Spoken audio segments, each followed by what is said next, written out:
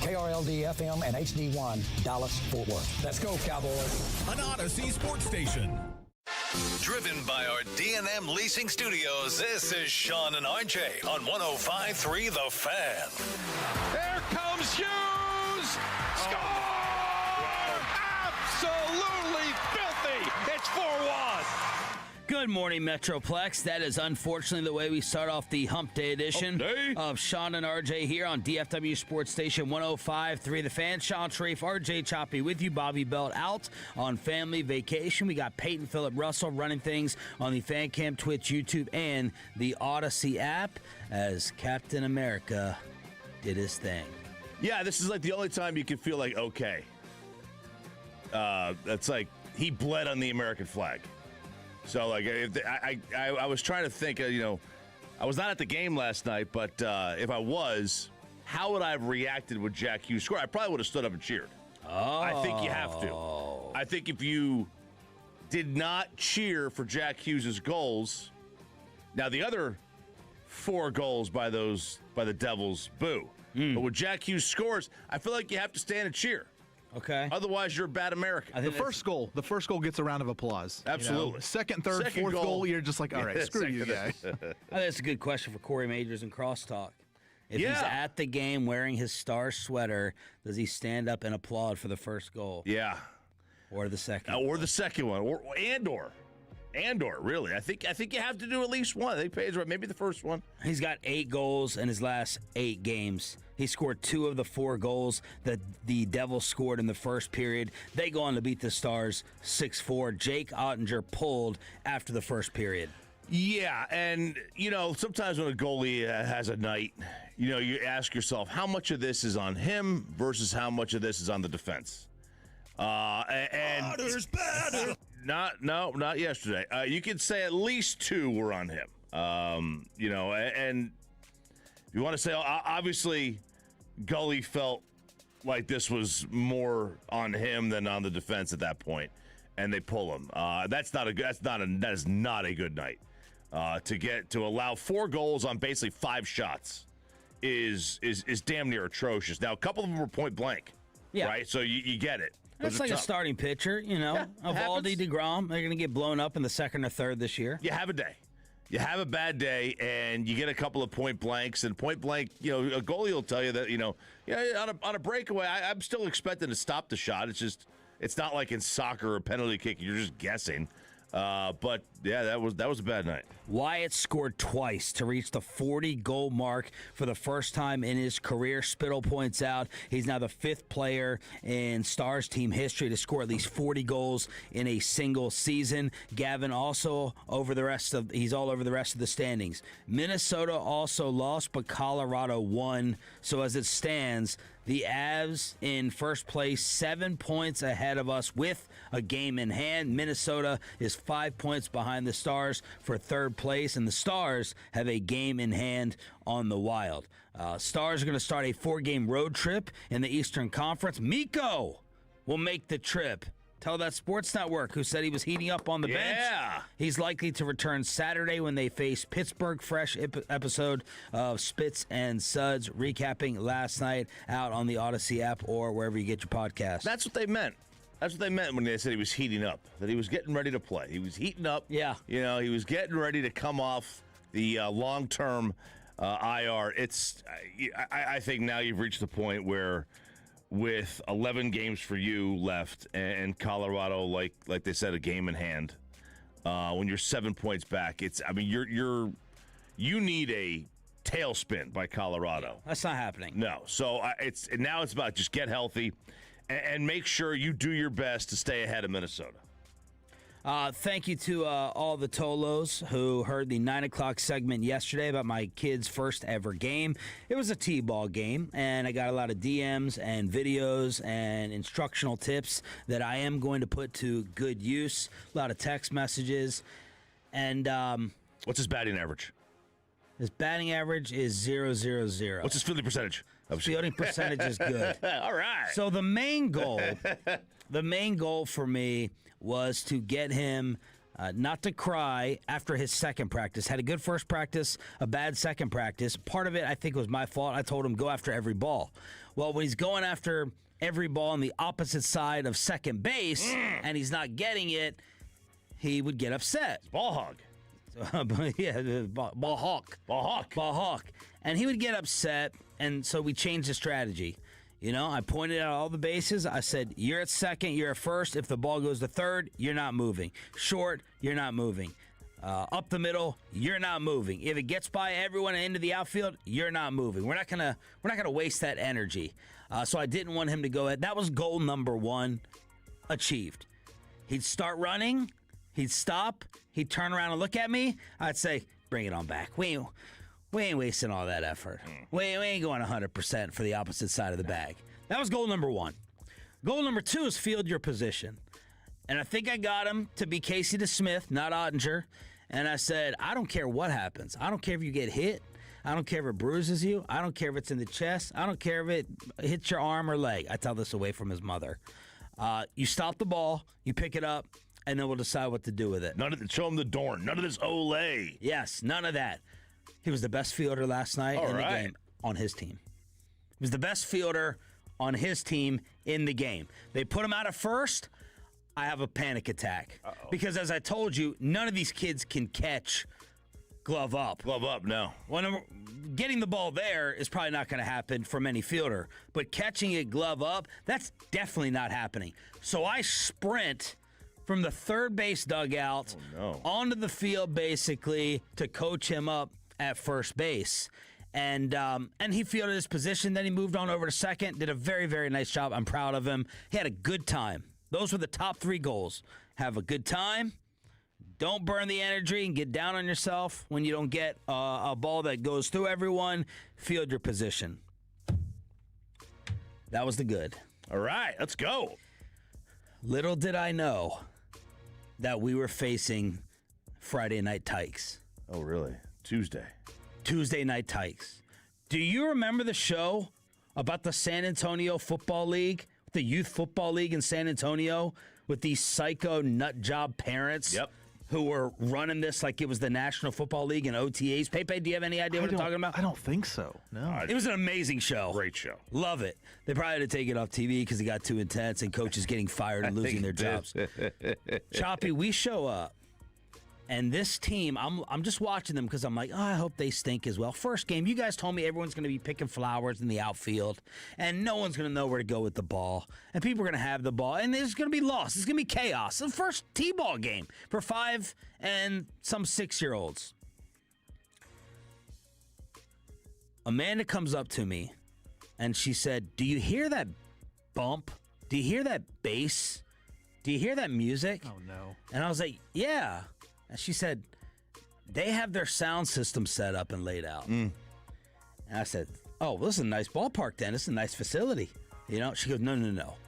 They have their sound system and speakers set up. They had Oricon there. They had Oricon. That's right, baby. They had Oricon there. This team was drilled, was trained, was militant. Oh, man. This was a militant T-ball team. They run out. It's like a ladybug. They all have their matching, like, little baseball Rougeot-D'Or necklaces. They all have their coordinating batting gloves. They're dressed to the nines. Bruce Bolts, baby. They're going out to the field, and they're all lined up in position. Now, I've never seen this before, and our team has definitely never seen this before because they just throw 12 kids out on the field and say, kind of spread out. What was their team name? I don't know. What was your team name? Are you like, do you guys look like We're like the local team, like the local high school, you know? But I need to find out the name of the team.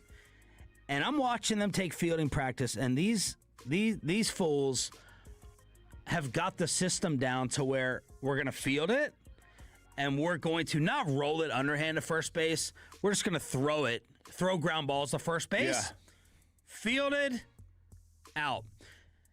Any amount of money you gave me yesterday on this show, any amount of money, I would have bet that you would not be getting 3 up, 3 down innings in T-ball. It's tough at T-ball. It may happen once a game, if like at the end of the year, but at the beginning of the year, it is a 5 runs, go to the dugout. 5 runs, go to the dugout. We went 3 up, 3 down every inning but one. Oh, boy. Their pitcher must have been good.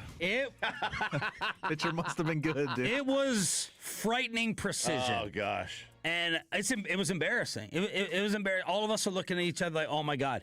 Then I hear the sound system kick up for all of their players being introduced. Oh, yeah, walk-up songs. In T-ball, in freaking T. Forget about just walk-up songs. The name, like Bob Shepard, had come up from the ground and introduced Emilio Suarez and Christopher Johnson. Well, we weren't getting any Christopher Johnsons. I think this is a team straight from Mesquite. Whoa. And they were pre-recorded intros. Yeah. They didn't have their own sound guy. They were pre-recorded intros, and I couldn't believe what I was saying. They scored every inning as much as they wanted. But again, it was their coaches were basically coaching our team. Mm-hmm. Get off the bag, get out of the way. You're standing on first base. You're not allowed to do that.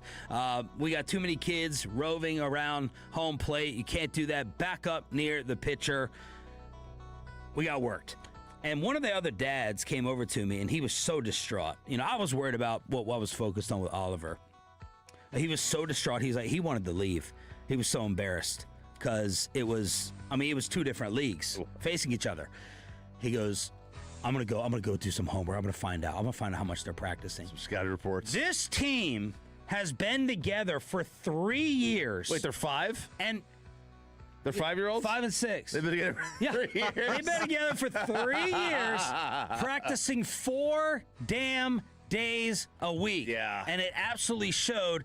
And, man, I said, all right, that makes me feel a lot better. It should, because those kids are going to hate baseball in about a week. And that's what I'm hoping. That's what I'm waking up here hoping, that all those parents watch their premature dreams get destroyed, and their wannabe pro, fantasy implode right on them, and all these kids hopefully burn out in 3 or 4 years. And I had a hard time sleeping last night. I left the field feeling good, knowing how much they practice and drill. We practice once on Sunday for 45 minutes. That's fine. They're practicing 4 days a week. And I was getting angry about it last night in my sleep. Oh. I was getting upset. Man, it's like I'm getting flashbacks here, because this is. There's select. Y'all tell me on the fan text that there's select T-ball teams. There's travel or select T-ball teams that stick together for multiple years. We can't just all gather the pre-K kids on one field and let them all pick dandelions together. If there's money to be made, there is select ball, because the tournament directors. It's the money grab. It's a money grab. There's no reason to have select T-ball. None. You want to have coach pitch at 6, 7 years old, and you want to get into some not travel ball, but play some tournaments. Fine. That's what we did. At 7, we played some tournaments. 6 maybe. I can't remember. But T-ball, I never. Modified T-ball, modified coach pitch, I think they call it, where the coach throws, they get 6 pitches, then you got to hit up the tee. Yeah, that's one. Okay, that's kind of where it starts. I don't remember select T-ball. Select T-ball. I asked AI. It says yes. Select T-ball exists in Texas, typically for ages 4 to 6. That would apply to me. 4 to 6. Though it is rare. Most, if not all, competitive leagues start focus at 7U or 8U, with 4 to 6-year-olds generally playing in recreational or local coach pitch leagues. However, some organizations do it differently, but still rare. It's crazy. Come on, guys, this is a bit much. 4 times a week, and they shouldn't be playing. A team that practices 4 times a week shouldn't be playing rec ball. They should be playing in the same league against kids who just picked up a baseball for the first time 2 weeks ago. I almost got into an umpire fight.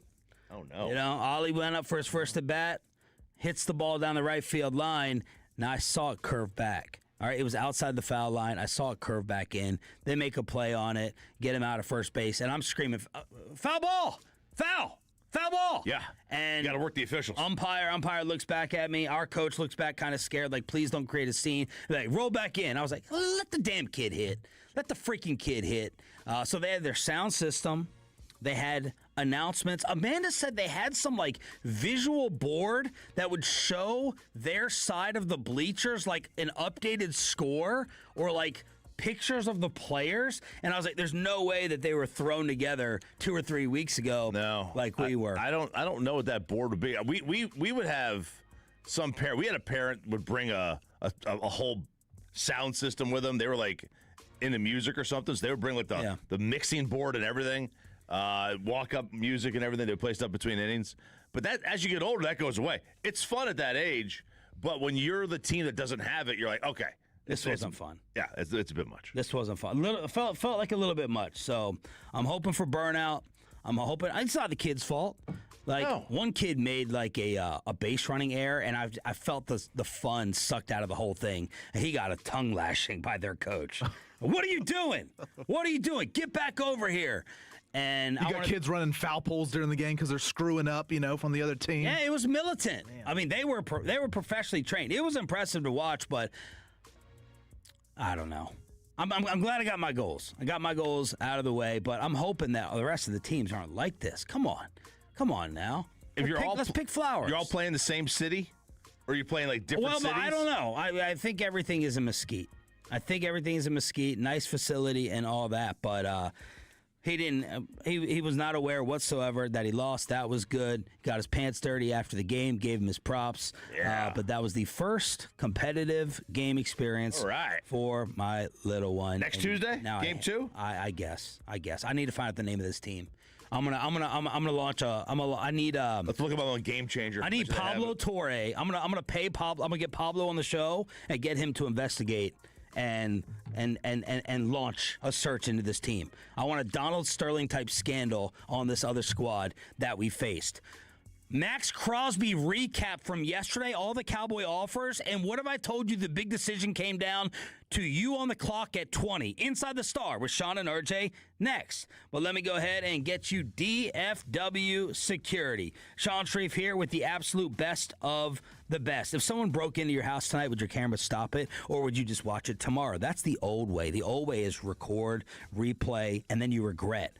Remote video monitoring from DFW Security is different. Live agents intervene. Police are dispatched. Not after the loss, before it. The new way from DFW Security is to detect, deter, and defend. Stop crime before it starts by going to DFWsecurity.com. Tell them Sean for the Fans sent you. DFW.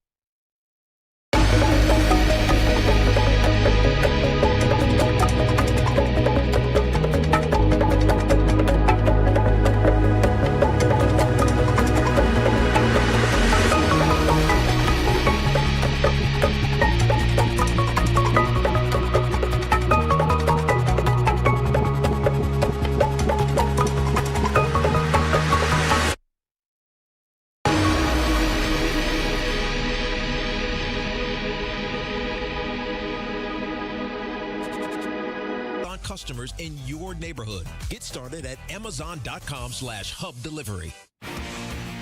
And it's back to Sean and RJ right here on 105.3 The Fan segment here, brought to you by the Personal Injury Lawyers, Frankel and Frankel. If you've been injured in a car or truck wreck, call Frankel first, 214 or 817-333-3333. With Frankel and Frankel, there's never an out-of-pocket cost. They only get paid when you win. Frankel and Frankel, the go-to car and truck wreck attorneys in Dallas. From news and notes to the coaches and players for America's team, let us go inside the Star on 105.3 The Fan. Good morning, Metroplex. Sean Sharif, RJ Choppy with you. Bobby Roberto Belt is on family vacation. We got Peyton running the Odyssey app, FanCam, Twitch, and YouTube. Thanks for waking up with us and being a Tolo. That stands for Turn It On, Leave It On. In case you missed the story yesterday, Jeremy Fowler, Todd Archer, and company working on this piece of how the Max Crosby trade fell apart. I'm not going to recap the entire thing. I just want to go over the most important things and the Cowboy offers and give you a scenario for the boys on the clock at 20. I want to give you that scenario. So, first off, Dr. Cooper, the Cowboys doctor, was not the voice, apparently, saying that Max can't play, that this is a no-go. Everyone kind of feels that he can play, and it's going to be the back end of the contract with a degenerative knee that's going to cost you. So if you still want Crosby, I think it's a good thing that Dr. Cooper was not sitting there pounding the table saying he is absolute damaged goods. Now to the compensation. They made 3 different offers, I'm going to assume according to Todd. Dallas's pick at 20 and Osa. Raiders said no. I would have loved that. I would have been like, oh my God, you got this done for 20 and Osa? Hell yeah. Dallas then upped the offer to 12 and a third-round pick. Now, they didn't have a third-round pick. So you and Bobby are telling me, right, that since it's a future third, it's a fourth. The Raiders would look at it as number 12 and a fourth, which I still never going to understand. I hate the concept, but you're telling me that's the way the league views it. I guess so. That's the way they see it. Right? That's why I've always heard. Broadus used to say that. That's why I always heard they viewed it like that. So they did have, and maybe this is also a lesson, like have some seconds and some thirds available for deals like this, rather than give next year's and have them be looked upon as a round later, so that second or third rounder is already depreciating value. So they went to 12 and a third. Raiders said no. Then the Cowboys said, all right, our best offer is 12 and a second. All right? The last 2 offers did not include Osa. 12 and a second. Now, I want to give you a scenario with the Cowboys on the clock. For me, I'm taking 12 off the table. 12's not happening. At 12, you get, and he may be gone now, running 4 threes, and I'm seeing some mocks taking him at 10, but let's just say you get your corner at 12 in Delane. Mm-hmm. Or the other kid, you know. McCoy. Hood, even, I mean, yeah, you wouldn't take Hood there. But. Yeah, McCoy or Delane at 12. Then you get down to 20, and your defensive ends are kind of wiped off the board. Bain's not there. Right. Of course, Bobby's boy is not there from Texas Tech. Bailey. You don't have your DN options. And you're on the clock, and there's no trade down option. Nobody wants to trade up. And you're like, okay, the Raiders have too many defensive ends, which they've already admitted to in this article. They're like, we probably wouldn't assign these other 2 defensive ends if we knew we had Crosby coming back. There's still going to be a loser probably for the first year or 2, even after getting Mendoza. Max wants to play for a winner. I know everything is, whoop-de-doo right now, and he's, feeling like karma has a line for him wearing the pirate patch on his face. And you decide to make the call to the Raiders, or the Raiders call you and say, all right, before this gets out of the first round, and the Raiders are running out of options to get a first rounder, let's go ahead and do this for 20 and maybe a third next year or a second next year. Can this get done on the clock? I know that's what I would prefer it to get done. We hype up a lot of these like draft day on the clock deals. Right. They normally and most likely won't happen. Why do you prefer it then? Because I want to see it allows me to know my options at the time. Yeah. Going in blind, just trading away picks. Like, this is why I wouldn't trade away 12. What happens if by some freak of nature in the world happens and Bailey drops to you and is available at 12. Right. Well, that's why I don't want to trade 12 before the draft. Yep. You know, what happens if 10 minutes before the draft, a Laramie Tunsil video comes out on Bailey? Yeah. I don't want to trade it away. But on the clock, I know my options are, and this is something I would do. I would call up the Raiders beforehand and be like, hey, look, we're willing to give up a pick. We want to see how the board falls. If, maybe you can. Because both mock drafts we're going to go through here from Todd McShay and Field Yates in their very latest, they both have the Cowboys taking an edge at 20. So in that scenario, even at 20, right, you can make the decision of, all right, we can get a rookie, a 5-year contract, younger, or we can go and get our veteran, possible future Hall of Fame defensive end, or you keep Crosby off to the side if you don't get wiped out off the board, and there is an edge that you love there. I would be much more inclined to do 20 if I get to 20 and everything I want is gone, and I've already gotten my corner. I feel good. I feel good about the day. I'm more inclined to do 20. You got to worry about other teams wanting to trade up. I see on the fan text, the 251, they need to start marketing to teams that might want Ty Simpson if he's available. Right? Come up and get your quarterback. Hey, Jets. Hey, Browns. Hey, come on. Let's get your quarterback. He's here. He's available. But yeah, at 20, and because you're going to have a DN. The Raiders are not sitting there and taking defensive end anymore. They're off the board for defensive end. And how many other picks do they have in the round? Are they just at? They're not just at 1. The Raiders? Yeah. I think they're just at 1. Are they just at 1? Man, so they haven't gotten another second rounder yet. Yeah, they're just at 1. Okay, they're just at 1. So my bad. Forget that. You could get the first pick of the second round. Yeah, that's what you wind up doing, right? If you trade back with the Raiders, you're looking at maybe next year's, something, first pick of the second round, however much that would take to get there. I mean, and especially when you're looking at Vegas, they're going to be a bad team. So you're going to be picking, whatever round you get, you're going to be picking near the top. Because we know that at 20, usually you're picking players that are second rounders on your board. So if I tell you, I can get an edge, but it's a second round grade versus calling Vegas and making this happen for Max, again, you're still thinking about 2 years, 3 years max for Max. Versus 5. Right. On a second round grade. Right. That's true. With way lesser salary and team control. Oh, yeah, because your salary on the 20th pick. But then you got to weigh it against the window. Is so manageable. The window is real. The window is real. But you have an opportunity to get Max Crosby at 20. That's something I'm interested in, especially if everything's gone. The board's got to fall the right way. Yeah. The way the draft goes, and that's why I am. You might get wiped out at 12. You could. If you get wiped out at 12, then obviously I think more teams would be inclined to move up to 12 to get the receiver they want, to get the whatever they want. Yeah. But at 20, like you said, you may not have any first-round grades left. And then you got to ask yourself, if you're the Cowboys at 20, well, let's say there's an offensive lineman with a first-round grade left, and nobody on the defense has got a first-round grade. Does that mean that you just take the offensive lineman at that point? Even though you're not looking for it, or an offensive player. There's a lot of options you have, but I'm calling them day before. Let's get the plan going. Look, if we're wiped out at 12, do you want in? Do you want 12? Wiped out at 20, do you want 20? Can we get Max? The majority of Tolos that I got the reaction from yesterday when this story came out was not anger and not disgust towards Jerry and Steven. They were like either relieved that they didn't get Max because maybe Jerry doesn't go ahead and send him back and back out of the trade, or applauding the effort of, look, we made 3 different offers. All right, we made 3 different offers. We're glad it didn't go through because I didn't want to give up a first and a second. You may not want to give up one of the other packages either, or you didn't want Max after finding out he was possibly damaged goods. So it was not a negative Cowboy front office reaction to this yesterday. Do you want Field Yates or Todd McShay's mock?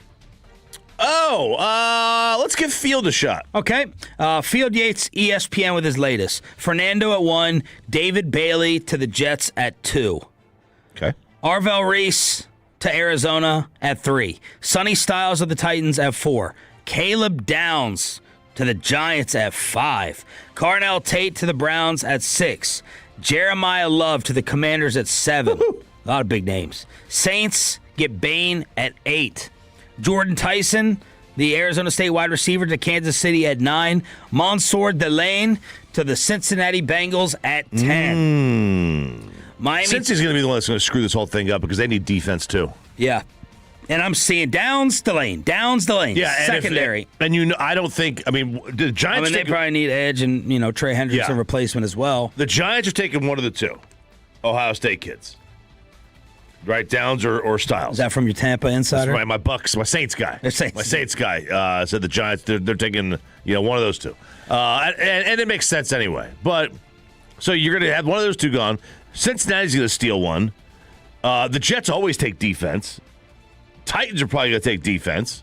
Yeah, the pickings are going to be slim. At number 12, Bobby Belt is not happy. Field Yates has the Cowboys taking Jermod McCoy. Let's go, Vols! One of the true wild cards in this draft. He's a top 10 talent, but has not played or worked out for scouts since an ACL tear in January 2025.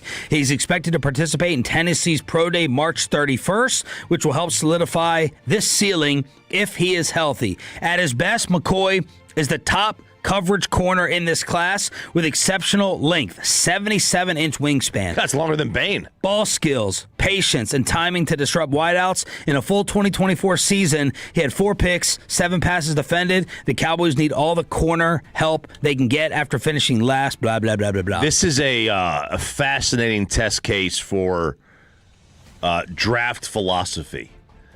He is the absolute quintessence, because of the injury, high ceiling, low floor guy.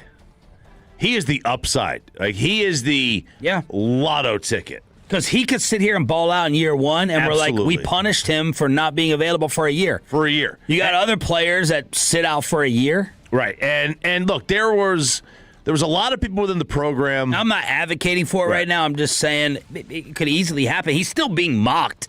He's still a first rounder. Yeah. There's a lot of people within the Tennessee program, or as they say, their program, that I don't want to say they were upset that he didn't play. They expected him back by like mid-September, early October. And then October rolls around and he's not back. And then November rolls around and he's not back. And it's like, okay, is he just sitting out? Then they thought he was sitting out, which is a very common thing in college sports now. You just sit out. He was obviously just getting ready for the draft. He was not going to come back, and the team wasn't going to go to the playoffs. If the team was in playoff contention, maybe he sticks around.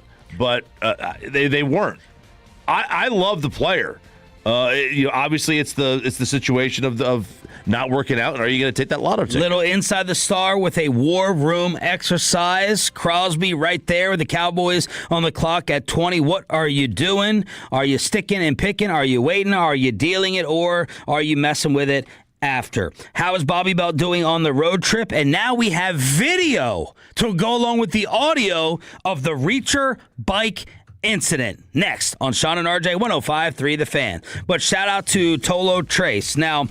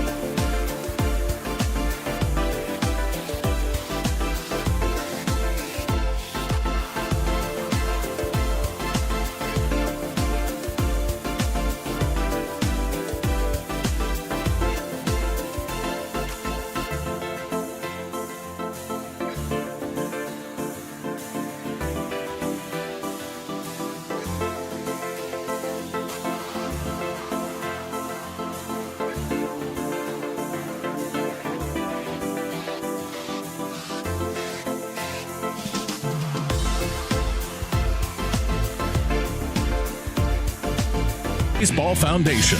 Get your tickets now at Rangers.com/TexGala. And it's back to Sean and RJ right here on 105.3 The Fan segment here, brought to you by Classic Chevrolet. If you're in the market, upgrade your vehicle. Get to Classic Chevrolet in Grapevine today. The #1 Chevy dealership in the world, 3 years straight. More new Chevys than anyone else, all priced to sell. Visit ClassicChevrolet.com. This is Texas. This is Classic Chevrolet. Together, let's drive, relax, enjoy the difference based on new Chevrolet registrations 2023 through 2025. It would appear that all of the negativity and paranoia and trepidation of Bobby Bell for his family road trip was all for naught. He tried to psych himself out of it, be in a bad, grumpy mood, and say that the cross-country, well, not half cross-country trip to go see his stepson Jacob in the Army was going to be miserable. And that is the exact opposite of what I've seen on social media as his wife, Kristen, is documenting the entire thing. No airport delays. On the plane, he goes, my daughter, who's grown, is going to be just as bad as your 1-year-old Ava on the plane. Yeah, because she's got the same ear infections and the same, maturity level as a baby. Right. And I saw Kristen's Instagram stories, and she said she's living her life. She's laid back. She's got her Sprite. She's got her iPad. She's got her snacks. She's got her setup. Bobby was smiling when the plane landed. Good to go. Because it did land. Yeah. There's another win. There's no fire truck. Sitting there in the way. He's sitting there. The baggage thing worked out well. She did not allow him to check. He thought he was going to run out of overhead space. Mm-hmm. Plane was half full.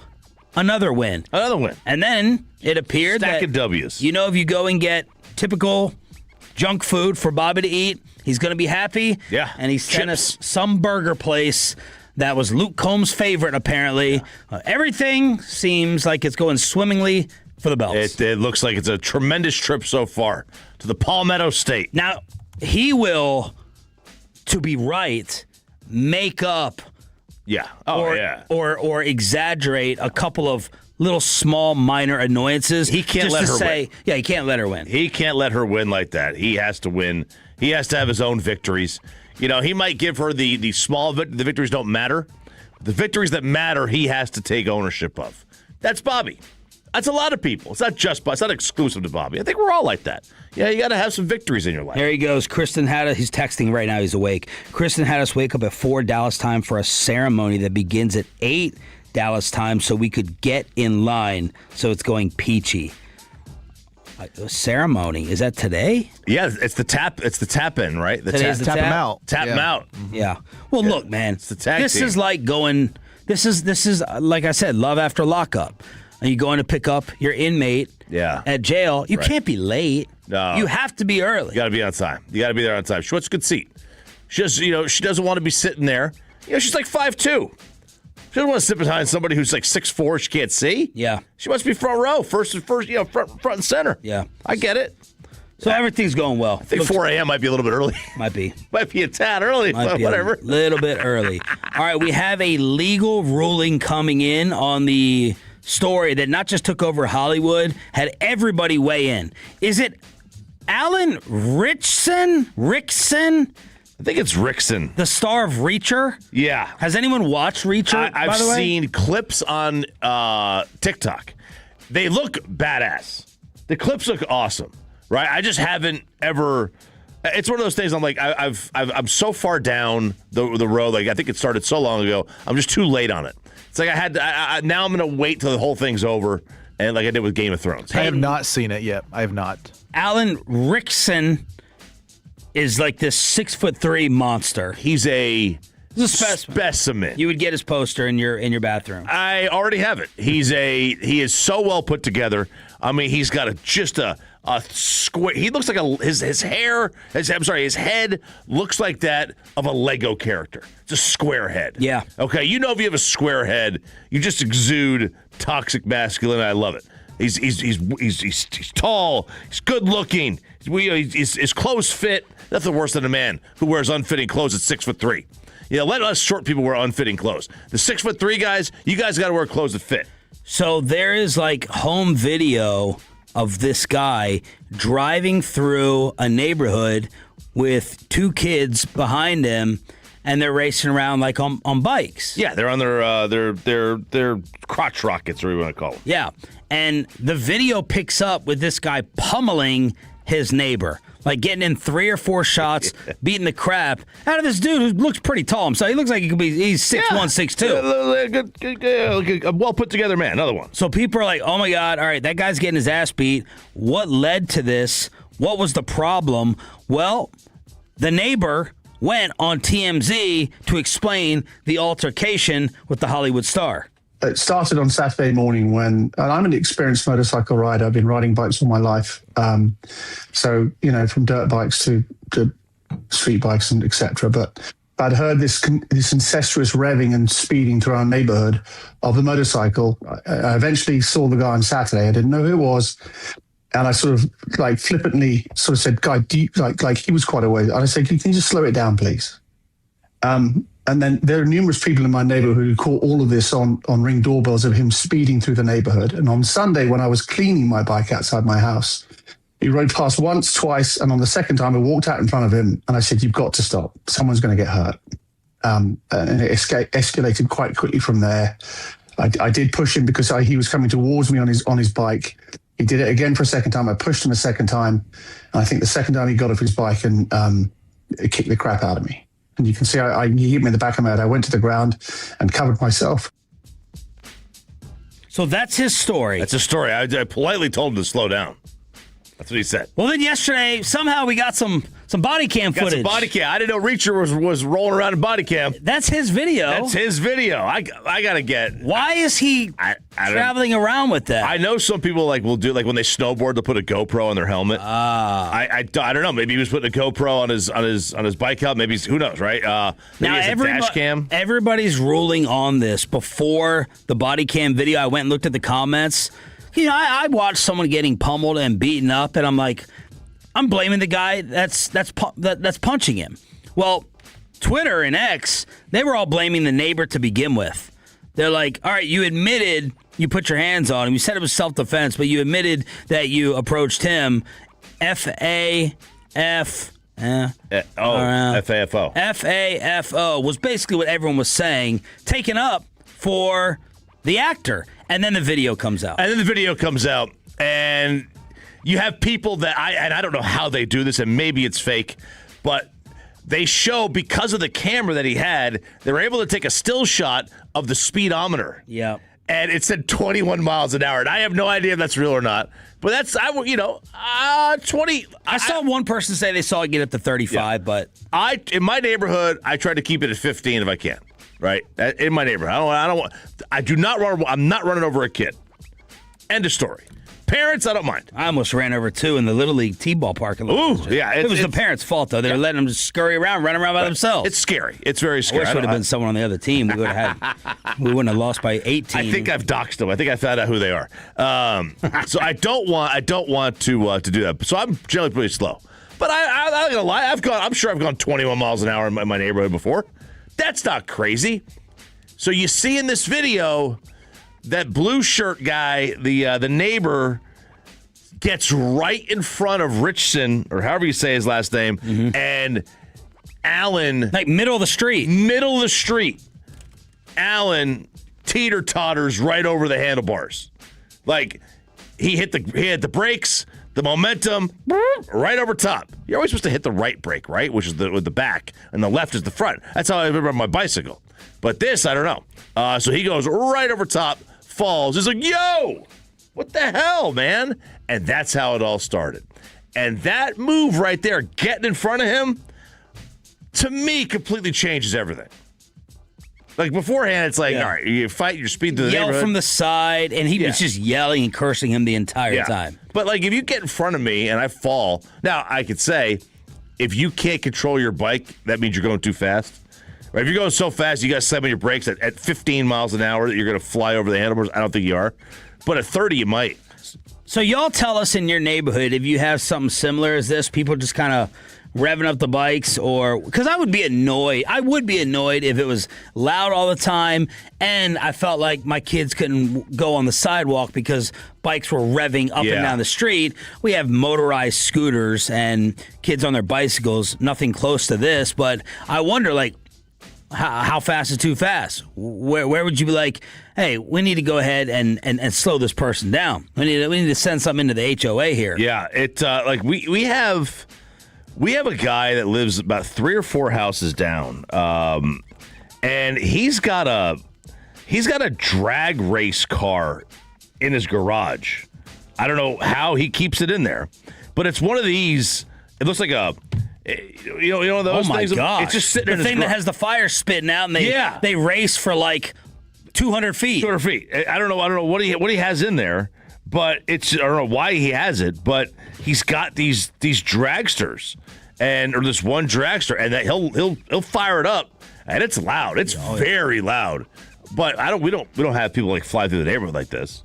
We have some kids that'll play like they're like behind our house, like in the alleyway, and like they're great and everything. They'll have a dog every once in a while. They see me have drive. A dog, so it's all right. Yeah, I'm not gonna hurt the dog. If you got a dog, you're fine with me. You can get away with murder with the dog, whatever. But sometimes they come down the alleyway, and I've noticed they'll like turn around, but in the driveway, they'll like go up to my driveway and then come back down. I don't have a big deal about it. I know some people are like, driveways are off limits, but that's the worst. But they see me coming, they see a car, they get out of the way. Fan text here. Alan had kids following him on the dirt bikes. Neighborhood limit was 30. Alan can't be good at riding. Did you see the way he picked up his bike? LOL. Yeah. He's a tank. Show is great. Let's see. Ice will be after the neighbor. No, Ice ain't going to be up in that neighborhood. Not that neighborhood. That was white on white. That was. Do we know what the male equivalent of a Karen is? My golf cart goes 28 in my community. I get blown by regularly. Can't walk in front of someone on a motorcycle. That's dangerous AF. He deserved to get beat up. And the guy is coming across as a Karen. The internet is against him, defending Reacher, and so are the authorities. The authorities have concluded the investigation, will not pursue charges after they said it was self-defense. Okay. I mean, you step in front of me and make me fall off my bike. I can see how. Damn, you got the trifecta. You get your ass beat. Society and the reaction is not on your side. And then you don't even win legally. No, and then you don't even win. 0 for 3. Yeah, I mean, you could have, like, if you're going to that guy said he's got bikes as well. He rides around, but people have been complaining in the neighborhood. That's his account. You're going to get beat up, publicly shamed, made fun of, but you're going to get a nice settlement because a Hollywood actor did this to you. But here comes the body cam, and now you got nothing. You lose the public battle. RJ tries one more time to try and defend the Rangers offense, and today is baseball opening day. Baby! He has your degenerate picks for the entire Major League season. Some Rangers Diamond Cavs on the official home of the Rangers next. Well, let me go ahead. Man, all that talk right here.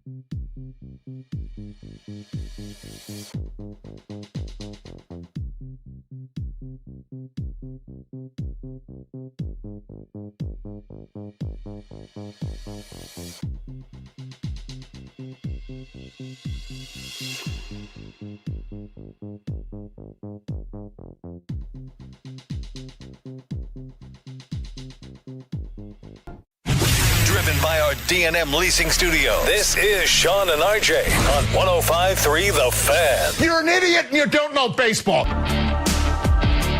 Ranger fans, you're not dreaming. How can you not be romantic about baseball? How can you not be romantic about romanticizing last year and the baseball world and the offense that the Texas Rangers had? What have I told you here on Diamond Cavs? I think this is your 5th attempt at doing this. What, the offense? Making us feel better. Yeah. What have I told you? That the Rangers' offense was not bad. It was unlucky. What have I told you that? This is from ESPN. They did their preseason, because the baseball season starts today, Peyton. It starts tonight. They did a preseason projected win totals, playoff odds, World Series chances, and power rankings. And the Rangers come in. This is higher than I've seen them anywhere else. Most of the places I've seen them, 17, 18. ESPN has them at number 14. They have them at number 14, a projected record of 83 and 79. 40% chance to make the playoffs, 2% chance to win the World Series. And one thing they say, the thing we'll be talking about most this season is Wyatt Langford taking another leap.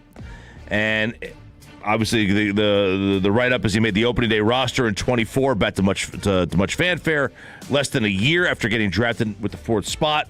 The left fielder was better last year, 22 homers, 22 steals, a 5.6 WAR in 134 games. At just 24, a 5-tool skill set. There's room for improvement. In his 3rd season, spring training production can be fool's gold, but he has crushed pitching in the Cactus League. One bold prediction, they say. Little worrisome. I talked about this yesterday with McCutchen. Every single hype preview is focused on one guy. It's all one guy. It's all Wyatt Langford. It's all Wyatt that part's Langford. good, but man, you'd like to be able to talk about 2 or 3 other things. Yeah. I was seeing some Jake Berger. Peterson. A little bit of Jack Leiter. Yep. Jock? Peterson? Maybe a little bit. Yeah. He looks he's in better shape. Oh, my God. He's in better shape. I don't know if I like that one. Throw that into the McCutchen category. Like, if we're that excited about Jock Peterson. That's it. Look, they're going to be, if it's pretty simple. I assume Wyatt Langford's going to take a leap. I assume Corey Seager's going to be great when he's out there. It all comes down to Young and Carter. Are they healthy, and can they play? Like, can they recreate 2023 and stay healthy? I expect the pitching to be pretty damn good. I expect the pitching to be a top 10 rotation in the sport, top 5. If it's not a top 5 rotation, you're going to struggle. Yeah. You're going to struggle. It's simple as that. We'll get to how the offense was better, but let me tell you this. The bold prediction, last time they had 2 pitchers make the All-Star team was 2013, Darvish and Joe Nathan. This year, they expect Eovaldi and DeGrom to be selected, and they both finish with ERAs in the 2s. Woo, that would be awesome. Keeping the Rangers in the AL West race into the final week of the regular season. Okay. There's the bold prediction. ERA in the 2s, not that bold. If expectations in baseball to me is always odd because it's such a long season. Like a team like this, it's like I need to be playing meaningful baseball in September. Meaningful baseball in September. A chance at a wild card. You're going to get unlucky. You're going to win some games you should lose. You're going to lose some games you should win. It's just make sure that number is on the right side of the positive. What they can control, obviously is they can't control health. They can't control health. They can control basically their pitching staff, and that's it. But they can't even control health on that one either. Brett Boone, former Rangers hitting coach, joins us at 9 o'clock this morning, and he'll be joining us throughout the year. Oh, and on Zoom. We'll see his face. His pretty little face. It's 7 a.m. It'll be 9 a.m. our time, 7 a.m. where he is. They say Skip Schumacher is the most likely award winner as AL Manager of the Year. Of all of everybody on the organization, the most likely award winner that the Rangers have. Okay. Is Skip Not Schumacher. that he's going to win Not it. that he's going to win, but right. If the Rangers have an award winner, it's most likely to be Schumacher. All right. Because other candidates, Wyatt MVP. Yeah, the Wyatt Cy MVP, Young. Yeah, the Wyatt MVP problem is Bobby Jr. Yeah. and Aaron Judge. Yeah. Aaron seems to just be on cruise control right now, and Bobby has been knocking on the door. Do they do a baseball most improved? Do we have that like we do in the NFL? I don't really remember hearing that. I don't know. I don't know if they do or not. Because that would be the most likely award for one of these bounce backs, hopefully. I mean, it could be Berger, Peterson, Young, Carter. Yeah. I mean, any one of those guys, right? They could have. Maybe they have a utility man of the year, and Josh Smith gets it.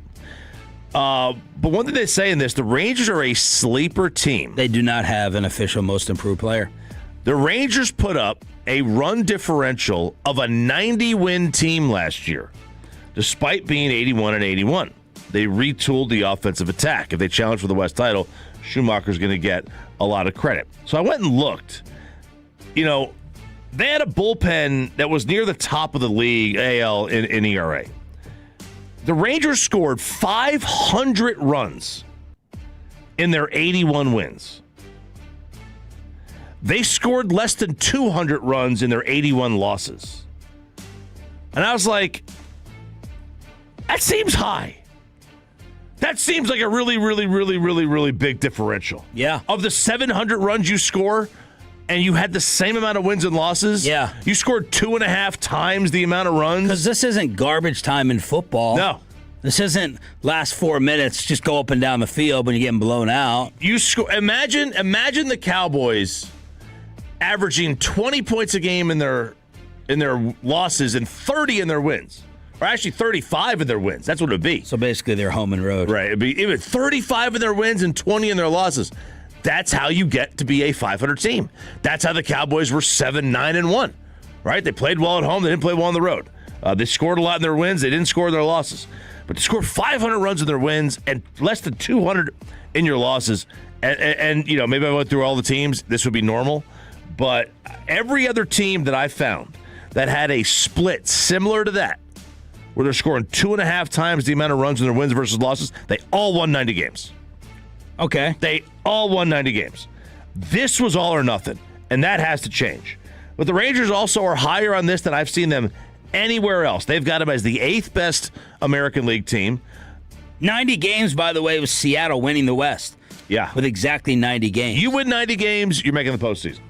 You're either going to win the division or you're going to get in the wild card. But the teams ahead of them, and they got to get into the top, 6? They got Baltimore ahead of them, and they got Houston. I don't trust Baltimore. I think Houston's on the downward spiral. I don't trust Houston.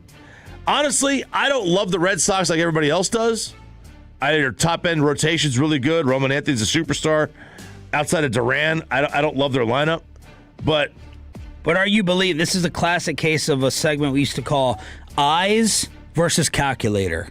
Because you can give me all the run differential stuff, and it is, it is nice to hear that every other team has won 90 games. That tells me they did get unlucky by 9 losses.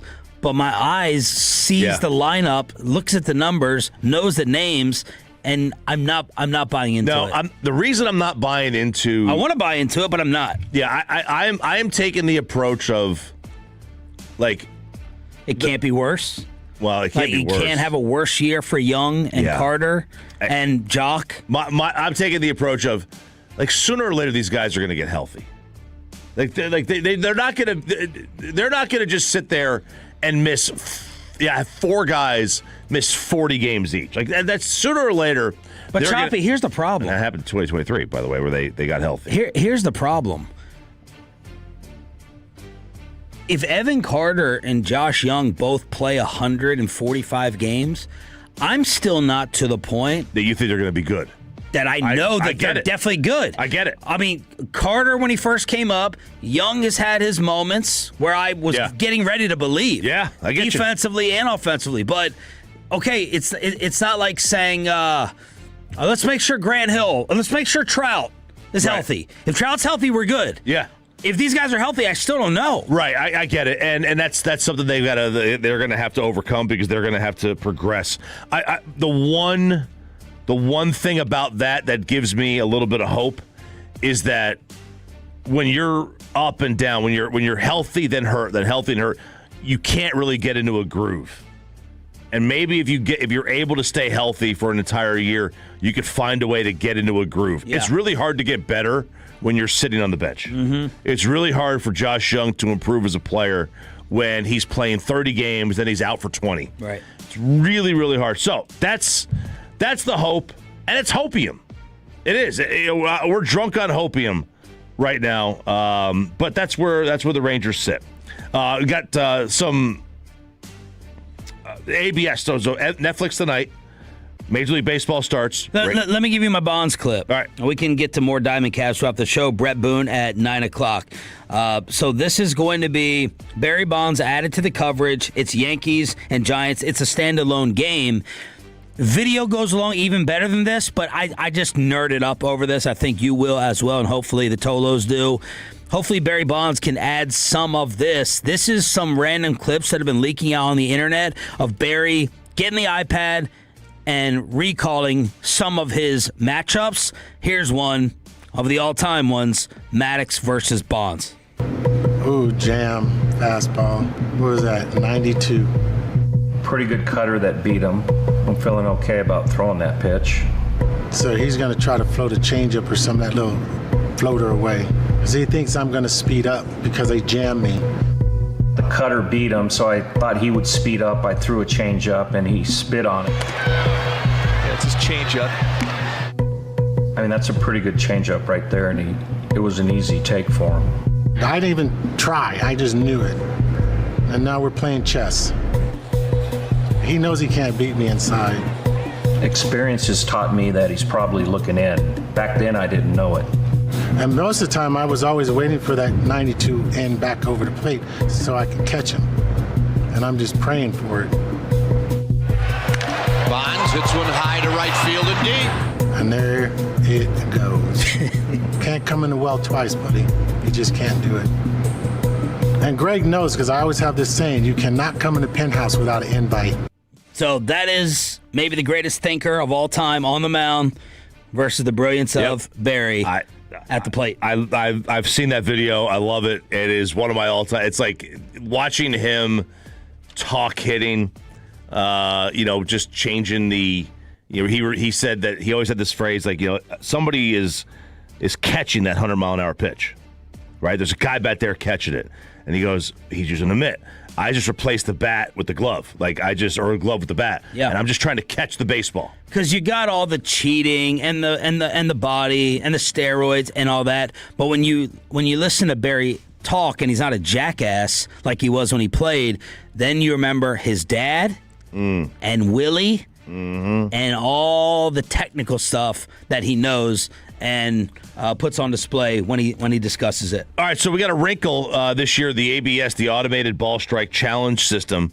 So there's a video that's out there about Kevin Biggio, and in this clip, the pitch comes in. It's a 3-2 pitch. It's a little bit low. He thinks it's a little bit low, I should say.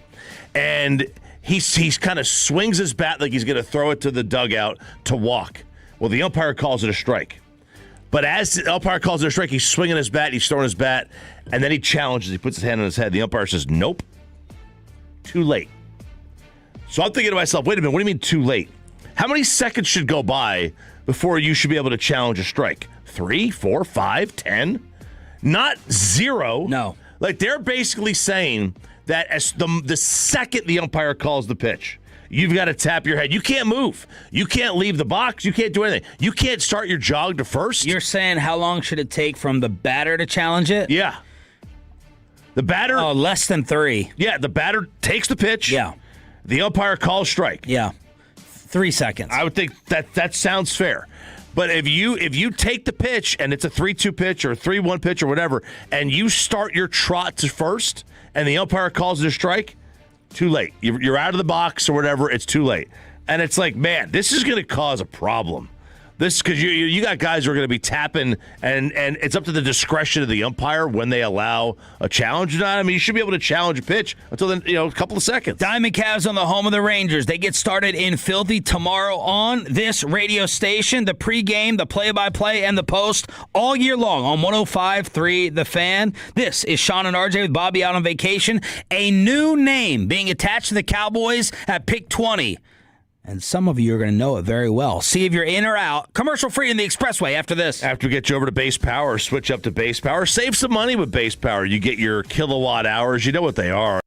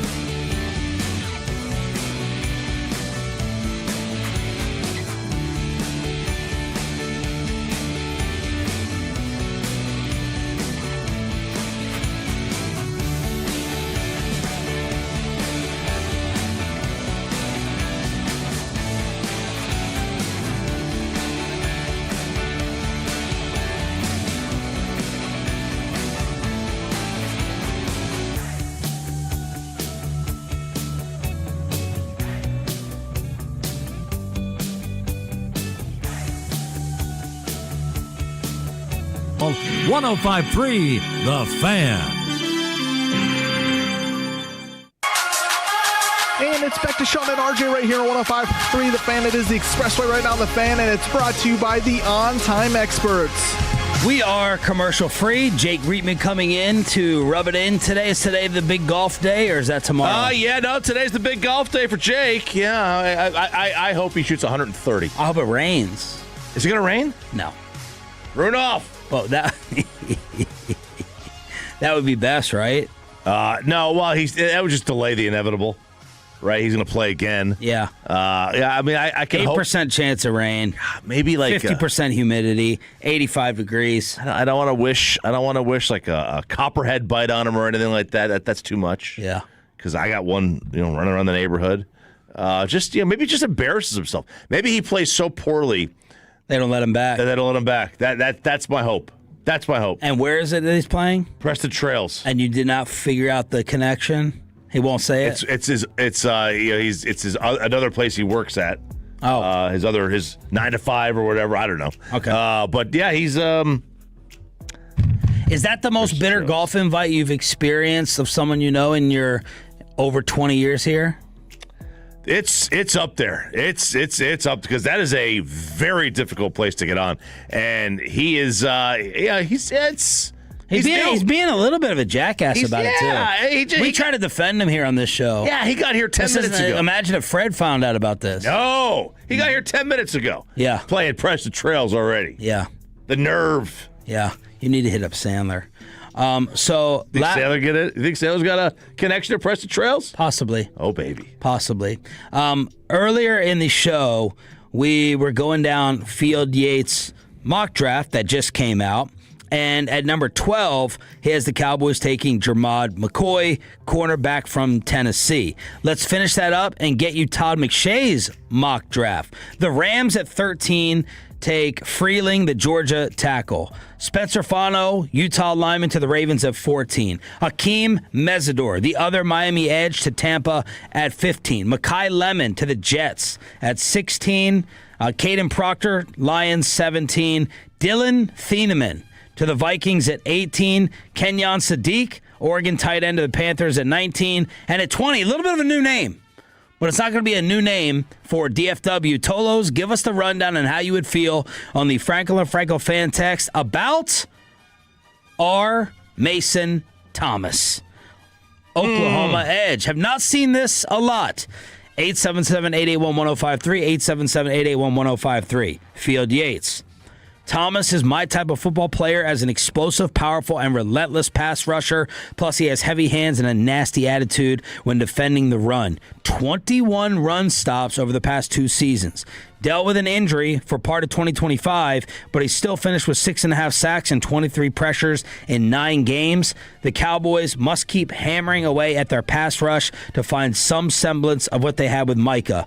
Traded for Rashawn Gary to boost the same initiative. And I went back and watched some of his highlights yesterday when I saw this mock from Field, and it was pretty impressive. Also had a 71-yard return on a pick 6. So R. Mason Thomas, why are you making that face? I want R. Mason to do my taxes. Sounds like a builder, a welder. I want as well. R. Mason to be the CFO of the company. The first letter before the name, the letter as the first name, like RJ? Well, RJ. No. If I went by R. James, which, by the way, that was one of the worst suggestions my dad ever had for my name. R. James? I never knew this. Because my name's Ralph. They started out calling me Jamie as a little kid. And then my dad was like, Jamie Chappie. He's going to get beat up. At 4 years old, he tells my mom he's going to get beat up. My mom refused to call me Ralph. So he's like, how about we call him R. James Choppy? Oh, God. Awful. You would have gotten on that golf course with that. Oh, yeah. That's somebody, that is, I wouldn't have gone to Tennessee. I would have gone to Auburn. Yeah. Go to fraternity. Clemson. You got to go to Clemson with a name like that, right? A private Southern school. Letter, name, last name. Mm-hmm. So I don't know. I don't know if, I can't. I'm not going here. I'm not going here with our Mason. The Eagles would take Omar, and let me know, Tolos, about the Oklahoma edge for you Sooner fans. Maybe we can get Carter on since Bobby's out. The Eagles take Omar Cooper, the Indiana wide receiver, at number 23. Ty Simpson to the Cardinals all the way down at number 26. 49ers get Keldrick Falk, the Auburn edge, at 27. And, he did a 2-round mock. Colton Hood to the Jets at 33. So that's been you guys, did you allow... how was your pass defense last year? Oh, we allowed like 40 points a game. We allowed like 40 points a game. How did you guys not have the locked-out secondary? We allowed like 40 Are you points a game. kidding me? Yeah, we allowed like 40 points a game. The Bills, C.J. Allen, Georgia linebacker at 34. So that's another name that's been thrown around. I'm like, how did you guys not shut it down? No, you would think we would have been the playoff team, but no, we weren't. Yeah. Colton's a good player. I would if Colton's available at 20, I would probably I'd be open to taking him. It depends on what happens at 12, and I would have no problem with going corner at 12 and 20. You know, you're I wouldn't either. Bobby's against it. You're liable to hit on one of them. Yeah. And what happens if you hit on both? Bobby talking about the Cowboys secondary to me is similar to people talking about the Rangers offense. Yeah. Like, too much hopium. You can have the hopium. If the hopium hits, awesome, but I see no reason to bet on it. He loves Deron Bland more than we do. Yep. You know, he just totally kind of dismissing Savone Revel's first year, which could be fair. Yeah. Could be fair. But what if not? And what do I have besides that? You got someone that the Rams felt was, releasable. Yeah. I mean, in Durant. You think about it. Expendable. And I had this, I can't remember who I was. I may have been Newey. I remember when the Jets took Ferguson and Mangold in the same draft. They were offensive linemen. I was like, why would a team do that? And he goes, you have those two guys there. You don't think about the position for 10 years. And that's here. If you take two corners, now you're assuming you're going to hit because that's why else would you pick them? Then you don't worry about that position for until 2034. Yeah. Like, okay, I'm cool with that. All right, we got Todd McShay's mock draft. We have not really gotten into McShay. For some reason, he was not at the Combine in Indianapolis. Very weird. Yeah, I didn't even see his setup. No, did not see it. This is Todd McShay, formerly of ESPN, doing it for the Ringer. Fernando at 1. Arvell Reese at 2. Bain at 4. Love to the Giants at 5. Would you laugh at that? I wouldn't laugh at it. I mean, I would laugh at it because it's the Giants, but like, they got Scadaboo. I think he's a good player. I think he's a really good player. Carnell Tate to the Browns at 6. Sonny Styles to Washington at 7. David Bailey to the Saints at 8. Mansour Delane. Never mind. Now I would laugh at it. You're going to pass on Downs, Styles, and Bailey to go take Love? Yeah, I'd laugh at that now. Delane to the Chiefs at 9, replacing the corners that they lost to the Rams. Caleb Downs, Bengals 10. Starting to see that a lot. Mekhi Lemon, Miami at 11 after they traded Waddle. Jermod McCoy. And everyone's doing this. Someone is Kuiper's the guy you got to worry about, right? Because he's the guy that's got the end apparently. But they're all mocking him, and we got to prepare for Friday morning, April 28th or whatever the day is. Bobby's going to be upset. He is not going to be happy about this. The grade, until someone in Frisco says it's good, and then I'll come in and I feel better about it. Grade is a 91 for McCoy. The write-up from Todd McShay. With several additions in the past handful of months, including Quinnen Williams, Kenny Clark, Rashawn Gary, the Cowboys have made tremendous headway towards fixing a broken defense. The focus now is on finding difference makers for Christian Parker's secondary, and McCoy is the most physically gifted cover corner in the class. Now, I wonder what he could do during that pro day to make Bobby and others not as worried. I'll tell you this. I'm not even worried. By the way, Brian Schottenheimer mixing it up with David Mulugheta. I think at the Miami Pro Day yesterday, Tommy Yarsh getting the photos. I'm not even worried about his 40 speed. I'm not interested in seeing him straight line run. How's he cut and how's he moving? Does he look like he trusts it? That is one of the biggest things. Michael Gallup didn't forget how to play football. Michael Gallup didn't trust his knee. It happens. He is not the first. He won't be the last. Sorry, that was the Texas Pro Day, not Miami with Mulugeta and Shoddy. Go ahead. I need to see, does McCoy trust the knee? If he doesn't trust the knee, I'm not taking him. I'm not. That's a real problem. It seemed like, there are some guys who just go out there and they trust it right away. And other guys, it takes time. I don't want to wait. I don't want to wait to take time. McCoy to the Cowboys at 12. Jordan Tyson to the Rams at 13, according to Todd McShay. Fano to the Ravens at 14. Mesidor, Tampa, 15. Dylan Thieneman starting to get attached to the Vikings in every one of these.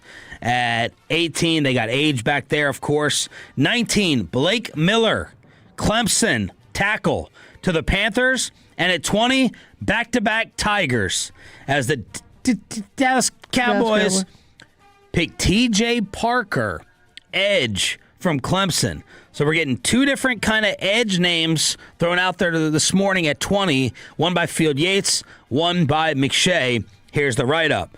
And this is AI. Bobby would call this out for AI because it's kind of the same write-up he had to start at 12. The Cowboys have made significant strides towards fixing. He just copied and pasted. Copied and pasted. Adding a power-based pass rusher like Parker alongside a potential lockdown corner like McCoy would be a strong next step. Man, I feel so bad about using AI. I was trying to write a bio for Luca the other day, and my ex-wife comes in with ChatGPT's bio. I said, I can't use this. Someone's going to look at this. Someone's going to get popped for this one. But look, bio for what? It was a sports recruiting profile. So his recruiting profile for college coaches that they wanted to see it, right? Something that his club team was asking him to do. And he was like, can you help me with this bio? So I wrote up a bio for him. And I said, here, change this as you want. Put this in your own words. And by your own words, I mean put some misspellings in there and poor punctuation. And instead of writing the letter, just write the letter U instead of Y-O-U. So put it in your own words as you would. We're going to chop it up at 7:40 this morning because it's the Hump Day edition as we are commercial-free in the Expressway here on Sean and RJ. Let's go to Max Crosby Cowboy Talk with Orlovsky. Notorious for taking or getting value on the market. Saquon Barkley was cheaper than he should have been. Landon Dickerson went later in the draft than he should have. Jalen Carter went later in the draft than he should have because their value had decreased. This just feels like a Howie Roseman type of situation eventually. When we talk about the immediacy, this stat from Hembo, Max Crosby is going to be 29 years old this season.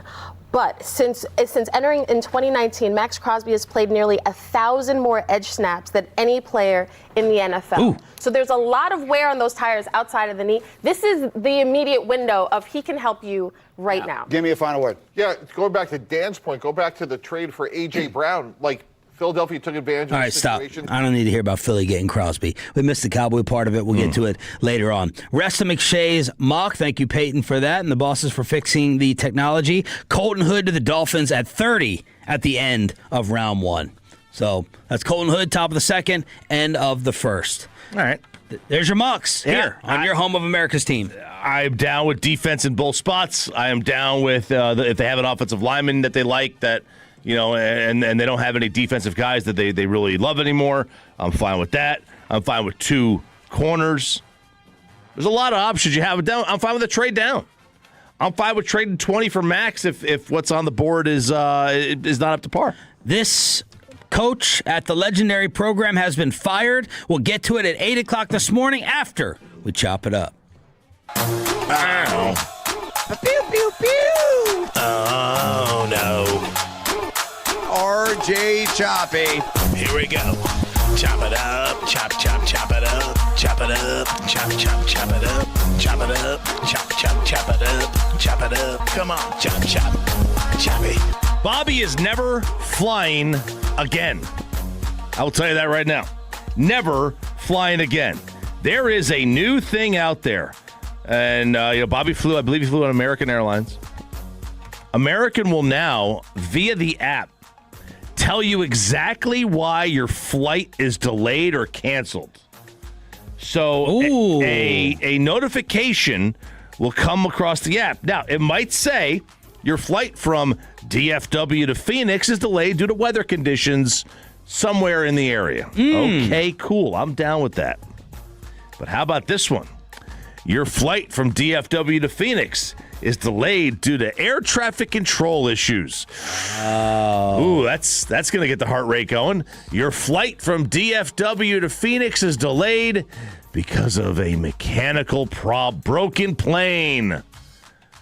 Never get on a plane again. Well, this is an amazing question of whether you would want to know. Because there's nothing more frustrating than sitting there and not seeing the plane pull. I'm always asking RJ. RJ's like, oh, we're going to be late. Plane's not here. And then pulls in. I'm like, Choppy, how much time? I got to rely on RJ as my air traffic controller. Do you want to know, Peyton? Do you want to know, like, why isn't the freaking plane here? It's fine if you're like, all right, weather-related, you think. But then if you see mechanical or fuel or something from an engineering standpoint, do you not want to know? Ignorance is bliss. No, I want to know. I mean, now look, it's like if I'm getting ready to go on a trip, am I just not going to go on the trip because of a mechanical issue? Probably not, because I'm already trip's paid for, and I know it's life or death. I don't think they're going to put us in the air if something's going to blow up while we're in the air. But if it's mechanical, I want to know. Let me give a second to think about it, make that decision. But if they're just late getting there, I don't need to know all that. But mechanical, fuel wise, you got to let me know. Well, fuel. I'm just worried about, if it's a landing light. Don't care about the fuel. Yeah. Landing light, fine. You got a hydraulic issue? The flap's stuck? If there's going to be no AC, I want to know about that. I want to know about the AC. I want to know there's no internet. Internet. That's the biggest. Yeah. That's the biggest plane reaction. I don't believe they should allow flights to take off without internet. I'm serious, because it's like... You're serious? Yeah, we have... You don't want to go to your next Mexican trip if there's no internet? You want to get off and wait? Let me rephrase that. Flights to non-vacation destinations. Okay. A 7 a.m. flight on a weekday from DFW to Chicago, that's a business trip. Right? Yeah. Who's flying on a Tuesday at 7 a.m. from DFW to Chicago that isn't a business traveler? They got to work. Job, right? They got to work. I get it. They got to get there for the meeting, but get me another. I think every airport should have like 10 planes on standby just for internet purposes only. Is this an app? It's going to be on your app. So United already does this. Americans following. I guess Delta's going to do it soon too. And I assume Southwest as well. Is this giving me time updates, like estimated arrival or when to leave? It would have the estimated arrival on so this is just going to flash an alert. It's just going to say, hey, your flight's delayed because of this reason. And then below that, where you have the your boarding and everything, it's going to adjust the time accordingly. But it's going to tell you. It's going to be up front. Say, hey, look, it's weather, it's maintenance, air traffic, whatever. I think I want to know. What's the text say? Would they rather know or just be let's see. Head in the For sand? the 830, I work at the airport. A lot of times flight's delayed because of a pilot or flight crew. Yeah, pilot. That's it, right? Absolutely. I had a recent flight delayed 2 hours on American because the first class ticket bracket curtain was broken. I don't need the curtain. Yeah. What do you need the curtain for? Right. The curtain isn't important. Yeah. Yep. So it's not important at all. One other flight thing. Delta. They are getting rid of perks to Congress until the government is open. Good. Screw you guys and girls. They are so the benefits they have. I didn't know they had benefits. I didn't know they had flight benefits. I didn't know either. They have airport escorts, so you don't have to walk through the terminal. They have an escort taking you. They have red carpet service. They have their own desk. What is red carpet service? I think it's like their special, red coat service. So they have the people in red coats take care of everything for you. Potential deal would involve funding most DHS agencies while withholding funds for ICE. I'm seeing this on CBS 11. Possible movement. Okay. You know what I saw that was kind of disgusting while watching the news? on this topic. They go, a lot of times this gets solved when a holiday comes up, and the government officials, they don't want to experience the delays, so then they get it done before Easter. Right, before Easter. Easter. Sons of bet. Yeah, before except the so they don't have to deal with it. Right. Because they're not flying first class, all of them. Or private. Yeah, not or all private? of them. Some are. I'm sorry, private. Yeah, some are, but not all of them. I mean, we see Ted Cruz going to Cancun on Spirit. Right. Or whatever he's on, right? But, it's so... I didn't know they get perks, but now they're just going to be treated like any other passenger, which is what they should be treated as anyway. Because think about... I mean, I haven't heard from the plane CEOs or the airport CEOs lashing out. Think about how ticked they are. Yeah, but they get a special reservation line just for them. They could call up. They got a separate desk. When they go to the airport, they got a separate desk. They might have separate security, TSA security. But they are saying they are going to get rid of all that until the government reopens and everything gets funded. I like that. I like that. Yeah, That's pretty shut good. it down. Shut them down. It is chopping it up here on Sean and RJ on 105.3 The Fan. I will not stand for Bob Barker's slander. Oh. But this is tough. I'm going to have to stand for this one because this is ugly. This is ugly. So there's And you've been sitting a lot more today. Is there a reason with Bobby gone that you sit more? Well, I'm right here with you. With Bobby, I got this thing right in front of me. It's hard to see Bobby. Okay. So I feel like I have to stand. But Bob Barker passed away back in 2023, and he has been accused of creating a toxic workplace in a new docuseries from E! Entertainment TV. And Pepe, you know Bob Barker? Price is Right. There you go. Called Dirty Rotten Scandals. Barker's beauties, Holly, Kathleen, Claudia, spill the beans. They say it's a 2-part episode, delves into the secrets of his sordid past, one of the biggest scandals. He hosted the show from the 70s to the 2000s. He attempted to hide an illicit affair. It became obvious the pair would regularly have dressing room relations during breaks. Yeah. Hang on a second. You mean to tell me between Plinko and the big giant wheel that Bob Barker That was his nickname. is diddling the Barker's beauties? Yeah. No way. Dude, just imagine, I mean, Bob Barker looks like he would have that type of Hugh Hefner lifestyle. Like, imagine Bob Barker, like... He looks like a sweet old man that never did anything wrong. Rich and powerful. Did you watch Happy Gilmore? I did. He looks sweet in that. It's a good point. I bet Bob Barker lived like a pimp. I bet he did. The models on the show said the atmosphere... Maybe a racist one, according to this. Behind the scenes became so toxic, it was unbearable. The girls are in the docuseries. They say, I realized long before the rest of the set knew that Diane and Bob were having relations. I was really surprised because Bob also had a girlfriend. As time went on, people were noticing she would go downstairs during the breaks, go into his dressing room, and that's when the hanky-panky was going on. Oh, yeah.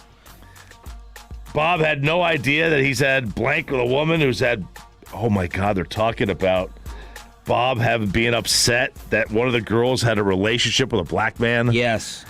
Oh, Bob. And that they would have limits. These are accusations. Yeah, these are all. They would have limits of the number of black contestants per show. Like Bob would like make faces or make comments, and there'd be like B on the cards for being like, this is a black contestant. Yeah, and that there was there was a time where they remember the first black model that was on the show and the feelings about that, whether it was mixed or not, but. This is salacious, man. Yeah. And I love Bob Barker. I generally don't stand for Bob Barker slander. But some of these this is getting salacious. You get into some of the, obviously the sex stuff is like that to me is like whatever, consenting adults. Yep. As long as it's like, literally consent. But then you get into the workplace harassment. I don't think there was a whole lot of workplace harassment laws back in 1974. In terms of getting the prejudice stuff, that's a whole different ballgame. Yeah. That's a cancelable ballgame. Just having relations with one of the girls, it's consenting adults, right? If it's indeed consensual. Chopping it up here on 105.3 The Fan. If you told me this was fake, I would absolutely believe you. We are going to go to Kentucky, Peyton Russell, where Delcia Bear was offered $26 million to turn her farm into an AI data center, and she is holding firm. She is not giving in to the man. Some people might find it hard to understand how Delcia Bear can turn away a $26 million offer to buy some of her land until you spend a little time with her walking the dirt road she grew up on and in the house her daddy built. My grandfather and great-grandfather and a whole bunch of family has all lived here for years, paid taxes on it, fed a nation off of it, even raised wheat through the Depression and kept the bread lines up in the United States of America when people didn't have anything else. Kept the bread lines going. If you offered me twice, I saw the house. I saw the house. This is squalor. I'm offended by the financial irresponsibility. How much land?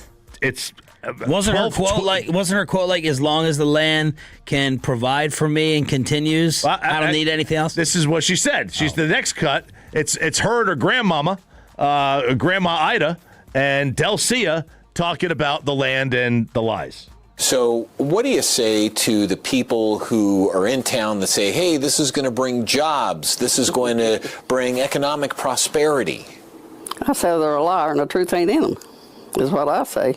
It's a scam. For Delcia, scam or not, she says she's connected to her home like Scarlett O'Hara was in Gone with the Wind. As long as she was attached to that land, her spirit never would die. And that's the exact thing. As long as I'm on this land, as long as it's feeding me, as long as it's taking care of me, there's nothing that can destroy me if I've got this land. You should be applauding this woman. This is a refreshing. It is refreshing. Down to earth, literally story. It's very refreshing. And someone more knowledgeable on AI databases, please educate me. Is that really going to create jobs? Because I saw. I would assume not. AI literally has no jobs. That's what I'm saying. I saw Bernie Sanders last night warn about Bezos and all the other big dogs, suckers and losers, just trying to replace, workers. Workers. Absolutely. And Elon's saying like it's Elon was another one. It'll make it so easy that you won't even have to work anymore, and you can have more time to do your own hobbies, right? Because everything's going to be done by AI. How do I get an income? You wouldn't need it because everything is made by AI. That nothing costs any money. It's all free. So my groceries are going to be free, and my gas is going to be free. Basically, because so you're telling me Elon Musk and Bezos aren't going to be worried about making a profit anymore? Well, what are they? I have no idea. That doesn't make any sense. The way they wipe out the workforce to give you everything for free. Basically, everything is so cheap that the government just has so much money now. Sure, that they make that. I'm sure they'll just give me. I'm sure they'll cut me the discount. I know, right? I'm sure they'll just give it to me for pennies on the dollar. So this is 1,200 acres. This is 1,200 acres. So they were only going to sell a portion. They were going to sell the whole 1,200 acres, but 26 million. And good for her. The farm has been there for decades, generations of her family. It is good for her. It is financially irresponsible. You're staring $26 million in the face. And I've always said, I will give you my real answer when that bag of money is put on the table. And she got that principle, baby. She's got that principle. You're right. Chopping it up here on Sean and RJ on 105.3 The Fan. Which kind of shark would you rather see in the ocean? Sharks in the Bahamas have been found to be eating cocaine and painkillers. Have you watched the Netflix Dinosaur yet? I'm 3 episodes in. Oh! Yeah. With or without the fungi? Without the fungi. Without. What do you think? I think it's great. You haven't said one thing about it or written about it, so that tells me you're not impressed. I want to see how it ends because I can tell you how it ends. I have a lot of. Spoiler. I've got a lot. They get of, wiped out. Sorry, kids. I got a lot of confusion here. First of all, I had no idea that Stegosaurus and Tyrannosaurus were never on the planet at the same time. I had no idea about that. How do they know? Well, that's the thing. That's why Bobby can't get into it, doesn't want to get into it because of possible assumption. Yeah, how do they know? Yeah, how do they know, right? I had no idea. There's a lot of things that you may believe in that you don't have factual. That's fair. Backup on. That's fair. Like I didn't know. Hey, have you checked it out? I have not yet. I mean, I imagine the fossils can tell you something about the years, and so that's how they do it all. Right. But I just assumed all dinosaurs were on the planet at the same time. I just thought the dinosaurs were only on the planet 65 million years ago. I didn't realize they were also on the planet 240 million years ago. Yeah, and I told you the lizards. They used to dominate. The lizards! Have you seen the thing that catches the shark yet? That might be in one of the final episodes. No. Okay. No. That's crazy. I have not. Is it the mosasaur? And when we were kids, we had brontosaurus, brachiosaurus, stegosaurus, triceratops, and tyrannosaurus. That's it. Where did all these other ones come from? Yep. And they have fur? I'm sorry, what? I know. Yeah. I didn't know that. I didn't know the planet was 5,000 degrees. So I'm all the Twitter here. Or was I? Sharks. Sorry. Would you rather come across a shark hopped up on cocaine or on painkillers that could feel no pain? I mean, if I'm going against it, it's not going to feel any pain anyways. You've got to punch it in the nose, right? They say punch it in the nose. You come across a shark, punch it in the nose. I'd rather face the cocaine. The cocaine shark? I'm hoping. You're hoping for the crash. I'm hoping that a punch can maybe. I'm not. Not that I'm gonna sit there and be Tyson. Yeah. But I'm hoping it irritates them to get away from me. Poke it in the eye or something like that. The painkiller, the one that's on painkillers, you got no chance. It feels nothing. That's what I'm saying. Yeah. Now the cocaine one, I'm like, all right, maybe it'll come down to a crash, 15-minute high, whatever. I don't know. Is that what that we have? We have sharks on both. Yeah, they're eating, and caffeine too. They're in the we Bahamas. Had a spill? Yeah, there was a spill. Like these drug boats, they fall, they go into the water, they sink, and the sharks are eating cocaine, painkillers, caffeine. Insane. Chopping it up here in the fan. Commercial free in the Expressway Hump Day edition here on DFW Sports Station. Thanks for being a total, y'all. That stands for Turn It On, Leave It On. A legendary job, or is it still, is now open as part of the Sweet 16 college basketball kegger next on Sean and RJ. But have you lined up? I got to put in my order.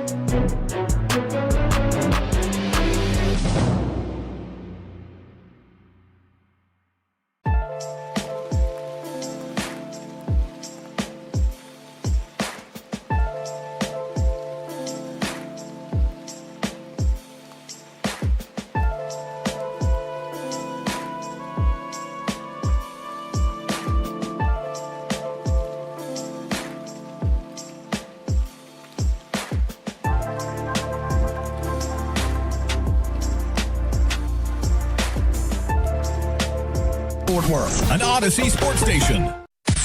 Driven by our D&M Leasing Studios, this is Sean and RJ on 105.3 The Fan. He threw it away. One, Produce. Did we just see what we think we just saw? Wow! Confetti!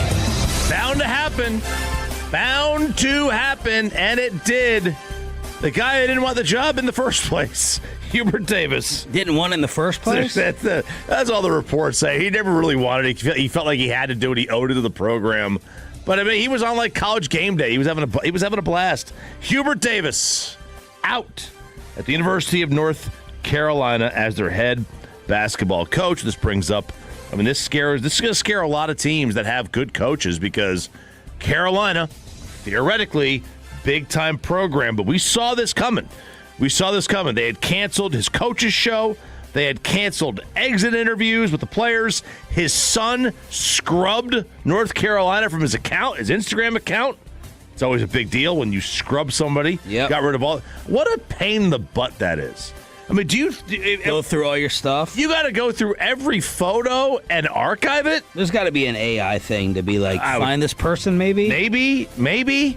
But it happened, and they have moved on from Hubert Davis, former Maverick.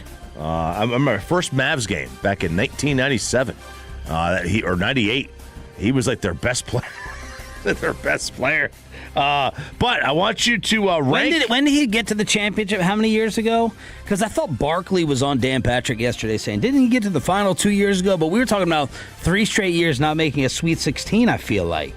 Let's see here. Because he was basically trying to be like, man, you're going to get rid of this guy? And he was just there? Or at least in the Final Four? Yeah, he was just, I mean, they were in the Final Four. Let me try to find it here. He's got nearly $5.3 million left of guaranteed money on the deal, and they are saying it's a new time here at Carolina. We're going to look outside the program. This used to just be elevate from within. Just go ahead and promote. 2022, lost to Kansas and Bill Self.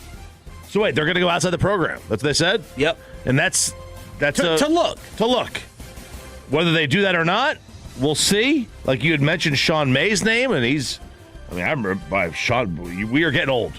We are getting old. I was in my 20s when Sean May won a title, and now he's going to be the head coach. Getting old. Give me the last coach or year that they went outside the program. Go ahead. 1956. A little later than that. 99-2000 with Bill Guthridge. They had Matt Doherty, Roy Williams, Davis following Guthridge.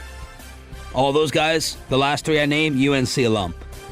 Oh, okay, alum, because Guthridge was on Dean's staff, so he was an assistant with Dean. That's right. So he was an assistant. I don't know why it says his departure opens up the possibility of the school seeking a coach outside the Carolina family for the first time since Bill Guthridge's. I guess they're counting. Saying he didn't go there. He didn't go there, yeah, because I don't think Dean went to Kansas, if I'm not mistaken. All right, so is that okay? Buy enough time? Because what Charles was saying is they're not going to let you spend millions and millions of NIL money and then come up short 23, 24, 25. It's 3 years. It's not a terribly long amount of time. Right. But it's Carolina. It's Carolina. And, they went. That goes into the job desirability. Now, we saw somebody say yesterday on the text that they are on Twitter, they haven't had a top 5 NBA pick in 20 years. The University of North Carolina? Yeah, Tolo said they're not as good as what you all are remembering. Yeah, I mean, now in your face, Jesse Holly. Caleb might make it this year. Caleb Wilson might get a top 5, but Coach Carolina, the national title as an 8th seed in 2022. Yeah, and they weren't a great team, but they had a great run. So there's also talk that Bill Self is nearing the end. He's talking about his health, talking about what he wants to do. He wants to live a long time, wants to see his family. And there's talk about him getting worn out. Remember, he had taken a leave of absence for some health issues in recent years. So if Carolina job obviously is open, Kansas is a chance. Yeah. So I wanted to throw these jobs in sports at you, and you tell me the desirability. Maybe rank them if you want to. Sounds like the KNC bracket or whatever they were throwing out the other day. So let's do Kansas basketball. Yep. Carolina basketball. Duke basketball. Bama football. Texas football. The Dallas Cowboys. The New York Yankees. And the LA Lakers. Criteria, like just you're in the world. You're in that sport. The desirability of those jobs, like how desirable is the Alabama job right now? How desirable is the Carolina job? The Yankees, the Cowboys. These are the jobs that were the legendary jobs in these programs for. Obviously Kentucky's one of them too. But these are the legendary jobs, and like I don't know desirable. They got a good NIL, but I mean, if they're going to run Hubert Davis off one of their own, he just went to the Final Four a few years ago. Yeah, let's start off with. I'm going to break it down into sport. I think I'm going Duke, UNC, Kansas. Now I'm going to be the most safe at Kansas. Yes, but it's Duke. It's Duke. How do you decide? I mean, do you pick Duke over UNC or vice versa? I'm putting Kansas 3. Look, I always grew up a Carolina guy, but it's not even close anymore. Like I think the Duke program is just they've shown, and also, and some of these programs like you don't have to compete against football at Kansas. Kansas has football, but you're not competing with them. Right. And quite honestly, Duke's not competing with football either. Carolina, I think they want to be a football school too. They want to be an everything school. I'm going Duke, UNC, Kansas. I think I'd rather be the Texas football coach than the Bama head coach. I would too. Bama's a more legendary program, but the fans are stupid. The fans are. I don't want no part of that fan base. You don't want to hear your call-ins to Feinbaum? I don't want them to hear. I want to hear them. Rest in peace, Phyllis. I don't want to hear them ripping off Dixieland Delight from a great Tennessee band. It's a great song. It is. It's our song, though. The trees poisoned. Yeah, I don't want. What was it? That was an amazing. What was his name? Harvey. Yeah, Harvey something. Was it Harvey? Right. I'm gonna go Texas football over Bama football. I will too. And then let's just have fun and split Cowboys, Yankees, Lakers of what you would prefer. By far the worst fan base is the Yankee fan base. By far the worst. I was talking to somebody who may know something about, being a manager of the Yankees, saying that, they just kind of take it as a joke.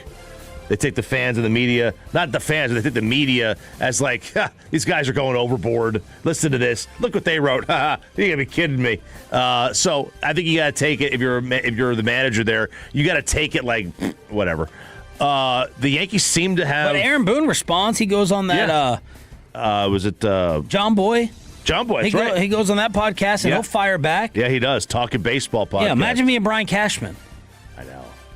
Imagine me and Brian Cashman with all the stories and all the reactions. So, divvy it up. Cowboys head coach, Yankees, Lakers. Yankees seem to have stability with not wanting to fire you. Yeah. They seem to give you a pretty long leash. You're going to get 5 with Jerry, too.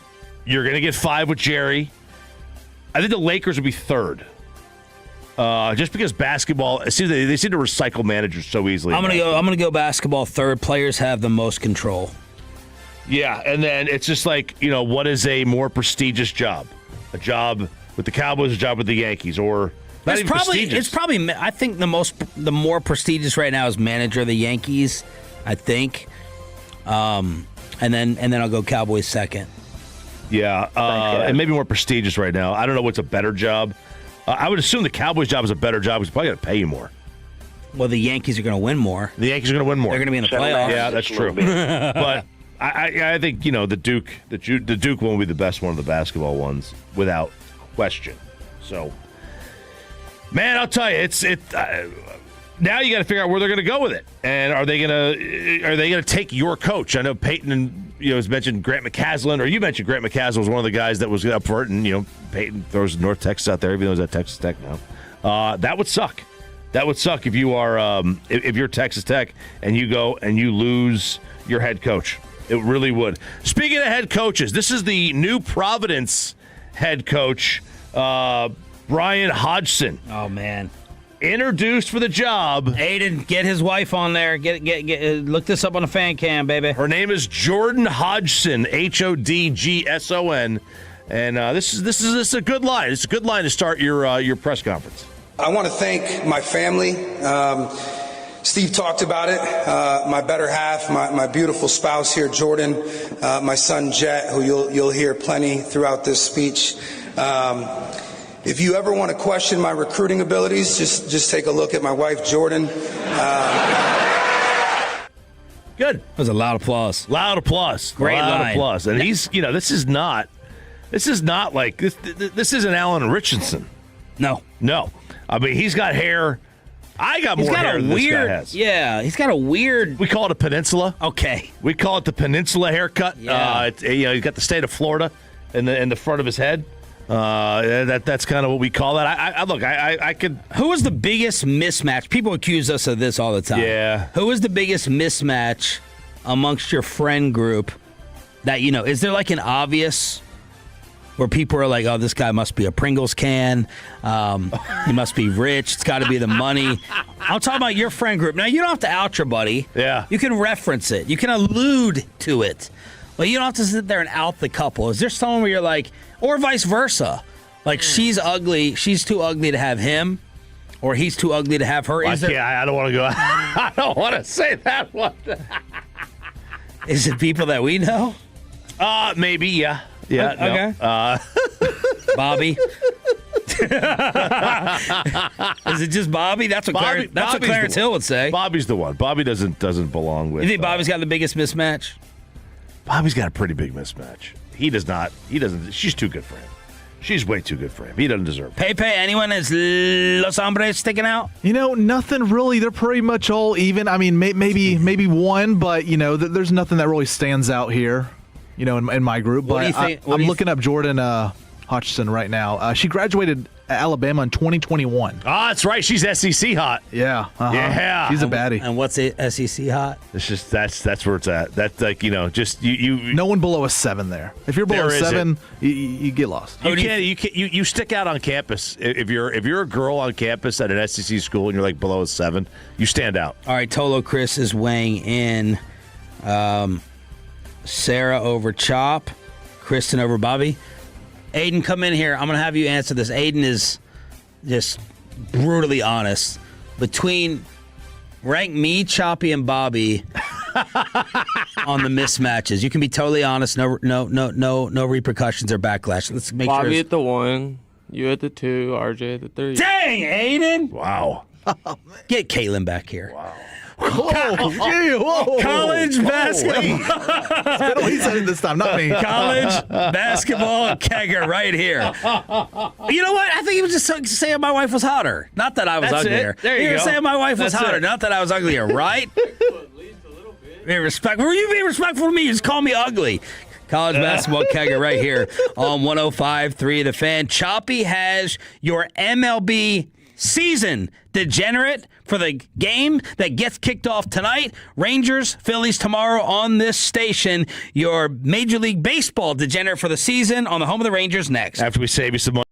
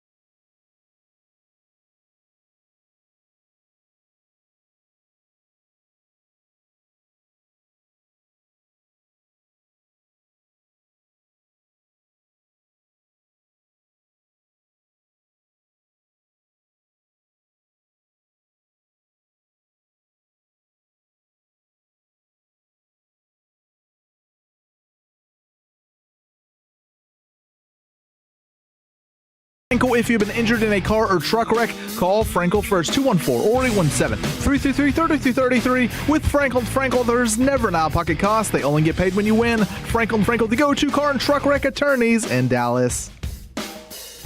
Sean Sharif, RJ Choppy with Bobby Belt on the family vacation. We got Aiden running the Odyssey app, Fan Camp, Twitch, and YouTube, and Peyton Phillip Russell on your home for Rangers baseball. And it gets started tomorrow. You have Yankees, Giants tonight on Netflix, Rangers, Phils tomorrow on this radio station. And Choppy, you have some degenerate bets for the year? I do.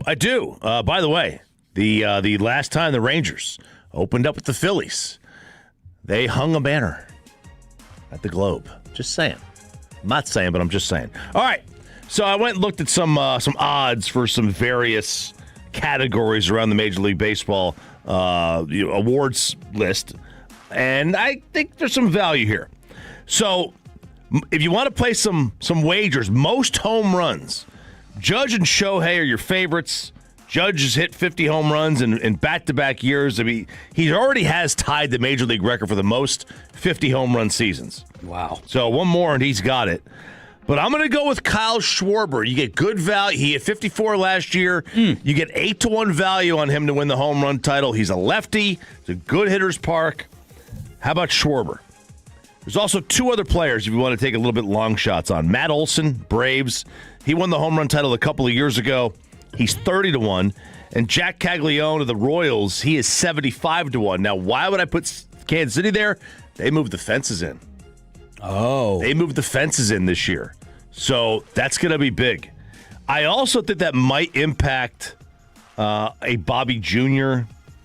Stat or odds. We'll get that in a minute. Most RBIs, I'm going with Schwarber again. If he leads the league in home runs, there's a decent chance he leads the league in RBIs as well.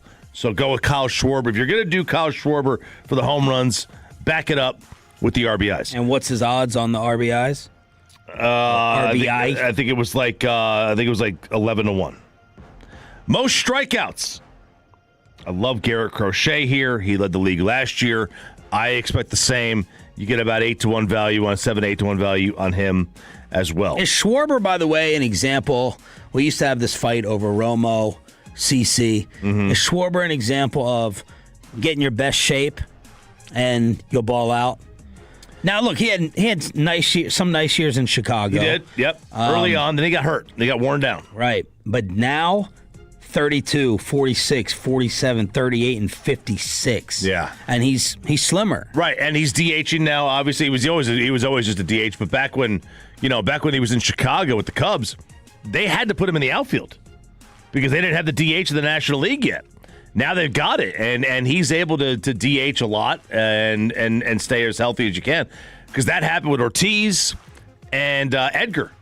Anytime Edgar Martinez played the field, he got hurt. Anytime. Same with Ortiz. And Ortiz was a terrible fielder. And Schwarber, I have to look at the numbers, but he feels clutch, too. He is. All the Team USA or WBC moments. He's big time. He is. I love him. He's a big-time player. Most strikeouts, like I said, Garrett Crochet. I got a 2-pack for Bobby Witt Jr. He is 7-1 to have the most stolen bases. Ellie De La Cruz is the favorite. Ellie did not have a ton last year because he had a quad or calf issue. But Bobby's also 7-1 to have the most doubles. Now the fences moving in could impact his doubles because they may lead to home runs. But this is a super fast guy. He busts it out of the box all the time. He is not lollygagging out of that box. He busts it out. So I think he might he's going to challenge the record, the single season doubles record. Wins. Let's go Max Fried at 12-1. The team's good. They're probably going to win 90 games. Scuba might get traded. I don't know how that's going to impact how the new team decides to use him. I trust the Yankees to win more than I trust the Tigers because I trust the Yankees offense more than I trust the Tigers offense. So I think Max Fried at 12-1. Obviously, all this is assuming health with all these guys, but if he stays healthy, he's going to win 18, 19 games. Saves, I'm going Mason Miller. The favorite's Edwin Diaz of the Dodgers. I think Miller, they're going to win. The Padres are going to win just as many games as the Dodgers are. The Dodgers don't care about the regular season. They are going to keep guys out. They're going to just get healthy for the playoffs. But at 8-1, they still end up winning the West. They still win. They still always win, 90-something games. but they're not going to sit there and try to win 110. Mason Miller, he does not allow anything. They're a 90-win team. I trust Miller more than I trust Diaz coming off injury or coming off of yeah. So I just trust Mason Miller more. Let's go with it. Rangers former hitting coach Brett Boone joins us at 9 o'clock on the Fan Cam, Twitch, and YouTube to give us the real down low on this Rangers offense. And Brett will be joining us throughout the year like he has the past couple of seasons here on behalf of Odyssey. I have some broken down Rangers over-unders if you want to bet on that via Bet Online or wherever. Corey Seager, total batting average is over under 275. His home run total is 25.5. Ooh, over. On the home runs? Yeah, I mean, I believe in lineup protection, and I think Wyatt's going to give him some lineup protection. I think the year will start with Seager giving Wyatt lineup protection, and it will end with Wyatt giving it to Seager. Because he's been 278, 271 the past 2 years. Before that, 327, 245, 306. So, is he hitting that sub 300 time? This is Vegas saying 275 with the over-under. And in terms of the home runs, he's gone 33, 33, 30, and 21. Of course, last year he missed 60 games. Total runs batted in for Seager, the over-under is 74.5. Runs scored 75.5. I gave you Wyatt's the other day. Brandon Nimmo. Holy cow, hang on a second. Corey Seager's never had a 100 RBI season? Nope, 96 is the high. I can't even fathom that. His highest in LA was 87. I'm completely thrown. And he's only scored 100 runs once? I don't know that I can do the show today. His total is worse than Rima golfing. Nimmo homers over under is 22.5. Runs batted in is 80.5. I'm going to take the under on Nimmo home runs. I don't think Nimmo is prepared for what this ballpark is. This ballpark, they gotta fix it. They gotta fix it, man. They gotta do something. Close the door. They gotta open the door. Open the door. Open the doors. And the problem is you get. I used to laugh at that stuff, and then I put the AC on in my house and just close my bedroom door, and I don't even have to pull it for the last 3 feet. It just shuts. It just shuts, and I'm like, all right, there it is. Then you sit there and you open up the patio door. Or have the front door open. Woo! There's your science. Jet stream, right? There's your jet stream. They got that ballpark. I think it's not a problem. Who's got the bigger problem? AT&T with the sun or this? This is 81 days of it. The AT&T sun only really impacts. But what is the problem now? Just reset, break it down. Okay. So the ball just doesn't, for whatever reason, it doesn't travel there well, and. It's not the hitters. It's not the hitters. It's not the lineup. It's not the lineup. It just doesn't travel there well. And maybe we talked to Boone about this at 9. He was there last year, but it doesn't. It only works when the roof is open. It only travels well when the roof is open, or it travels better when the roof is open. And for whatever reason, it's just become a cavernous place. And it's not the biggest yard. The fences aren't longer here than they are at a lot of other places. It's not a bandbox, but the ball doesn't travel. And I'll bet you that gets into hitters' heads. Diamond Cavs on your home of the Rangers with some Vegas over-unders for the season that starts tomorrow on the station. The one that I'm seriously contemplating betting on the most because of freaking Corey Majors and everyone else with the hype is Jake Berger. The home run total for Jake over-under is 24.5. The RBI total is 72.5.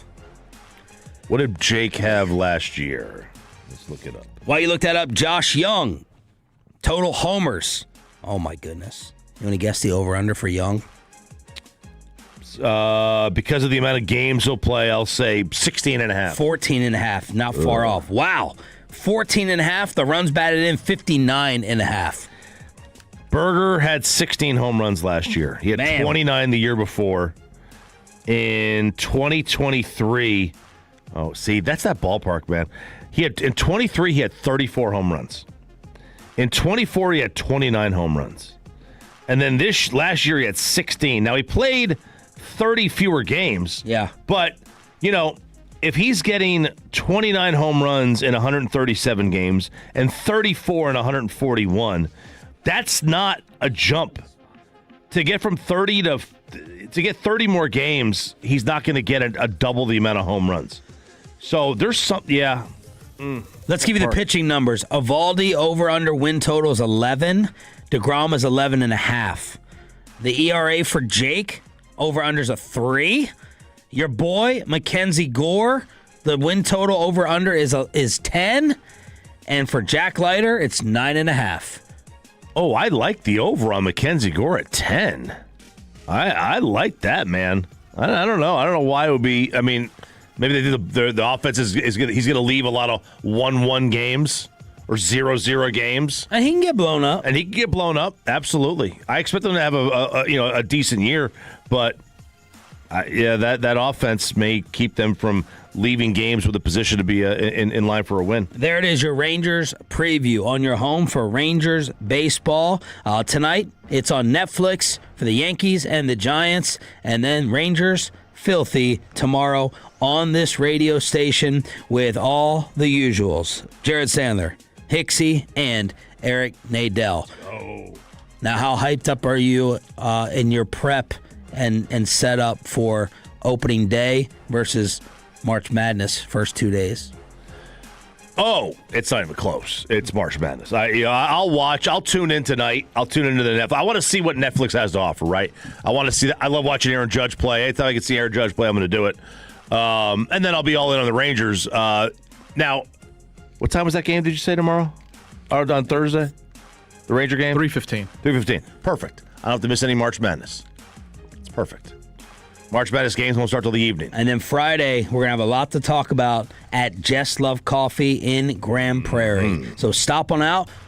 Get on out there. They got the lounges. They got the leather chair. They got the kids' play area. They got the scratch-made food. Let's go. And, of course, Just Love Coffee, the new official coffee of the radio station, and Sean and RJ. The food, guys, when you come out there. My goal is to sell them out of the biscuits and gravy. I want to sell them out of it. Scratch-made, homemade. I'm selling them out of the womlet. The waffle omelet. And the salsa. Salsa's good. It's a different looking, unique salsa. Homemade. Fantastic. Just Love Coffee. Come join us 6 to 10 Friday in Grand Prairie. Bobby, this is for you. It's your segment. Bobby's enemy getting absolutely destroyed over the NFL draft #1 pick. That's next in Below. Right here on Sean and RJ.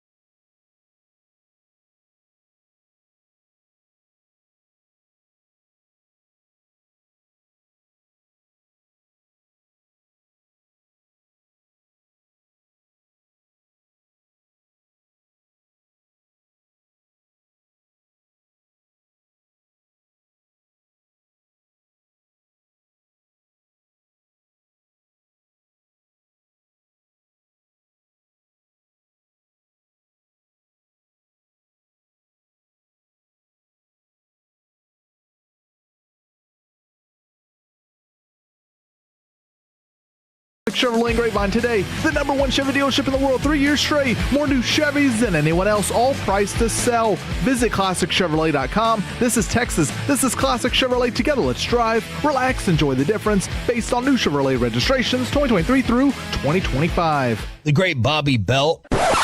RJ Choppy here. I'm back, baby. I watch more football than you do.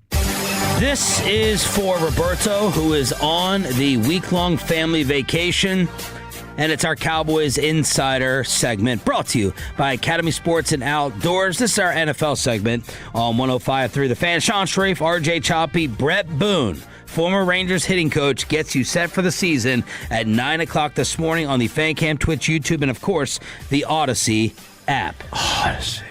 This went viral yesterday. And the headline from everyone on the internet is Pat McAfee absolutely owning and destroying Bobby Belt's #1 national media enemy. Yeah. He's got 2 local ones, but nationally, I don't think there's anyone that he despises and detests more than Orlovsky. Yes, I don't think so. I was trying to think. I know 2 off the top of my head. I think he may have more than 2. But I purposely did not hear this. I know this is in the group. I'm not listening. Okay. I want to save this because I want to have my jaw drop. All right, good. We're gonna stop and start. I don't know if your jaw is gonna drop. It may drop. But this went viral. We will stop and start. Pat McAfee talking with Dan Orlovsky about Fernando Mendoza. Boots on the ground saw Fernando through the biggest games, and it's just like everything about him just screams. What biggest games, Pat? Huh? What biggest games? The college football playoffs. Now you're playing possum. No, you're right. Those SEC games are bigger than the playoff games, Dan. Am I allowed to stop. ask questions? Here's #1. This is one of the things that drives Bobby insane. He thinks Orlovsky plays dumb. And he acts. He's acting. What game? What game? What are you talking about? What biggest game? He looks into the camera with his little crinkled, his feathered brow. Yes. Or whatever it's called. Yes. His 11s. His 11s are showing. Yes. So Bobby thinks it's an acting job. Let's go ahead and continue. Am I allowed to ask questions and have an opinion as well? They played each other head to head. Okay, Dan, do you just have so the college football playoffs a big mockery, a scam, doesn't mean anything. These games just don't matter. Like, what do you mean? What are the biggest games? They have a full committee. They have billions of dollars in TV rights for what the biggest games are. Okay, and so no, I'm aware of that, dude. Like, you guys, okay, so in the biggest games, so the college football playoffs started, and they played opening. Well, you can start at the Big Ten championship, I guess. You can say Big Ten. Okay, Big Ten championship. Okay, Big Ten championship. In that game, they're down 13-6 going into the fourth quarter. Indiana. And then what? Boom. So do they win the game? And then what, brother? But yes. But we're talking about all the moments. You're talking about traits. It's like, okay, how about 2nd and 17? 6 points through the first 3 quarters. People. Ohio State's defense is a historic defense. Like, what are we even talking about? People crucified Arch Manning for doing that. All right, stop. He brings up Arch, and this is when all the allegations start up again. And to McAfee's credit, I think this is a credit to their relationship. They're tight enough that Pat can go there with him. And Pat's like, this is why people think you're paid.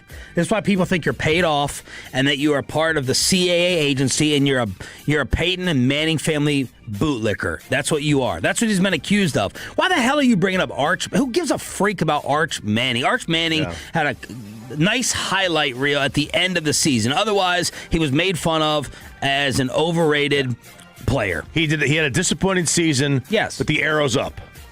The arrow's up. So I think, you were trying to see some growth, and he grew as the season went on. Now Fernando, it's like, hey, look, nobody's. I think people are trying to make Fernando out to be Andrew Luck, right? It's like he's the #1 pick because he's a quarterback. I don't know if anyone's talking about him as special like Luck. Oh, he's not. No, but I don't even think he's getting talked about it like that. But let's take Ohio State. All right, he's right. They had 6 points after 3 quarters. They ended up winning the game 13-10. He was 15-23 for 222, a touchdown, and a pick. Am I going to punish? Do I expect the #1 player to go out and dominate and have to shred the top 3 defenses in the country for 300 yards and 3 touchdowns? No, that's me. You're not going to sit there and light up Every single team in Ohio State had a nasty defense. McAfee and his team are trying to say, what about the traits of being down and getting it done in the fourth quarter? Orlovsky's point is, hey, man, he still struggled against them and didn't score a touchdown through 3 quarters of the game. Yeah, but it's like, you know, you got to compare. If he's playing at the same level those guys are. Do you expect a major league, a first-round draft pick in baseball to hit 650 in high school? You know, like, yes, you do. Okay, and I was like, you know, in high school, yeah, no, but when they're a high school player, right? Like, yeah, if Shohei Ohtani, like those kids, those trained assassins, who beat down my boys' T-ball team, I'm expecting them, you know, over the next 3 or 4 years to crush. Yeah, and now I have to go back and look at what the first round draft picks that come from high school hit, but I don't think they're hitting 600 in high school. They're still high schoolers. Fernando's still a college kid. Like, he's playing against other kids that are his peers. To expect him to go out there and throw for 500 yards every day. Well, it's like, look, let's simplify it. Peyton Manning against the Patriots defense in the postseason, and I'm not trolling you. It happened. He played poorly. The Patriots defense was gonna win, and especially early on. Yeah, and you can take a lot of great quarterbacks against that amazing all-time great defense, and they're not going to sit there and light up. I expect the all-time great defense to win a playoff matchup more often than not against the really, really good quarterback. Let's continue. People crucified Arch Manning for doing that on the road. Crucified Arch Manning. Arch Manning's not a part of this conversation. Well, if you go by that too, like Indiana beat Alabama, 38-0. I mean, it's, you know. Yeah, so we're just picking and choosing. No. You yeah. And this is why people say you're getting paid to do this. You know what I mean, Dan? No, because I'm giving you factual information, not opinion. They had 6 points through the first 3 quarters in the Big Ten title game. Against Ohio State, look up who their defense is. Look up what that defense is. That's like one of the greatest defenses in the history of football. And then what did he do? Then what did he do, Dan? The biggest moment. And what he do? If you watch the video of this is where Bobby would get his greatest enjoyment because Dan is just sulking in his car. He's doing a car hit. He's just like looking out the window. And he's just like, you won't let me up. You won't let me. No. You're stomping me. You won't let me 10 up. count. You 10 got count, his baby. Orlovsky pouty face on. Then what do you do, Dan? Ring the bell. And Ring the bell. Bobby would sit here and eat this up. Then what do you do, Dan?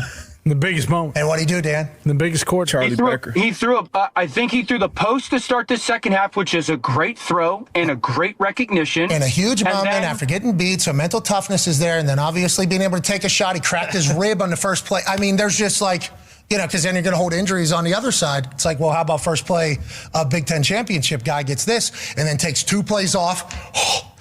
Wow, I just got cracked. No pause, he said on our show. And then he jogs back out there. It's like, is that not a trait? I don't know. You tell me. Of course it's a trait. No one's questioning if he's a tough guy or a good player. All right, so that's Orlovsky, according to the internet. Look, and Orlovsky's overall premise right now, interesting timing for this, but I'll try to give him the benefit of the doubt. His overall premise is that Ty Simpson is a better quarterback than Fernando Mendoza. And if you've been listening to this program, look, he might turn out. You've heard sprinkles of me saying that. Orlovsky's failure here is broadcasting. He's got a broadcasting failure to where he brought up Arch Manning for no reason. Who cares? You always got Arch in your mouth and the Manning name in your mouth. Orlovsky did a bad job of explaining, at least in that clip, why he thinks Fernando traits-wise is not better than Simpson. And to the point of Simpson being better than Fernando, everyone is now coming out and saying, you've been told by First Fake and the puppet masters, the Geppettos in Bristol, to come up with a controversial, different opinion. And that opinion of Simpson over him is in a couple of other clips that we're not going to play. But that is a topic that is now getting a lot of focus with people accusing him of manufacturing it. And I agree with what much of Dan is saying. He just did a poor job getting up off the mat from that. Yeah, look, I mean, if Ty Simpson is better... And is your premise that because he struggled against Ohio State, then he can't be the number one pick? Right. He went on to throw for 3 touchdowns against Bama, okay? Then he had 5 against Oregon. Why aren't you bringing up the Rose Bowl? with the quarterfinal, and then in the semifinal, it was not an impressive great performance against Miami.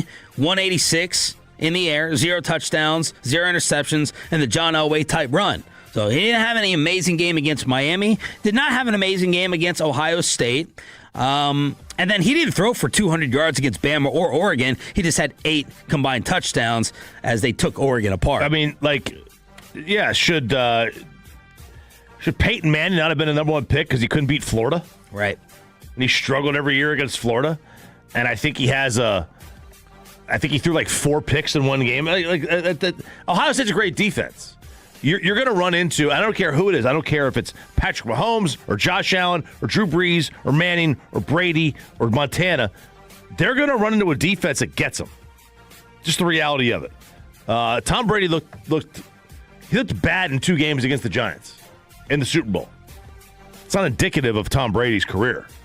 It's indicative of that day that defense was that much better than everybody else that was on the field. That's the reality of it.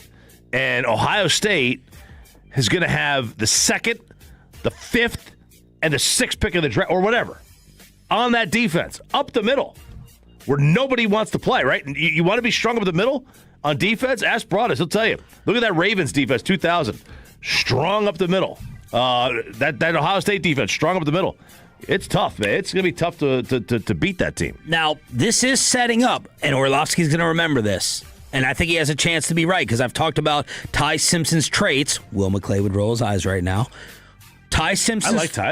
I think Ty could be a good player. Ty Simpson's throws to me, if we're picking in the backyard, I'm taking Simpson. I'm just taking his arm. I'm taking the more impressive throws. Now, he's smaller, and I'm not taking into account processing, IQ, anticipation, all that stuff. Teammate, leader. But I'm just saying, Orlovsky is right, in my opinion, over the Simpson traits. My assumption is Ty Simpson's a really smart player. His dad's a coach. His dad's a college football coach. Who generally are the smartest players? They're the ones whose dad was a coach. That's just the reality of it. They see things. If you don't think that Adrian Beltre's kid is a smart baseball player or has a unique ability to see the game differently than your average high school or college player, you're foolish. It's just the reality of it. Let's get you ready for the start of the Rangers season. He was the hitting coach last year. He's joining us again this year. Brett Boone, next on The Fan. Let's get you over to Base Power, basepowercompany.com/thefan, and they will be able to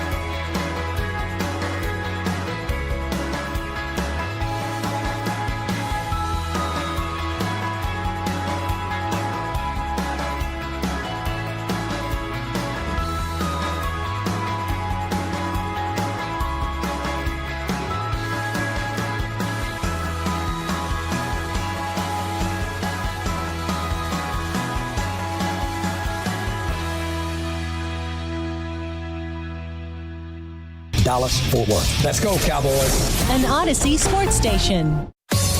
Driven by our D&M Leasing Studios, this is Sean and RJ on 105.3 The Fan. Final hour fist pump time on the Fan Cam, Twitch, YouTube, and the Odyssey app as we have a special guest back with us for another Texas Ranger season that kicks off tomorrow on this station. He is Odyssey baseball insider Brett Boone, host of the Brett Boone podcast, featuring the most notable names in baseball, and insider calls are presented by Grainger. For the ones who get it done, Grainger offers the professional grade products you need delivered when and where you need them. Call, click, Grainger.com, or just stop by. Good morning, welcome back, and thank you for being with us for another year. Oh, no, Peyton, what we do? Brett, I think you're muted. Are you muted? Brad, did you mute yourself? Oh, here we go. Hey! Yes, it's good to be back, guys, in a different capacity nonetheless. But, I got a chance last year to spend a lot of time with these guys that are about to take the field tomorrow night. And, it's going to be an interesting season. Quick winter. That winter went by quick. Why is it in a different capacity? Why aren't you back on the bench starting tomorrow? At the end of the season, nobody knew what was happening with our skipper, Bochy. And, right away, I got a call from him the day that I left. And he said, Booney, I'm going to hang around and I'll talk to you in a few days. We're going to find out what I'm going to do. And he called me about 4 hours later and said, I'm not coming back. It was some back and forth. There's definitely nothing but respect on both sides of this thing. I just got a call and it was, hey, do you want to come back? What do you want to do? Bruce is the reason I came back. That being said, once I got back into it, my juices got flowing, and I really enjoyed it. Love the Texas organization. I mean, top to bottom, first class. Love the guys, especially my hitters, and you live and die with those guys.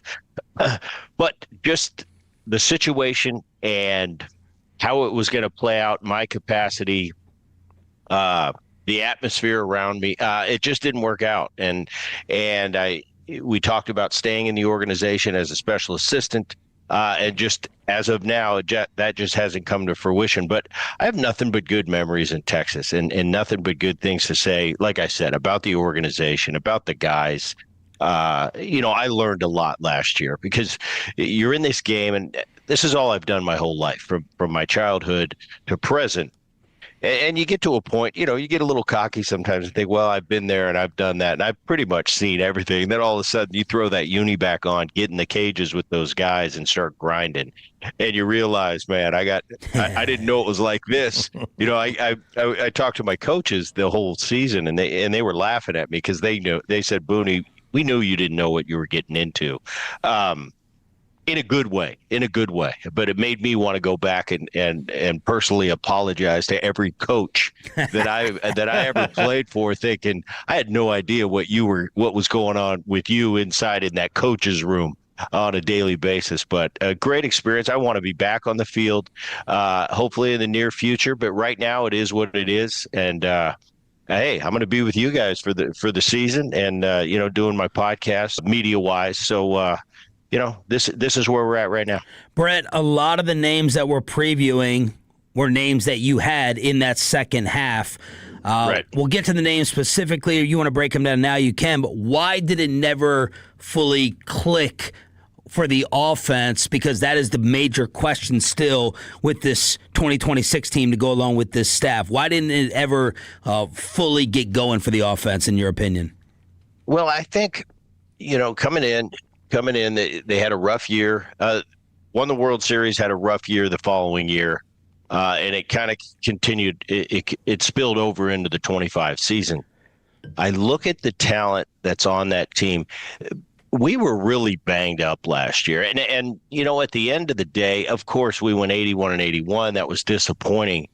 But from an offensive perspective and the offensive side and the guys we had on the field down the stretch, I was proud as I could be. I mean, at one point, I think we went 16-4. We didn't have a Simeon. We didn't have a Seager. Wyatt was in and out. We didn't have a Garcia. We lost Evan Carter. And we're doing all this with some young guys, some Hellmans and some Freemans, and we're getting it done.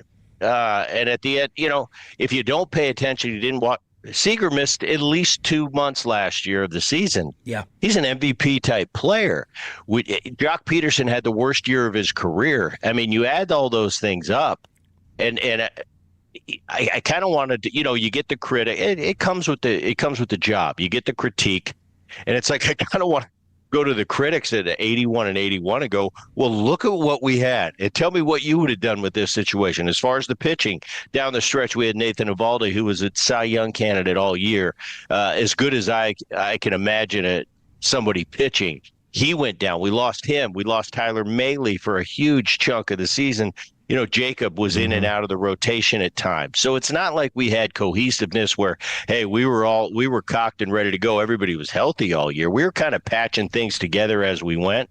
And in the end, yeah, it was disappointing that last 10 days where we kind of folded the tent a little bit. But that run to keep us in it and have it, I think 10, 12 days out, we were one game out of the wild card. We were fired up, and when it was all said and done, we didn't have enough to kind of finish the deal. But if you look around and the pieces we were missing, it's not an excuse at all, but I'd be silly to think, how did we not finish the deal? If I'm being honest, as a hitting coach. Brett Boone joining us here, 105 through the Fan. All right, assuming everybody's healthy. I assume Wyatt is going to be a monster, and he's going to take that next step. Yeah. I assume Seager is going to play like Corey Seager always has. So the offense probably comes down to Carter and Young. Can they take that next step? What do those two need to do to be able to get to that level they were at 2023, the next level in their career? They got to stay on the field, especially Evan. Evan, when I first met him, I said, you're a Trey Turner, left-handed Trey Turner skill set. And part of that was, hey, I want to make this guy feel really good. I'm just meeting him. But the other side of me really believes it. I look at the package he brings. He plays an unbelievable center field. His legs are going to win games for you, period. And he can hit, and he's got some surprising power. It's just keeping him on the field. It seems like little injuries. He was banged up all year, and it was like, where'd Evan go? Oh, Evan's out today. So it's a health thing. I look at a Berger at first base. He's proven he can be productive. He did it in Miami. He came here last year, had the injury late, played through it, had the surgery this offseason. Hopefully you're getting the Berger this year that can hit 30 home runs. That being said, that ballpark, and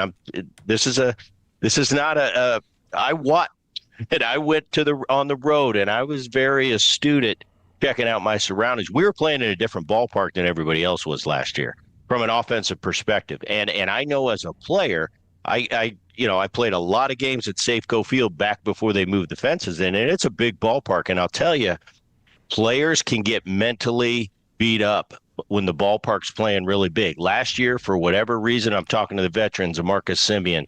They said, Booney, 2 years ago, that ball's in the back of the bullpen, and right now they're catching it on the warning track. So the ballpark, for whatever reason, last year was my first time in that stadium, played really big. Because I remember saying to guys, Garcia, when he'd hit a home run on the road, and he'd come to me and he'd go, "What a ballpark!" Because he was away. He was away from Texas, but for whatever reason, hopefully it's flying normal again this year. I have no idea why it wasn't flying, but it wasn't.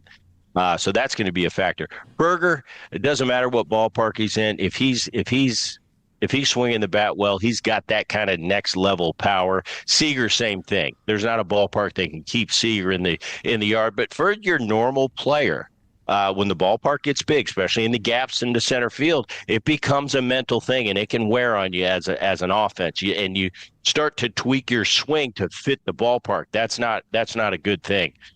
Who else are we talking about? Josh Young. He had another up and down season. Was injured here and there. Just couldn't quite get it going. You saw signs. We sent him to the minor leagues. He came back from the minor leagues. He got hot for about 10 days and then just kind of had a mediocre finish. He's a talented guy. One thing about him, and a lot of these guys, Corey Seager, for one thing, I always knew he's an MVP type talent. I didn't know how good he doesn't look like the quickest, the most fleet of foot. I'll tell you what, you put him at third base, you hit it to him, you're out. So that was impressive. Our defense was great last year. I look for Young to have a bounce back year and be better. How good? I don't know. I'm not sure on Josh. I know he's a quality big league player, but if we're going to put label him as a future all-star on an annual basis. I don't know if that's fair at this point. You got Nimmo coming over, Garcia leaving. Nimmo's a really good player in New York. Once again, I'm going to see how that ballpark's playing to see if he likes playing here in Texas. Josh Smith's going to play second base. What an elite, talented defender wherever you put him. We kind of ran him ragged last year because of the injuries. He had to play every day, and it seemed like it was a new position. And wherever you put him, he was great. I look for him to have a good year. But the keys for me, Wyatt's going to be, like you said, a monster. Your face lit up when RJ said Wyatt. It lit up. Because he's a guy, and I said it all year when we'd work with him, you need to leave Wyatt alone. He's a tinkerer. He's a trial and error guy. He really works on his swing. He's curious. He's just a young kid that wants to know. He's trying different things all the time. And that's the bottom line. That's how you learn how to hit at this level. You're a big leaguer for a reason, and you're there. You're not there to learn how to hit. You're supposed to be the finished product. And as young players, I had to go through it. You got to learn by failing, and you tinker. And in that cage where nobody else really knows what you're doing, but you finally find that formula. I saw the second half last year, Wyatt start to come into his own a little bit, and I talked to him. I said, Wyatt, see how it's carrying better when you hit the ball the other way? That's because of X, Y, and Z. He knows that. I think he's going to be a great player. And by 27, I predicted this last year. I said by 2027, he's going to be that guy you're talking about in the MVP. I think he's going to get better than he was last year, but I think Wyatt's going to get better, and eventually going to be a perennial MVP candidate. So there's a lot of positive things I look at. But a lot of things have to go right because they're in a tough division. All the teams I watched last year, I'd come away from each series and I'd always have an impression. Certain teams stood out to me last year. The Philadelphia Phillies didn't end up coming to fruition, didn't go deep in the postseason. Who else? The Brewers, the way they played the game, they had a cohesiveness. Late in the season, we saw the Toronto Blue Jays in Toronto. Special atmosphere. That city's on fire for the Blue Jays. They had something special. A kind of camaraderie, a kind of aura about them that only special teams have. And I thought they're going to be tough in the postseason the way they're playing. They believe they're good. They believe when they take the field they're going to win. And the other team was the Seattle Mariners. And I thought out of all those teams in the American League last year when push came to shove, I thought the Seattle Mariners were the best team in the American League. And I was surprised they didn't get past the Blue Jays. I thought they were going to go to the World Series. They almost did. But that's going to be a tough division. Houston's always tough, but I think this not only are the Seattle Mariners the class of the West, I think they're the class of the American League if everything goes right for them and they can stay healthy. In this day and age, I'm starting to notice too, health is a big thing. And that's why the Dodgers have thrived in this generation because they're so deep. Yeah. The Dodgers, when they have an all-star go down, they replace them with an all-star. They have a deeper roster than everybody else, and day and age where people are on the injured list quite a bit, the deeper you are, the bigger advantage you have. So for all these teams I mentioned, with the exception of the Dodgers, health is a huge factor to keep your big boys on the field. Brett Boone here on Sean and RJ, 105.3 The Fan. What do you know about Skip? Skip, I had interactions with him throughout the year. He was a part of the front office, a special assistant last year. He'd come down, quiet, reserved, but Skip seems like a really good guy. Guys like him. He was always, a professional when he was in the room, and I got along great with him. Don't know him, never had any in-depth conversation with Skip Schumacher, but from everything I've heard, Pipe was his bench coach, I believe, in Miami. He's going to be his bench coach here. Nothing but good things. So, clean slate, moving on kind of from the Bochy era where there was a lot of success, let's be honest. But, sometimes that's good for a ball club. We'll see how it goes. Is that a silk shirt? Or are those pajamas, or is that a silk button-down? This is a silk button-down. Wow, look at that. For what? It's 7:15 out there. Hey, I go from the field now. I got to be a professional. I got to look good for you guys. A year ago, You wake me up on a Wednesday morning, I couldn't say much, By the way, I realized a year ago by doing the show, it's one thing doing the show, really not having a dog in the fight. When you're the hitting coach and you come on, I want to tell everybody else, you go do a show with you got to watch what you say a little bit. You got to protect your boys. You're going to the ballpark. You don't know who's listening. So the critique might be taken out of context or a buddy might have told him Booney was on. You should have seen what he said. So that's a tough gig. I love my guys. I think they're great. I'm pulling for them. But I could be a little more honest when I don't have a dog in the fight. There you go. Hey, this was a tremendous start. Thank you so much. We're beyond thrilled to have you back, and we can't wait for this entire season. Enjoy the start of it. Thank you, brother. You got it, guys. Thank you. How good is that? FanCam, Twitch, and YouTube, the phenomenal Brett Boone, brought to you by Grainger. For the ones who get it done, Grainger offers the professional-grade products you need delivered when and where you need them. Call, click Grainger.com, or just stop by. What? Brett just pulled the camera down and he flashed. I saw that. Aiden got him off the fan cam, but his feet are on there right now. On the Zoom, Get him off. Get him out of there. Get him out of there. Hit abort. Eject him. Get a first ejection of the baseball season. How many NFC teams have caught or passed the Cowboys after free agency? That's next in the Red Zone.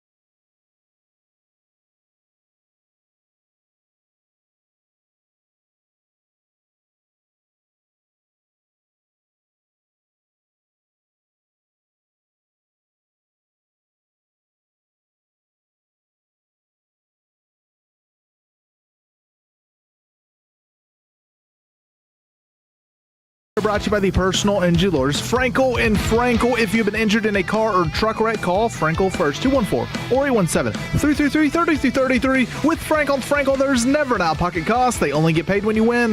Frankel and Frankel, the go-to car and truck wreck attorneys in Dallas. How many people want to eat a W tonight? You know what I like about the media? They think you can just dial 1-800 and get a quarterback. Yeah, there you go. Gonna make a prediction. All right. Well, be on the lookout for a possibility. I'm not going to predict it will happen. Okay. But if it does happen, I want all the credit. All right. I've already put it out there that Fernando Mendoza may not play like a number one pick. Okay. I'm worried about that. I'm rooting against that. This one, just keep it in mind.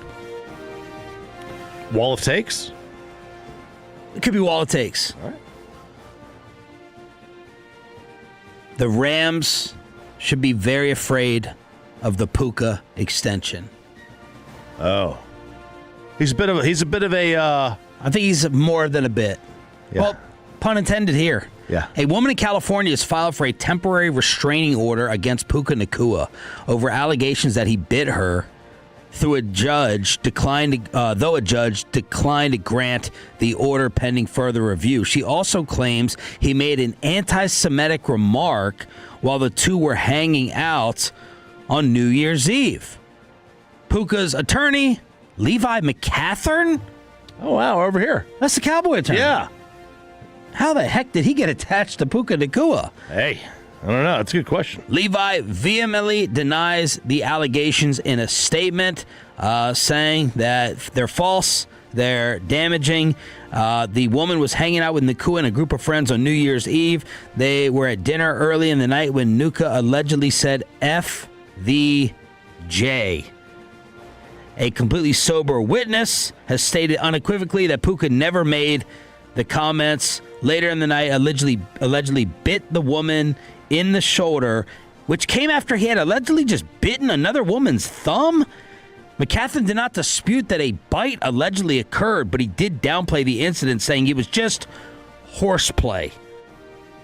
I guess there was pictures of circular teeth, marks on the skin, and he says this is a money grab. Look, whether this is true or not, this is just another Puka story. Didn't he have, what was the, we don't have to get into it, I don't want to get anyone in trouble. He did something with that little video. Aiden Ross? Yeah, was it Neon or Aiden Ross? It was both. He did like a hand sign or some celebration thing. It was, what was it called? It was... and we gave him the benefit of the doubt in that. Yeah, he didn't know what it was. Yeah, but then you got this story, biting allegation. There's just too many things. He's coming across as a lot of bit crazy.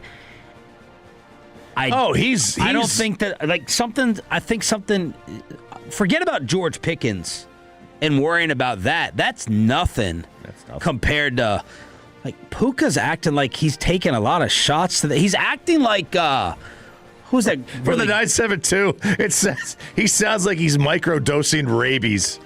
Yeah. Rabies mess with your brain, right? He's acting like Ryan Garcia. He reminds me a little bit of, he's got some Ryan Garcia to him. I don't know what it is. I'm just putting it on the wall takes. I'm not predicting that LA doesn't give him the extension. I'm predicting it could be a massive, massive backfire. Has nothing to do with him as a player because he's a freaking stud. Yeah, he is. There's a reason why NFL Twitter at the end of last season said that he is giving massive Antonio Brown vibes. Yes. That he's got like some kind of he's my favorite to be the next Antonio Brown. Puka on that AB speed run. That's just the way he has given off the perception of him over the last couple of months. It was nothing. It was radio silence until about October. Yeah. And then ever since then, it's been kind of one thing after another, up to including shooting his shot on our girl Sydney Sweeney. And every other woman. Yeah. She said she opened up the complex about what she wants in a partner. And she goes, athletic and outgoing and funny. I'm a sporty girl. Someone needs to be able to climb a mountain with me and go skydiving. Loves her family. And he just retweets it and said, I love skydiving. And there's nothing crazy or wrong about that. No. And then he's at he's with Charlotte Flair or whatever, and then he's with some other girl, and some other girl, even though he's dating this other one, and he's with this one. So he's kind of all over the map. He's playing the field.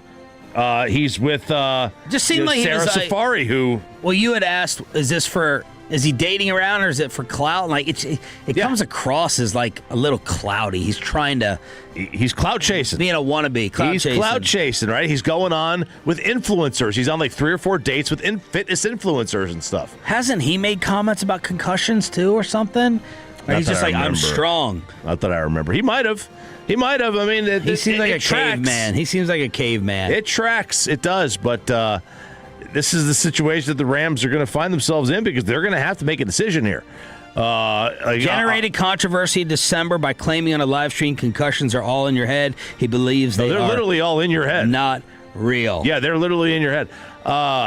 This is that where you try to deny something to talk yourself out of it. Or just he's dumb. Like I think Scadaboo's an idiot. Scadaboo could be, and I think Puka could be an idiot. Yeah. Both of them could be idiots. Dumb. They're definitely dumb. So that's my future lookout on Puka Nacua.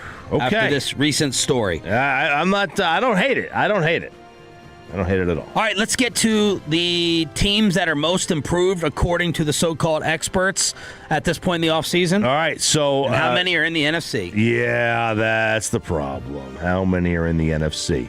So CBS did the 5 most improved teams in the NFL this offseason. 3 of them are in the NFC. Number 5 is San Francisco, who we helped by trading Osa. Their additions. Which a lot of Cowboy fans hated that. Whenever they trade with Green Bay or San Fran, some Cowboy fans get mad. Their additions, Mike Evans, Osa, Dre Greenlaw, among others. Number 4 is the Titans. I mean, they had nowhere to go but up. Yep. Number 3 is the Raiders. Again, nowhere to go but up. Number 2 is Carolina. Jalen Phillips, Rasheed Walker, Devin Lloyd, Luke Fortner. And then number 1 is the L.A. Rams. Your team. Getting McDuffie and Jalen Watson. I love this Rams team. I think I love what they've done in the offseason. And the crap thing here is that 3 of the teams are in the NFC. They were already better than the Cowboys. Carolina already beat you. All 3 of them made the playoffs. All 3 of them got better. And I don't think that the Panthers are some unstoppable world beater or anything. But they've shown a willingness that they're trying to go all in with what they have. They lost Rico with Bryce. They did lose Rico, but they're trying to go all in with what they have with Bryce before his max or whatever contract he's going to get hits. That's why they're still on a rookie deal. The last top 10, right? First teams came out and was fun to spend in free agency. Then the lesson got taught to us: don't spend big in free agency. Where are we now?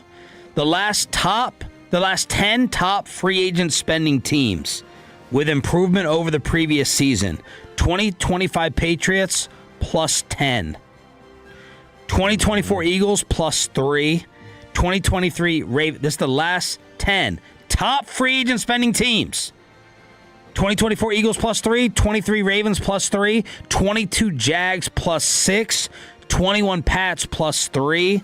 20 Miami plus 5. 2019 Jets plus 3, 2018 Bears plus 7 for the 17 Jags, 2016 Giants plus 5. So when you're the top spending free agent team, going back to 2016, you are better by at least 3 wins. Yeah, now 2 of those are really impressive. The Philadelphia one and the Baltimore one are really impressive because they already win a lot of games anyway. Right. You're winning 9-10 games and you have a plus 3, that's really impressive. When you're the Jets or the Jags or the Patriots last year, you had 3 wins. I'm not as impressed, but I mean, because the easy thing to do on these lists is to say, okay, they bought all the players, they spent all the money, and we're trained to think, free agent spending is bad, but this is plus 3. Like, you're locked into plus 3 wins at least if you spent the most. As of mid-March, the Titans and Raiders, the biggest spenders. So I got to figure out who's actually spent the absolute most. I think it's Tennessee.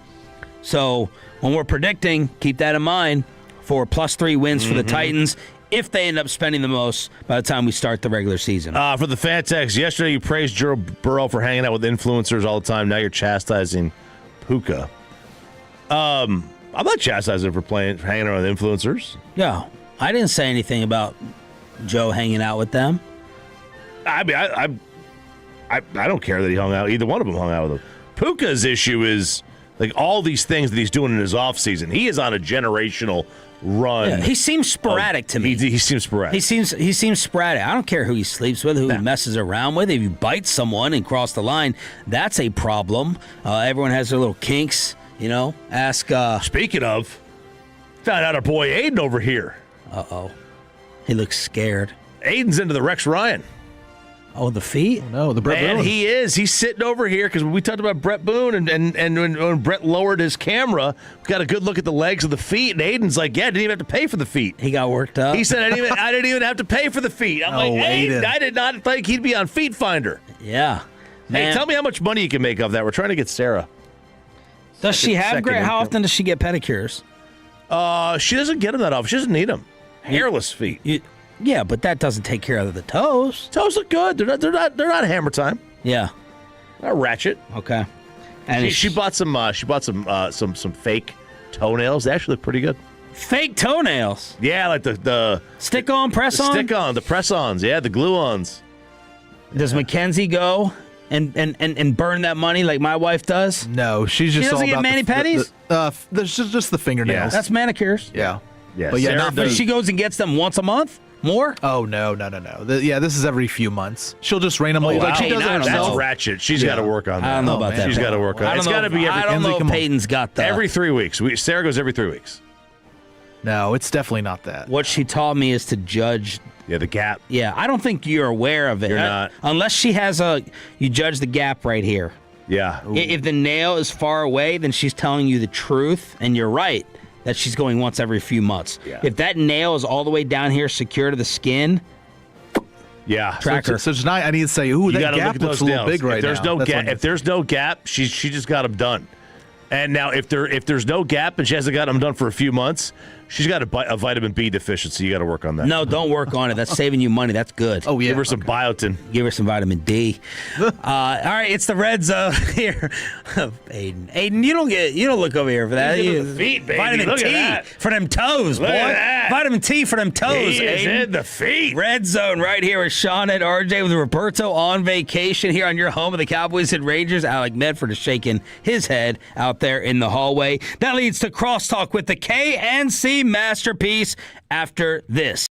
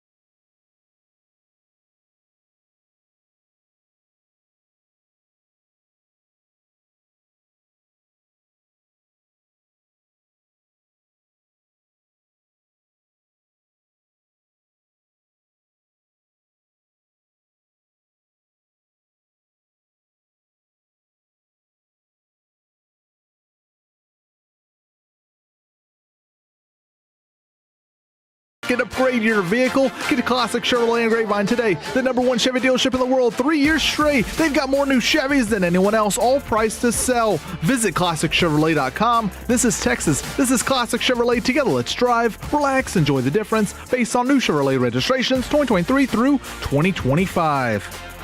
Here comes Hughes! Score! Absolutely filthy! It's 4-1. It's 4-1. All right, Choppy, set up the question for Corey. Crosstalk with K and C. That was Devils TV with the calls. The Stars lose to Jersey. Stars played the Devils last night. Yes. Jack Hughes. On Pride Night. Jack Hughes. What are you doing? What are you doing? You came in here in the commercial break. He's feisty today. He is. And I heard the beginning yesterday. You sounded a little bit put out in the first 5 minutes, and he's feisty today with his commercial break question off of too. that. You're trying to trap me. You're trying to get me. You're trying to get me, aren't But he you? can't come close to driving you as crazy as Bassick did. That's probably right. Because I know not where to take it. Yeah. Because you taking it some places here today, but they were telling us while you were out that you would legit, get hype with some phone calls to Mike, which I did not think you actually did. Yeah. So I was proud of you for that. Mm-hmm. Yeah, like when you call him and be like, do that S again, I'll cut you. Oh, my goodness. You said cut, huh?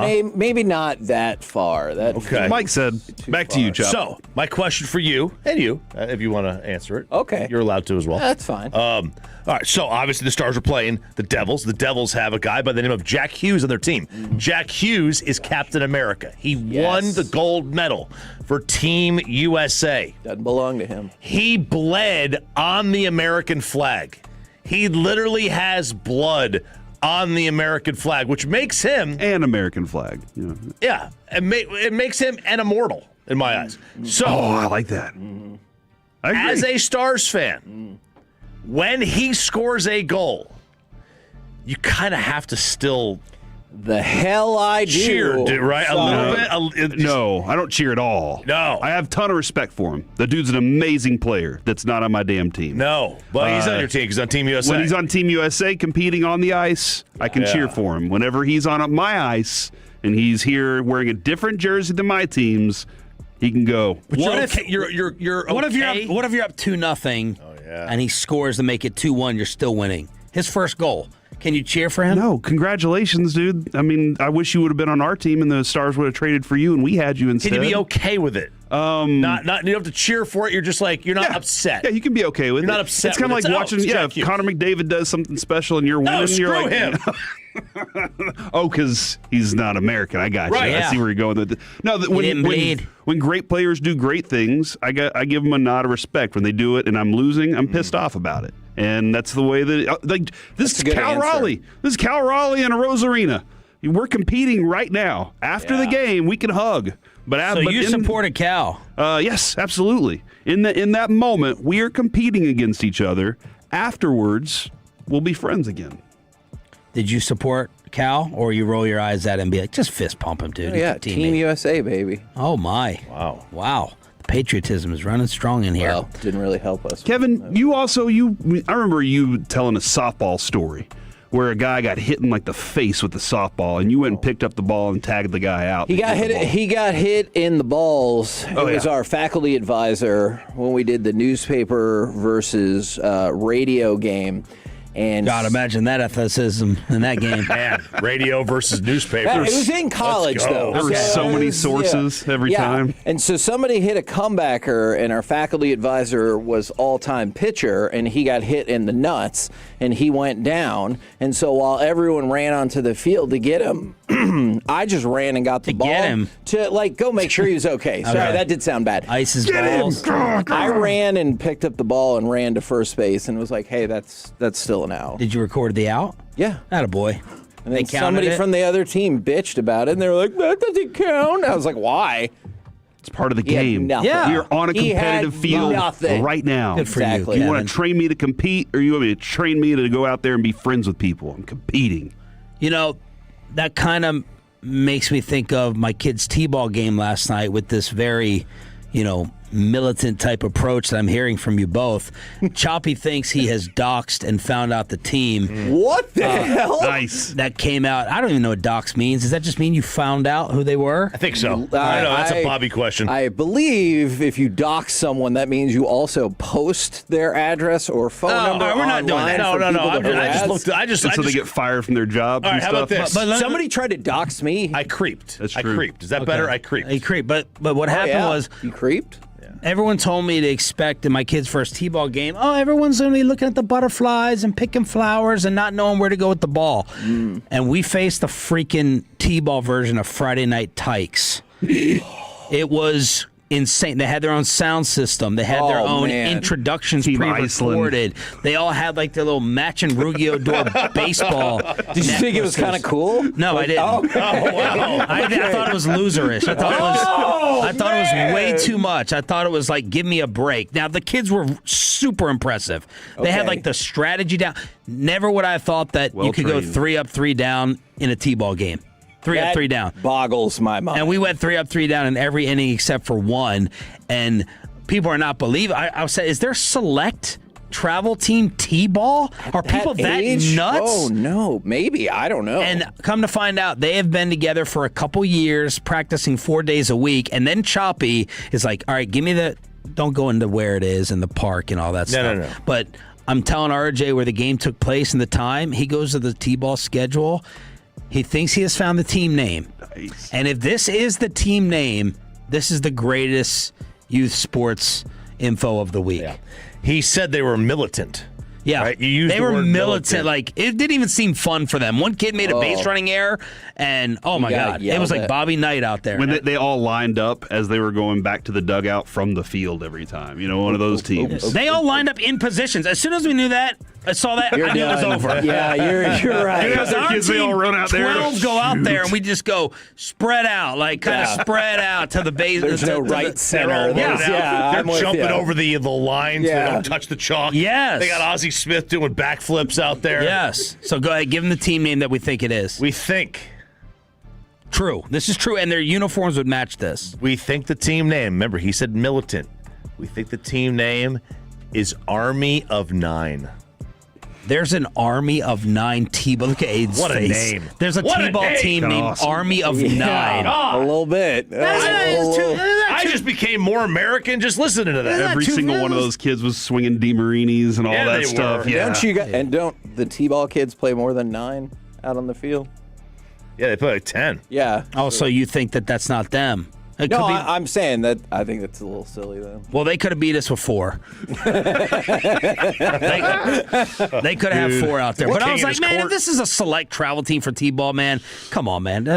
Can you tell what kind of sports parent you're going to be already? Are you going to be like not as calm as you'd hope? As I hope. Okay. Like I yelled at the umpire. I didn't yell at. I raised my voice to challenge. He hit a foul ball. It went like 3 feet, and then it came back into fair territory. And they called him out. Well, other kids, when they nubbed the ball and it went 3 inches, they put it back on the tee, let him hit. Yeah. And I was like, let him stand up there and hit. He's only going to get 1 at bat because they're scoring. They're going to get multiple at bats. So he's getting Did your team, did the opponent team just bat the 9, and your team batted every kid on the team? Ooh, I don't know. Honestly, Ava was such a nightmare. I had to go walk her. I left in the 3rd inning maybe. So she's not going to any more games. She's banned. Banned.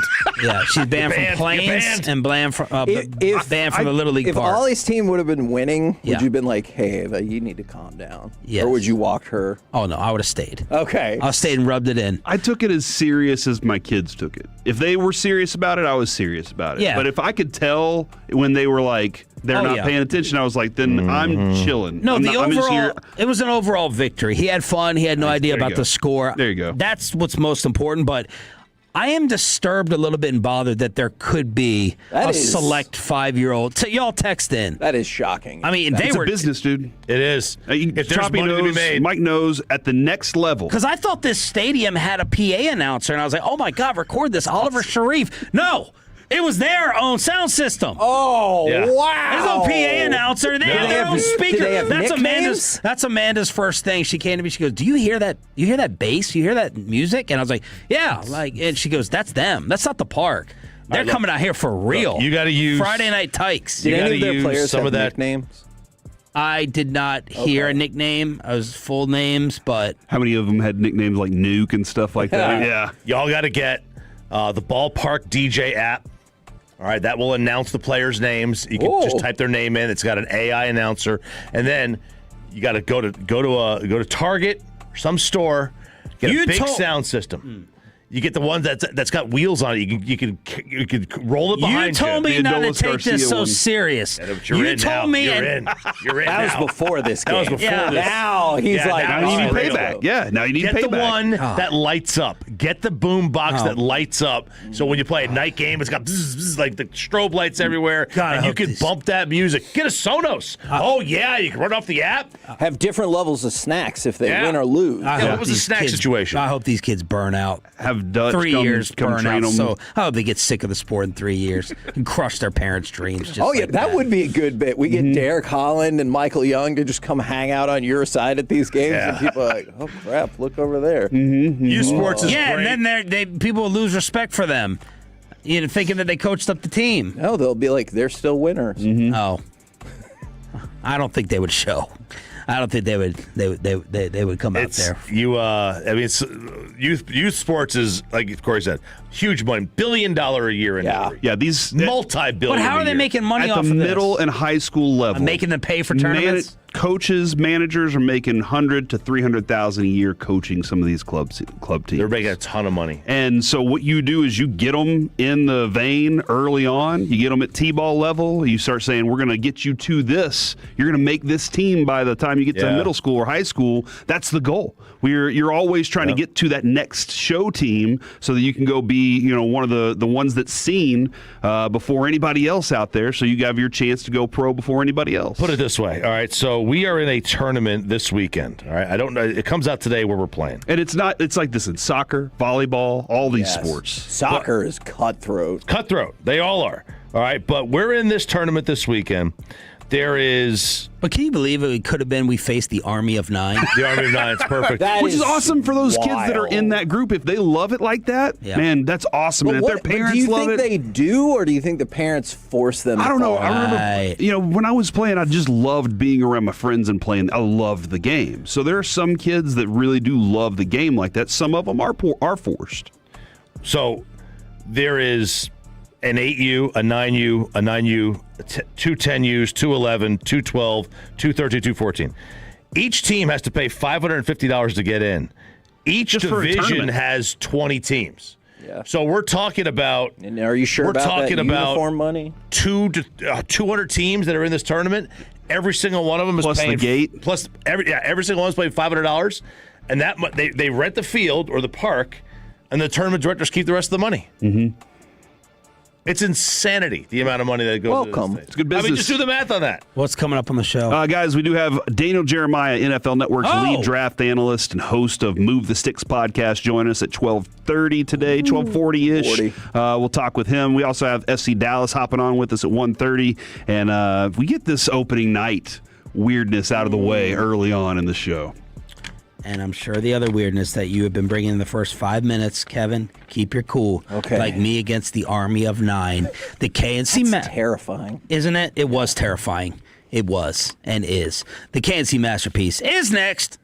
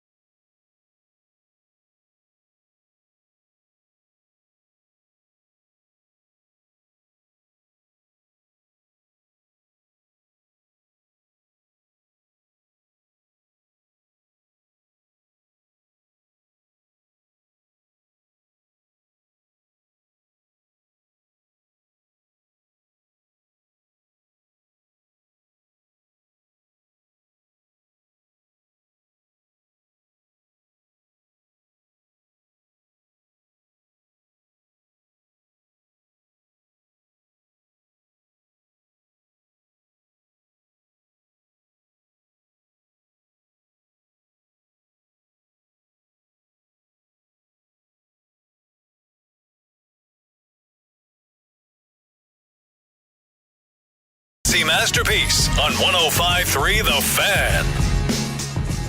Cagey Masterpiece right here. I tried. On 105.3 The Fan. All right, there's a lot of doings that transpiring this morning. And once again, and I feel like I have to say this too often, I promise we have lots of sports content too, but there's a couple of things. First of all, oh man, on my computer right now, I'm assuming from Fred and Blake is the YouTube search that says Ted porn on the computer. Why are you assuming? Like, there was literally somebody else sitting in that chair before you. Because I think Choppy would have been like, yeah, they were looking up, or he was looking up. I don't want to repeat it, but you get the idea. And so I guess they were looking for the scene in Ted 2 where it said so much porn, but then the one right next to it, they were looking up White Collar, the TV show. Love that show. Okay. Great show. Really enjoyed it a lot. And then I've run That was the first time I ever saw Alexandra Daddario. Oh, okay.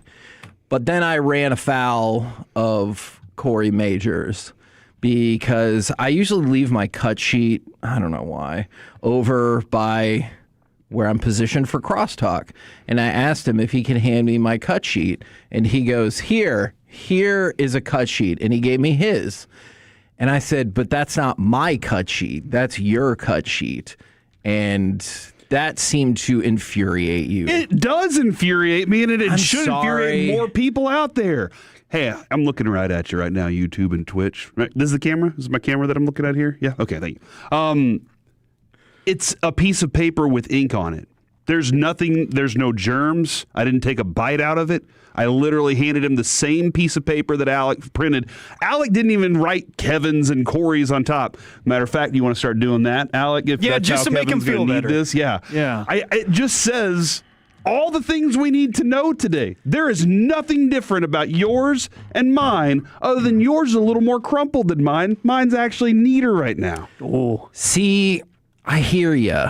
I get what you're saying, but it's not about the germs or anything else. There's something wrong with me, something inside me that's like, you need that one that was given to you. I don't know why. I'm going to break you of this. That feels unlikely. I'm going to break you of your OCD. I mean, that's my new mission now. That would be great. Is to cure Kevin's OCD. Which my wife has OCD too. Like, she's very, very much the same way. I love it. It's a quality about her that I love because I need her to be that way. And also, I recognize, I told you I wasn't going to go off on this tangent to start the show because Sean said he's tired of it. But I'm doing it right now. I need her to be that because I am not OCD in that same way she is. I have my own things that I'm OCD about. Like, there are things that I just need done a certain way. I get it. But y'all are more extreme, for sure. Y'all are far more extreme. That's a lot of people, Kevin. A lot of people would say what you did was weird, but not me. Okay, not thank me you. Because I care about you. I care about how you're doing things. So I'm going to swap this piece of paper during the show, and you're never going to know. Oh, I'll know.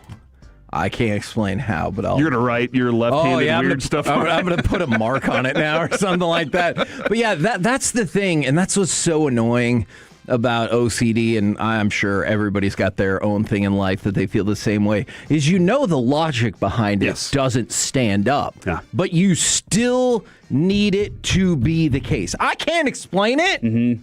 If I don't do this, I think when you explain it in the way of, if I don't do this, I think my family will die, I think people get it a little more. Right. Because we've all had that experience where we believe step on a crack. Yes. Like, we all had that moment where we're like, oh no. Yeah. And then it ruined our day, and we had to go find our mom and be like, are you okay? And she was like, yeah, I'm fine.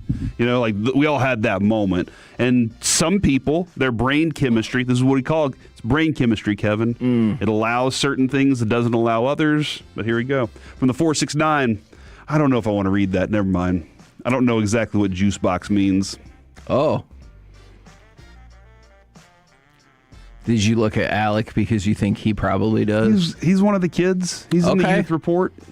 What? We haven't done that. It's like yesterday whenever G-Bag brought up jester gooning, and I was like, can we actually talk about this right now? Yeah, because I was like, I have no. That's why I didn't say the I word. only know half of this. That's why I didn't say the word, and I was like, there's this word that came up because I didn't actually know if it was acceptable for the radio or not. From the 321, my girlfriend left me because she couldn't handle my OCD. I told her to close the door 5 times on her way out.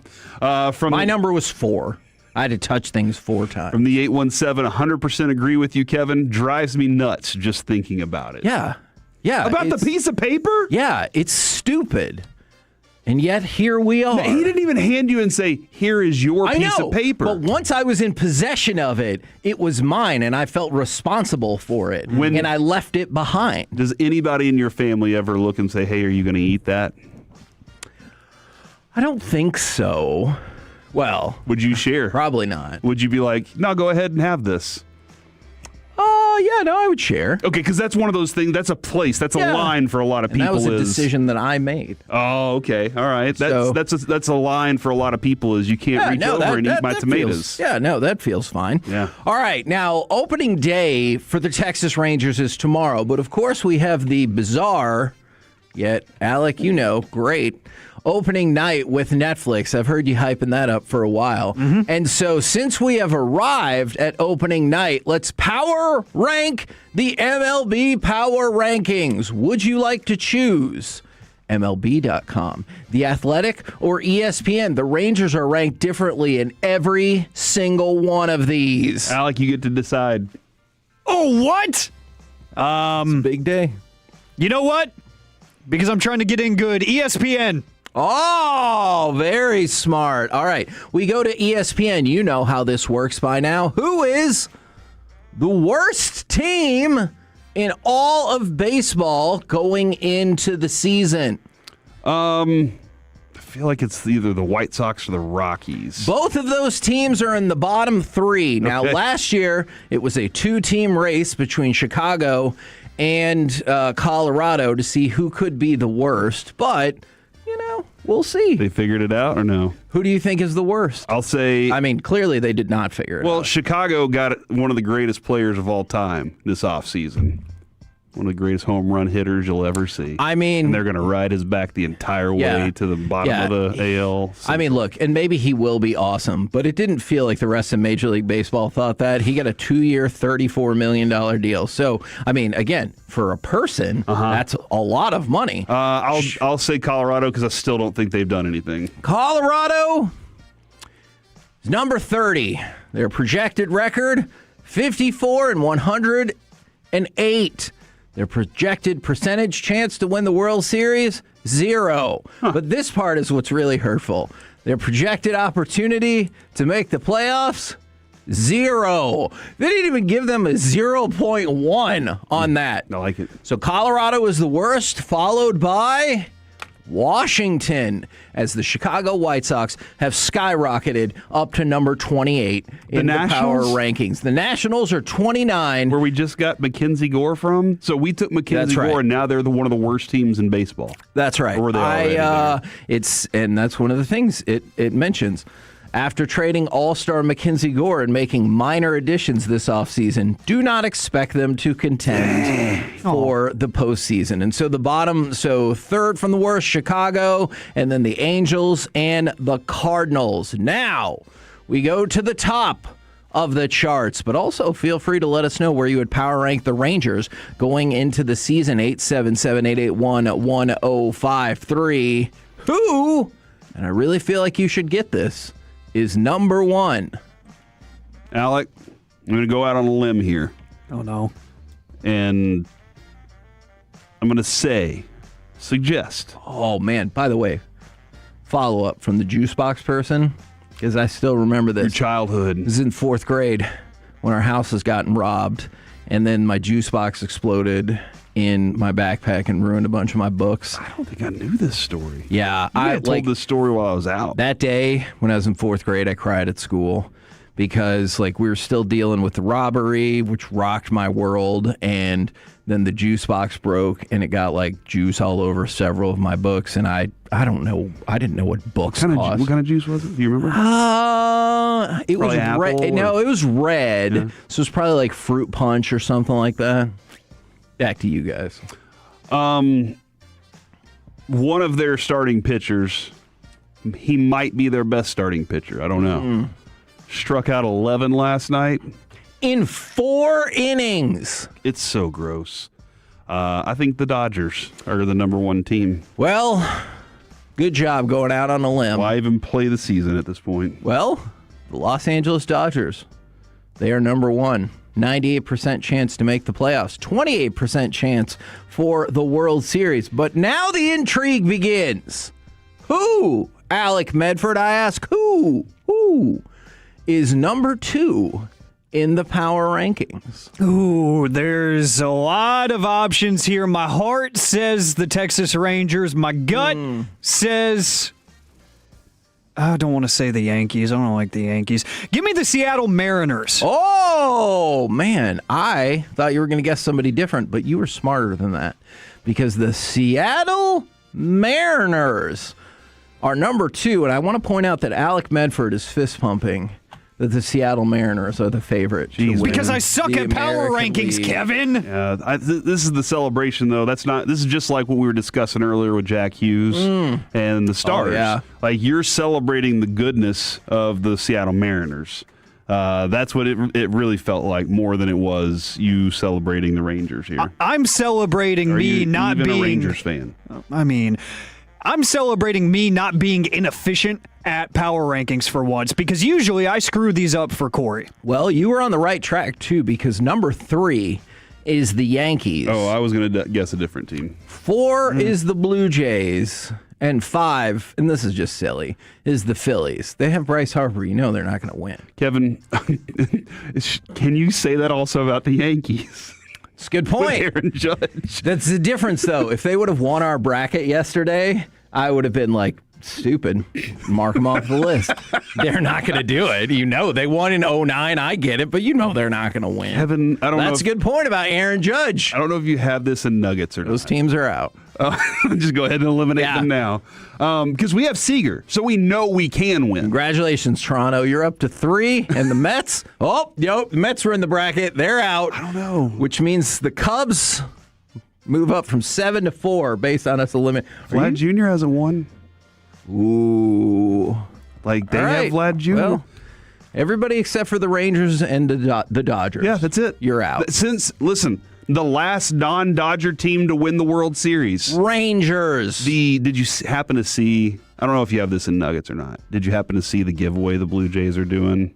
No. With Vlad Jr.? There's a picture of an Expos jersey on the field. Vlad Sr. is out there, and then kid Vlad Jr., like 6-year-old, is standing there holding up an Expos helmet, wearing a full uniform. They're doing a bobblehead of that. That's and cool. It's really awesome, but the helmet definitely won't fit that bobblehead. I don't understand why they didn't make the helmet bigger. Yeah, but that's still really cool giveaway. That still sounds kind of awesome. From the 307, the Rangers are number 1 because they're still undefeated and are going to go 162-0. I'm going to have to deal with that a lot tomorrow. I can already tell. Yep. From the 214, I would rank the Rangers at number 7. From the another 940, I don't care what all these fancy writers say. The Rangers are the best in the land, Kevin. So they didn't get ranked at number 1 in the power rankings. Where would you put them in the power rankings? I feel like this is a very fair thing when you're basing it on reality. Middle of the pack. So you know what's funny about that? That gives me a range of 3. I'm going to give myself a range of 3, so 18 to 12. Okay, that went into a bigger range than I anticipated, but they're the most in the middle team in all of baseball. Check this out. I know we didn't pick these other ones, but MLB.com has them 16. Okay. The Athletic has them 15. and ESPN has them 14. All right, so my range is pretty good. They are the most in the middle team you could possibly be going into the season. And I do have a note that you might not love about that. All right, I'll give you a bad note and a good note. Okay, can I give you a good note? Sure. They can change that very easily. I agree. They also can not change. Okay, well, here's one way they won't change. Jock Peterson. Jock Peterson ended the spring with a solo home run. Exit velocity, 108.3 miles per hour. Seems like a good thing, right? That was his only extra base hit of the spring. Mm-hmm. And it was in the last part of the spring. But don't forget, last spring he was on fire. Ooh, so it's an opposite kind of deal. I like that. But on the positive side, the Rangers, they walked 3 times in the first inning yesterday. They have walked 158 times this spring, more than any other team in baseball, and more than 5 walks per game. One of the things that we've complained a lot about when it comes to this offense is just not taking pitches or plate discipline. It is spring training. You have to caution all of that when you say this, but plate discipline looked really good in the spring. You practice what you intend to do. Right. And that's what the Rangers did, was they practiced in spring training, seeing as many pitches as they could for a variety of reasons. This goes back to the catchers doing their drill where they're trying to figure out the strike zone. Rangers needed to do the same thing. They needed to learn what the ABS strike zone is going to look like. Yes. So see as many pitches as you can, guys, while you're up there. But at the same time, what have we discussed over and over and over when it comes to the nitro zone? If you want Alec to show you something powerful, if you want that, he wants to show you something powerful. Right. Right? With his nitro zone. But he's intending to keep that nitro zone tight. Right? And I would argue pretty feverishly their plate discipline is way more of a positive than Jock sparing it up as a negative in spring training. Jock has you have the potential replacement already. Yep. Ooh. You have a plan in action. Hopefully that plan performs. With a KNC masterpiece right here on 105.3 The Fan. Coming up next, we'll puck around and find out. We'll talk down.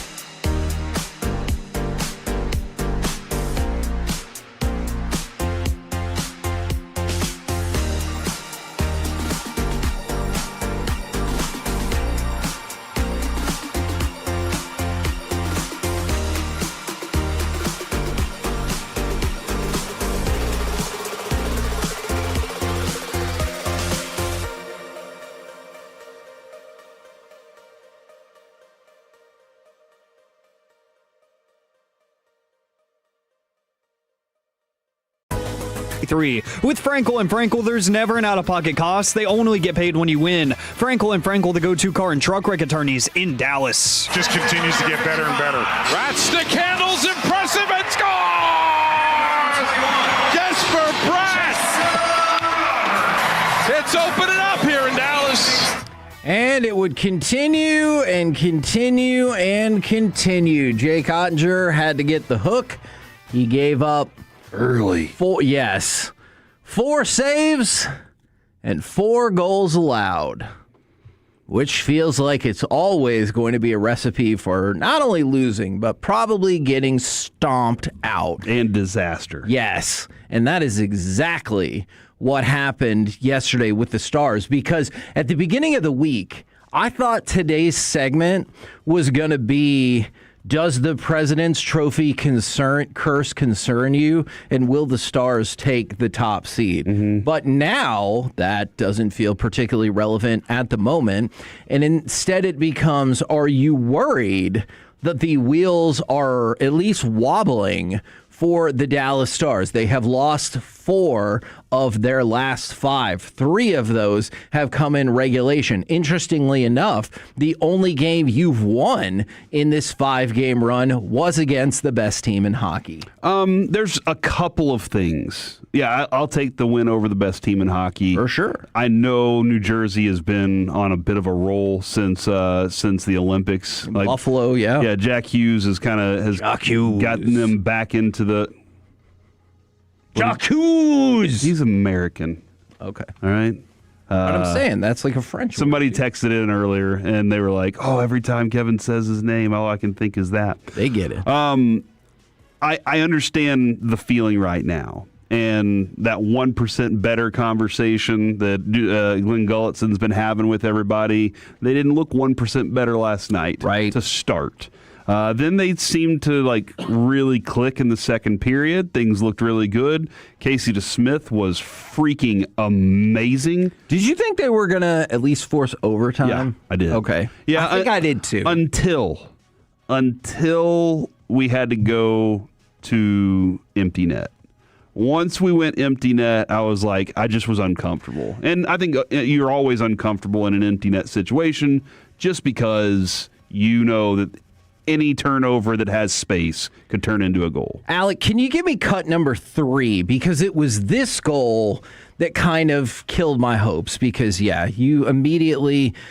No, well, I guess it wasn't technically immediately, but it felt immediate. The Devils pace out to a 4-1 lead. The second period was really fun. You get it back to 4-3, and I'm thinking, all right, we might be able to do this. But it was this goal that I was like, we're done. Here comes Timo Meier to Heischer. Sliding save by DeSmith. That is Gets unreal. it back. Blast goes wide by Mercer. Heischer. Meier. Score! Boom. So what do you hear right there? You hear a lot of good saves and stops from DeSmith, but you sure do hear a lot of consistent pressure from New Jersey right there. And at that point, even though there was still 13-ish minutes left in the third period, I thought we were done at that point because you fought so hard throughout the second period to pull it back within 1.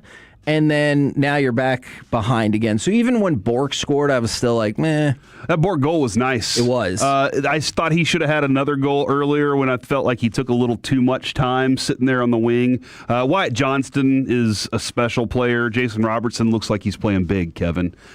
Seeing him stand in front of the net a couple times last night, I was like, oh, this is nice. This is something. He was playing big last night. Yeah. And he looks, when he plays like that, he looks bigger. I go back to Jamie Benn a lot of times, where when Jamie Benn would go into Jamie Benn mode, he just looked bigger than everybody on the ice. And Robertson last night had moments like that. I thought he was going to win the game for everybody. I really did. But I'm with this person. This is a volatile team. And I say that because you've had a stretch of losing streak followed by a stretch of winning streak followed now by a stretch of losing.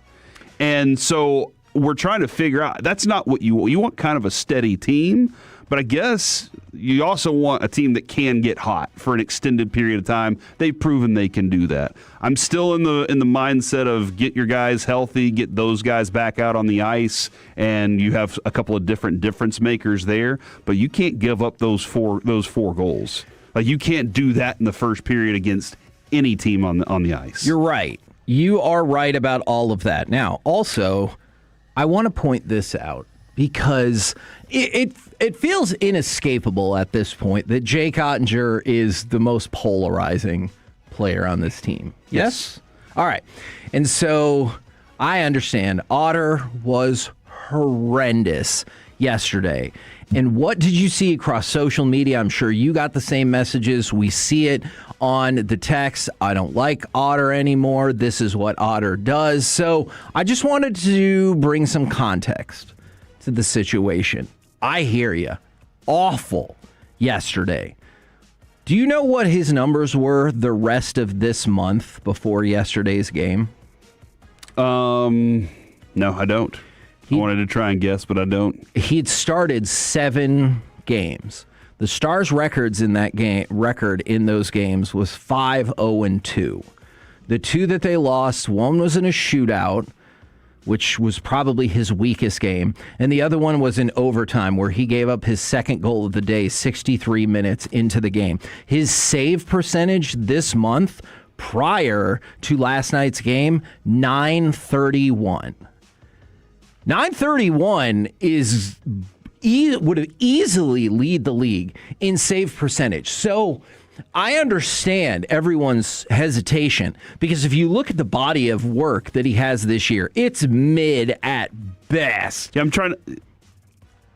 When was the last time he had a shutout?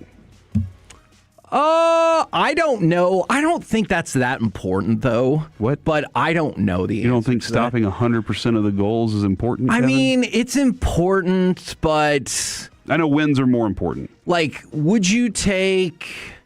it was December 3rd is the day. Okay. Like that was the last shutout. And he's had more given up 3 goals than he has given up only 1. And see, I just don't think that part about the shutout is that important. I love it. Because, I mean, sure. But the 2 people who have the most shutouts in the NHL this season, they are way down in the goals against average. They're 10th and 15th. So shutouts doesn't necessarily, over the span of a long run, equal success. I mean, in that one game, it definitely does. Love to feel like the dude in a playoff game can do it. Sure. That, I mean, as a one-off, absolutely. But my point is, this month, Jake Ottinger had been really, really good up until last night, but I think that's the hook with him, and I think that's how a lot of Stars fans feel, is you don't really pile... It's the same thing if you're like a Cowboys quarterback over the years. You don't really pile up the positive numbers with people, especially in regular season games. But when you mess up, I'm there for it. All right. Right? Start the season. Let's look at this real quick. Start the season. He gives up 4. They won 5-4. He gives up 4. They won 5-4. Gives up 2. They won 5-2. Gives up 2. They lost. Gives up 4. They lost. And so we're excited about the 5-4 wins. Sure. But as soon as it's the you lost 5-1, that's when people are like, this is what's... But again, he had given up 4 goals in 3 games in the first 5-6 games to start the year. I think that's 1,000,000% fair, and I think that's reflected in his season numbers, which I said are mid.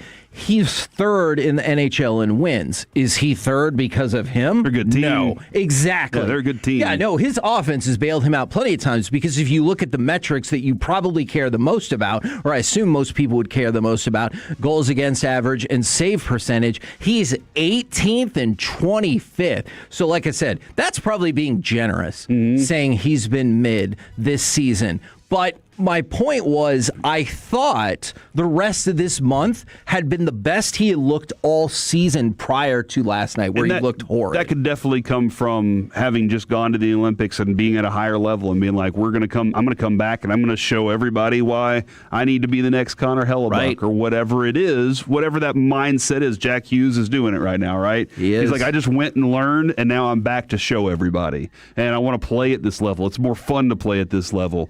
And so maybe that is where, and maybe that 1 degree better.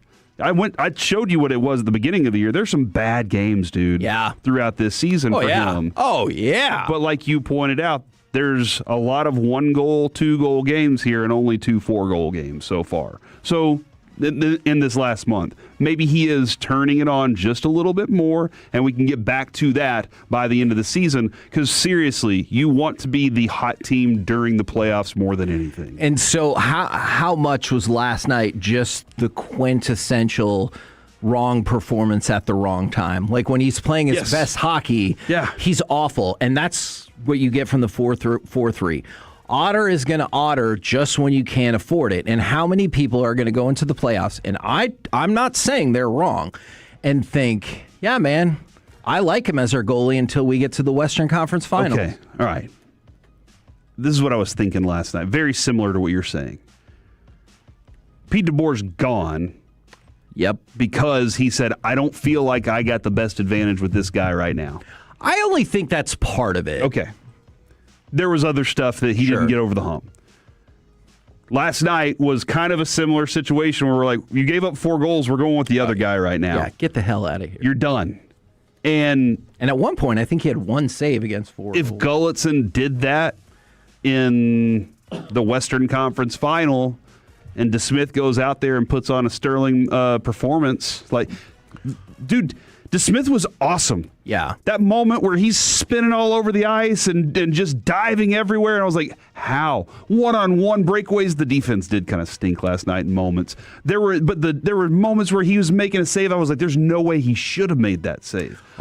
Nobody's going to question it right now, especially if DeSmith plays the way that he did last night. I'm with you 100%, and I won't question it either. I absolutely think you ride the hot hand with goalie in the playoffs. Your mindset is Otter is my guy. Yeah, until he's not. And if I got to go to the other guy, I got confidence that he can do it too. And especially if he shows it, then it's a game-by-game basis. And if Casey DeSmith shows you that he gives you the better chance to win on each particular night, then hell yeah, you're going to start him. By the way, one more hockey note, and this just puts into astonishing perspective how good Wayne Gretzky and Mario Lemieux were. Did you see that Connor McDavid recorded his 1,200th point in his 784th game? That's the 3rd fastest in NHL history. 784 games.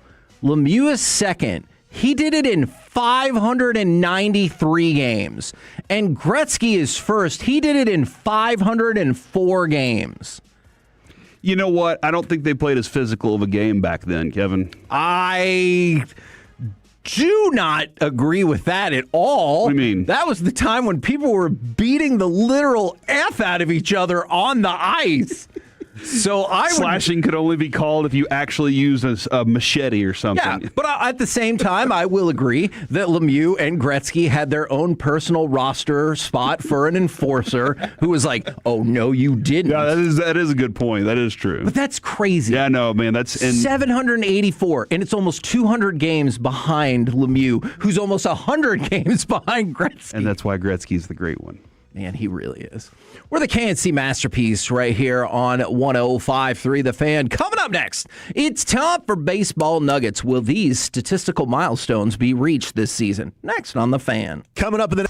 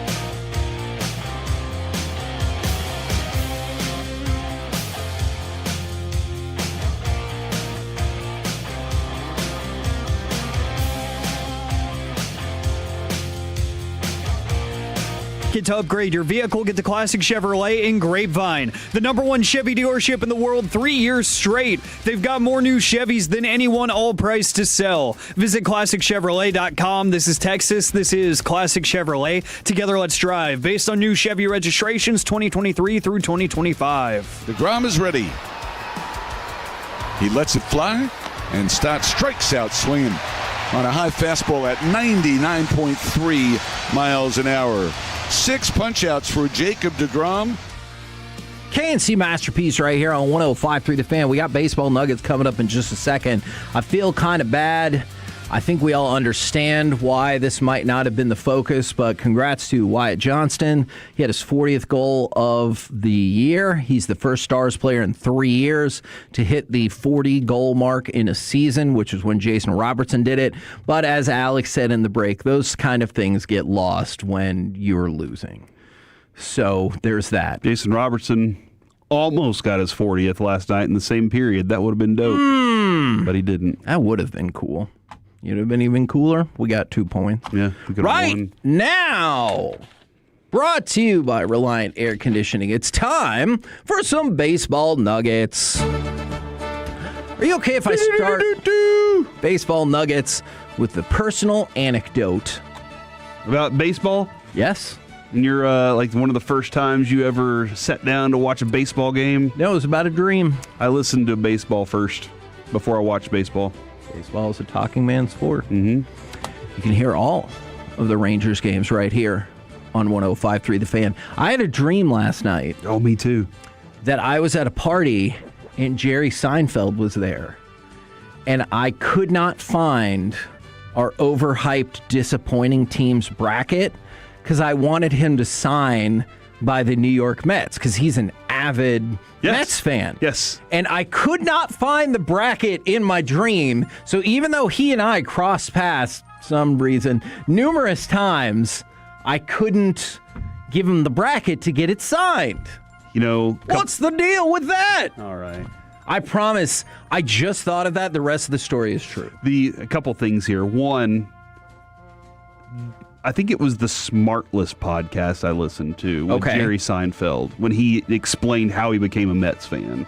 And that's why I always compare it to, he sat down and watched them on the field and everything. He was like, these are my people. Like, this is the zany baseball that I like. I'm not a Yankees person. I'm this. 2, I also had a dream last night, Kevin, where I couldn't find something. And this is weird. I don't know if y'all have ever done this before. We were in San Francisco. And I went, oh, crap, I lost my earbuds. And Mike called me yesterday. He lost his earphones. And I was like, oh, no, I lost my earbuds. I must have left them in the Uber. And then I went, or they're in the hotel. I went back to the hotel. But at some point, Kevin, I stepped into my dream and told myself, don't worry, they're in your truck. Everything's fine. Oh! Like, I don't know if I woke up and told myself, but I was like, no, everything's good. They're in your truck. By the way, can you tell everybody, if you feel comfortable with it, what Mike said to you when he was looking for his earbuds?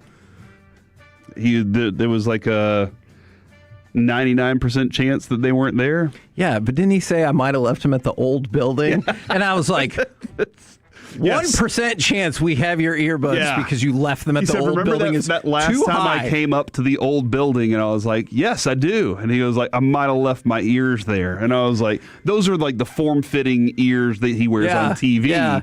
And he was like, I might have left them there. And I was like, oh, buddy. I stand firm that 1% was too high for that Nobody grabbed those on the way out. Yeah, absolutely. All right. So some cool milestones that I want you guys to be on the lookout for this season. Let's start with Aaron Judge. Aaron Judge has 368 career home runs. He reached 300 home runs in 955 games, the fewest in MLB history.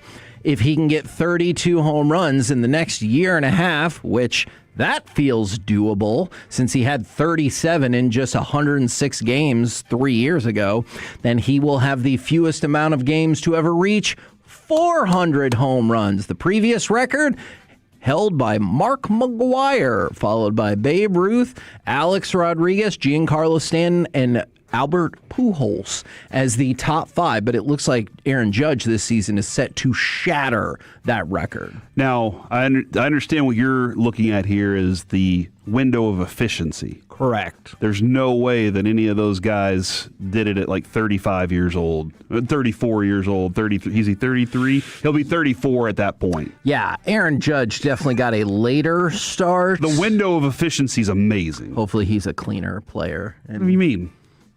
I mean, what did those guys ever do that they were convicted of? 2 of the top 3 were definitely. They sat before Congress, Kevin. Did A-Rod? I don't remember. Okay. We know he cheated. He's very open about that. And remember, Rafael Palmeiro pointed. Yeah, and then we found out that was wrong. It's Congress pointing finger. Yeah, and we found out it was wrong. What do you choose to believe, though? I choose to believe that he was lying. And we've had him on the show, and I think he's wonderful talking to. But that feels like that was a lie. Did you enjoy that baseball? Yeah, there you go. Thanks, Jerry. All right. Did you enjoy those wins? Let's go to Max Scherzer and Justin Verlander. Max Scherzer is currently 11th all-time in strikeouts with 3,489. That puts him 26 away from Walter Johnson. So it looks like he is in position to move into the top 10. Justin Verlander is already number 8 with 3,553 strikeouts. If he can get 150 more, he will surpass Burt Blyleven and move into the top 5 all time. And if he moves into top 5, then he'll only be 2,000 behind Nolan Ryan. That's a real number, by the way. He could be 5th all time and be 2,000 behind Nolan Ryan. That's the most unbreakable record. You said Scherzer needs 150 more? Correct. Verlander. Oh, Verlander. Scherzer only needs like 35 to move into the top 10. Oh, actually, that's really good for him. Yeah. Because in the last 3 years, 121. That's good numbers. Yeah. 2 years ago, 40. Ooh. Last year, 82. So still good numbers. Yeah. For a dude that's not really pitching a whole, like as much as he used to. So he can move into the top 10. And that dude was pitching 30 games a year at one stretch, and now he's lucky if he gets 17. Yes. But he still gets paid. Good for him. Now, Jacob deGrom. He has 1,851 career strikeouts in 1,539 innings. How many is that behind Nolan? 4,000. Okay. And you're like, that's not true. You're right, but not by that much. It's like 3,800 and something. Dang. 63? Anyways, I think. You have to finish the math. I do. That's another thing. We were talking about the OCD. I have to know the answer. And I just show do. your work. Yes. Well, I always got in trouble for that because I was like, I did it in my head. And the teacher was like, no, you didn't. And I was like, I did. So among pitchers who have at least 50% of their appearances as starts, Jacob deGrom has an opportunity to be the fastest pitcher ever to 2,000 strikeouts. Currently, it's Chris Sale who got there just an inning faster than Yu Darvish. And I want you to know that on the MLB.com website, there is an error because it says Yu Darvish got there in 1,697 and a half innings. As we all know, no such thing for individual pitching stat lines as a half inning. MLB, though, says it. Man, it was interesting. I really wish I wouldn't have brought that up now because Corey will tell me about the half inning all of the time, and I'm like, stop it. Mm-hmm. All right, Pete Crow Armstrong. We told you yesterday. deGrom, though, still, like you said, like with Judge, efficient. Yes. In the time that he's out there, it's just that he's just not out there a lot. And that his is a little different. It feels like Aaron Judge got a later start to make a run at that record, whereas deGrom, injuries. All right. Start and go. Pete Crow Armstrong, he got paid a whole lot of money yesterday. He agreed on a 6-year, $115 million contract extension that starts in 2027 and buys out 2 years of his free agency. It also has escalator clauses that could bring it up to $133 million. What's interesting about this is he is one of the younger, highest paid players that do not have a club option on his contract. Usually when you see these, it's like, hey, you got another club option or two, so if you're still good, we can keep you. This one does not, which means Pete Crow Armstrong would be a free agent again at the age of 30 going into his 31 season. Yeah, that's as a player, isn't that what you want? Yes. You want as many of those options. Yes. Like we're talking about with the NFL right now. Maybe the 5-year deal isn't what you want, especially with the way the number keeps going up. Oh my gosh, I so agree with Maybe you do want a 2-year deal and be like, I'll take the next amount of money that they're offering me as soon as I possibly can, and that's good for Pete Crow Armstrong. Yeah, I mean, I'm sure it'd be great if you got $300 or $400 million, but knowing you have $100+ million and you can be a free agent again before you turn 31, that's a pretty sweet deal. I know you say escalator clause because it goes up if things, but it's also kind of you're a little cautious about getting on it. Because what happens if I don't go up? What if I get stuck? I learned on the trip to Florida that Noah, especially with his cast on, did not care for the escalator. Really? Yeah, because Avery was like that too. He was very concerned. Interesting. I don't understand why. Yeah, it's because of mall rats. You're afraid you're going to get sucked in there. No one's not seen mall rats. Okay, fine. Then it's just logic. You're afraid that your shoelace is going to be loose. It's going to get sucked over there, and then your skin is going to pop out of the escalator, and the rest of your body has been sucked into wherever that goes. Where does it go? I don't know. Underneath the escalator. Nobody knows. Because the only way you knew is if that happened to you, and then you're dead. What age do you show mall rats to Noah? I feel like we got a ways to go. Okay. I remember I showed Idiocracy to Brandon too early because I didn't realize at the very beginning they're like, F yeah! And I go, oh no, this is too early. Go back on this. You can't take it back at that point. I couldn't. We're the KNC Masterpiece right here on 105.3 The Fan. Coming up next, just a day from the start of their season. Here's your chance to project some key Rangers statistics next.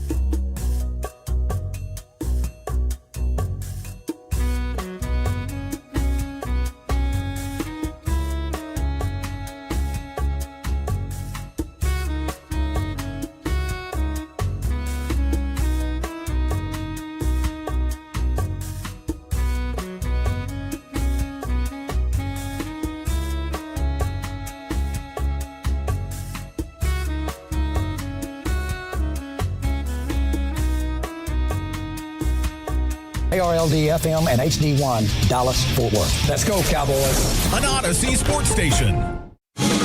Driven by our D&M Leasing Studios, it's the KNC Masterpiece on 105.3 The Fan. KNC Masterpiece right here on 105.3 The Fan. Opening night tonight. The Texas Rangers home opener is tomorrow. So now is your opportunity to project some key statistics for key Texas Rangers players. Who would you like to start with? Let's start with Brandon Nimmo. Oh, Brandon Nimmo. He's your leadoff hitter. Total number of runs scored by Brandon Nimmo this season. That feels like one of the key criterias to determine your leadoff hitter and how successful they have been. Now, it's been on the downslope the last 4 years. Go back to 2022, had 102. Next year, 89. Next year, 88. This last year, 81. So it's been in decline the last 4 seasons since he had like one of his huge breakout years. Maybe that was 21 too. How many runs scored for Brandon Nimmo? Do you know what the all-time most runs scored in a single season is? I don't. I meant the season opener. Relax, people. I do not. 198 in 1894 by Billy Hamilton. I'll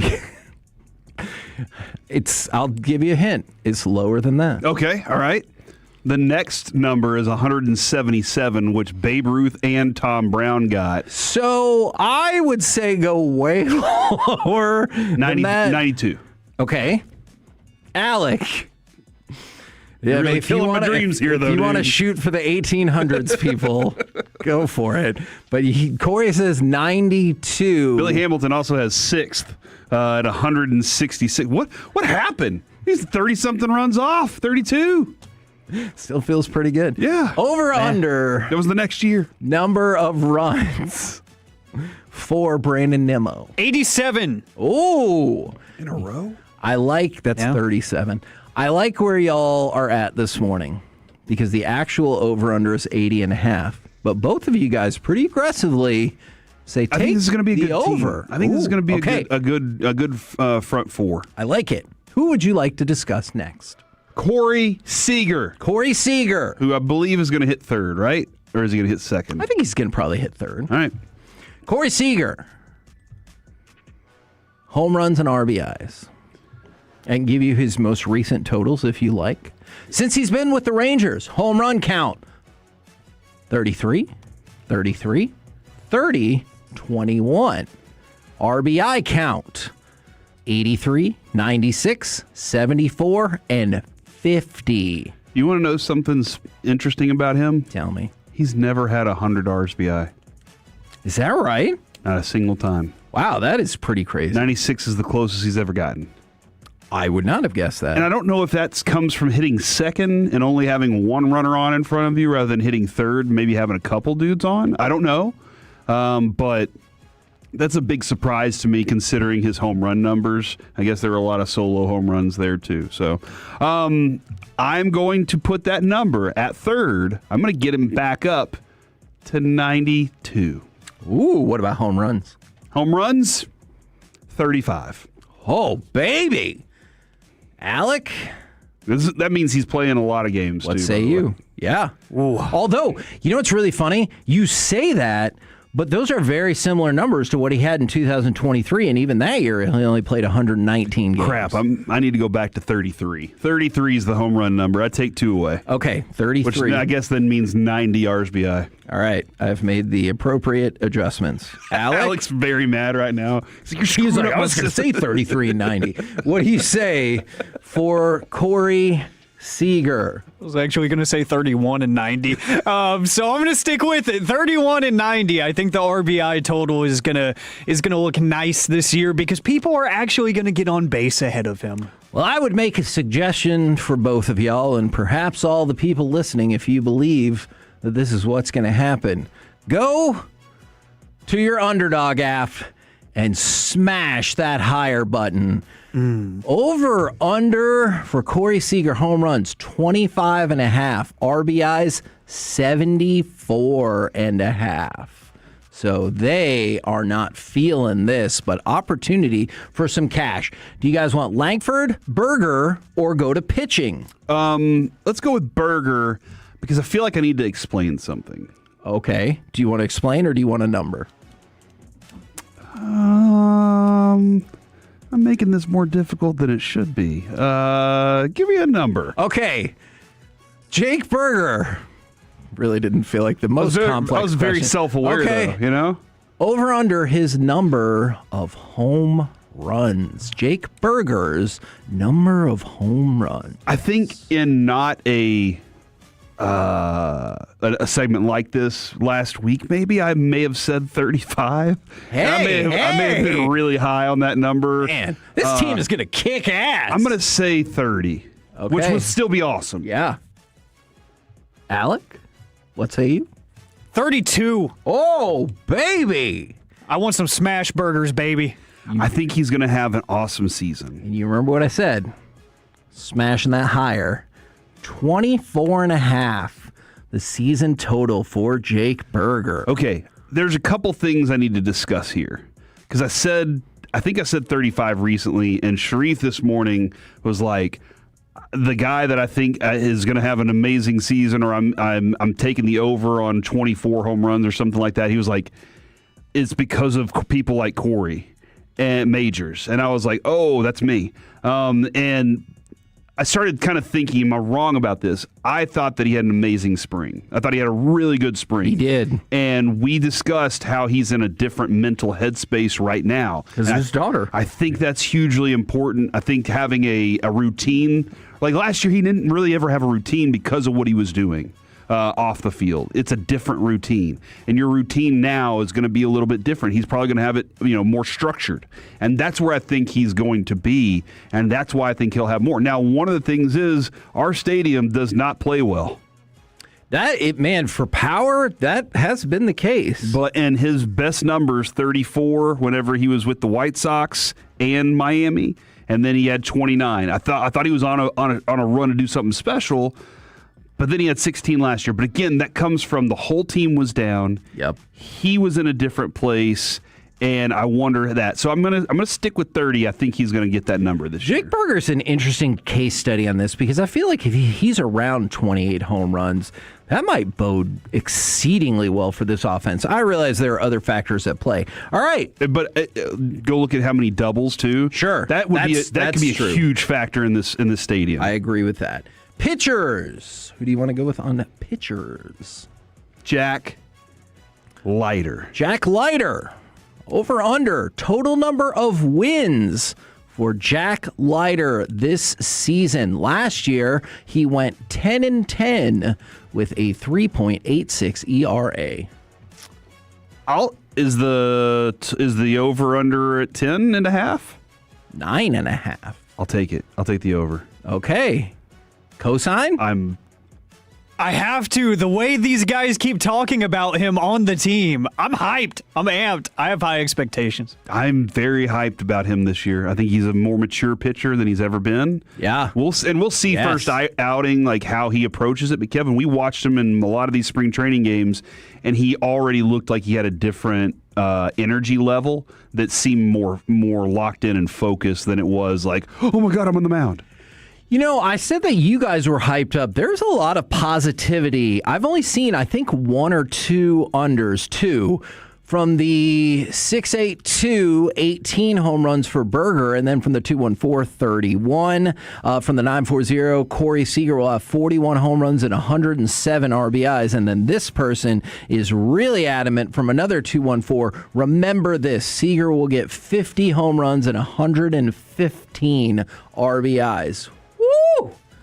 And then from the 9.40, starters 1 through 4 will all have 11 plus wins. Well, I will refer to what I've said several times about smashing that higher. All right. You want Evo, DeGrom, or Gore? Mark Canha is staying with the Rangers, Kevin. Okay. Is that the final spot then? Yeah. According to our friend Kennedy Landry. No, I'm sorry. He is staying with the Rangers organization after not making the opening day roster, I believe, minor league contract. Oh, okay. So just wanted to go ahead and put that. He's not going somewhere else. He's like, I'll try and make my way with this team if they need me. And I always think that makes a lot of sense. I know with the pitchers, they were giving options, obviously, to like Quantrill and stuff like that. But Quantrill, Gomer, Spores, and Wade all optioned to AAA Round Rock. Okay. Or assigned to AAA. Okay, that's interesting that they're going to stay there then. And it makes sense because it feels like the Rangers are essentially saying, if you throw the last player that you just mentioned in there, that you're the next 5 up. Yep, pretty right? much, yeah. Like, I can't guarantee that, but it does kind of feel like that. Yeah, for sure. Interesting. I'm sorry if I forgot, if I missed the window of what you were taking. No. That's interesting. That's really interesting. Yeah, go ahead. All right. You want Gore, Evo, or DeGrom? Gore. Over under total number of wins. He created Gore. He that is a different weather. Gore, and that is not true either. All right. Over under wins? Yep. I think the dude can get 12 wins. Okay. Pretty easily as the third pitcher in this thing. Like, if he was the one, you'd be like, okay, this might be a little tougher. But he's the third. And if he can be an all-star kind of pitcher again, whew, I'll take 12 easy. You know what's really crazy about that? And this just shows like how at times I can see why people think pitching wins are meaningless, but pitchers do not seem to think that. He had 10 wins in 2024, and then last year he had 5. But he had a significantly better WAR, despite the fact that he had a worse ERA. It's kind of a confusing... On a terrible team. Yeah, they had a very bad team. All right, Alec, over under 10 pitching wins for Mackenzie Gore. I was thinking 10. I will go over in this case because I like Corey's line of thinking that he's the third guy in the rotation. Maybe you can catch maybe a getaway game situation where a team's like, we're not very good anyways. We're just going to go out here and swing at strikes. Why not? So, yeah, and I think he's still got incredible stuff. If he just stays healthy this season, I'm expecting good things. All right. For Jacob deGrom, over under his ERA this season. So in his 3 years with the Rangers, although obviously the first 2 he had a combined 9 starts. He had an ERA of 2.67 and 1.69. This last year, when he pitched the full season, ERA of 2.97. Over under the ERA this season for Jacob deGrom. Stays below 3. Okay. I'm going to give him a 2. I'm going to say over 2.6. I'm going to say it's going to be under 2.6. Under 2.6? Yeah. Holy moly. Yeah. Man, you do think this team is going to be good. I like it. Alec?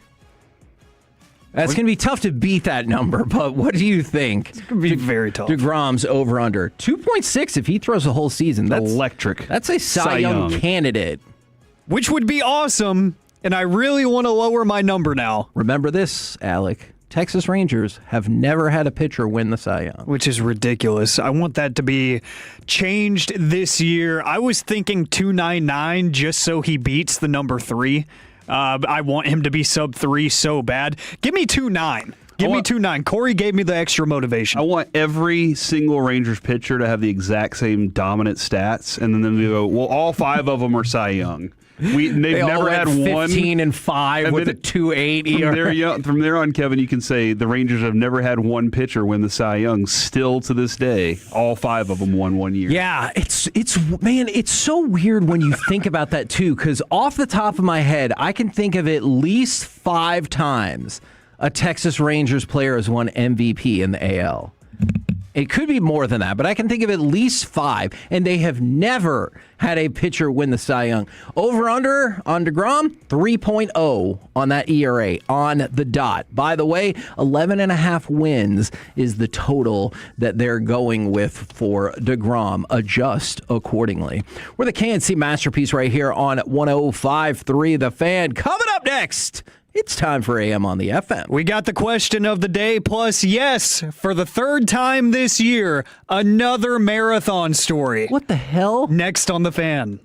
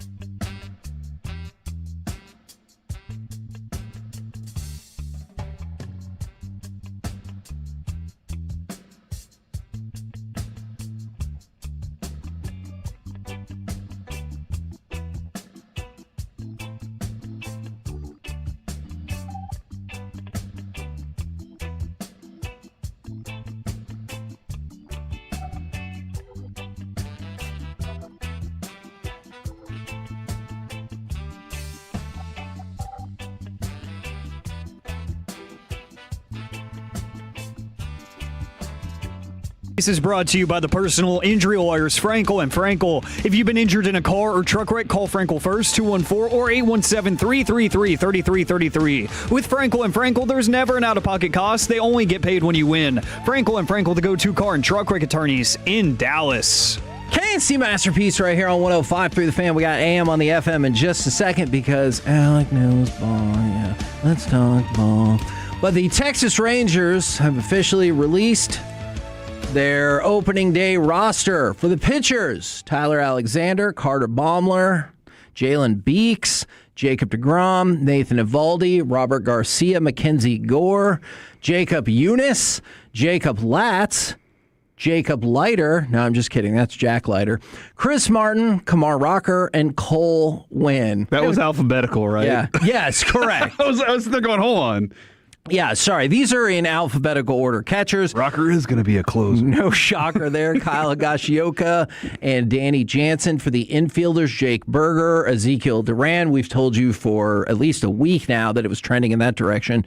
Josh Young, Jock Peterson, Corey Seager, and Josh Smith. For the outfielders, Evan Carter, Sam Haggerty. That's another one that feels like that's been locked in for a minute.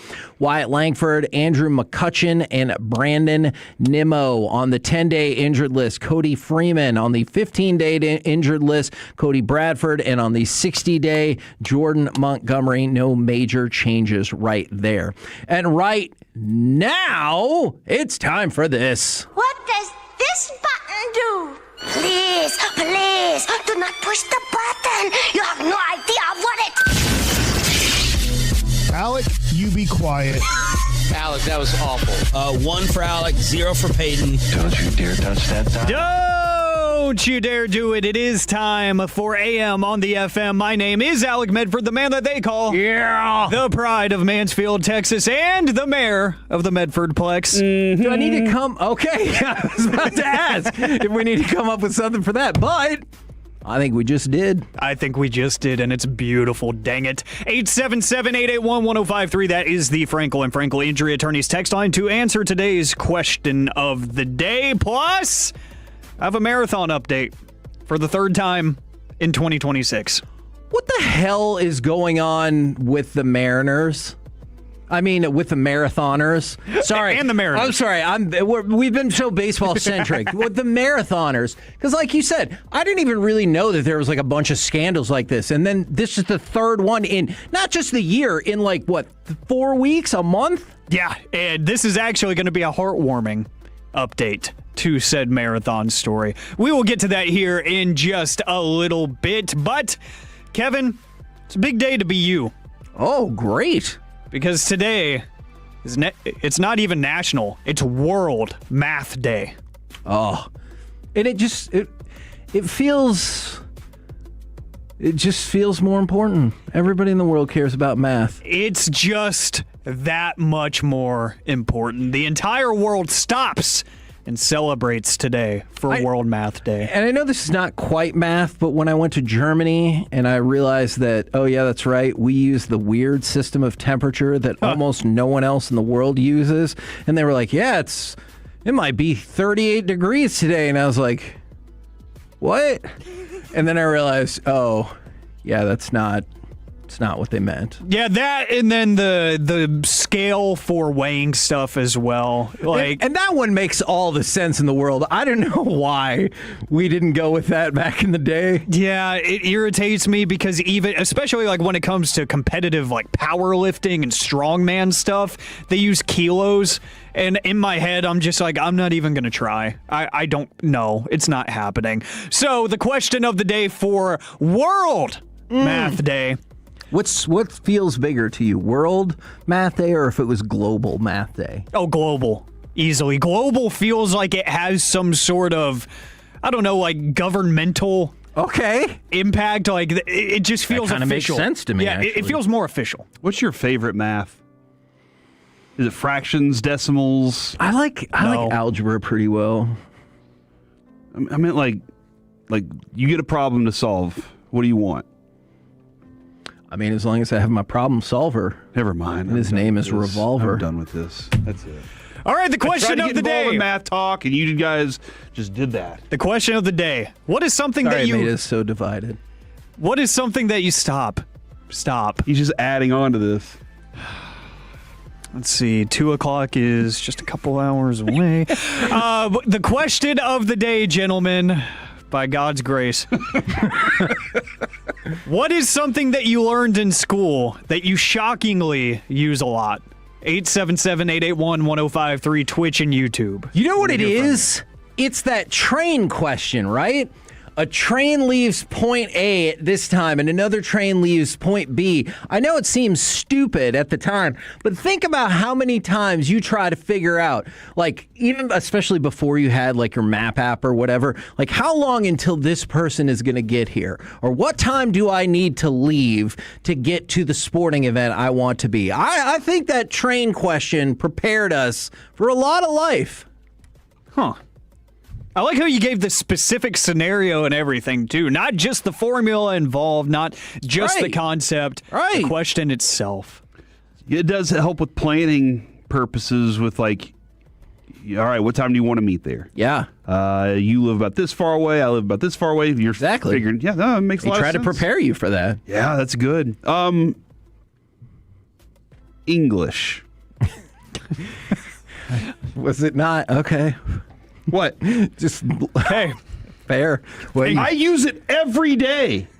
It's true. For my job. Well, Corey, you've bested me again. Was that part of the question, excluding English, or did I miss this part? It's something that you learned in school that you surprisingly use a lot. Are you surprised that you've ended up using your language quite a bit? You know what? I forgot that part. Okay. You know what? I'll admit. Because, he just, dropped it on the table and was like, what? Like it's a game changer. English. Do you speak it? Mm-hmm. That was from Pulp Fiction. Thanks. The Canterbury Tales. I didn't realize that I would use that much in my life. How so? You know, the voyage that it took to get to there. The words that all were English inspiring. Yeah. Thanks for your contribution. You today. really thought that English was going to end the conversation, didn't you? You really thought did. I had it. Yeah, it's like OS. Thinking about something else. Man, well, that just happened. All right, hold on. Mm-hmm. Doesn't have to be high school, right? It could be any school. It could be any school. College. Yes. I went to college and learned something that I didn't think I was ever going to use. Okay. What was it? It's going to take a while for me to come up with something, guys. All right. It's been a long time since I was in school. I bet you used a lot of percentage thoughts when you're in college. Maybe part of high school. I don't know, man. Let's read some stuff. Yeah, from the 682 Spanish. Now, see, that makes sense. Let's see, from the 972. Honestly, algebra has gone a lot into my career in logistics. It also helps tremendously with Excel. Ooh, I like it. Yeah, I like that. Let's see, from the 214, capitalizing letters after a period. Oh, man. Yeah. Because otherwise, it just looks like the same sentence. That's right. And we don't like run-on sentences around here. Fact. From the 469, typing. Went to high school in the 80s, had to take typing. Seemed pointless back then. Computers weren't really a thing yet. Yeah, I can imagine how you're like, this is going to be a trend. Yeah. That won't exist in just a few months. Just like TikTok now, you see a video, you see something that's funny, and then you forget it exists within a matter of days, weeks, maybe months if you're lucky, if it's popular enough. Yeah, that ended up being huge. That ended up being a big thing. Corey, have you thought more? In anatomy, I remember being told that the female body part cleans itself. It's like a Roomba. And so that was something that I didn't know. Did your teacher say it's like a Roomba? No. Oh, okay. I was about to say. Roomba does clean, the house for you. So. Oh. And you know what's creepy is Jess got one of those and it talks. Oh, no. Yeah. It's just like the racetrack cleaning robot? I'm cleaning the floor. Thank you. Yeah. But really? Yeah. It says something, and there have been multiple times me and Noah have just been playing, and you'll hear he's like, huh? Is it the DreamWorks one that also mops? We got one of those. It's so awesome. What? Ooh, I don't love it. Is that plain old Now, here's the thing. mops? We have a sunken living room. So I have to set this thing up on no, I hate it. I have to set it up on like multi-floor mapping because it doesn't just do the whole house, but it'll like tell me I got to go back and get some more mop juice. And you're just like, hell yeah. It doesn't say mop juice, but you know what I mean. And so I'm all excited. I love it. And I have the app on my phone. I have the maps of every room in the house except for Carter's because he won't let us do anything in that room because then that makes sense. But like it's awesome, and it does talk to you. Our old one, whenever it would go back to the charger, it would go do do do do do do because it was going to charge. That's fun. That's cool. From the 940, J-Met says the Pythagorean theorem. When we run electrical conduit at work, it's used heavily. That is the one thing that has amazed me that I have used more than one time after high school. Pythagorean theorem? Yes, Okay. I actually have. Whenever I was helping my dad build the home theater, we were doing like a vaulted. Oh, yeah, okay. We came up with this idea for like a vaulted ceiling, so we could do like tray lighting. That kind of like. Oh, yeah. It's like. It's hard to explain. I'd have to post a picture of it at Alec on the radio. I'll show you. But basically, we wanted some sort of like ambient lighting up in the ceiling. And the best way to do it was like a tray kind of system. And we also used it to mount the projector for the theater screen. And my dad was like, I can't get this angle right for the like wooden 2x4s that we had protruding from the wall. He's like, I just can't get the angle right. It's always off by a little bit. So I was like, I have an idea. I used the Pythagorean theorem. And I got the angle right. And so he just made all of the wooden slats that exact same angle. He cut them all at once, and we finished that thing in like 2 hours when we thought it was going to take days to get that right. And I was like, guess what, Dad? I paid attention in high school a little bit. Man, I love that. There's also, I saw multiple people talking about adding and subtracting fractions. Yeah. And a couple said in plumbing, it comes in really helpful. I'm sure any kind of trade skill or job, you're using a ton of like math concepts that you hated in school, and you're like, oh, it's actually useful. Cool. All right, guys, I got an answer. Oh, no. Storytelling. Oh. Okay. I did not think at the time when I was telling all my friends wild stories about things that it would come in handy. But now I'm on radio every day. Cool. But at the time, I was like, this is useless. They're just laughing because I'm saying sex words. Man. Thank you. What an Sex experience. No. Did I get the answer right? You gave like 4, so Yeah. I feel like the conglomerate of all of them, sure. We'll give you an A for effort. Thanks, Corey. I'm glad you showed up today. Me too. Guys. I learned also in school that showing up is important. That's right. True. Yeah, perfect attendance around here. Guys, USA Track and Field has spoken. Do you remember when we updated the marathon story just a few weeks ago where runners Jessica McLean, Emma Grace Hurley, bike? yes, Yes, and Edna I do. Kurgat were all in a jockey for position at the end of the marathon, but they were led astray by the bike that was leading them down the course. They went off course. So 26-year-old Molly Bourne ended up winning the race less than 2 minutes ahead of Jessica McLean because of the whole shenanigans where McLean was led off course. So USA Track and Field initially said they would not be awarding world championship spots to the runners that were led off course, saying, so what? It happened. Sorry, we can't just put you in. Everybody was pretty upset. In a post this morning, a press release by USA Track and Field this morning, they have announced a change of heart.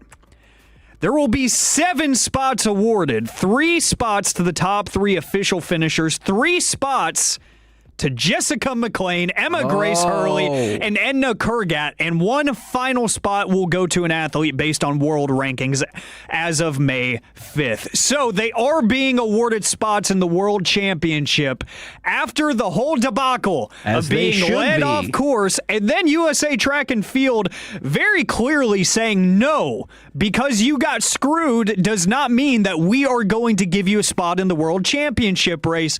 They have had a change of heart after public backlash, and these runners who were jobbed out of a championship in the marathon earlier this year, they will be getting World Championship spots. So maybe this story is finally over until somebody else gets let off course because we haven't unionized these path leaders. We're the KNC Masterpiece right here on 105.3 The Fan. It's very rare, but I want to ask for a little bit of permission for a slight change. You want me to add another one thing that I learned from school?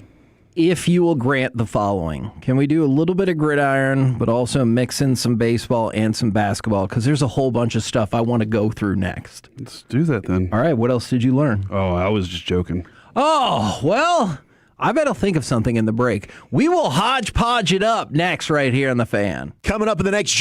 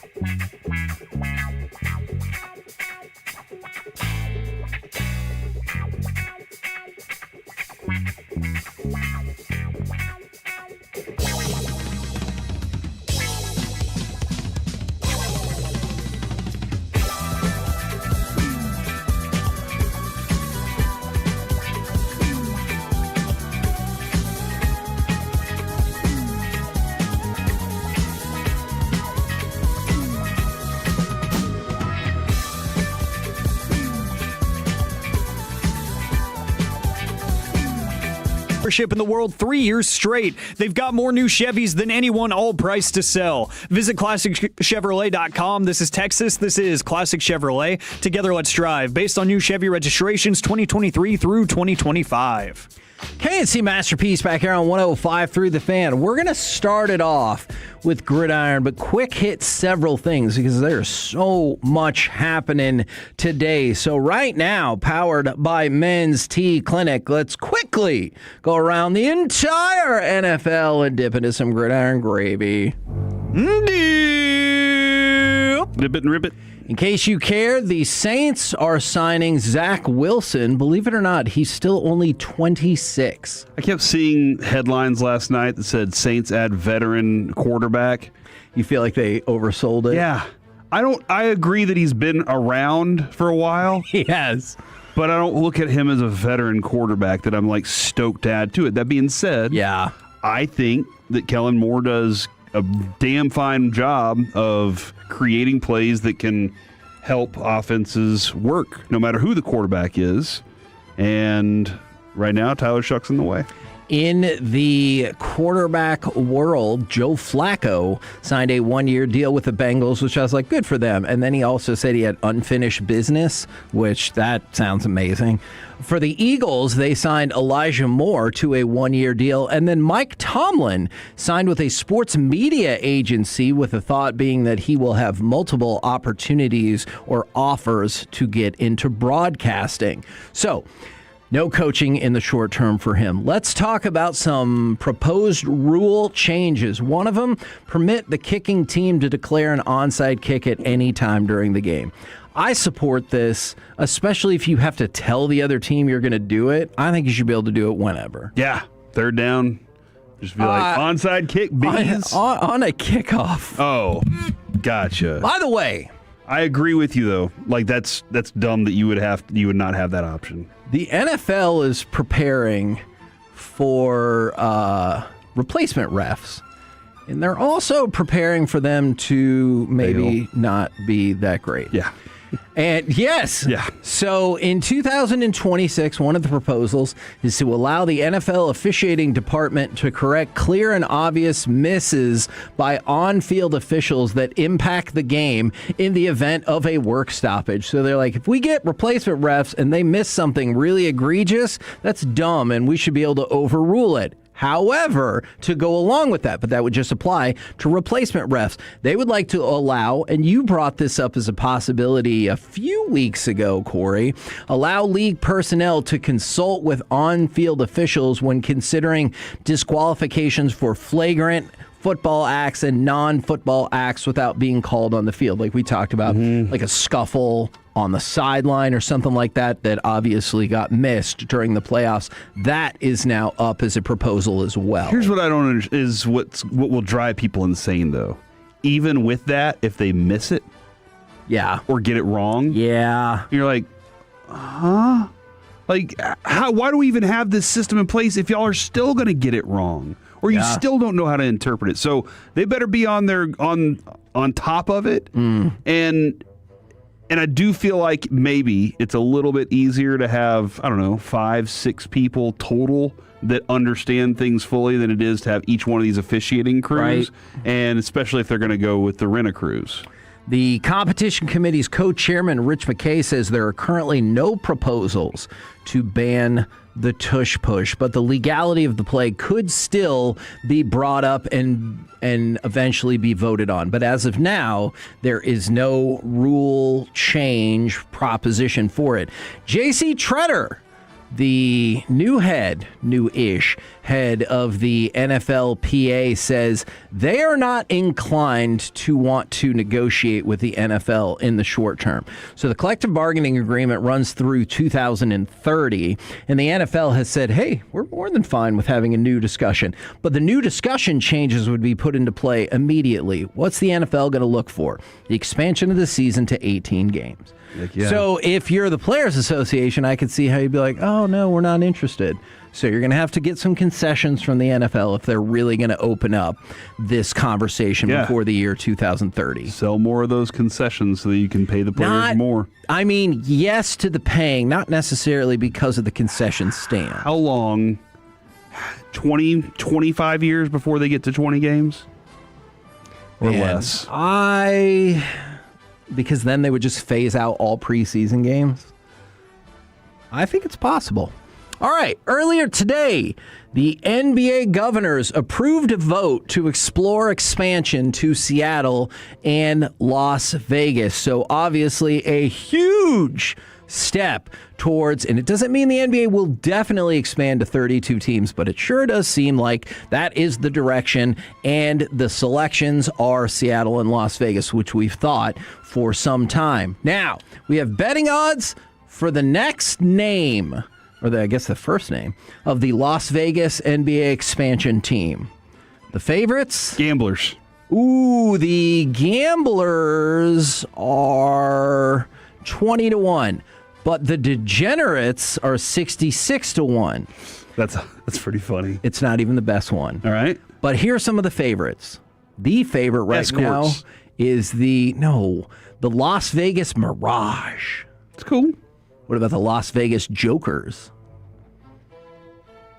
So hold on, Mirage, that would be now yet another team in the NBA that doesn't have an S at the end of it. That's true. Like the Magic. The Heat. Yeah. What was the Jokers, the Outlaws, the Scorpions, or it's a dark horse, 66-1, the Las Vegas Dry Heat. I hate every name so far. Except for that last one. I hate the Dry Heat. Think about the part matchup too. between the Heat and the Dry Heat. Man. I really think the Gamblers... Take my money. Gamblers isn't a good one either. Come up with a better You don't name. like the Mirage? It's a hotel. Vipers? Wasn't that a hotel, the Mirage? Vipers feels minor league-ish. Yeah, so does Scorpions. Ooh, what about the Las Vegas Sidewinders? Tree slugs. Do they have trees? I mean, probably. Ooh, what about the Las Vegas Neon? No, that sounds like a WNBA team. I was just thinking that. Not an MNBA team. All right. Well, we will continue to search for the answer to that. Now, for baseball. Sorry, the fan text is like, I got some suggestions. Oh, great. Nope, you don't want to read them. Oh, dear. That High Rollers isn't bad. High Rollers is not bad. All right. In the history of, I thought this was just really fascinating, Heritage Auctions, they put out their list of the highest selling player collections of all time. So it is astonishing how far two players are ahead of everybody. Who do you think are the highest dollar former players in terms of value of collectibles and cards sold? In all sports? In just baseball. Oh, just baseball. Is Mantle? Mantle is number one. I feel like Ruth has to be in there. Babe Ruth is number two, and it is not even close after that. So Mickey Mantle has sold 162 million plus. Babe Ruth, 131 million plus. The next closest, Ty Cobb at 49 million. Oh, man. That's a shocking, I mean, not a good that person. Was, yeah. But then after that, Willie Mays, Lou Gehrig, Jackie Robinson, Roberto Clemente, Honus Wagner, Sandy Koufax, and Hank Aaron. Where was Shohei? I think he'll need more time. What about Trout? I think Shohei's going to outsell Trout eventually, right? Who was the most modern out of that group? Or was Don Mattingly on that list? Koufax? All right. Is Koufax the only one that's still alive? Wow. Because the value goes up when you die. He's still alive, right? Oh, man, that's a good question. Yeah, he's still alive. He's 90. Good job. All right, let's go from, you can cheer for people for being alive, right? All right, couple more quick things for you. Don't forget the Eric Nadel birthday benefit concert May 14th. Go to granthalliburton.org if you want to pick up your tickets on that. And then, did you see that Frank Thomas has filed suit against the White Sox, Nike, and Fanatics for using his name? He's right.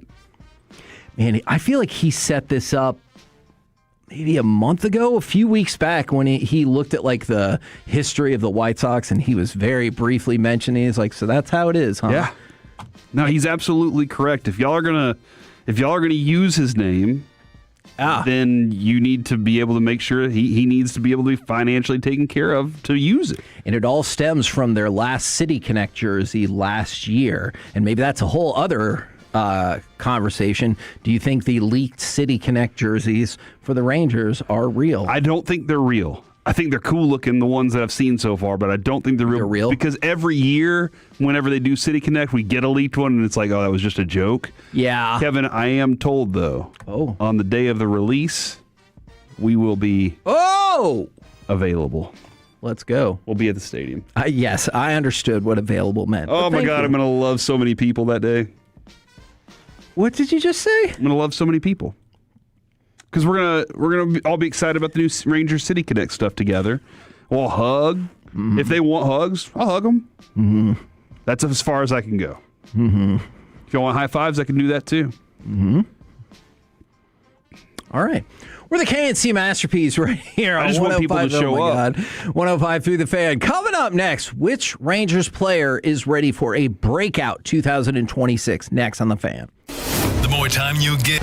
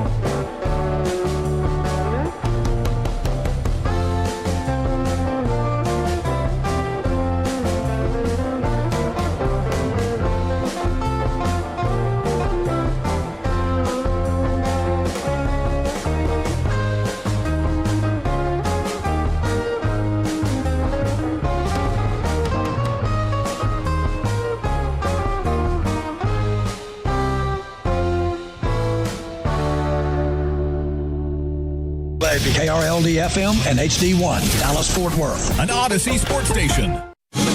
Driven by our D&M Leasing Studios, it's the KNC Masterpiece on 105.3 The Fan. KNC Masterpiece right here on 105.3 The Fan. We're about 27 hours away from the Texas Rangers season opener, which, of course, you can hear right here on 105.3 The Fan. So we asked the question that we have actually been pondering for some time.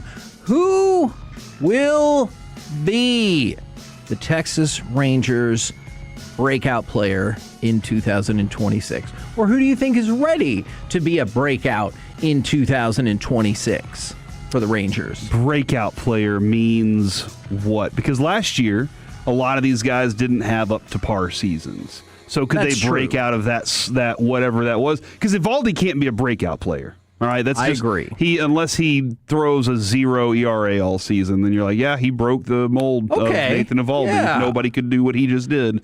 But one of these young players, I've probably been way too adamant about it, and I'm a little nervous. But you know what? Now it's on you, Jack. You need to go out there and put my money where my mouth is. Is that how that works?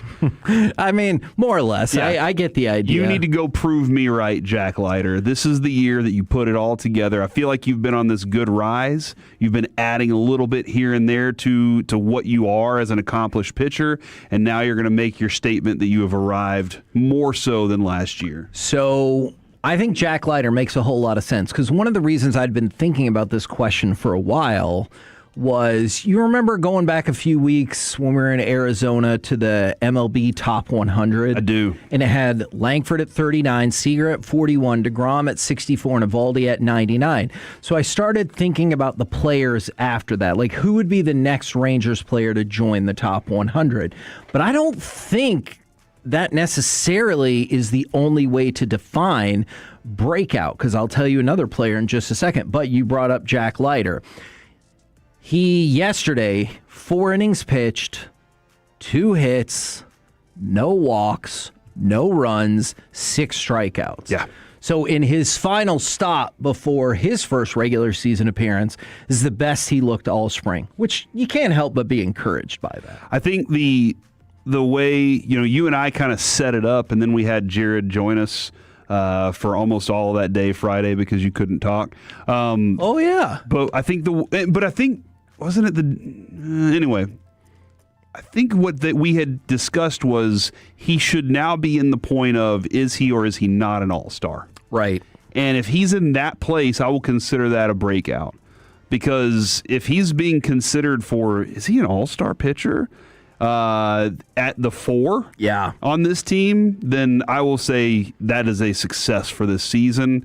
And if he makes the all-star team, dude, watch out. Yes, it feels like this could be a tremendous season. So I think Jack Leiter is a really good answer. My question for y'all is going back to what you were talking about with Wyatt Langford, and can it still be him? Because MLB was going through, we talk a lot about like what spring training stats matter and what don't. They put together a list of spring training stats that matter, and Wyatt Langford was one of them. In the spring, he had a .444 batting average, a .524 on-base percentage. And read that OPS. An OPS. Read that OPS. A 1.468 and 5 home runs. Now, it is true that Wyatt Langford has consistently had really good springs. I mean, that's what got him onto the opening day roster in 2024. But take a look at this. He has a 74% hard hit rate in spring training, and his swing and miss rate is 10%. And probably more importantly than that, he had more walks than he did strikeouts. If Wyatt Langford gets to a point where his walks and strikeouts are even close, holy moly, he should be freaking awesome. So we go to that. Can he still be a breakout? And does that have to mean you're at least the second best player on the team? He absolutely can have a breakout year. Okay. Like, he absolutely can. elevate himself to a different place where you're just like, not only is he an all-star, he is truly considered for MVP. And like, it seems like every time. I also consider this, Kevin. Wyatt Langford has been, for the most part, like must watch, but it is also there are a few players in your time that you're like, I had to watch them hit. Yeah. Juan Gonzalez was one For of them. sure. Josh Hamilton was, no matter what you felt about Josh Hamilton, you were probably going to see something special. Agreed. And Wyatt Langford's not there yet. We've been watching for anticipation of it. Yeah. But whenever he does it so consistently that you have to watch because it could be something special. And you see those flashes, right? That's the difference. And he's not there yet. But you're waiting for it to happen, and that's why we keep watching him. And once he starts doing it, it'll be special. From the 469, breakout player Langford or Young. From the 817, it's going to be Wyatt. From the 903, it's going to be Jack. From the 469, they go back to Langford. And from the 214, this feels like it would be a huge deal for the Rangers as well, Kamar. If Kamar Rocker has a breakout season, now I know this all works in cooperation with, like, what did Gore do? What did Leiter do? But Rocker feels like somebody, if he breaks out, that holy freaking moly.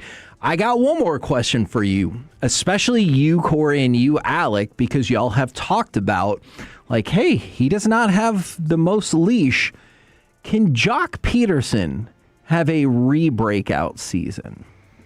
Because I realized he'd been established on the scene for a long time, but he put together just a horrendous season. Can he re-break out? He can. I don't know. No.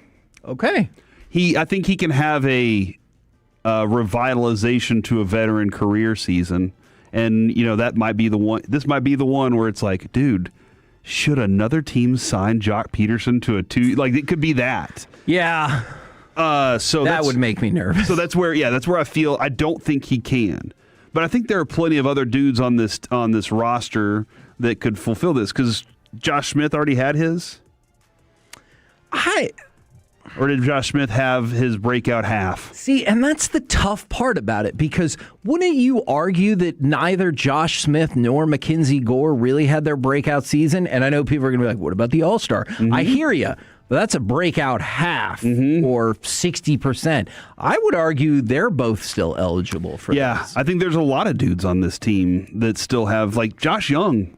I still think Josh Young is on the list. Like he's had this back and forth thing, and maybe I think with Josh Young, it'll be with most people. It'll be like me too. I'll be like, that's fine. He's still doing this. He could do it all season long, and I'll be like, at some point, I feel like something's going to go wrong. Until he does it for a full season, I go, okay, that's the Josh Young that we should be expecting every year from here on. But Evan Carter's definitely in this conversation. Okay, and we haven't really gotten to him yet. Alec, I want to go to you, and maybe you'll pick this player. Who is your breakout Texas Ranger this season? Oh, it's hard to not say Wyatt Langford, but I will say, I don't know what it is. My expectations and hopes and just projections for Jake Berger are absurd. Interesting. Maybe even borderline unfair. I really liked the move when they acquired him.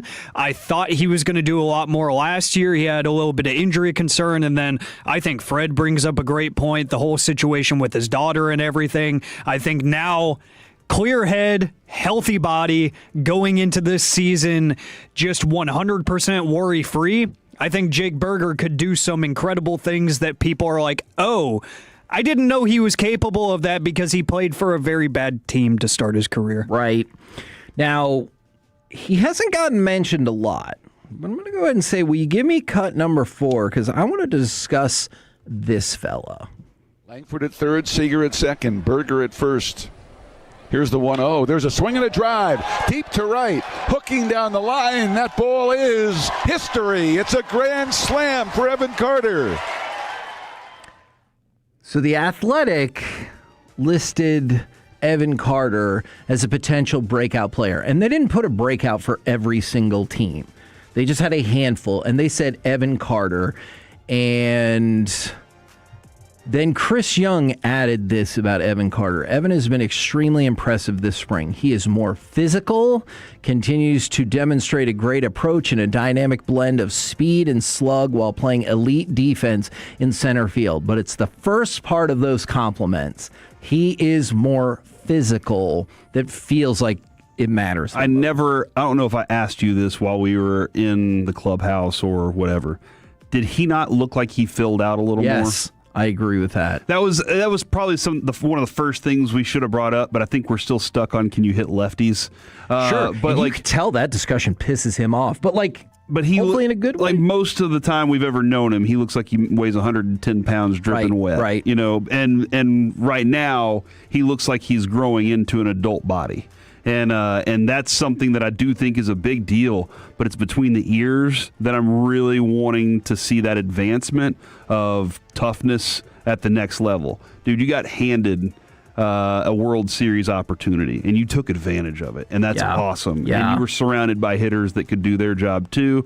When you're not, how do you respond? And whenever things get tough, he struck out on one yesterday, Kevin, that I watched, and I was looking for his face specifically. He watched it, and it was low and away. It wasn't his pitch, wasn't the one he wanted, but with 2 strikes, you need to go after that. Yeah, it was a 3-2 count, but he didn't do He didn't stare at the umpire and try and kick dirt at him with his eyes. He just went and walked back to the dugout.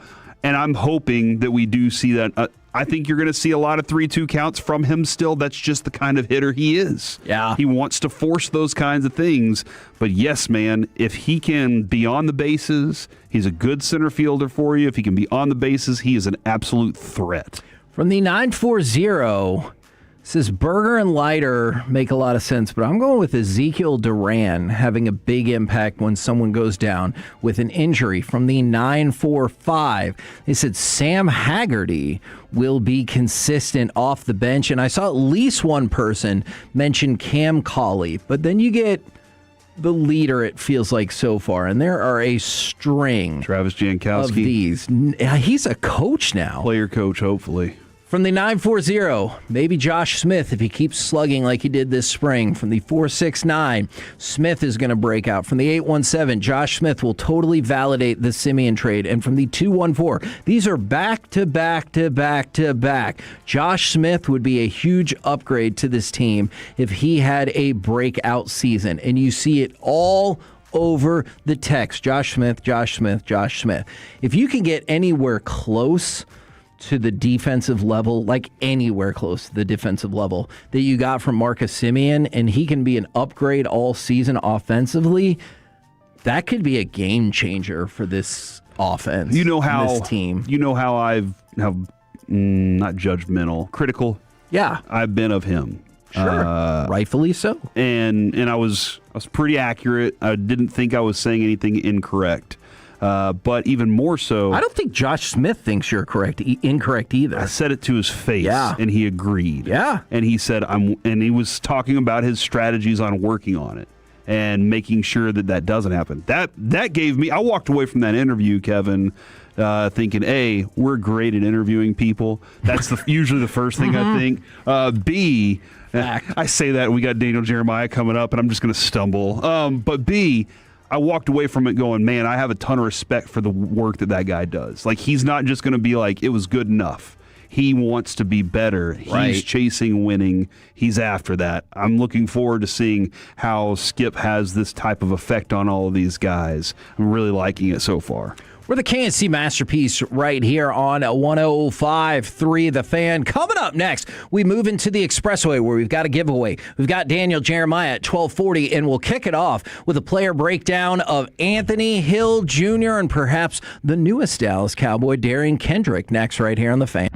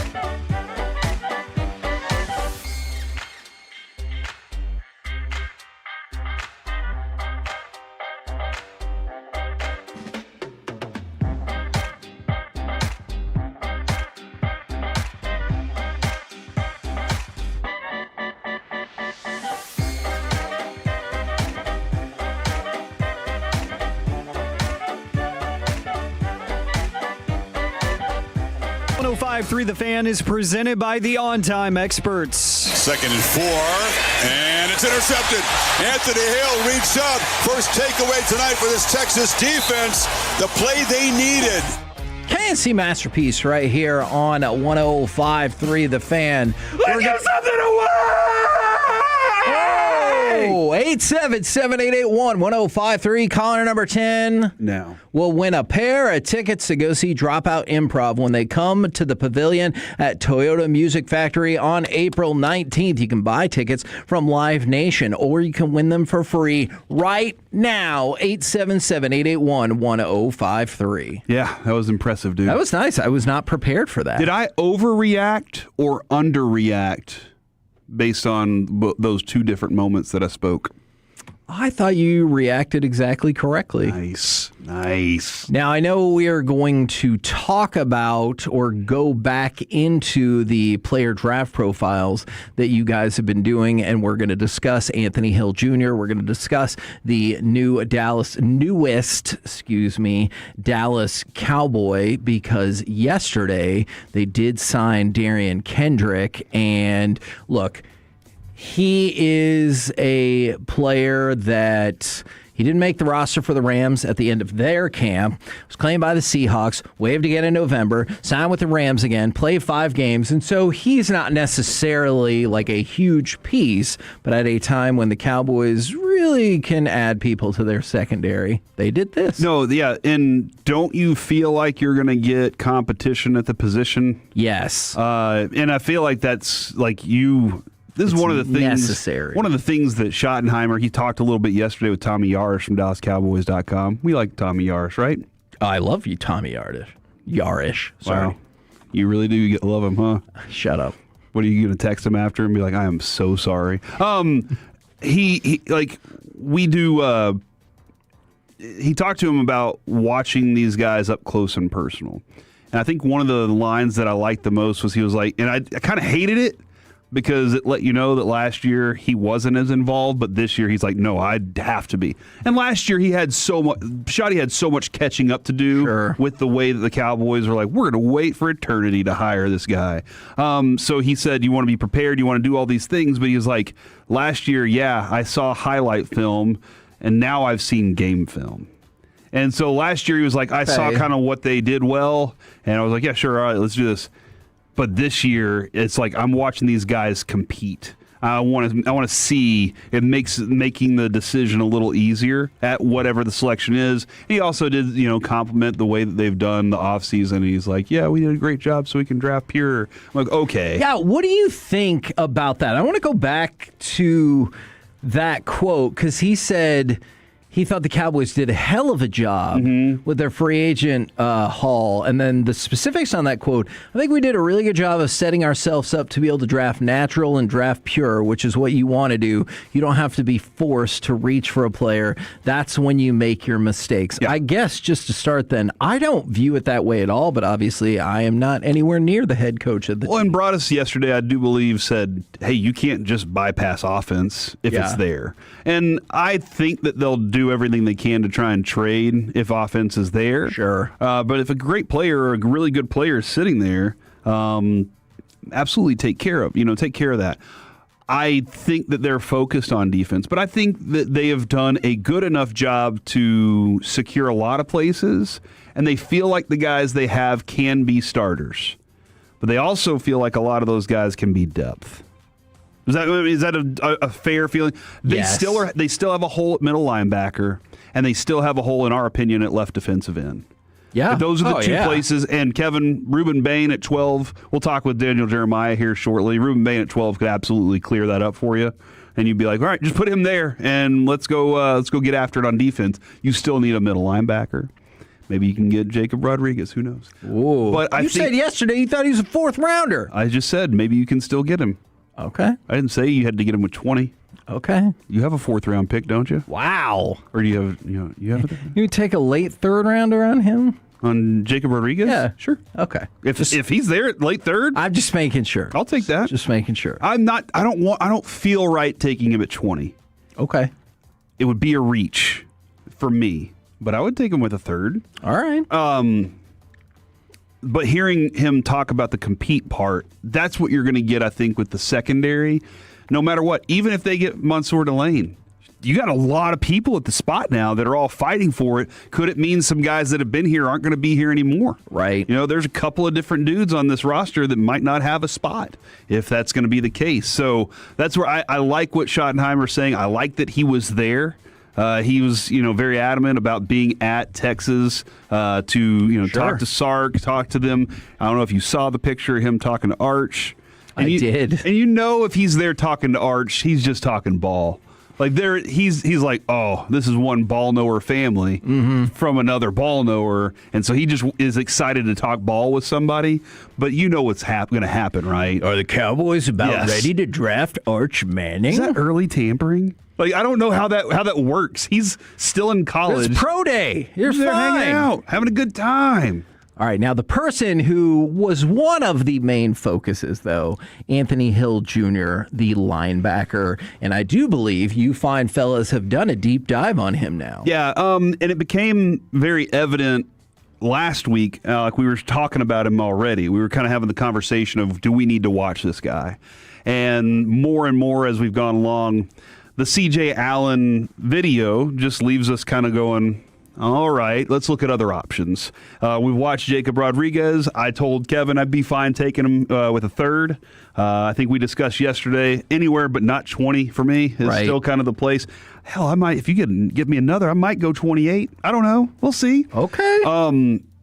But if you have other options that might be better options, why not take advantage of those? I think currently on most boards that I've seen, Anthony Hill Jr. is like the fifth linebacker. It would be David Bailey, Arvell Reese, Sonny Styles, C.J. Allen, and then Anthony Hill. Okay. Now, and kind of as an early second rounder, is that what you've seen? Not to say that means that's how you feel about it. Yeah. Yes, early second round, which you don't have that pick, so you got to figure something out there. Yet. But I still love Josiah Trotter. I think that Anthony Hill Jr. over Josiah Trotter because of coverage. Coverage-wise, he's a superior coverage linebacker. And when it comes to the group that he's slotted against, if you just don't feel comfortable with C.J. Allen, he's a great option behind C.J. Allen. Now, it does in fact feel like perhaps one, if not several, members of G-Bag are not super pumped about C.J. Allen. Yeah, Wolchuk is definitely, Wolchuk even told us yesterday, he was like, I am going to be biased. I did cover Anthony Hill Jr. at Denton Ryan. I'm supporting, I'm a fan of this guy, so I'm looking forward to it. But watch the film and you can go, oh, he's a pretty good player. And here are the things that I saw from him. Alec, reliable tackler, but I don't feel like he hits like a ton of bricks. And a lot of times I feel like he tackles really high and doesn't get that strike zone, otherwise known as the nitro zone for a lot of guys. And so but he is reliable. He's there. He makes the play. He's a very disruptive blitzer. I think he had like 17 sacks in his career, and he plays very well in coverage. Those are three things that I was very impressed with whenever I watched him. Reliable tackler. Sometimes I feel like we've watched so many dudes that they're downhill hitters and they just unload when they get there. And I didn't feel like when I watched him, I was watching a guy that just went through people. Felt like he got there and made the tackle. And I was like, well, that's fine as long as you're doing that. But I love what he can do in coverage as well. Mr. Medford. I want this guy on my team. Oh. I can tell you that. Instincts are incredible. When I watch him in coverage, especially, I'm trying to find at this point, I'm like, who is somebody who could kind of command the middle of the defense, the middle of the field off the ball? Because off-ball linebacker is just not a sexy position that people really want to care about. So I'm like, how can I make this guy the absolute choice? Because watching his game tape, I texted somebody with Texas Athletics yesterday. I was like, give me like 4 games that I have to watch for him. And they're like, well, really all of them. He makes a difference. But they gave me pretty much all of the biggest games he ever played in terms of level of competition. They're like, against competition, this dude steps up. He understands the moment. Even in a game that the team didn't look good against Georgia, he played very well, had that interception.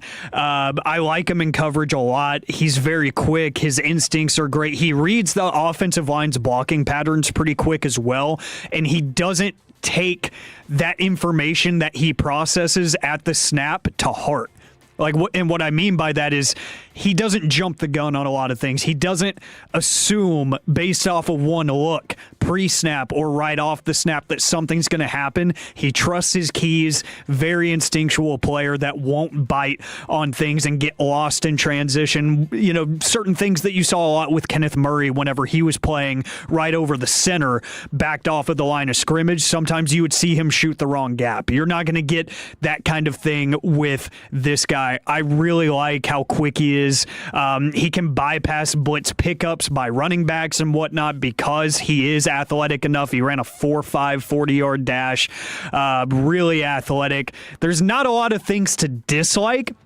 His form tackling can get a little bit sloppy sometimes. You saw it in the 24 season a little bit where his pad level was too high and people would just evade tackles, but he corrected that a little bit this past season, and you saw, like Corey said, a very sure tackler, so sometimes the fundamentals can get away from him, but whenever he's truly locked into what he knows and who he is, this is one of the best linebackers in the class easily, and I wouldn't be shocked if somebody rolled the dice on him late round one. You like him better than C.J. Allen? I don't know if I do. Athletically, 100%. When it comes to just doing the right thing and being in the right spot, I still think C.J. Allen is the best in this class, but I think the athletic upside of Hill, that makes me a little bit more intrigued. I think the ceiling is higher for him. I like the coverage. I probably still have Allen just slightly higher for a variety of other reasons. And I say slightly higher, variety of other reasons. Sure. But the coverage for him is what I like so much. One of the things that I'm probably nitpicking at is offensive linemen do kind of stick to him. So he's going to have to be better at clearing them off of his body. That's going to be part of the physical nature that he needs to add, just a little more physicality to it. And then I did see some critique was that whenever it's time for him to cover quick slot receivers, he struggles. And I'm like, hold on, you're telling me a linebacker of his size struggles to cover slot receivers. Hopefully our defense never puts him in situations where he has to cover Cooper Kupp. Right. Like, that's the hope, is that we get to a point like that. But I understand, like, this NFL does put you in a variety of different positions. I like the player a lot. I think that if I'm not saying I want him at 20. By any means. I think there are lots of other players that I can get at 20. I'd love to be able to, just like Jacob Rodriguez, I'd love to be able to figure out a way trade down to candidate. get a second with him. But I think he could be an eventual leader on your defense. I really do. Now, whether or not he learned those qualities in college, because I don't know that I believe that UT players have those all the time. That's just something I don't feel. I feel that they go to UT, they are gifted all these things. Frequently they underperform some of those expectations. And so getting to that next place is a mental hurdle you kind of have to find on your own whenever you don't have that problem in your way at sometimes. Now, it's really weird. I wouldn't have thought I would have the opportunity to make this connection, but you talked about if you're covering like a slot receiver or somebody like Puka Nacua. Have you seen the biting situation? Yeah. Now he adamantly denies this, but the allegation is that he bit a woman and said, he threw out an anti-Semitic slur. And I just wonder, I'm sure famous people have to deal with all kinds of crap that is not a part of my world. Story? Yeah. Were they on a date? Were they with a group of people? I never really got clarity because it seemed like they were having dinner. And I don't know how many people were at the dinner. Yeah. And then he said a few things. Everybody kind of got a little uncomfortable. He may have done the biting situation. Then, this is all alleged, then they got into a speeder van or whatever, and then he got a little more touchy-feely. Yeah, that's what I kind of read, but I never understood quite what this scenario was. Were they at the house, whatever? I think there was at least one other person involved, but something to keep an eye out on. We're the KNC Masterpiece right here on 105.3 The Fan. Right now, we bring to you NFL Network's lead draft analyst and host of the Move the Sticks podcast. It is indeed Daniel Jeremiah. Good afternoon, sir. What's going on? Man, we're pumped to have you on, and I want to start with something that you tweeted out yesterday because I think this could hit any number of players. Love it or list it? Yeah, yes. But, I mean, we can talk about that as well. You tweeted out, the NFL draft process is very long. Don't get bored with great players. I think we all agree with that. Is there anyone in particular that helps spark the thought behind that tweet? Well, I mean, there's a whole bunch of guys. I think people try and poke holes the longer you go through the process and looking for what's wrong instead of what's right. And you could start at the very top with Mendoza. You could talk about Ruben Bain being in that mix, Mekhi Lemon. There's a whole host of guys that I think you just kind of go through the whole process and it's like, oh, well, something's wrong with them. And it's like, no, actually, they're pretty good, man. Just go back to your original thoughts. We've been discussing this pretty adamantly. Obviously, with the Cowboys around here, we're trying to figure out some linebacker spots and trying to stack all that up. I'm going to give you 3 names. Can you rank them and kind of tell me what you feel about each one of these guys? C.J. Allen, Anthony Hill, Jacob Rodriguez. Where do you feel those guys fall? Yeah, that's a great little group right there. And I've talked to several teams about this exact same thing over the last few weeks as I've kind of finished things up. And I will say there's a lot more push on Anthony Hill getting moved up a little bit. I have it C.J. Allen at 26, Anthony Hill 37, Jacob Rodriguez 45. But I don't think there's any locks in terms of the order those guys go. And if Jacob Rodriguez ended up being the 25th pick in the draft and he was the first one to go, wouldn't shock me at all. They're all really, really good players. I think there's a chance we see all 3 of them go in the second round. But I think the orders are mixed around. C.J. Allen's one of those guys. I think if he had a clean process, like he wasn't able to run, I've talked to guys at Georgia for years and years and years, and they are very accurate with their times that I've gotten out of them and cross-checking those over the years. He's a low 4.5 guy. He can really run. He's almost 6'3". He's 230 pounds. Like, all the intangible stuff is great with all 3 of these guys.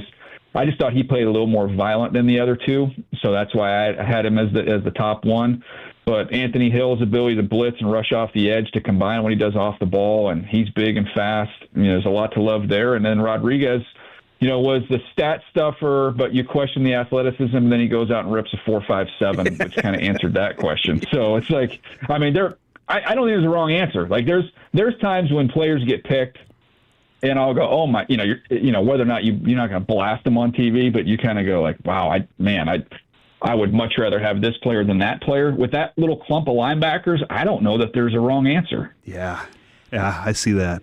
That's why I am, Kevin, very adamantly saying Jacob Rodriguez should be the 4th rounder because the Cowboys do have, some picks down lower, and I don't think that they can get them in the 2nd round. So I'm hoping that he falls just. All right. Well, I mean, it's more hope than anything else. As long as we're talking about potentially controversial draftable players from the state of Texas, how about Cassius Howell from A&M? And that's another one that I feel like people wildly swing about what they think about him. I had 2 calls within, not even joking, within like 2 hours of each other, and both and high up with teams. And the first one was, it might have been a text. I think it was a text on that one. It said, finished all my work on how don't care about the arms, not an issue at all. Like, love him, on and on, loves him. And then the next person I got a phone call from who's on the coaching side. And he's like, he plays small, like he gets swallowed up, he can't disengage, like the arm length is a real issue. And I'm like, we're talking about the same dude, and people are all over the map on him. My thing is, like, I look at a couple things with these pass rushers, and if you do one thing exceptionally well, he does. His get off is the best in the draft. He's got an elite burst. And then on top of that, it's like when you watch the games, do you feel him? And I felt him in darn near every game that I watched, except the Miami game, which people have dinged him on. But when you go back through that, the wind was whipping. They were running the ball like crazy. They were spitting the ball out to the perimeter real quick. He didn't really have that many opportunities to rush in that game. So I think that's a little bit of a unfound criticism of his game. I love him, Kevin. I'll tell you. Yeah, Kevin's an A&M guy, so that's where he's like, I really want to know more about this. And I've been telling him the whole time I love the player a lot. I love the way he plays. I just like the intensity that he plays with. Daniel Jeremiah joined us here on the KNC Masterpiece on 105.3 The Fan. Why do you keep mocking Jermod McCoy to the Cowboys? I'm joking about that, but like I said the other day, I was like, I'm not sure there's anything he can do to change my mind, but I could be wrong. So do you want to talk about just them taking a corner or him specifically? Him at 12 is kind of a little like, I know there could be dudes that are gone. And I have a hard time when I'm like, I don't have anything for a year on this guy, even though everything that he did in 24 was awesome. Yeah, that's the whole. I mean, I think you just made the argument for me. But both parts of it. Mansour Delane, I'm sure. I don't see him getting there, and he was gone in that mock draft. He's my top corner, and he ran really fast the other day, and that was, if anybody had any concerns, that was it. So you can throw that away. He's not going to be there. So then my next corner is the two Tennessee kids, and I have McCoy, who I thought was better. You can make a case his 24 tape is better than even Delane's 25 tape. It's really, really good. He's got body control. He's smooth. He's fluid. I mean, you can watch the game against Ohio State. Him and Jeremiah Smith had a good battle. He got beat a couple times, but he more than held his own, as well as anybody has against that freak show. But so that makes him the second corner. So he's my 15th player. So, yeah, it's, I have him going 12th, so that's a tiny bit above what he's evaluated as a player. But to me, I don't know what you're missing out on. It's like, well, what's the opportunity cost here if you take him? Like, I don't know. There's any other player you're looking at and just going like, oh my gosh, like I got to have him compared to what this kid looked like, at least in 24. Well, I think you might have just killed one of my dreams, because I was going to ask you if there's any way you could figure out how to get Mansour Delane or Caleb Downs a little further down the board to the Cowboys. I think Downs is legit. I think I wouldn't give up hope on Downs. The Mansour Delane plane has taken off, and that is not landing anytime soon in DFW. So that one I think you can forget about. But I do think Caleb Downs is. That one I would not put that one to rest just yet. Can you help me navigate how that fall how that would happen? Yeah. I think historically you can look. I call the Charger games. This is my little side gig. Heck yeah, you do. If you'd have told me before that draft and being on the set that Derwin James was going to fall to, I believe, 17. Kyle Hamilton fell to 14. Nick Emanwari, I think, was my 15th or 16th player, fell to the second round. Like, weird stuff happens in the safety position. I don't agree with it, but has been pushed down to some degree. And then with Downs, you're looking at someone who's not big. He's under 6 feet. He's a little over 200 pounds. He's got short arms. He doesn't have a ton of splash plays. Like, if you watch McNeil Warren's splash plays from Toledo, he's got a lot more splash plays than Downs does. And I know there are some teams who have McNeil Warren over him. I know there's some teams that have Thieneman over him. If you go back and watch Thieneman at Purdue, when they let him play in the middle of the field and he had 6 picks as a freshman, you could see him range and make a lot of plays. So, look, I have Downs as my top safety, then McNeil Warren, then Thieneman. But the fact that we've seen safeties historically drop a little bit, and this guy, when you put him on a stage next to Derwin and Kyle Hamilton and Emanwari, he's not going to look like those guys. Like, he's just not.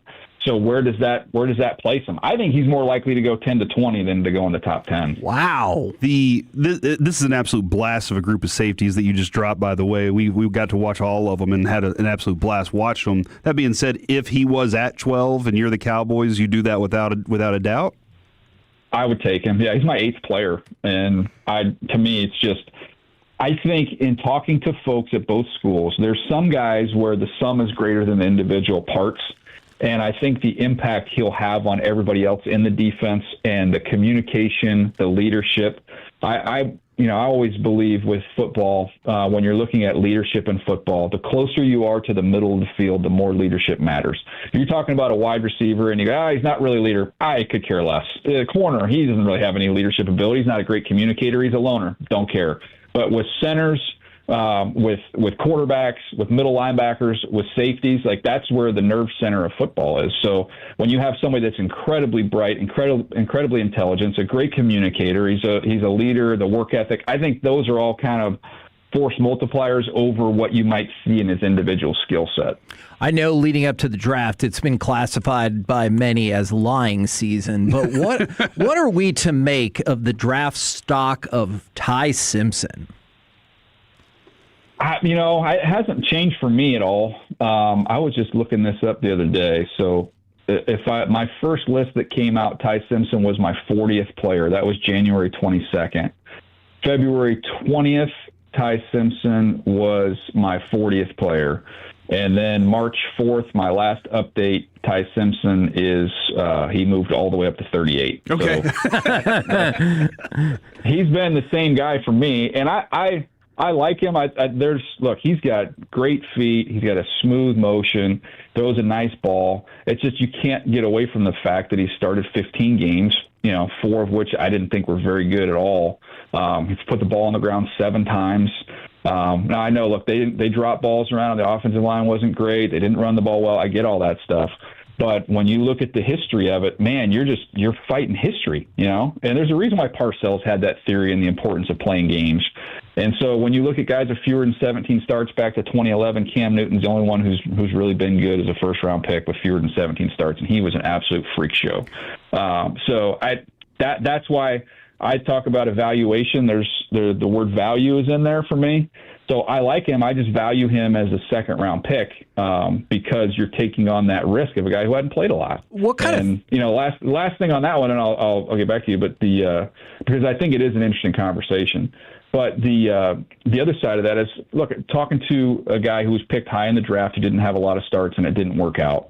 And one of the things he said was, it's not just seeing the defenses and making the throws and getting those reps. It's like you learn about yourself. You learn about what you like and what you don't like. You get your own voice. So when things are getting installed, you can say, you know what, I'm not comfortable with that concept. I like this better. When you don't have that body of work, it's just going to make it really, really difficult. Talking with Daniel Jeremiah right here on 105.3 The Fan. I realize it's probably the vocal minority, but what goes through your mind when you hear people saying Ty Simpson they have scouted as better or equal to Fernando Mendoza? Well, first of all, Orlovsky is a good buddy of mine, so we have been texting. I was just looking it up. He told me he kind of was getting to that conclusion. That was on a text from early this month.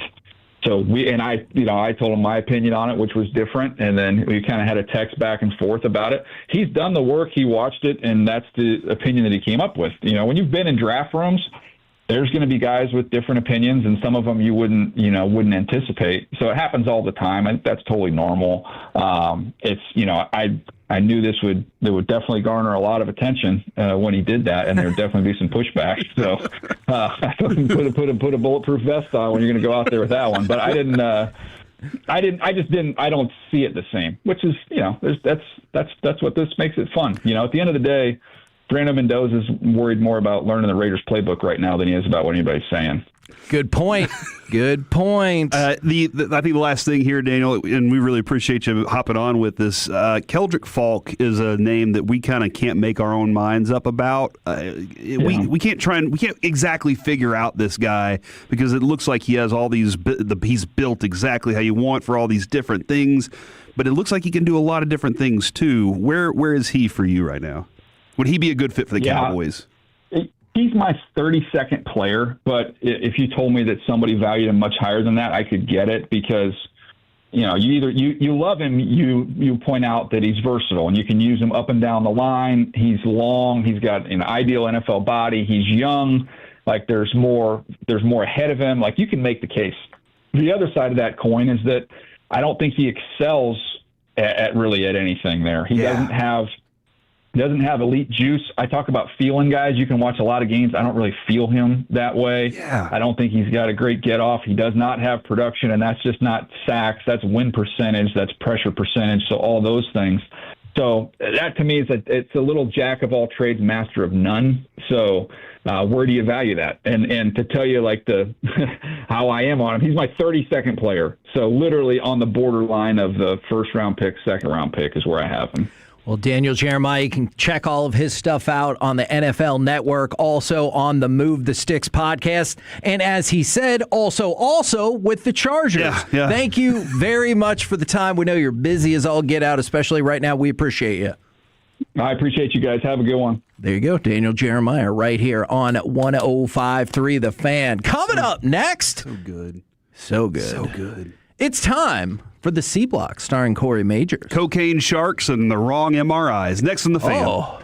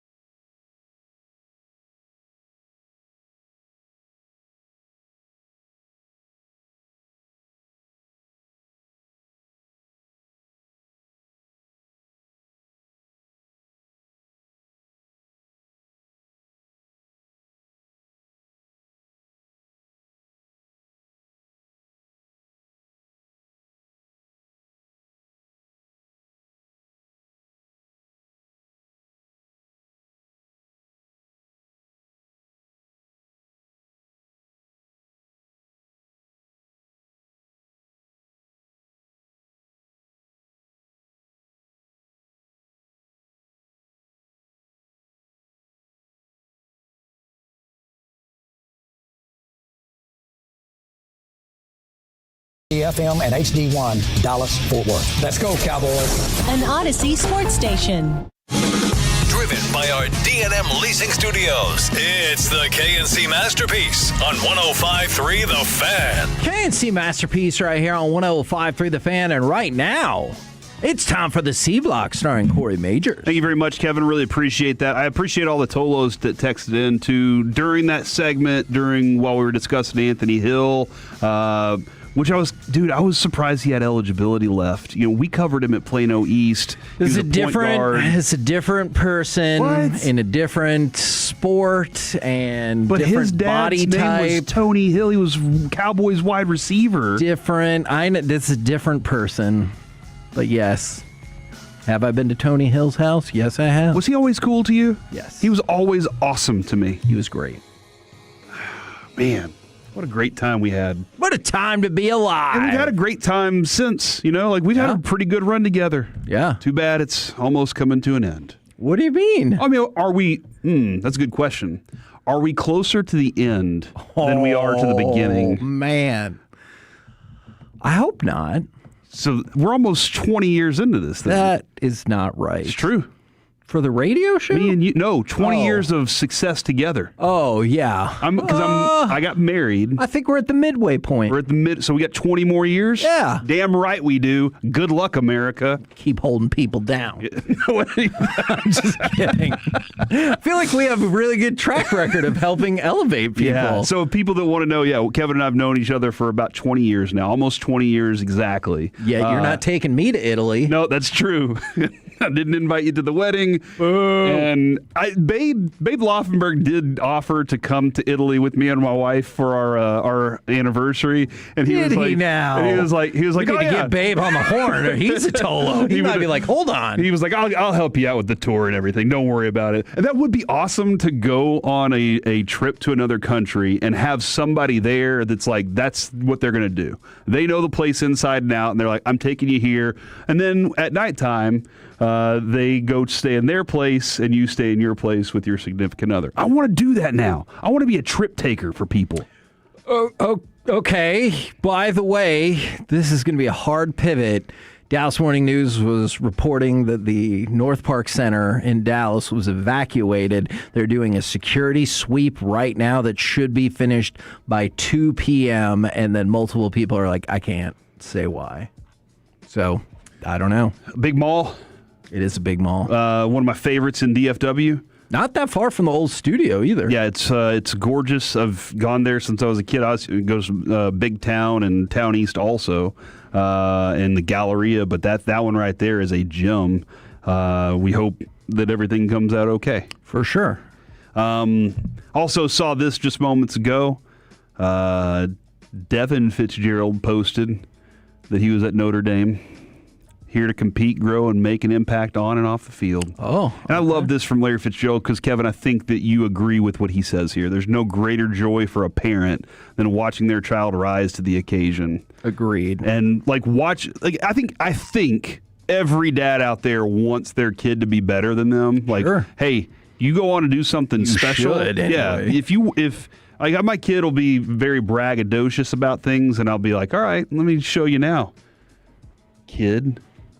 That's a different deal. That's fine. But it's motivation. Yeah. That's all that is. Gotta learn. But at the same time, I tell him all the time, no matter what, I want you to be better than me. Okay. Whatever you do, I want you to be more successful. Agreed. Joe Flacco also said that other teams are dumb for not signing him to start. So, neat. According to Adam Schefter. I really wish he would have said specifically these teams. And he was like, looking at you, Steelers. He drops the Cowboys in there, and Dak's like, what the hell? That would be awesome. Come on, dude. I just had a really good season. I would like that. Have you ever had a friend that went to the doctor and got the wrong body part scanned? What? No? Is it a common occurrence? I bet somebody who's listening right now is like, that happened to me. Yeah, I bet there is somebody out there. Kylian Mbappe, his knee injury was misdiagnosed after Real Madrid's medical staff performed an MRI scan on the wrong leg back in December. What? When no problem was found after a scan of his uninjured right knee, the 27-year-old featured in 3 games for Madrid before the mistake was realized and then rectified. Sources with firsthand knowledge of the situation, who, like all those consulted for this article, asked to speak anonymously. They were like, I don't want to tell anybody what's going on. They said, I wouldn't either. They said Mbappe continued playing after that initial erroneous scan despite having signs of inflammation in his injured left knee. So he had the problem, and they were like, your knee is fine, bro. And he's like, it hurts. But your whole body is in there for the MRI? MRI machine, you go lay down in the MRI machine. Okay. They put you in like it's in the morgue. You can't move. If you move, it's going to screw it all up. And some people panic, dude. Some people freak out. Okay, that makes more sense because I thought they were going to be like, this is on Mbappe if he was like, hey, you're scanning the wrong knee. But if your whole body is in there. Dude, hold on. I get it. What if they scan the wrong knee and you're not a doctor? You're just a soccer player. Okay, but you know which one hurts. But you don't know that that's what that job is. Maybe they're scanning that one to see what a good knee's supposed to look All right, like. That's fine. But eventually, if they scan the other one and then don't do the one that hurts, you need to speak up, right? All right, so that's just a message for everyone out there. Trust the medical process. But if they do all this work on your left arm and you're like, but it is still my right arm that hurts, that's on you. Ask. You dropped the ball. You're right. Just ask to be like, hey, I'm not a doctor, but my right arm's the one that's a problem. Are we going to do? And they're like, oh, yes. How do they cover that up? It's just like this. Go ahead. Set that scenario up for me. I appreciate that we did all this stuff on my left arm, but I'm not a doctor. My right arm is the one bugging me. Sir, did you go to medical school for 4 years? I did not. Have you worked 48-hour shifts consecutively? This is part of the process. I needed to check the other arm first to get a baseline for healthiness. Oh, okay, so we're going to scan the other one now? Yeah, if I feel like it, you stupid idiot. Okay. No, I'm just kidding. I don't know. I do feel like that is a good way to cover it. I'd be like, no, we were just about to get to the other arm. Relax, jeez. But also, do you think Mbappe got the boy who cried wolfed a little bit? Why is that? Because he can complain on you, whether it's about like, oh, my team's not helping me win or whatever. Do you think they thought he was just complaining, and that's when they scanned it? And it was clean. They were like, yeah, I figured. Makes a little bit of sense. Yeah, if it's somebody who never missed time, you'd be like, oh my gosh, something must really be wrong with him. That's a good point. That's a good point there. By the way, doctors have to get fired, right? From your medical staff that you hired? Yes. Yeah, because, man. Ooh, man, I got a lot of questions about this now because that's the team staff. Yeah. Did the ownership come and say they were like, hey, just scan the wrong leg? Oh, dip. This dude, all he does is cry about, oh, I lost the World Cup to Messi. And oh, man. From the 903, I was ordered an MRI on my right knee. The MRI tech argued with me that it wasn't that. It wasn't what? It wasn't.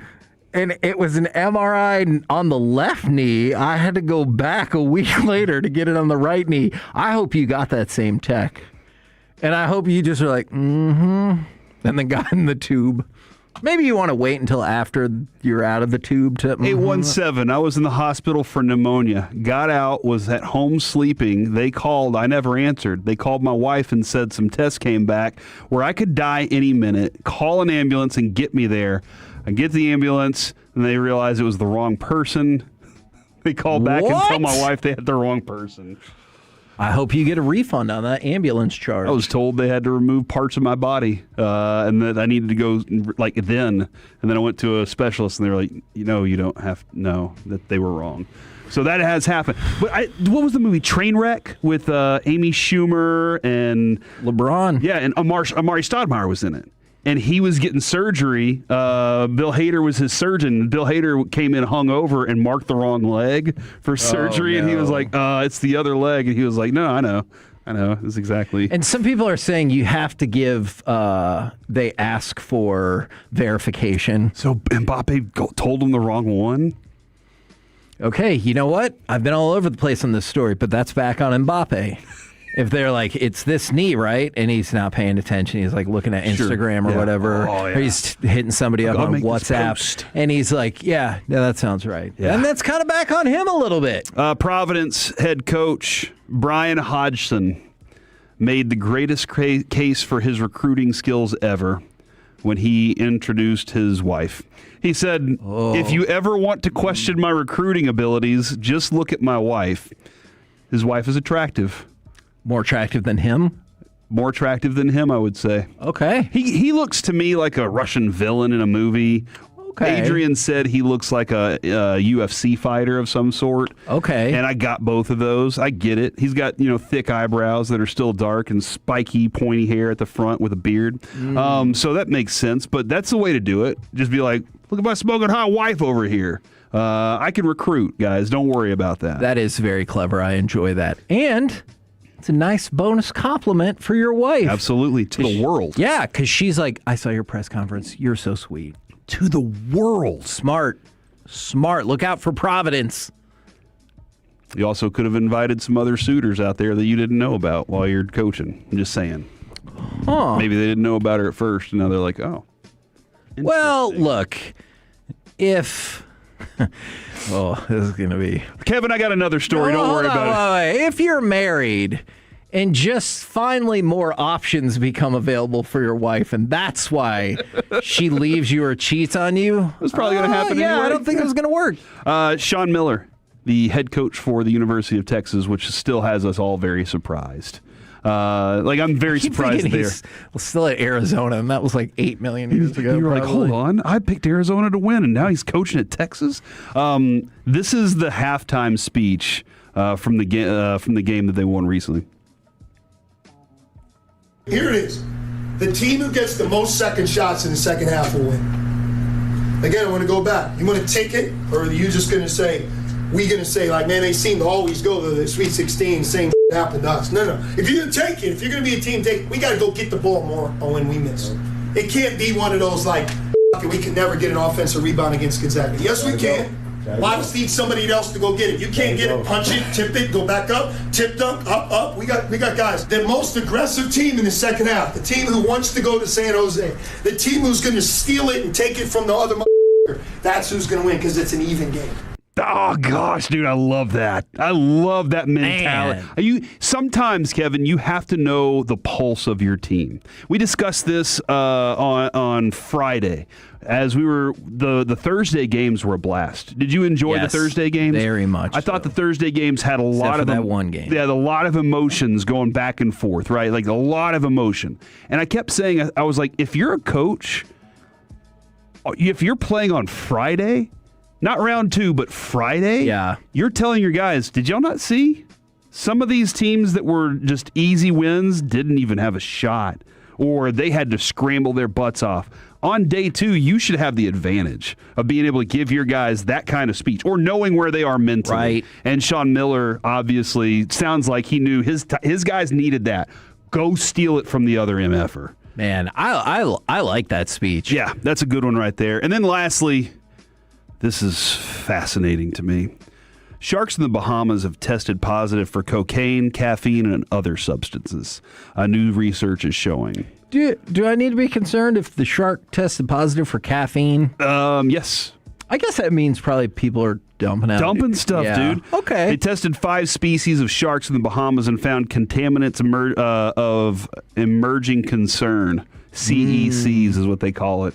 Researchers analyzed blood samples from 85 sharks near El Urethra Island. I don't know if it's really El Urethra. It looks like that, though. Nearly a third of them tested positive for substances including caffeine, anti-inflammatory drugs. Maybe that's good for them. I don't know. Acetaminophen and stuff. Also, cocaine. And there are lots of different things. Now, Kevin, we're already afraid of sharks, but we know the easiest way to not get attacked is don't get in the water. That's a great point. Unless Sharknado happens. That being said, I don't think I ever saw that movie, or I guess they made a lot of sequels. I didn't ever see any of them. Did you recently watch Couples Retreat? I did. And the one guy's answer was to swim away and leave his other friend in the chum, which I guess, if you're going by the definition of would that make you safer or get you away, I guess, but that's not cool. Evidently, what the biologists say around the area is that in this remote island area, a lot of the people are going down there, urinating in the water and dumping their sewage in the water. And that's why the sharks, not because the shark found a package of cocaine and just bit into it and went nuts. So, says you. In my coming to theaters in late 2027 motion picture, that is exactly what's going to happen. And that's the C block, ladies and gentlemen. We're the KNC masterpiece right here on 105 through the fan. Coming up next, what makes a stadium or an arena cool? Plus, we will have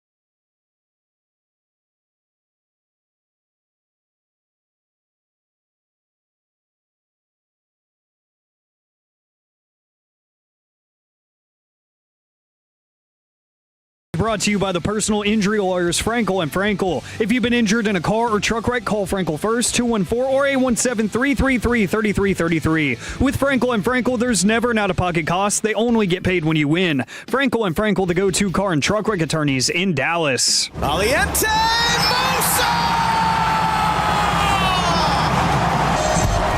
Just might be jumping through that hoop shirt into a checkerboard kit.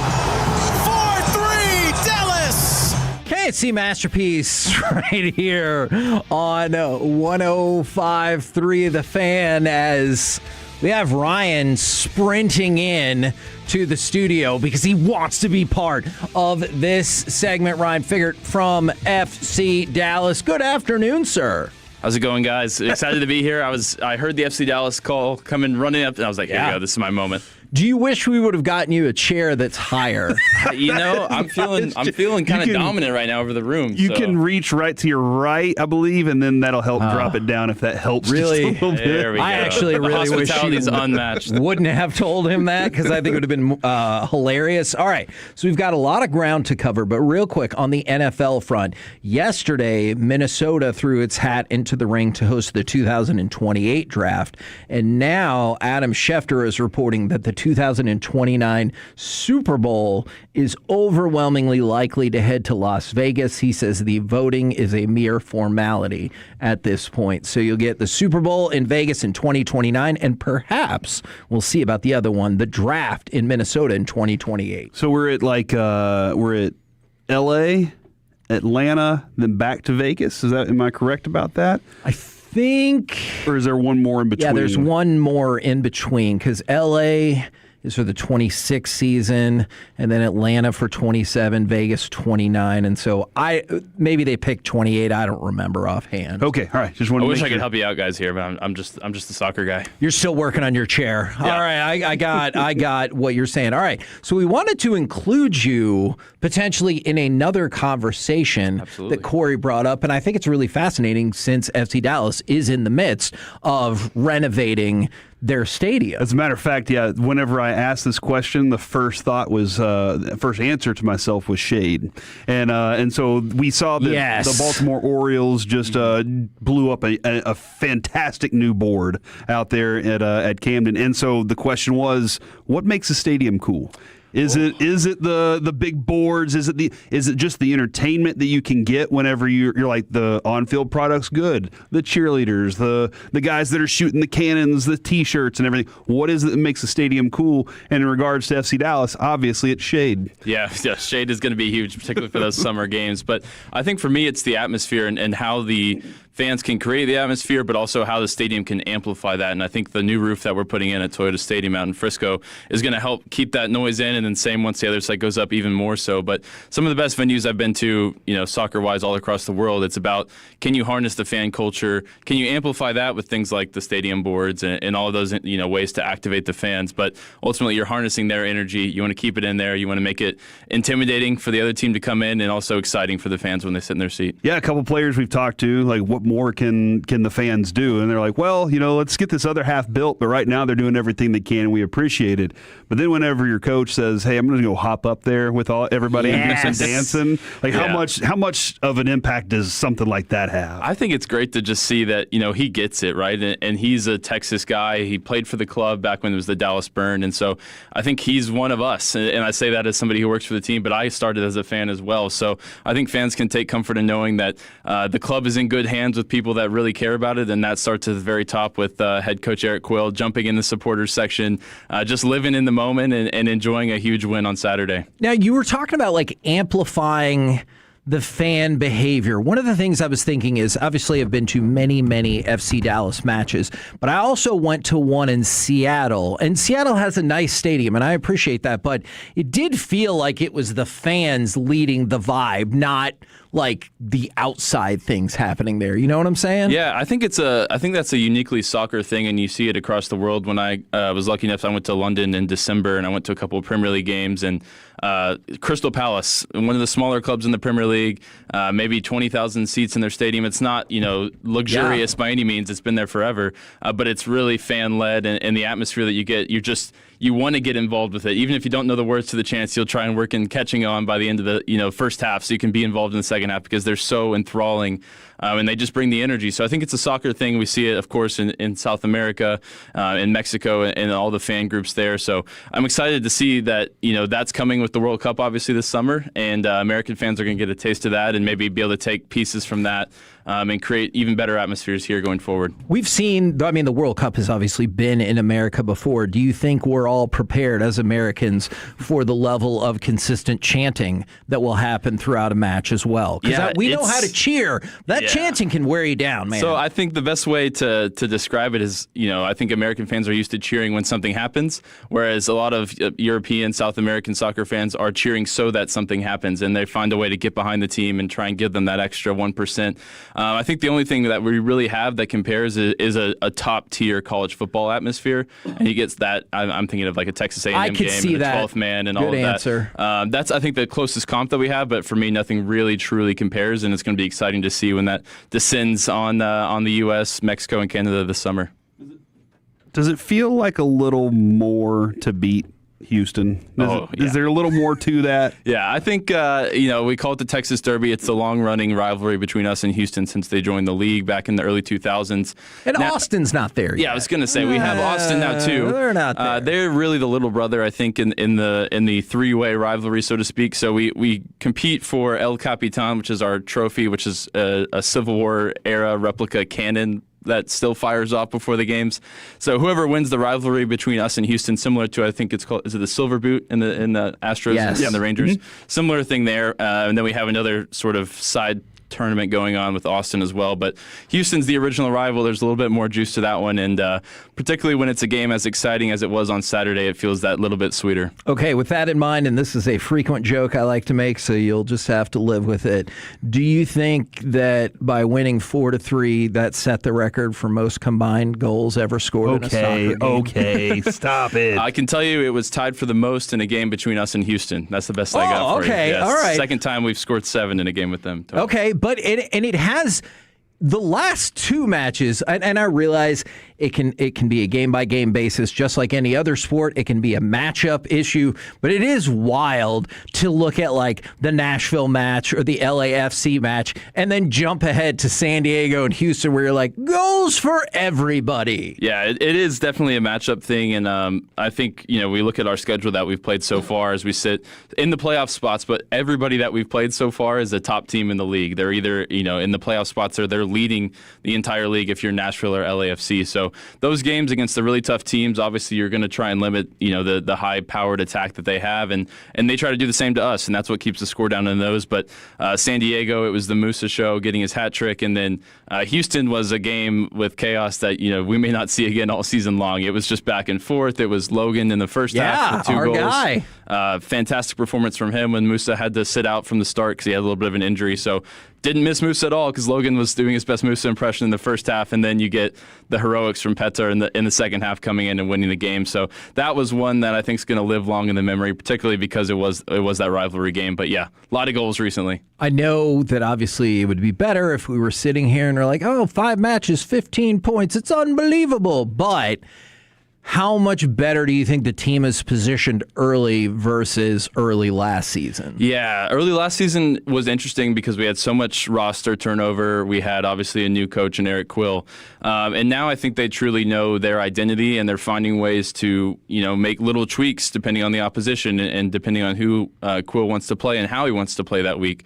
And so building from a position of strength in terms of knowing your foundation, knowing your identity, and going toe-to-toe with some of those best teams that I mentioned, Nashville, LAFC. What is the team's identity? Right what now, do you feel like it's been forged as? They're hard to beat. They're dogs. That's the verbiage that Eric Quill likes to use. They fight 1 through 11, and that wasn't always the case last year, right? It felt like sometimes we were carrying passengers on the field, and I feel like in the modern game, it's tough to do. You can't really defend 11 on 10 unless your extra guy is Lionel Messi, which is what Inter Miami is doing right now. Right. But they're out there to fight, and they're going to play exciting soccer. They're going to go direct. They're going to go quickly. It's not a lot of side-to-side, backwards passing. It's going forward. It's getting the ball to Musa, getting the ball to Farrington, and letting them cook, basically. I was just looking at a story from Sports Illustrated that was discussing Mohamed Salah moving on, and they were discussing like 5 MLS teams that could go get him. The 5th one, FC Dallas. We snuck on the list. Yeah, Okay.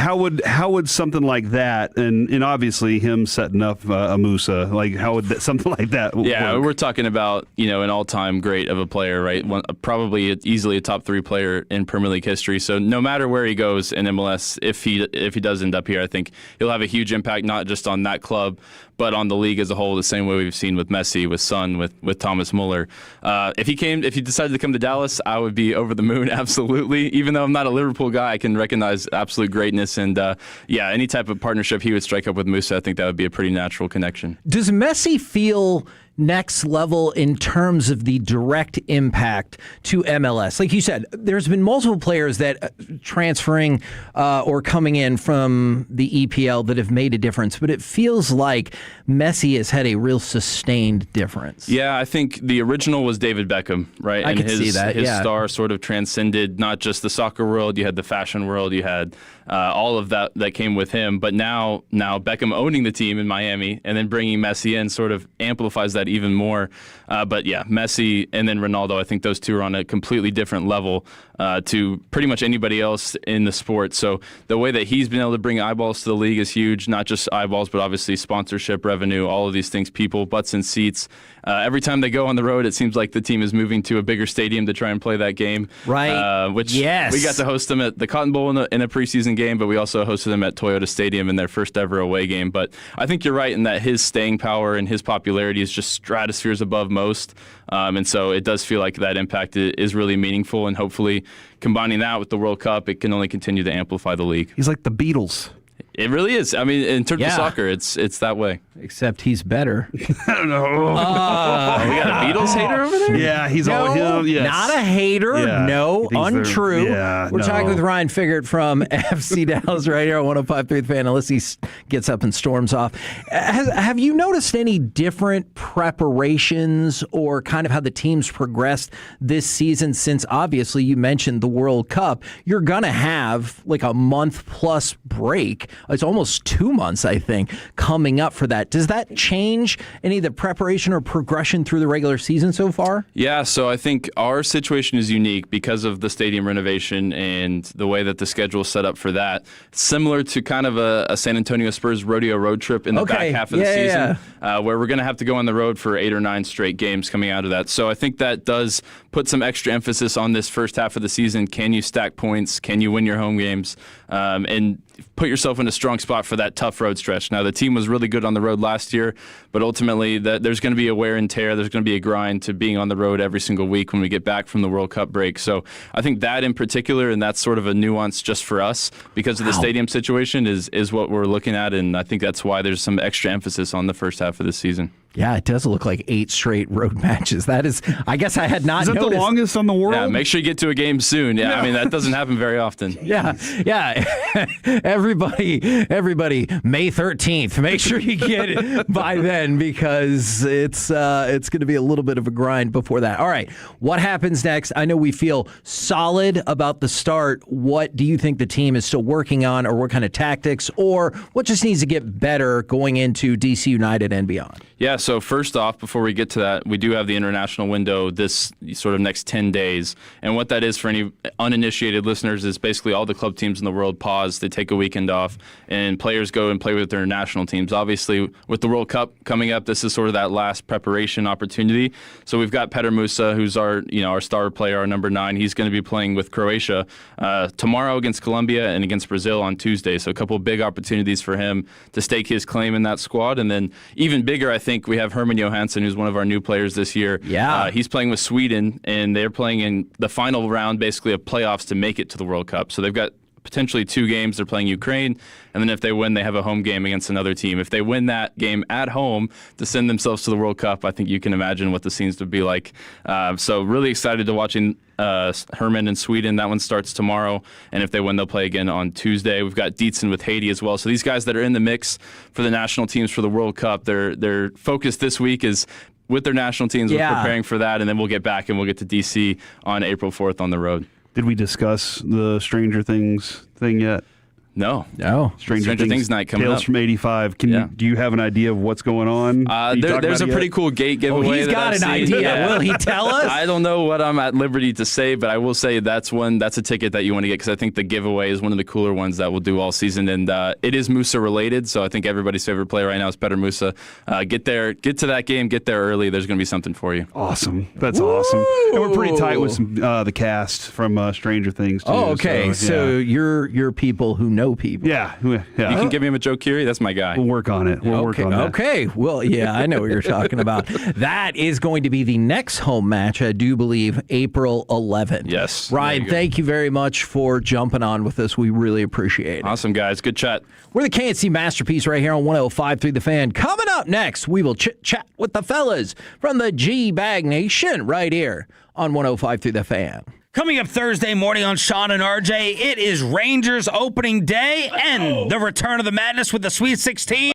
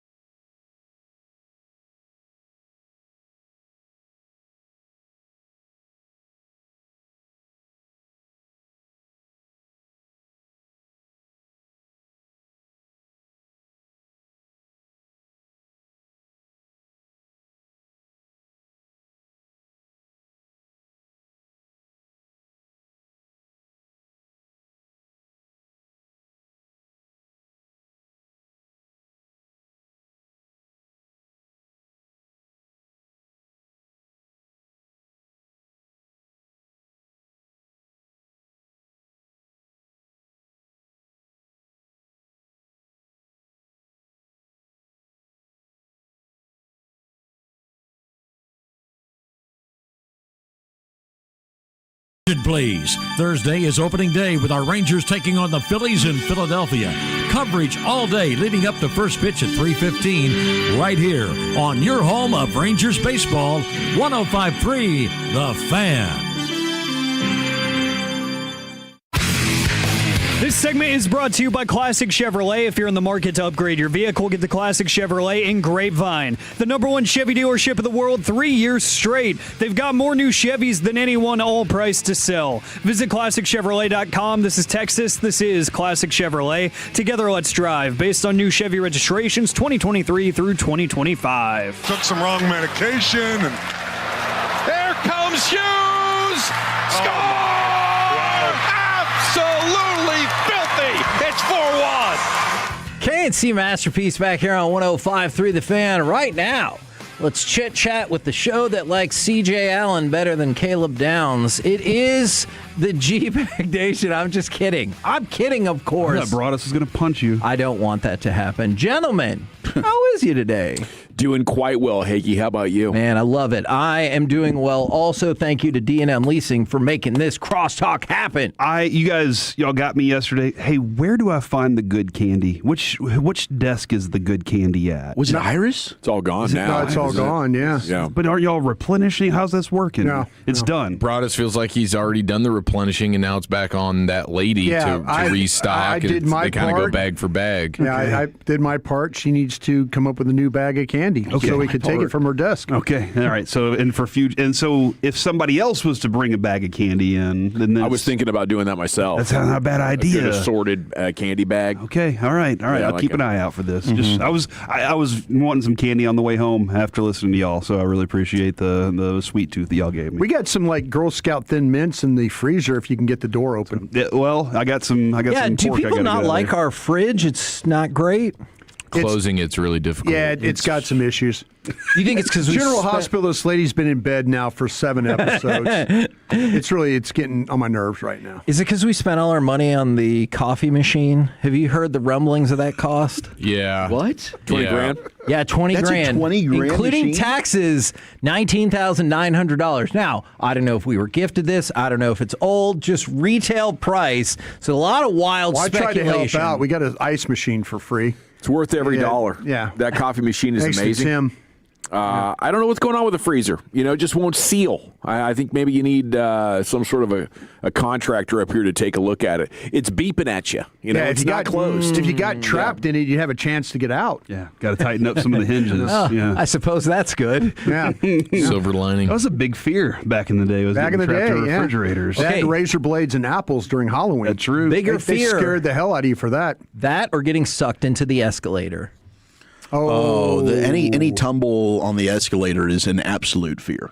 Yeah. Remember that? We saw that lady at Love Field. Yeah, it's Okay, terrifying. she didn't get sucked into the escalator, but she fell. Yeah. And she had a scarf on. Yeah. Oh, no. And we were just like, oh, like she fell down the we were up above, like looking over and watching people go down the escalator. And then all of a sudden she just tumbled. And we were like, no, and it was somebody save her. It was an up one. So for just a half a second, it was like a perpetual motion. Okay, so it kind was of going thing. up and she fell down. But then eventually I know you want to laugh, but you feel bad. Yeah. I get it. It's a tough balance. But Did you guys go save her? Yeah, well, we went were very busy. Our ride was there. Heggie stepped right over her. It was Nick Saban style. Yeah, just like no, escalator was that lady okay? Or she knock anybody down on the way? No, there was just her. nobody else on the escalator. Luckily. It And would she have been was funnier okay. if she had, though. She was okay. She was okay. Yeah, That was as far as you know. Yeah, we don't really know. That was good. Again, as he stepped over her. Hey, no noticeable bleeding or bruising. He was Allen Iverson. She was Tyronn Lue. Exactly. Gosh. All right, so our dream has been to get Ty Simpson up into the top 11 of the draft. The Jets, they're going to go and take him at 2, don't you think? Yeah, well, if they hire Orlovsky as their general manager, And they're scheduled to hold a private workout this Friday with him. Daniel Jeremiah said him and Orlovsky are I think tight. it'd be more so 16 than 2. You're right. No, you're They right. have a history. They do have a history taking Alabama quarterbacks. They do. They do. Joe Namath. Joe Namath Worked and out Richard pretty good. Todd. Won a Super Bowl. Maybe that's the key. Maybe they just need their next Bama quarterback to win a Super Bowl. I don't know. Did they also draft Greg McElroy? They did. Ooh, So they've taken 3 Alabama quarterbacks. Are you concerned? I know we're 4 weeks away, but are you concerned that you'll be sitting there at 12 with none of your primary players? We did a mock draft today on the stack where we were looking at, the questions we have to ask ourselves now is how fit is McCoy and would they take McCoy? The video yesterday appeared to him working like at 80%. The guy looked a little tentative pushing off that knee. I don't know. Like I say, he looks like a guy that's a little bit behind in this workout for being as long as he's been out. So if Dallas doesn't take him, then now you have to consider, would you pivot to Terrell or one of those other corners, considering there might not be an edge or a linebacker you like there. So, yeah, it's me personally, I feel like that there's going to be 3 teams ahead of you that are going to terrify you. And that's at picks 9, 10, and 11. Yeah. And so if you want to go get a defensive player, you might have to go up. And you might have to talk to the Saints at 8 if you want to get ahead of that group because you're about to walk a minefield at 9, 10, or 11. Are you going to end up getting rid of that Osa pick that you just picked back up? It could be 12 and 20. You move up to 6 or 8. And then let them flip you. If it's a team early enough, maybe you could take their 2 in the top of the second, which would kind of mitigate some Saints, things. I think, was 42 is what we looked at. The Cleveland one's 38 or 39, so if you went to 6. But if you want one of those defensive players, if you start eliminating McCoy and others, now you're eliminating guys. You're kind of taking yourself to the point where you need to, if you want to go get Delane, you might have to go to 8 to get that done. Now, speaking of the draft, I don't know why, Zach. Well, I do know why. I feel like he's personally attacking you every single time. What do you think about Corey saying Jacob Rodriguez, he would take him in the 4th round? If he's there, you would take him in the 4th round, or do you actually think that he's a 4th-round player, Corey? I think he's anywhere from the 2nd to 4th. Gosh, but if he's there in the 4th round, I'd absolutely be like, you know what? I think we can take a flyer on this kid. Yeah, I think we'd take a flyer on him, too, in the 4th round. The hell are you doing over here? If he was there in this, I think it's a reach at 20. Gosh, dang it. Is it a reach at 20? Is Anthony Hill Jr. a reach at 20? Yes, I do think Anthony Hill Jr. is a reach at 20 for me, personally. But I like it better. I like it better than Allen. I understand that, too. I do, too. And when we were talking with Jeremiah earlier, he was like, all 3 of those guys are all kind of team out on C.J. Allen. I understand that. And I could be wrong. Yeah, I think I like C.J. Allen for a lot of different things. Coverage is not my favorite thing about him, though. That's a little bit of a struggle. Yeah. What do you guys got coming up on the program today? Pure Gold, as always, thanks for asking. We do have the very latest news in the world of sports right out of the gates here in about 5 minutes, Hagee. I think you're going to appreciate it. I do appreciate that. I'm looking forward to it. Remember, tomorrow, Texas Rangers. We got a baseball guest and a football guest today? We do have Murph. Maybe a baseball guest. Maybe a football guest. All the guests are on today. Yeah. Did the computer tell you that we don't have any guests today? No, he told me. He'll tell us at 2 o'clock. That's the news of the day. I got you. Yeah, Remember, tomorrow, a lot of sports. opening day for the Rangers. Some dog we will talk, have yeah. Kyle Gibson on, Derek Holland on, Tim Kirkjian on. I think we're going to have Matt Hicks as well. It is a loaded opening day tomorrow, 10 a.m. to 2 p.m. right here on 105.3 The Fan. Say go baseball, Kevin. Go baseball. Sean and RJ, the KNC Masterpiece, G-Bag.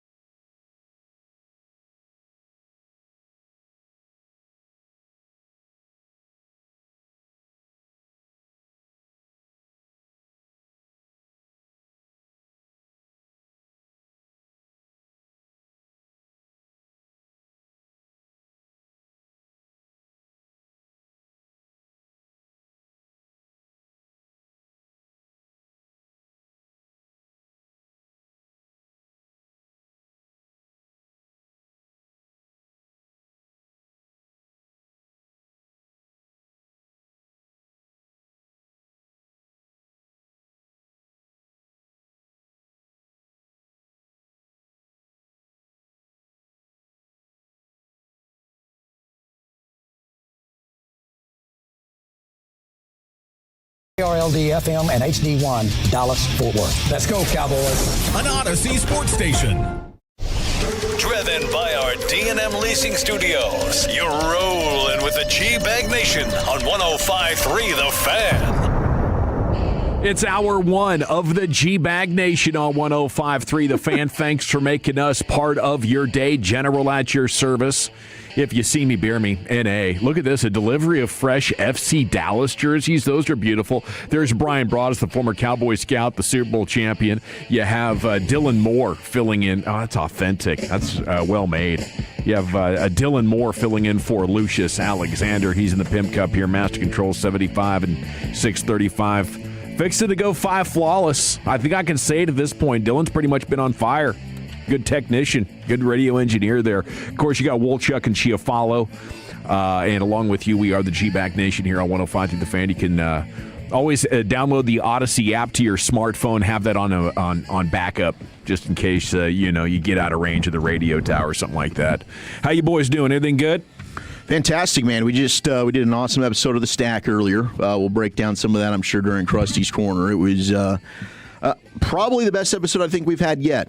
Got very passionate, very emotional, some debates going on. But I'm a little bit got a heavy heart over Stars last night. That was not a great game. Oh, yeah, 3 in a row. Execution, though, man. It wasn't effort. It was just execution. Yeah, and look, they battled back. I mean, they got within 1 goal twice, and I thought maybe they've got a chance to steal this one. But Otter did not have his game last night. I don't know what happened at the beginning of that one. You think Glenn's nervous after benching Otter last night? I think you get away with it during the regular season, but I did think that. I'm like, oh, no. The last time this happened, it did not go well for the head coach. Just a palate cleanse. That's all you need. I hope so. You're not going to burn 10 out of 10 for 4 months in a row, right? So if you've been on fire, you got to slow this thing down. Mm-hmm. You got to have your palate cleanser. You got to get your guys healthy, and then you got to peak maybe towards the start of the playoffs. But still plenty of time to get this thing, sorted out, and I'm sure they will. Didn't last year teach you that, Wolchuk? Yeah, I mean, I think going into the playoffs, it's okay. I still just believe in the team, but Jake Ottinger, I think there's fair reason for concern. He has not been great this year compared to his other levels of when you're going into the postseason. So Otter, I need to see peak Otter heading into the postseason. Or else I like that. I would not mind some Casey DeSmith getting some run because he was brilliant coming in last night. Made some really big saves. Defensively, though, they were awful. Like turning the puck over, Myers getting back. There was so much sloppiness, leaving guys wide open. The goal that Jack Hughes scored, like he's just cherry picking down ice. Nobody picks him up. So it was a bit of a sloppy effort there from the Stars, but it's all right. We'll get back in the win column soon. Cool things happening in defeat. Wyatt Johnston scored 2 to reach the 40-goal mark for the first time in his career. He's the 5th Stars player in history to score at least 40 goals in a single season. And Jason Robertson scored, so he's at 39, and with 1 more goal, Robertson and Johnston will become the first Stars teammates to record 40 in the same season. That's cool. So, pretty cool stuff. Minnesota also lost, but Colorado won. So they are in first place, 7 points ahead of the Stars now with a game in hand. It was so close. It was right there. You could taste it. Minnesota is 5 behind the Stars for third, and the Stars do have a game in hand again on the Wild as well, and they will visit the Islanders tomorrow. Okay, I want to thank you guys for being great teammates and doing a great job as I bailed early last night to get over to the Vale. Give us the good news. How'd it go? How many goals? goals? Give us the good news. The girls mercy ruled Pinkston. Oh wow! Mercy ruled with about 20 minutes to go. This is the area championship, round 2 of the playoffs. It was 10-zip. So mercy rule. So they called it. They're pretty dang good. And then the boys won another close game, 2-zip against a private school. I forget their name, but so it was a double victory for Sunnyvale soccer last night. The stadium was pretty flush with fans, so salute to all the parents and all the kids there that made it. It gave it that small town sports feel that vibe. You know it when you're there and you're liking it and you're enjoying it, and the home team was winning. So thanks for that experience last night. That's awesome. Shoddy got to take on Athens Friday, by the way. So I'm gonna leave early again. Is that a home? Like that's a tough flight to Greece, site? man. You ever been there? yeah, right. You're gonna be on a plane for a while. It's gonna be a tough one. First time since preseason they're playing a team ranked ahead of them. I think Athens is ranked like 7th or something, and Sunnyvale's like 10th. You got to watch that small town soccer team. Gonna have to hulk up to get the dub Friday night. Shoddy at UT Pro Day said, I think what we want to hear, he said, certainly we're not gonna pass on a great offensive player if they're there at one of those spots. There's more Pro Day fun to be had today on Cowboys Twitter. We'll be tracking it as the show is going on. I think they're down at A&M. Today. Yeah, they should be.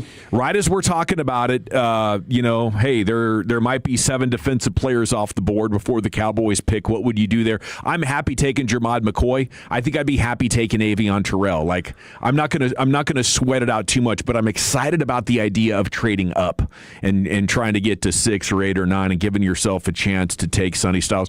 But I also like what Daniel Jeremiah had to say today with the idea that, maybe Caleb Downs is going to be there for you at 12. So you just you sit tight. I don't know. It's an awful lot of fun here with a month to go until the draft with all the different scenarios and the possibilities. I mean, keeping the dream alive at 12, I really thought it was dead. But for him to say that got me tingly. Yeah. I mean, is there any way is that we could just live in a world where Downs at 12 and Jacob Rodriguez at 20?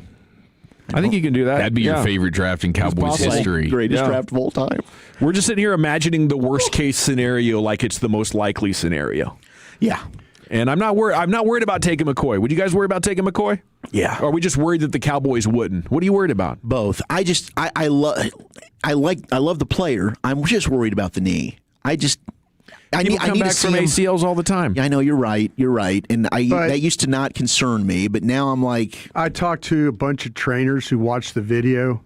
Oh yeah, they think he's behind in his rehab, which is an issue. That was over a year ago, and it's been over a year. He should be ready to play. He did not look all world. Well, this is an 80% run. This was an 80%, and we need to see like when he's going, with the pro guys working him out and on the W drill and the Raider drill where they open your hips and turn and plant and all that stuff. We need to see that. I'm hopeful.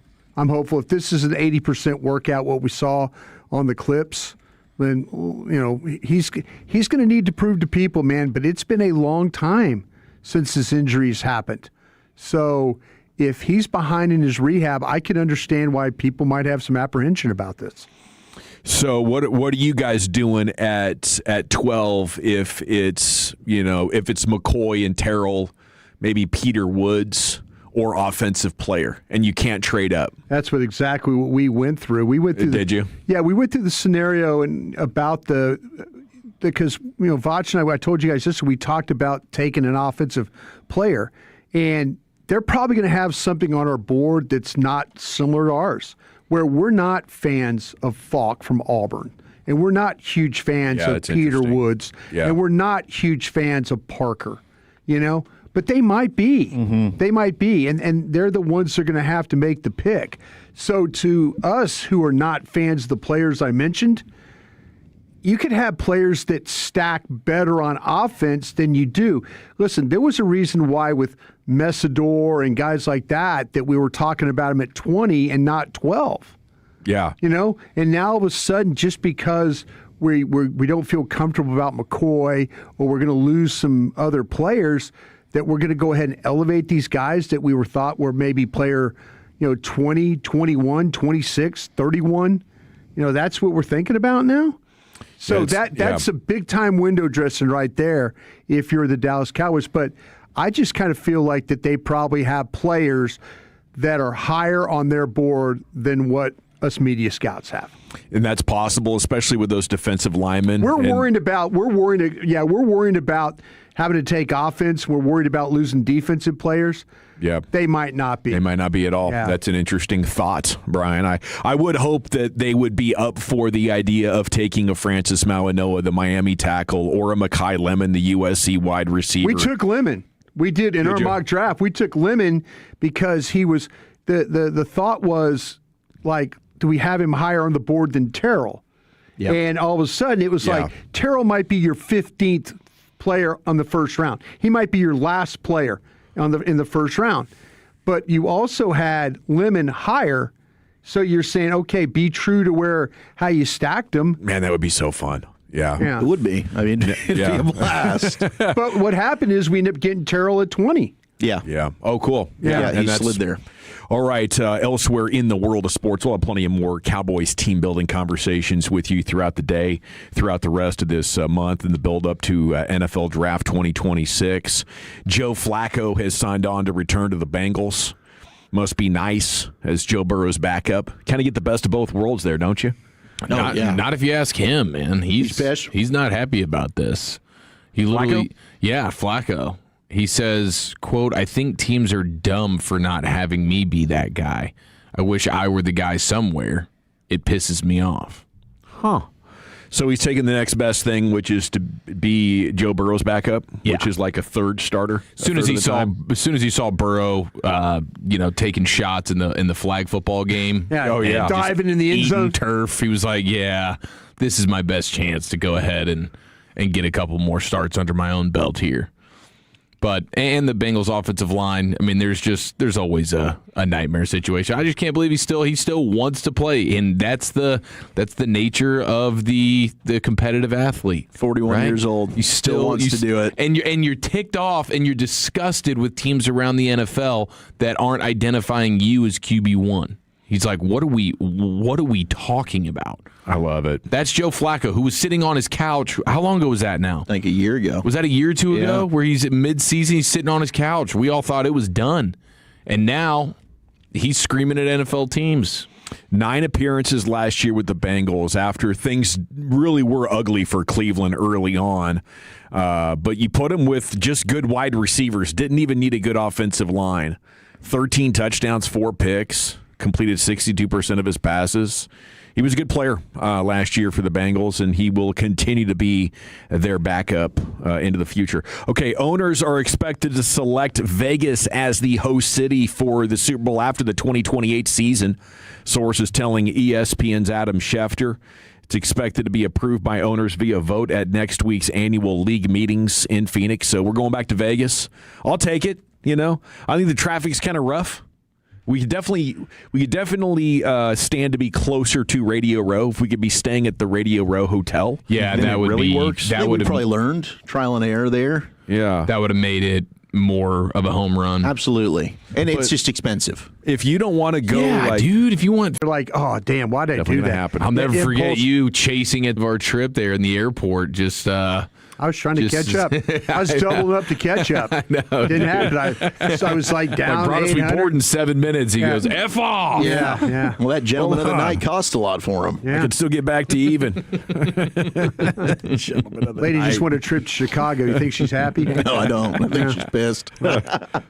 She's in a Bumblebee outfit. What is this, Halloween? Yeah, I don't know. Are you guys chasing Let's Make a Deal squirrels here on the TV in studio? Dawson's right. Our TVs were going back in time. Yeah. We are. We're watching shows back in time. You can't change the channel. Yeah. You need to yell at a little kid to run up there and hit the button for you. I don't know what's going on here, but we can't get sports. And then we got we got what's called the Justice for the People show going on. So we had all the Rokus, and we decided, okay, we need actual satellite TV. So we got the DirecTV now, but the DirecTV remotes don't work half the time. I don't know which ones. We don't know which one goes to which. I know one works. I don't. The other ones are kind of a difficult situation. What's your problem, bro? You didn't get a journalism degree? No, I didn't. I got a communications degree, so I can communicate how we're having issues with these televisions. I can't actually physically do a damn thing about them. I mean, Brian and I are both too old to be expected to have a thorough understanding of these things. I'll try so and we're kind of looking at you guys around here, guys. I'll try and figure this out. We have a ruling in Justice for the People. Oh, do we? Yeah, it's a ruling. She didn't like it too much. We did just get news from Shefty. We are going to start the season on a Wednesday night this year. So they officially have decided to do the Wednesday night deal because Thursday night is going to be that Brazil game. Or Melbourne, the Australia game in Melbourne. So they'll have Wednesday, Seattle. We don't know the opponent, but that Thursday night, I guess it's Rams 49ers in Melbourne. Cool. Yeah, might as well. Party. Hump day football. Yeah, let's just have an opening week where every day of the week we have a game. Dawson, you slate. said they're going to come to that, right? I think so. I think it's an eventuality. Just got to add a few more teams, a few more weeks, and get this rolling schedule. A few more players launched. Okay, we got top 10 coming up next. We got the G-Bag of the Day champion. Wolchuk, what's the subject matter looking like? All right, choose your fighter. Top 10 opening day performances in history or the most skilled baseball players of all time. 877-881-1053. Or maybe we'll do them both. That's next. But first, Holds, I want to tell you about my friends at Cars for Kids. I know as parents, we would all do anything to give our own kids a bright future.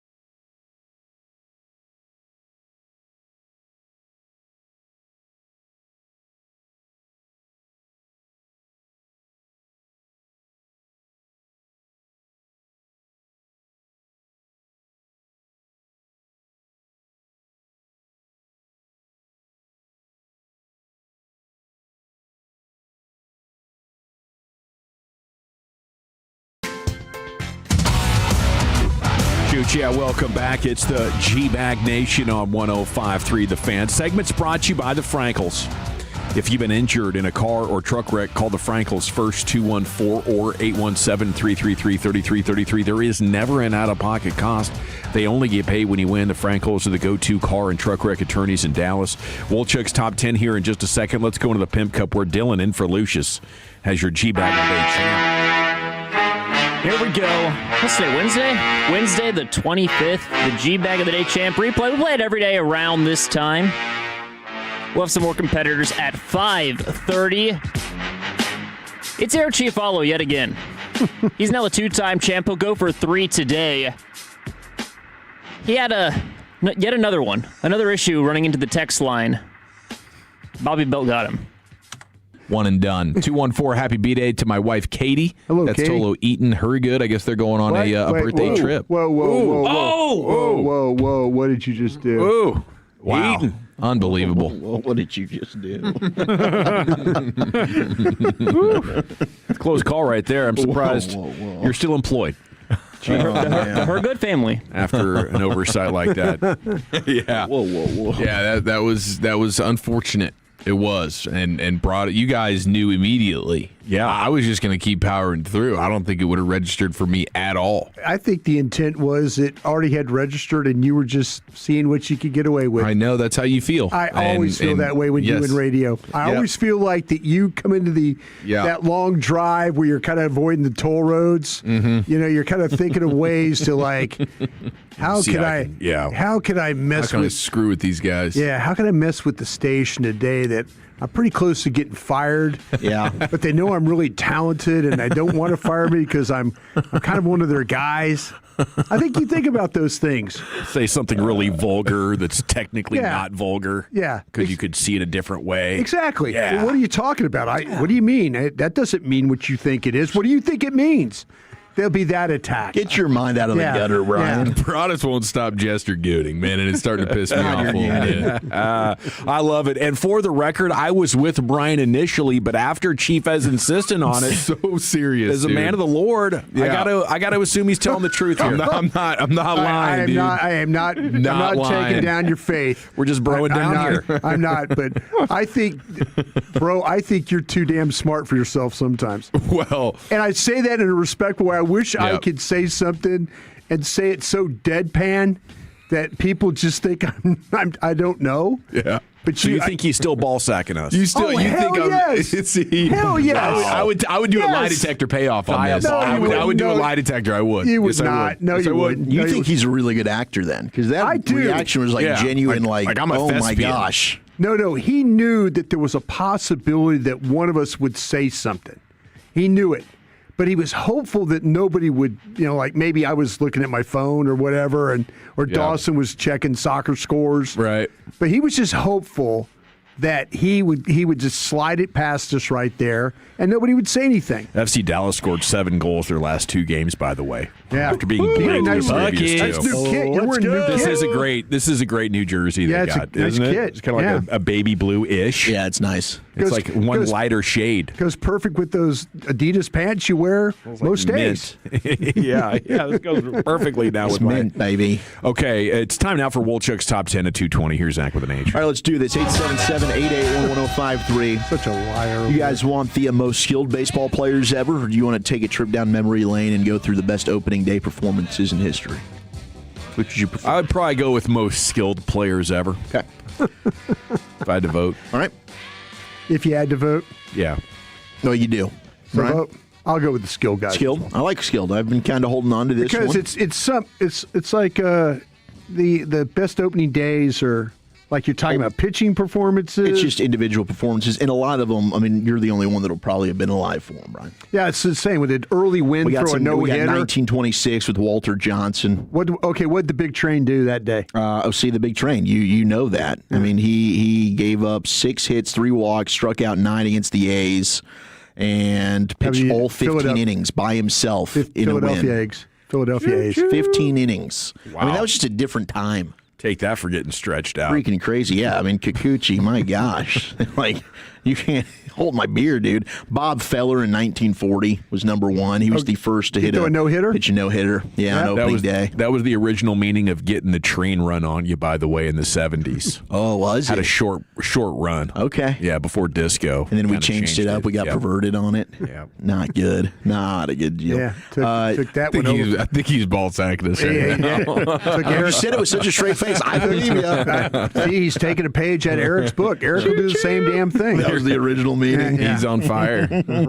Bobby Gibson in 67 is in here. Bobby Gibson probably struck out 15 that day. 13, you were close. Yeah. Pitched a complete game. Yeah, we got some good ones. Who did Bobby Gibson beat in 67? I'm going to guess to be a National League pitcher. I'm going to say the Chicago Cubs were the victims that day. Ooh, close one. It's the San Francisco Giants. Oh, that would be way very close geographically. Very close. Yeah, Hey, at least you got the National League, though. A bit outside. You were close, just a bit outside. But, I mean, with the Cardinals and the Cubbies, that was a solid guess. All right, here are your honorable mentions for the most skilled baseball players ever. Yeah, Mickey Mantle, the Mick. Honorable mention? The comment. Yep. He's an honorable mention. Sandy Koufax. Another honorable mention? The left arm of God. Jeez. He's Jewish, by the way. He was. Held it down. Ted Williams. The splintered splinter, something like that. Was that him? Yeah. The splintered splinter? The splendid splinter. Splendid splinter. What did you say? I effed it up, bro. I think you effed it up again. The splendid splinter. I effed What it up. genre of baseball player Just was go with this the from? kid. The genre. Yeah, what genre was this in? You know I'm going to F it up every time I You're say going to it. get up and leave. No, I'm not. I've got nowhere to go. Jackie Robinson and Roberto Clemente. I'm like gum on your guys' shoe. You guys can't get rid of me. Please go away. I signed up for more years. No. Number 10. Jackie Robinson? Yeah, he was honorable mention. He was the Honorable last one. mention? Yeah, just on the outside looking in here. What This is list the top is this? 10s. This is the top 10s, okay? So this is voted on by the people, of the people, by the people. So take it up with Americans. Joe DiMaggio. Moving to Canada. Number 10. What was his nickname, Brian? Jolton Joe. Yes, you nailed that Yankee one. Clipper, by the way. And the Yankee Clipper. Woo! Our guy's on fire. Yeah. 3-time Splendid MVP. splitter. 13-time All-Star.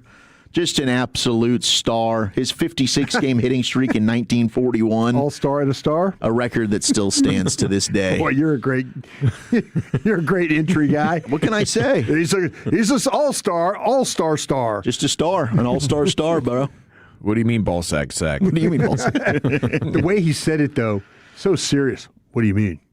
Ball sack. Well, because he was, I mean, like in he his was going brain, to you jump could over see. the table and grab Eric. He's like thinking I'm about. so concerned. Wait a second. Ball sack. Hank Aaron at 9.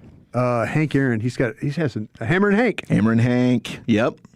Major League Baseball player, considered one of the greatest players of all time. He's number 9? Held the record for career home runs for 33 years. Also served as senior vice president of the one and only Atlanta Braves. My dad missed a foul ball of his when he played for the Brewers. Oh. Yeah, Dad wasn't paying attention. Dad was like, I saw it coming, and the ball landed right next to my dad. He could have caught it. Hank Aaron foul ball. Big Larry was looking up in the out-of-town scores or something like that. I don't know what he was doing. That's heartbreaking. It is heartbreaking. It's Hank Aaron foul ball. Dad, you got to catch that. That's a tough one. Yeah. Lou Gehrig comes in at number 8. The Iron Horse. You sure?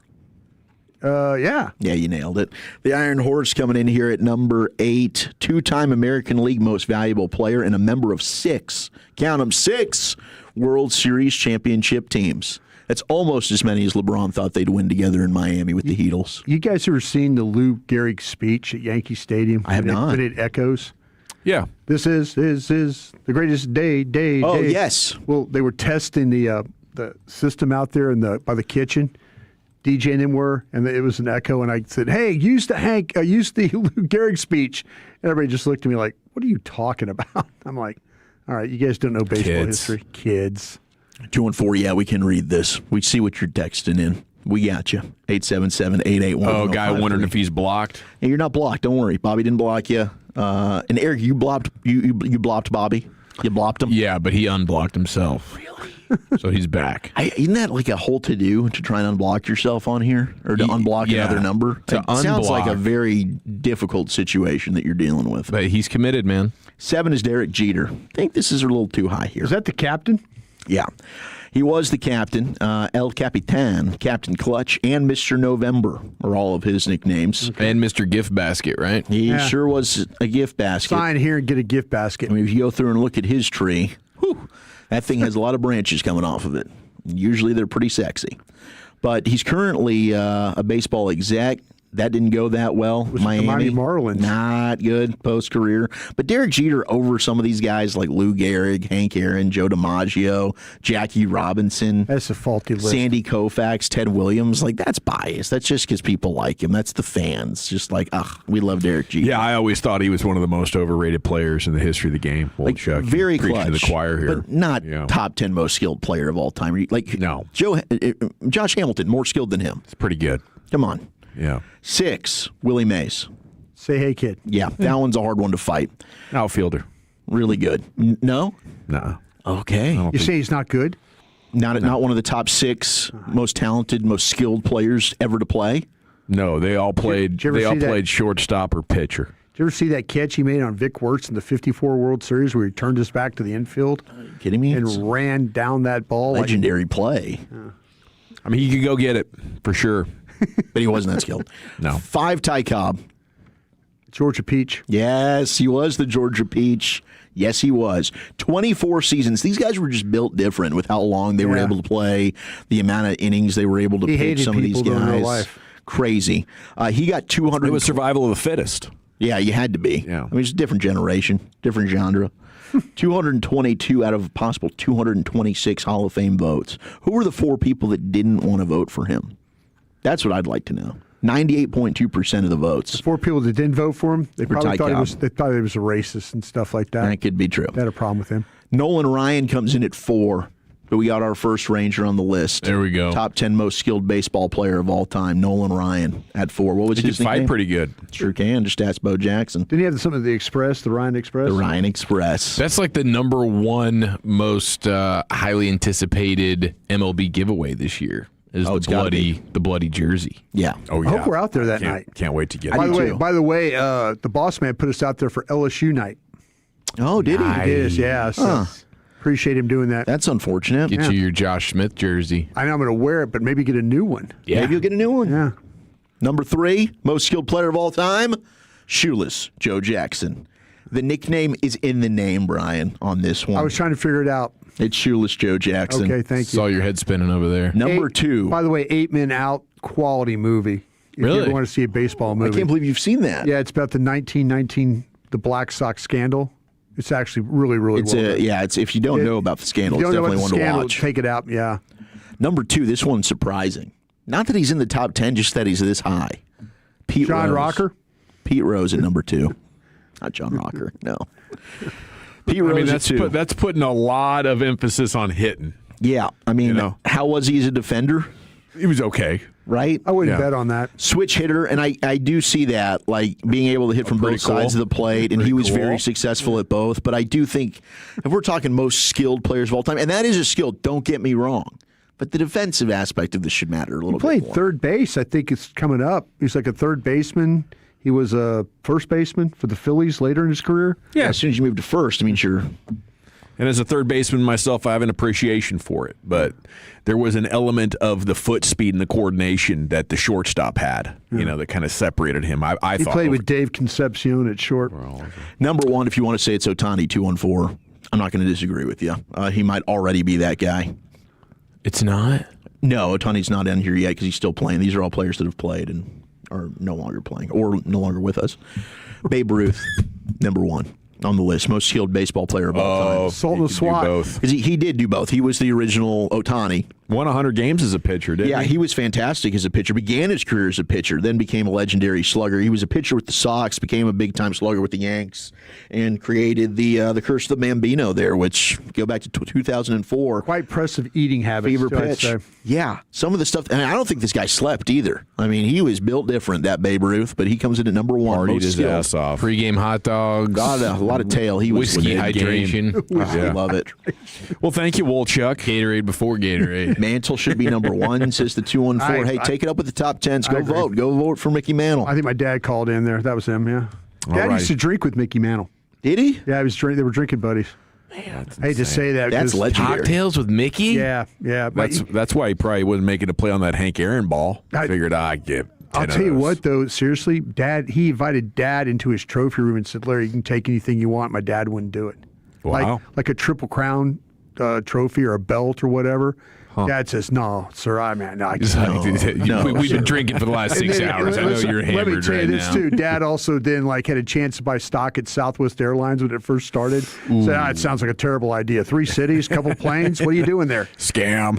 My dad was at the barbecue place in the 70s. Like, Larry, they're going to have this big offering of, no, I'm good. I wouldn't have to be working right now. Yeah, no Ultimate kidding. backfire.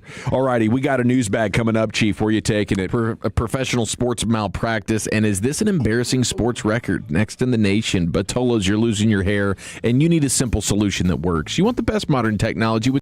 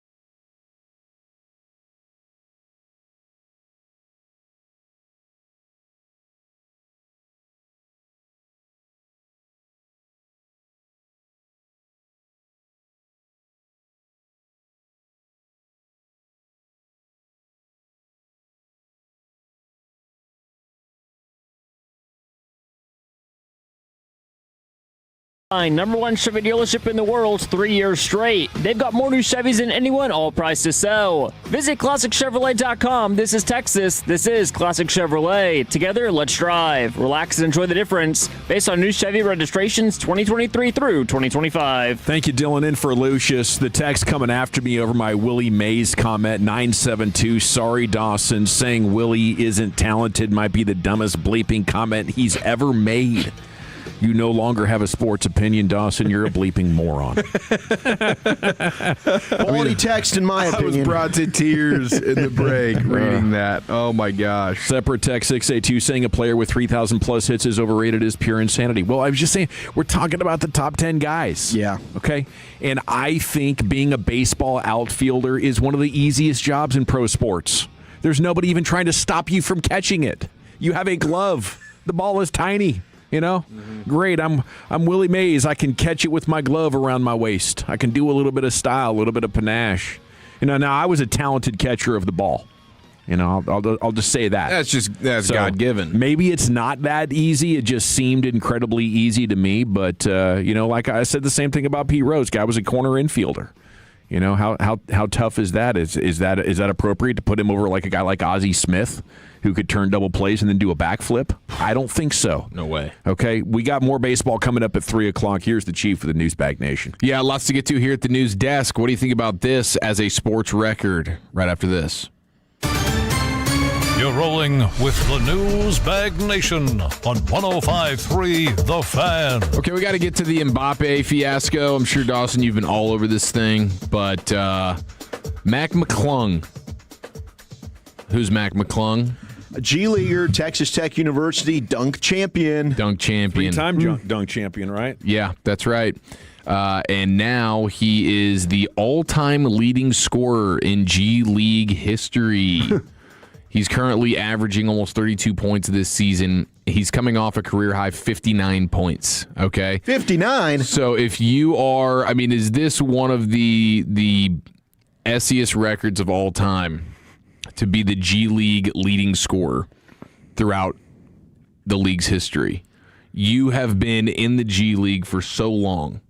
How many years unable has it to been? break through? I think it's like basically the better part of the last 5 years. Okay, 5 years. Every blue moon, he'll get a chance to go put an NBA uniform on, and then he goes back. I mean, the dunk contest is legit. Respect to him on that. But you're the G League. Like I don't know how this makes you feel. You're a compiler in a league where everybody's trying to get out of it and level up. Yeah, I mean, this is McClung. Yeah, this is McClung. So you're using it to maintain relevance and within an arm's reach of the dunk contest or endorsement opportunities, right? So yes. I think it's working for him because he has career opportunities that branch off from it. If you're just an anonymous bum who's scored 20 points a game in the G League for the last 6 years, doesn't really work for you, right? Yeah, you've gotten good cardio and stayed in shape and made a couple hundred G's a year for the last half decade. But I think for Mac, it might be pretty cool because he's built a brand. Yeah. I mean, the dunk stuff is fantastic for him. I just wonder where this ranks for him personally. How much will this? I think he's still playing. He has to be happy, right? I mean, anytime you're the leading scorer of any sport, it's cool. I mean, he's a G League guy. It's still cool. Yeah. I mean, it's you've been in the G League for longer than most. You're trying to make it say like it's not. It's a bad thing to have because that means it just shows that you had to be in the G League this whole time. It shows you're not good enough to be in the NBA. Pretty much, So I was just kind of wondering how we would feel about being the all-time G League scorer. Because you're playing in a league where you're actively trying to get out of that league and level up. Like, do we care what like the all-time minor league home run record? Crash Davis. Is that something anybody cares about? No, you don't want that. You don't want that. No. So I just tip of the cap to him. I'm happy for him. Tyler Kolek is another guy. Now this is, March is his time, okay? He was a Marquette basketball player, and now he plays for the G League affiliate for the Knicks. But they're calling him now the Metro North Maniac, which is a sick, nasty name. And it is because Kolek dropped 42 points versus one of the random G League teams as he was playing for the Knicks. That was a day game. Then the Knicks decided they needed him that night for their game. So he puts up 42 in the G League game and then hops on the train, buzzes over to MSG, and they put him in the fourth quarter of the Knicks game, and he puts 11 points on the score sheet. Wow. Hot hand. 42 points in the G League. Same day, you get the call up to the Knicks, and in the fourth quarter, you're banging home 11 points. Now, it was against the Wizards, and we all know that's as bad of a basketball team as you'll ever see.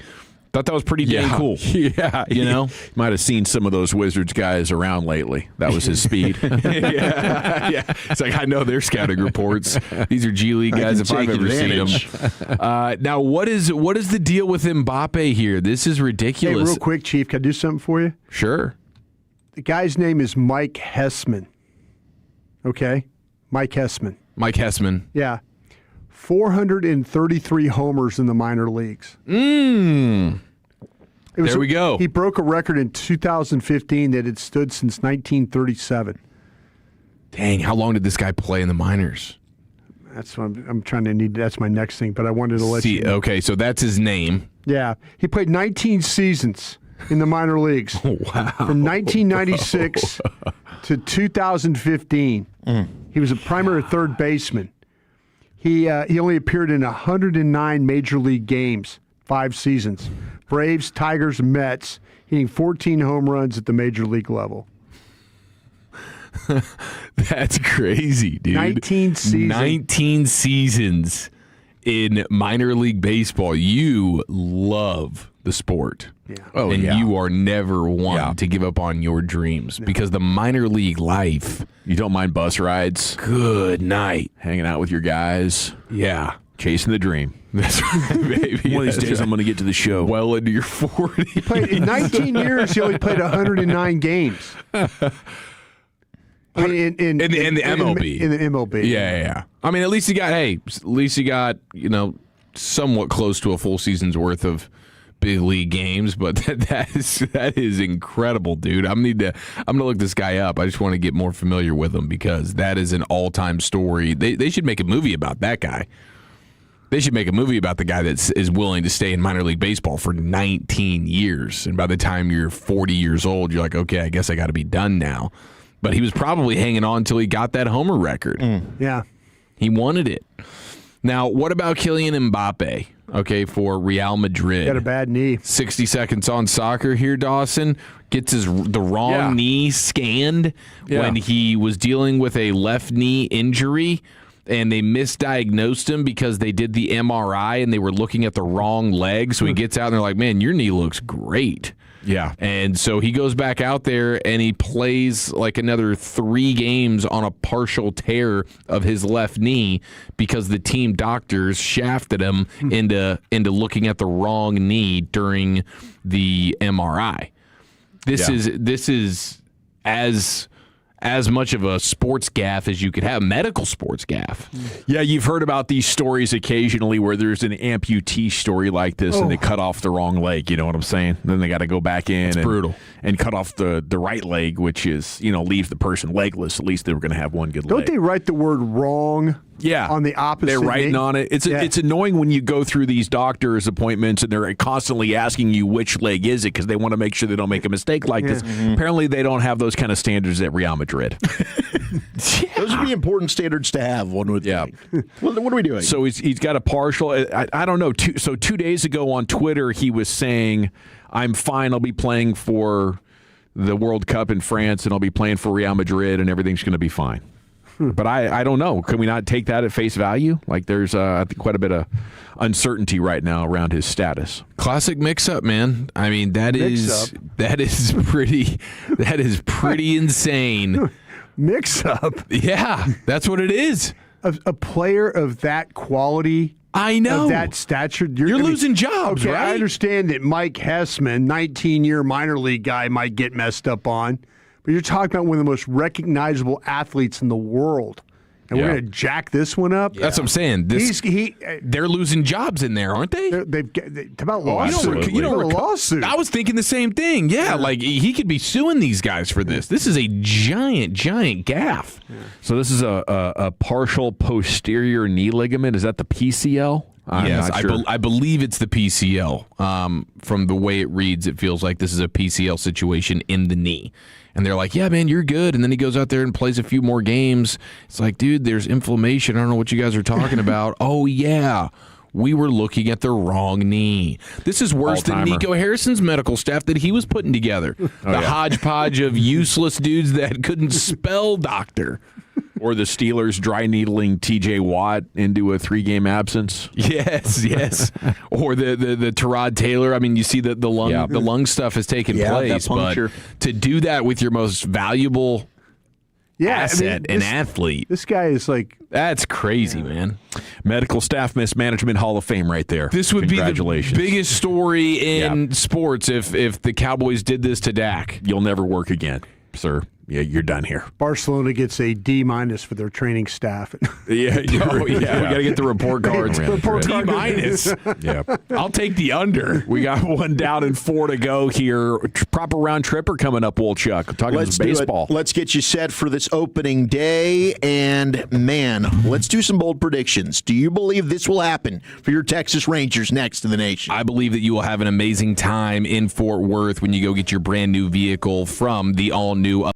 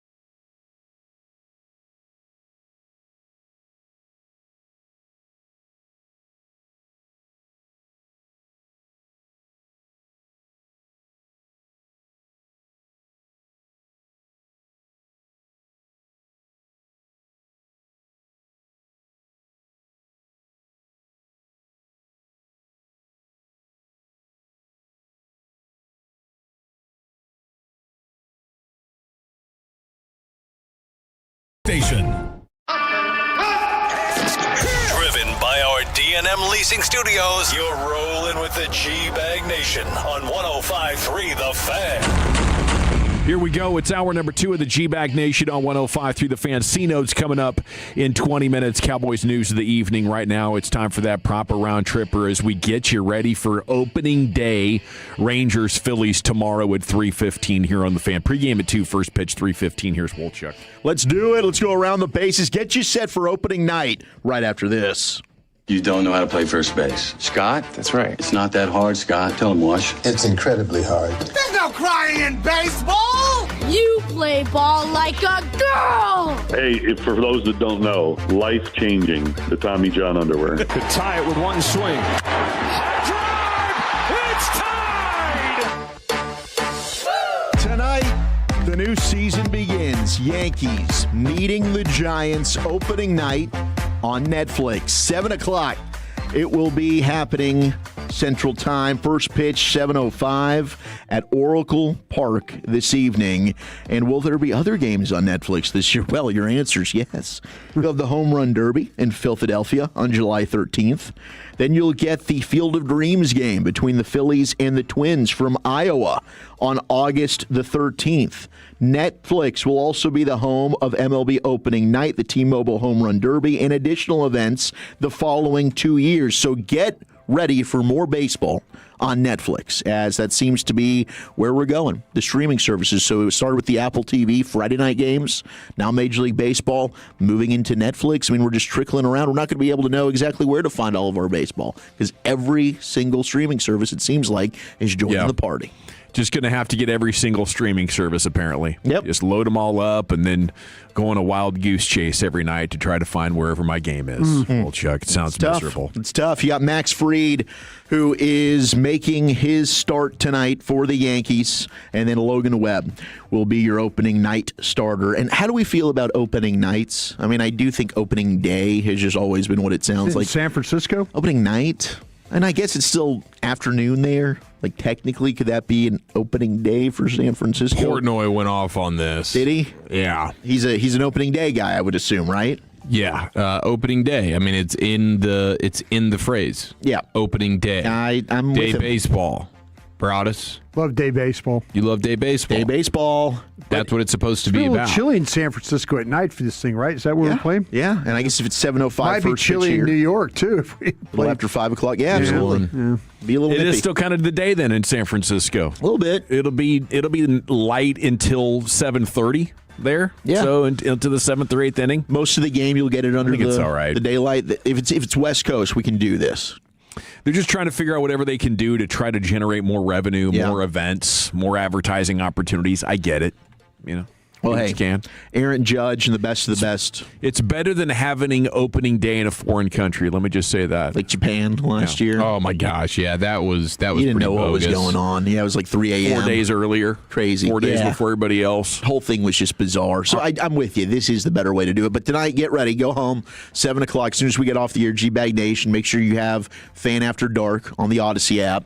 And then you can watch and take in opening night baseball. Jameis Winston's going to be a part of that crew. Is he? Oh, Yeah. Jameis. Hey, that's must-watch television. Dude, for sure. Jameis is a guy that I can't wait for his media career. It's already begun. But once he's officially done playing, that's going to be...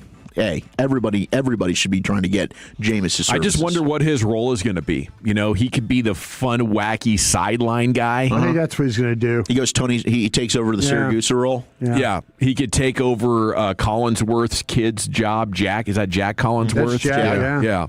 You know, there's all kinds of different possibilities. You could try studio analyst. Maybe he takes over for Terry Bradshaw. Sure. Yes, please. Maybe get him on the Fox Let's make desk. that happen. Maybe you try him in a game. You know, and maybe he's just going to be super fun like RG3, but even better. Pete Crow Armstrong, congratulations. Got himself a 6-year, $115 million deal with the Cubbies. So they get that thing taken care of per Jeff Passan, just 24 years old, was just on Team USA and the WBC. He was brilliant last year, 25 homers, 27 stolen bases in the first half of the season. Just the first half of the season last year. Second half, not as good, but MVP caliber talent. So, Cubby fans, you got yourselves a good one locked up for the future. Now, Shohei, he was dominant last night. He's going to be back starting in the rotation full-time. Last year, all he did was hit, but he struck out 11 through 4 innings in the final spring game for the Dodgers against the Halos last night. 11 Ks over 4 innings. Shohei in his bag. And the Angels were just whiffing and staring like, how in the world, what are we supposed to do here? This is worse than what the Yankees had in the late 90s, early 2000s as far as dominance. Yeah. It's become more annoying. It is. Is this, because we talked about it in the NBA, do we maybe miss the dynasties? Maybe OKC's about to go back-to-back, but for whatever reason, it doesn't seem like anybody really cares about OKC. They're not being talked about. They're not getting the love and the hype that a Golden State did, that a Lakers would have, that even the Heatles, the Spurs, like people, it's OKC. Yeah, it's cute, right? Eventually, they'll have to break it up, and it's not going to be a thing anymore. But they very well could just coast to a back-to-back title here. But the Dodgers, I am with what they're doing. It does make me want some form of salary cap to try and even out this thing. It's getting to be a little annoying. Yeah, and I do like dynasties. It's an interesting point that you make. Like, why isn't OKC getting that kind of surge and momentum? Is that market size? Maybe. Yeah. I think it's got to be, right? Sad. Yeah. Because there's a lot of marketability around that team. They got a lot of studs. I mean, Shai Gilgeous-Alexander, phenomenal. But again, he's Canadian. You think that matters? I think that's the reason. Walchuk's very serious about that mattering. He's Canadian. I don't think anybody really even thinks about him being that. Canadian. Right. That was my thought. Is like no one is he really synonymous with that? He's synonymous with being Canadian. He's synonymous with wearing like crazy outlandish jackets. See, I couldn't tell you a single jacket he wore, but I can tell you he's Canadian. I think it's about as known. It's less known than when Steve Nash was Canadian and nobody cared. Steve Nash, born in Johannesburg, South Africa. A South African Canadian. Nobody knows. See? Seemed pretty Texan to me. Yep. Now, the Rangers, bold predictions. One realistic, bold prediction. We're looking at potentially 3. Count them. 3 sub-3 ERAs. Pitching 170-plus innings between Nathan Eovaldi, Jacob deGrom, and Mackenzie Gore. Do you think this is possible? I do. I think it's possible. I think definitely Evo and deGrom. No, this is week 1. This is full season. Keep the Rangers in the AL West race into the final week of the season, courtesy of ESPN. And the last time the Rangers even had 2 pitchers make the All-Star team was 2013. You had Yu Darvish and closer Joe Nathan. This year, not only do I think you're going to have 2, you might have 3 pitchers make the All-Star team with those 3 guys in Evo, deGrom, and Gore. That would be something, man. If Gore actually hits like that, that's going to be a huge notch on the belt for CY, I would say. Yeah, absolutely. And if he can sustain throughout the season, because that's when things get away from him a little bit. But I think that's due to injury. Just like keeping these guys healthy, that is just such a question mark. It's hard to bet on that. I wouldn't be surprised if they have 4. Let's go ahead and throw Leiter in this as well. Let's get Leiter in the mix. Yeah. You go with 4? Mm-hmm. That'd be fun. That'd be fun. Okay. Most likely award winner for your Rangers. ESPN's going with Skip Schumacher, American League Manager of the Year. That. Yeah. Rangers are a sleeper team, and he's right. I mean, if the Rangers can go ahead and make a playoff wild card or even win the American League West, I think Skip Schumacher should be getting a ton of Manager of the Year love. I mean, the last time he was a skipper, he won it in 2023, NL Manager of the Year. To have it in both leagues, it's quite an accomplishment for Skip. Yeah, and it's interesting, first year on the job for him to be the only one that got any love from those ESPN writers in that story that they did, asking folks, who's going to win this, that, and the other thing. But, I think they have more than just Skip in the running for these deals. Mm-hmm. They got an MVP candidate in there. They got maybe 2 of them. And they got some Cy Young candidates as well, so. I think, sure, you might not have the Tarek Skubal favorite or who's the other dude, Garrett Crochet favorite. Garrett Crochet. Yeah. Little Paul Skeens action in there. Well, we're in this thing. We're in it. Yeah. And you know what, Evo, if he stayed healthy last year, I think he could have won it. I think he could have been the guy. And I'd love that. I'd love to get in there. Now, if you had to give one bold prediction yourself, Brian Broaddus, give me your Rangers bold prediction for the 2026 season and make it a good one. The Rangers are going to find a way to win 90 games and make the playoffs. Love that. I love that. Are you going with 90 wins? Because I co-sign that. I think they're going to. I'm going. Is that a division championship or just a wild card? I think 90 wins get you in the playoffs. I'm Wild just saying card. that. I like that. It gets you in the playoffs. 90 wins, Texas Rangers. Yeah, Love it. 90 wins. That would be, that would be fun, huh? Your wild card team. That's what we need right now. 9 wins better than last year. I think it's real. Give me 3 gentlemen with 30 homers. Ooh, that's a good 30 prediction. homers. Okay, so give me your 3. I'm going to go Wyatt, Seager, and Berger. Like it. Let's go. They all touch 30. That's cooking. We're cooking with gas. I'm going to go with Jock Peterson, comeback player of the year. Ooh! Yeah. He didn't come back from an injury. He came back from being fat and out of shape. Wow. That's our guy. That's like plus 5,000. He's back in it. He's back. Gosh, the Canadian conversation on the text is wild. I mean, 214 hit the nail on the head. My sons say the same thing. Nobody cares about OKC because he's Canadian. 443, he's Canadian. 817, it absolutely matters.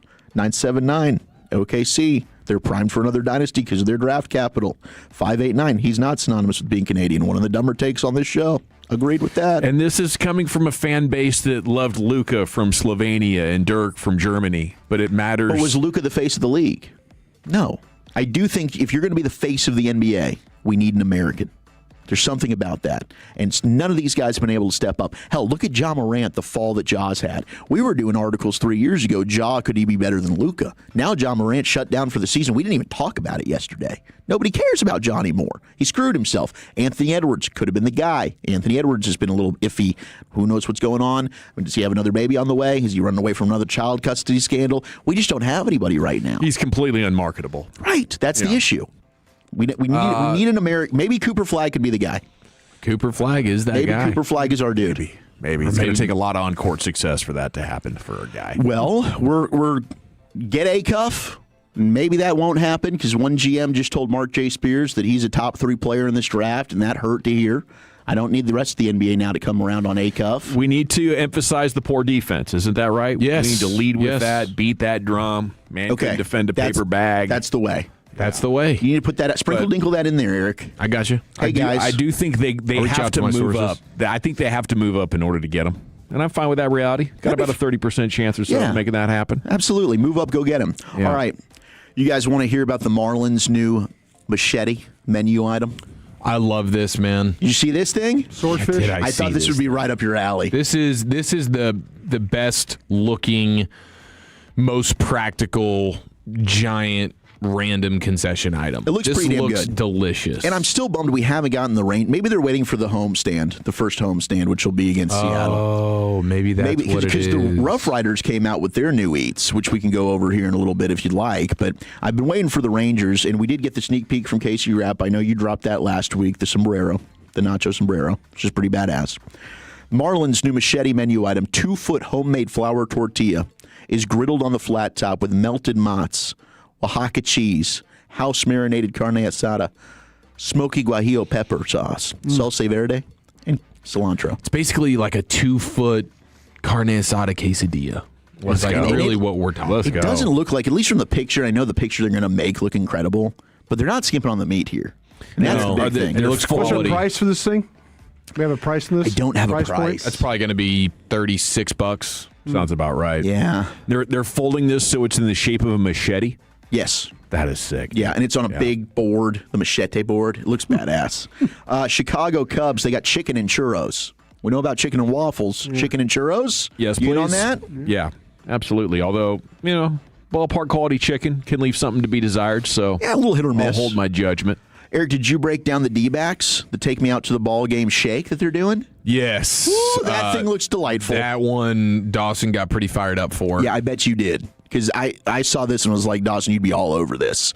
Salted caramel shake, whipped cream, peanut butter sandwich, cookies, Kit Kat bars, and Cracker Jacks. I'll take 2. Looks freaking delightful. Absolutely Definitely amazing. passes the eye test. They also have a big, 128-ounce nacho bucket. Oh, damn. The D-backs do. D-backs are coming Might be out hard strong to get here. coverage in a bucket, but Yeah. I know that a lot of dried Where chips. were you guys on the Guy Fieri trash can nachos? Yeah, we punted because the lady at the She said they weren't any good. She was like, "Yeah, it really depends on who's making them. Sometimes they can be not good, and we didn't want to spend like the $50. It was because it was Vegas. Yeah, super expensive. That's when we went to Gordon Ramsay and got the fish and chips. Got to know your Also chef. Beef $50. Wellington one very good. I know. That was disappointing. Somebody's doing a beef Wellington hot dog. What? There's a ballpark. Yeah, I got like the craziest hot dogs of the baseball season. That sounds delicious. And somebody's doing a beef Wellington hot dog, bro. I'll hit that a little bit later with some of these, but Well, it makes sense because a Wellington's wrapped in pastry, so yeah, that makes sense. What's the mushroom sauce? Dr. Sell? Yeah, I see. I can never say that, but you crush it every time. I can't say names, but I could say cooking products and stuff. I'm pretty good at that. You do. You have a gift to that. Last note here around the bases, Evan Grant did his month-by-month Rangers predictions. As a result, they come out 10 games over 500, 86 and 76. AL West second place and a wild card. That's right. And a wild card. We'll take Straight it, boys. to the series, baby. Back to October. Let's go, Rangers. That's the pole position, if you ask me, Hell based yeah, on it is. historical precedents. I love it. Thank you, Wolchuk. Thank We you. got Cowboys news of the evening coming up next here. G-Bag Nation, home of the Cowboys, 105.3 The Fan. Tolo means turn it on.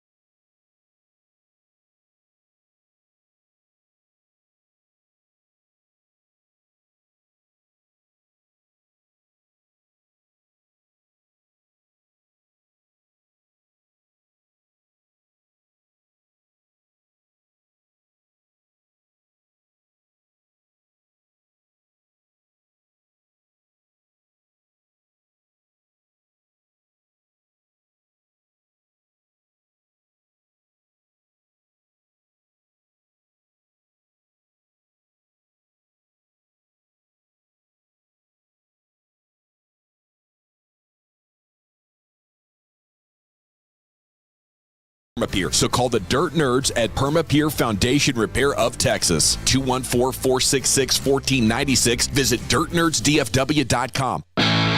Choo-chow, welcome back. Time now for the C-Note Cowboys news of the evening here on The Fan, where we take a look at all the Cowboys headlines and give you our reaction and analysis to them.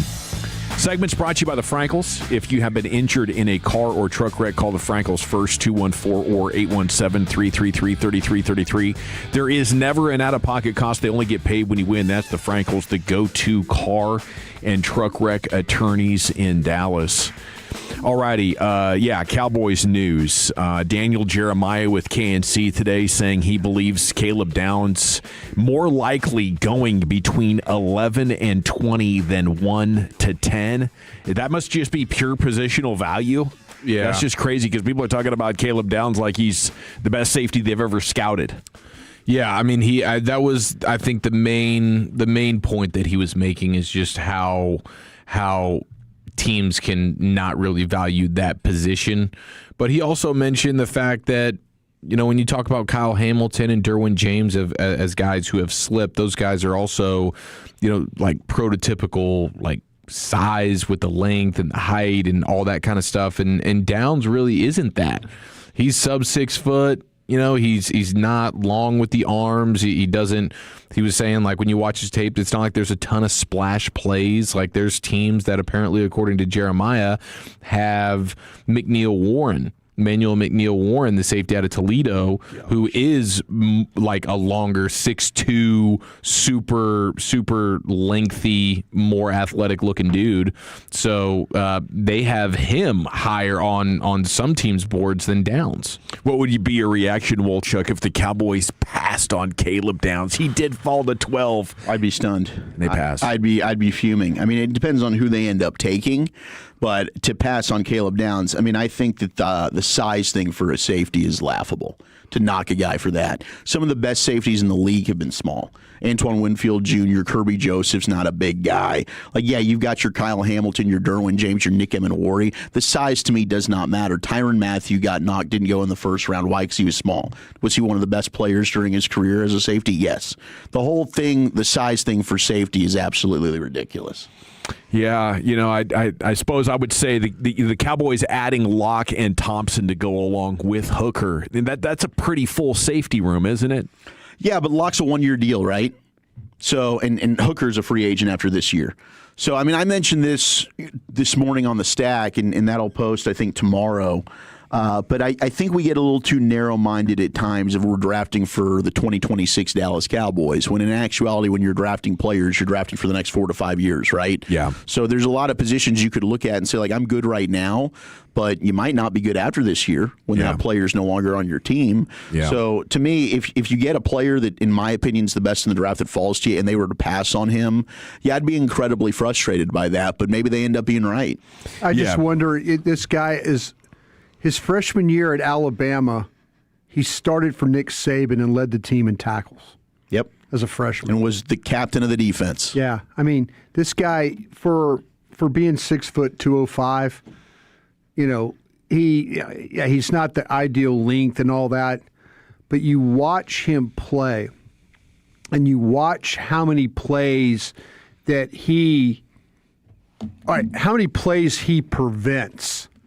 Put it that way. You can watch him on tape, and it's like the ball is not going his direction because he's in such good shape. Yeah. It's his positioning. Yeah, it's like he is so smart the way he puts himself, and a quarterback's thinking, I'm not throwing the ball at 2 today. And he's kind of disguised, and he's walking over here.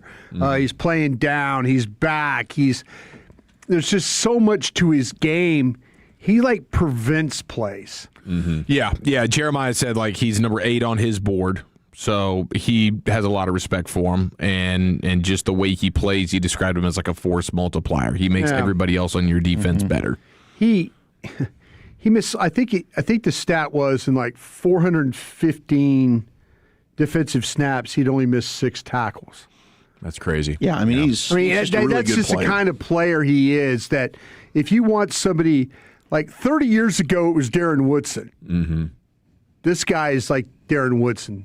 that type of play. And the arm length and making plays on the ball, I think, is a factor, but he mitigates that so well just by being in position. Like, you need arm length to maybe jump up and knock a ball away as you're fighting to get back into position. But it's really incredible the way that he fights through traffic and finds the guys who are, setting up screens. His ability to get off blocks, even though he doesn't have the great arm length, it's just like he does all the little things incredible. When a couple of segments ago, they had the pro day up on the screen, and I was just watching him at Ohio State. They had their day today. Them in Alabama today went off. And Texas A&M. A&M as well, yeah. A&M's got there. We'll hear. But just watching him move, it's just so effortless. There's just no wasted motion or struggle. It's pedal, turn, pedal. The drill they had there on Twitter was great. Yeah, it's like they're taking him at an angle to make him have to turn and burst and all. And it's just so easy for him to do.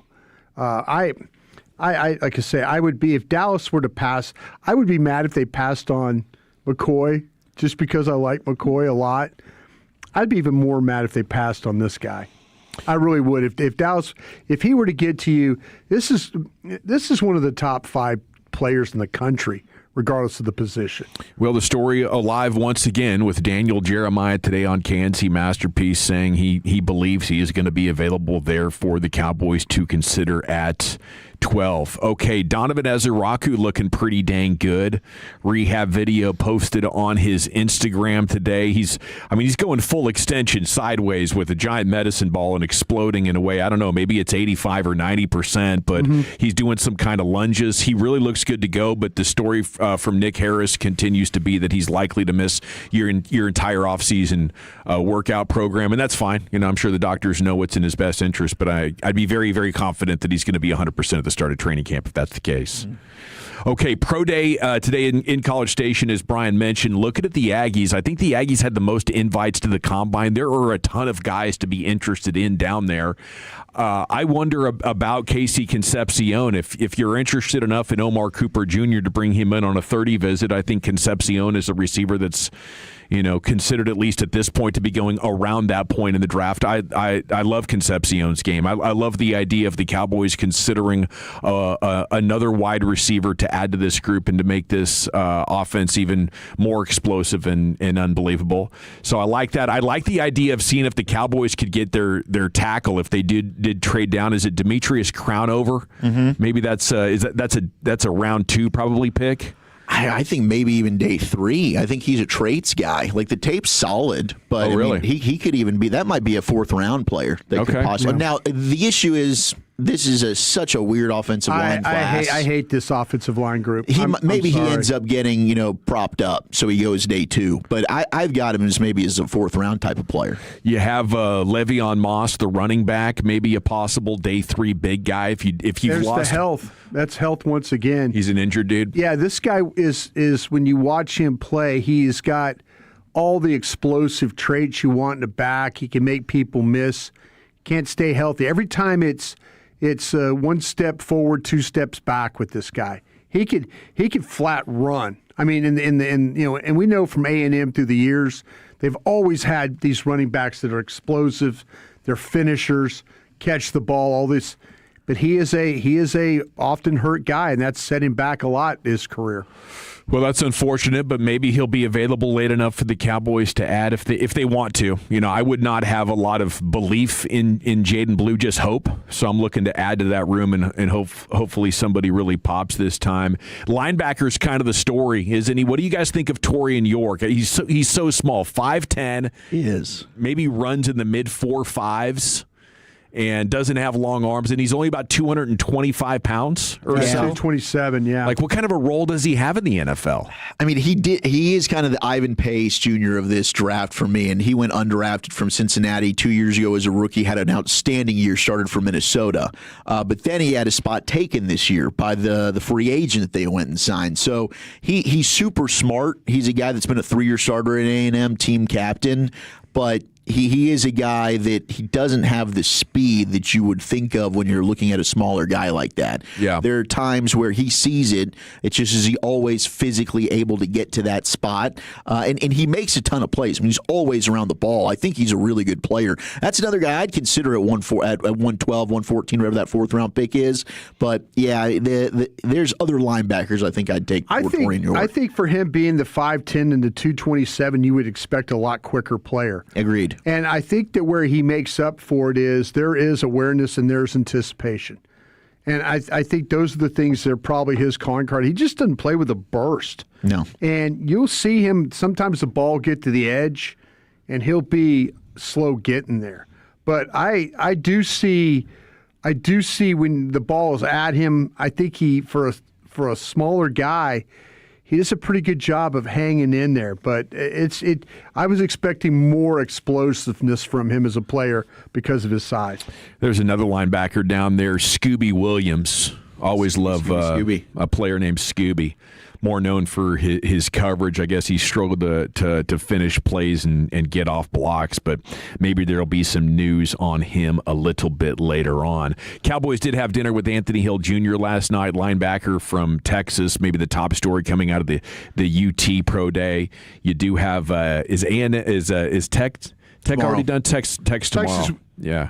Texas Tech, yes, tomorrow. Clarence Hill says this is not over. Talking about Max Crosby, says he believes this will be revisited ahead of the trade deadline. That's a story we talked a little bit about yesterday, and I think it just makes sense. Chill is dialed in. You know, he was the first to talk about Nakobe Dean at the Combine, and the cool thing is that the Cowboys have showed multiple times they can be 2 games under 500 to make a trade at the deadline. So it's not like the Cowboys even got to be good. They can look at making trades at that deadline as their last chance to save something that's not going the right way. So one way or another, I expect that to be a fun storyline throughout the summer and into next year. We do have Krusty's Corner coming up next, though. Brian, where are you taking us? Yeah, Wolchik and I did a mock draft, and we want to get you alert on something that might happen. We'll do that next. First, I want to tell you about my friends at Cars for Kids. I know as parents, we would all do anything to give our own kids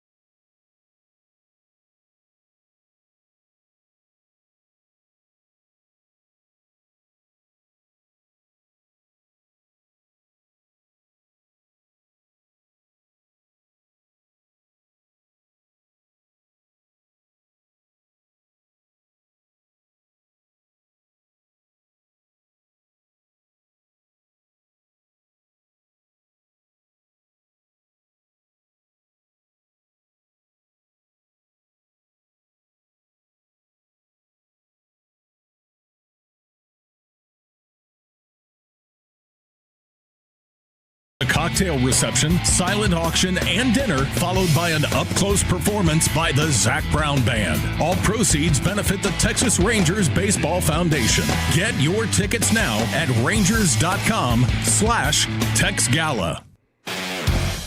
If you're in the market to upgrade your vehicle, get to Classic Chevrolet in Grapevine. #1 Chevy dealership in the world, 3 years straight. They've got more new Chevys than anyone, all priced to sell. Visit ClassicChevrolet.com. This is Texas. This is Classic Chevrolet. Together, let's drive. Relax and enjoy the difference. Based on new Chevy registrations 2023 through 2025. Thank you, Dylan, in for Lucius. It's the G-Bag Nation here on the Fan. Time for Krusty's Corner, brought to you by Greystone Roofing. Go to greystone-roofing.com. Hey, kids! Your old pal Krusty's gonna teach you 5 new words. You're not wrong about that. From Dallas, Texas, number 55, Brian Brothers.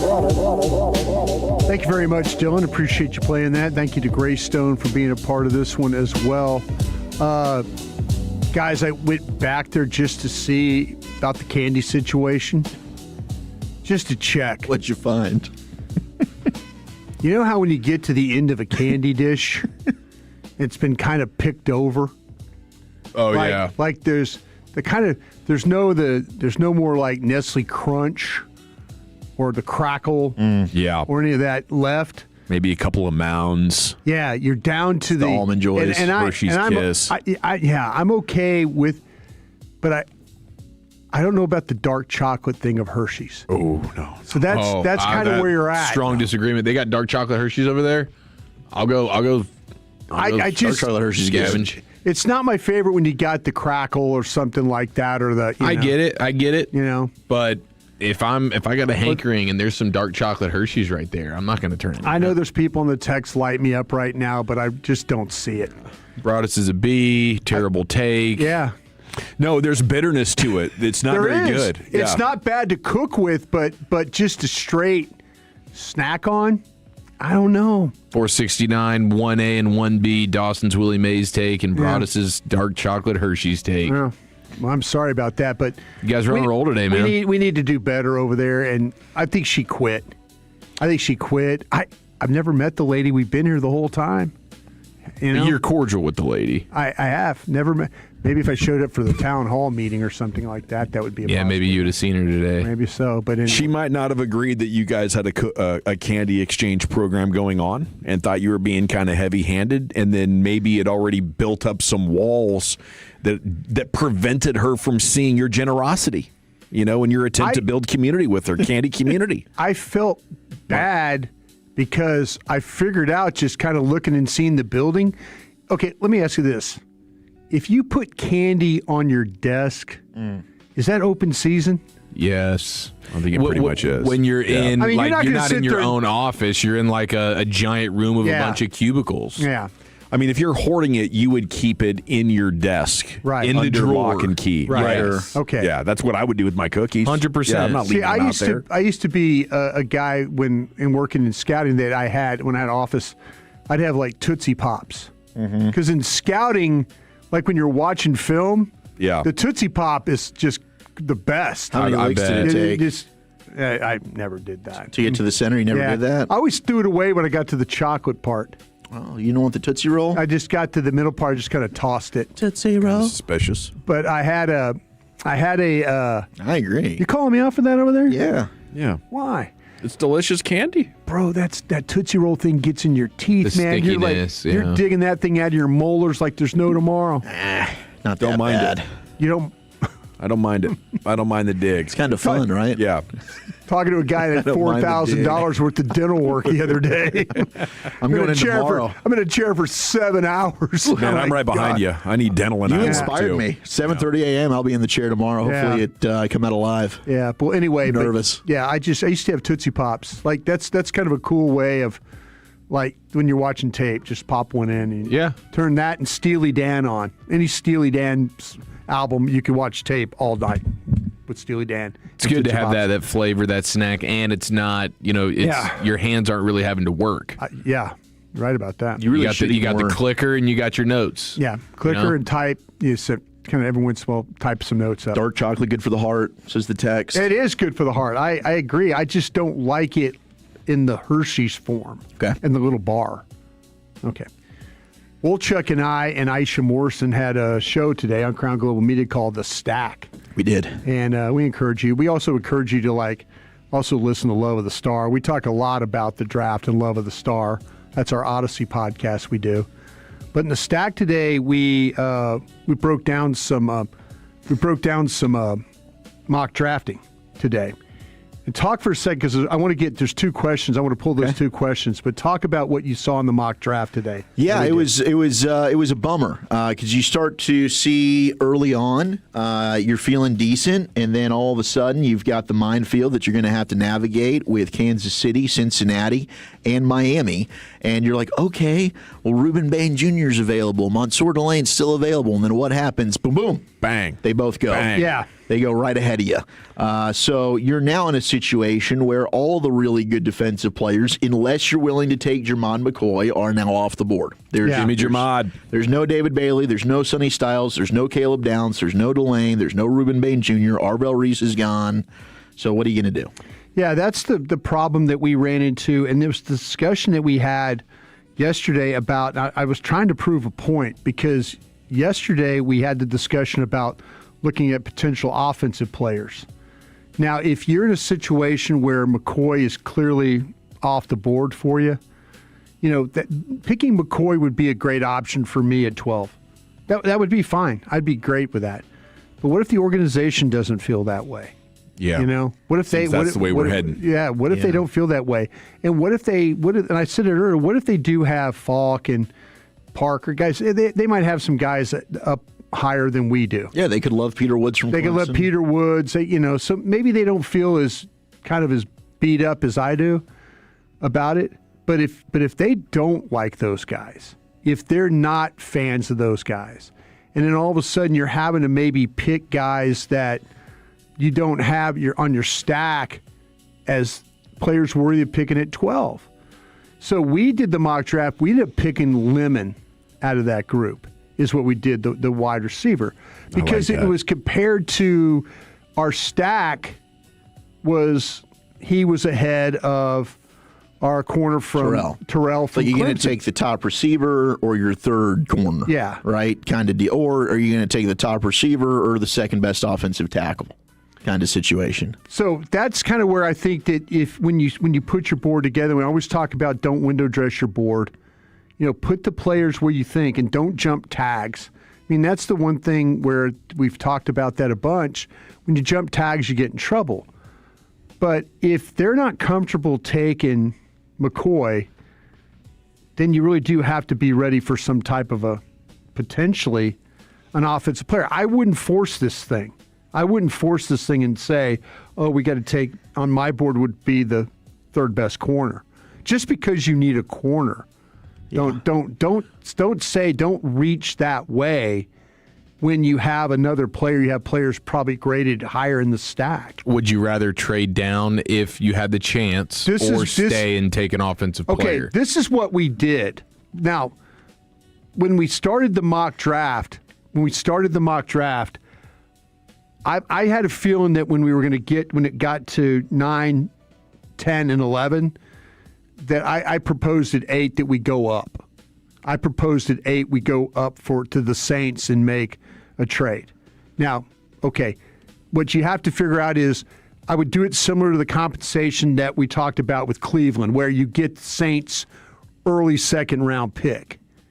Don't sit there. Listen, if you want to give them 12 and 20 and they give you 8 and then they're top of the second round pick, I think you can make this thing work. Mm-hmm. That you feel better. Both teams, I think, feel better about that. Yeah. And we were thinking that if we were gonna go up, that's how we were gonna do it.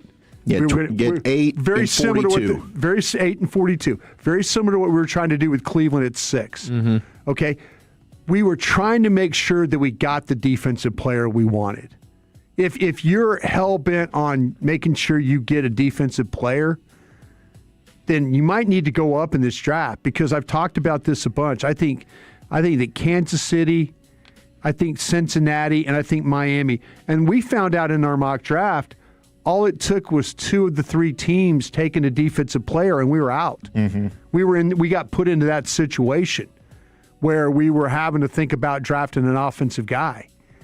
So if you want to eliminate the possibility of being in the situation we were of having to take an offensive player, you might want to think about going forward in this thing. Yeah. And making sure you get ahead of those teams that, like I say, all it took was 2 of the 3, and we were talking wide receivers. Yeah, and Daniel Jeremiah to KNC, it's like, Delane's not going to be there. Like, he seemed very confident and definitive. Yeah. LSU corner not going to be there at 12. And if you have Delane, if you have hopes for Delane, and you don't like McCoy, now you've limited yourself, which you can really do. Well, if you're trading up, I'd rather do it with Cleveland if Cleveland's down to dance, because you get a little bit better of a second-round pick in return, and you are able to more so guarantee yourself the defensive player you want, right, without risking like the Commanders taking one of the guys that you like or whatever. I think it's honestly, I think it's more likely that the defensive player go at 9, 10, and 11. Yeah, like in our simulation, I think Downs went 7 to Washington. Yeah. I mean, if Jeremiah Love's there does seem to be momentum, and it makes sense that Washington would take him there. But yeah, I mean, at 8, and it just depends on how it really falls, but you had your choice between Reuben Bain Jr. from Miami or Mansour Delane from LSU. Yeah. And I'd be whoever they'd want there. I'm cool either way. Love both those players. So sign me the hell up. But yeah, I'd like to do the Cleveland thing too. If they're willing to give you back 39, that makes sense on our trade chart. Right. Maybe Cleveland in real life's like, no, we're not giving you 39 for that. We want to keep that pick. Well, then you're not going to get 20, which Right. absolutely helps them. That helps them that way. So anyway, that's you got to think about if you want to get a defensive player and not get shut out, you might have to go up the way these things are. And now the question is, can you go back? And can you go back if these wide receivers are still on the board? That's kind of depends on what we do at linebacker between now and then, doesn't it? Because I can't move too far back off of 20 without a linebacker. I'm available to move that 20 if we have traded for Jordan Brooks in the next 4 weeks. True. But I mean, if I'm getting 39 or I'm getting 42, that's prime Anthony Hill Jr. territory. You're in the. I think if you trade in the first round, you're not going to probably get Rodriguez. But if you trade out of the first round, I think you got a shot at Hill. Or Gold-Day. Yeah, or Jay Gold-Day from Cincinnati. Yeah, for absolutely, sure. Yeah. absolutely, yeah. Well, thank you, Krusty. Thank you. Krusty's Corner brought to you by Greystone Roofing. Go to greystone-roofing.com. Football fix time, Wolchuk. All right, so we're going to push the fix to 420. We're going to have David Murphy join us next, catch up with him, talk about the Rangers season. That will be next here on The Fan. But first, Holes, let's get you that brand new roof courtesy of Greystone Roofing and Construction. Best in the business here in North Texas. I would encourage you to go ahead and visit greystone-roofing.com. That's great with an e-stone-roofing.com, and you'll see for yourself why homeowners across the area, they trust owners Josh and Alexis Vining. Fantastic people, high school sweethearts, been in business together for almost 30 years right here in the DFW, and they're certified in every possible way. They actually have licensed insurance.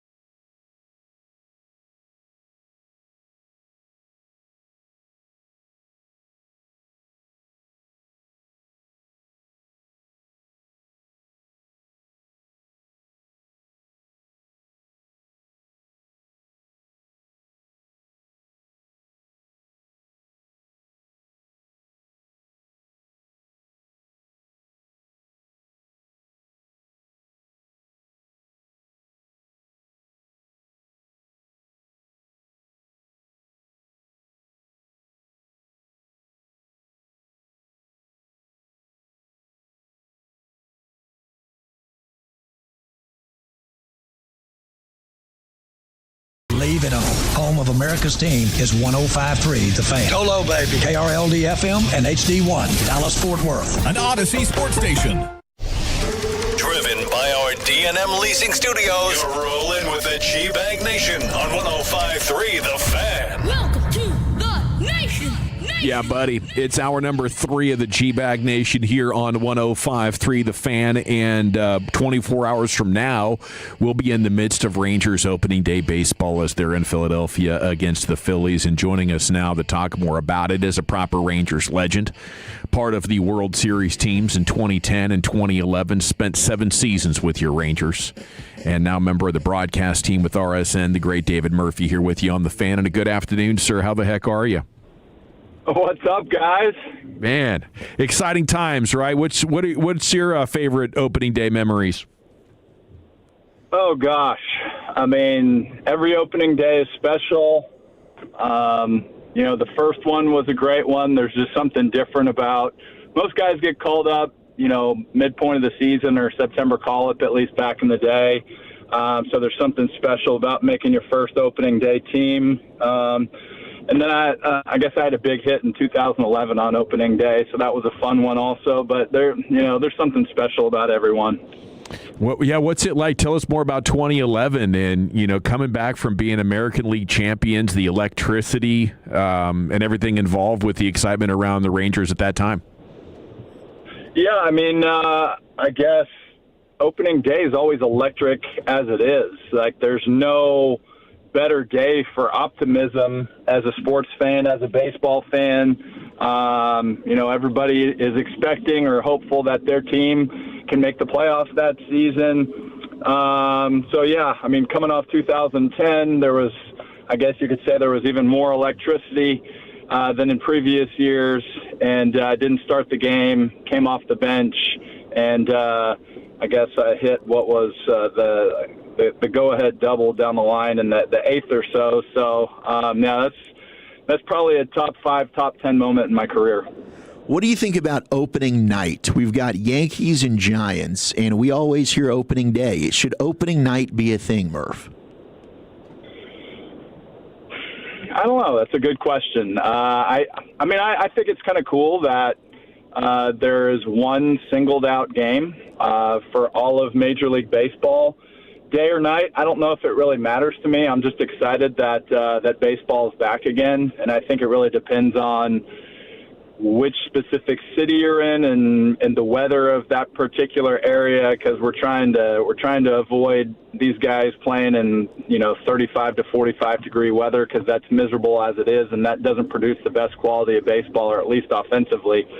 So I think it's worth a try, and it's weird that it's March 25th. Like, when I woke up on Monday, I'm like, man, opening day's in 2 days, and we're still a week away from April. That's crazy. So one topic of conversation, and I don't know, you obviously on RSN and being a hitter yourself, the way the ball travels in the Rangers' new ballpark, and they get more information every year, but what are your thoughts on that as a hitter? Like, is this really just a pitcher's park? Is there any way to replicate the dominant success of 2023 that the hitters have, or will we just never get back to that? That's a puzzling question. Because I think for the most part, I would say that the park it's either 50-50 or it's slightly in favor of the pitchers.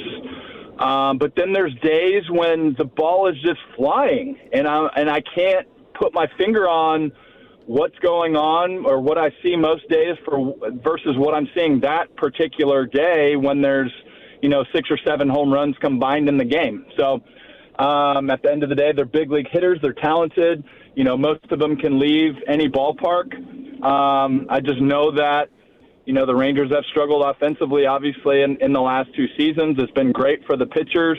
We'll see how it goes this year, but leaving spring training, there was a different form of optimism after, I guess, what you could say is kind of a 2-year slump offensively.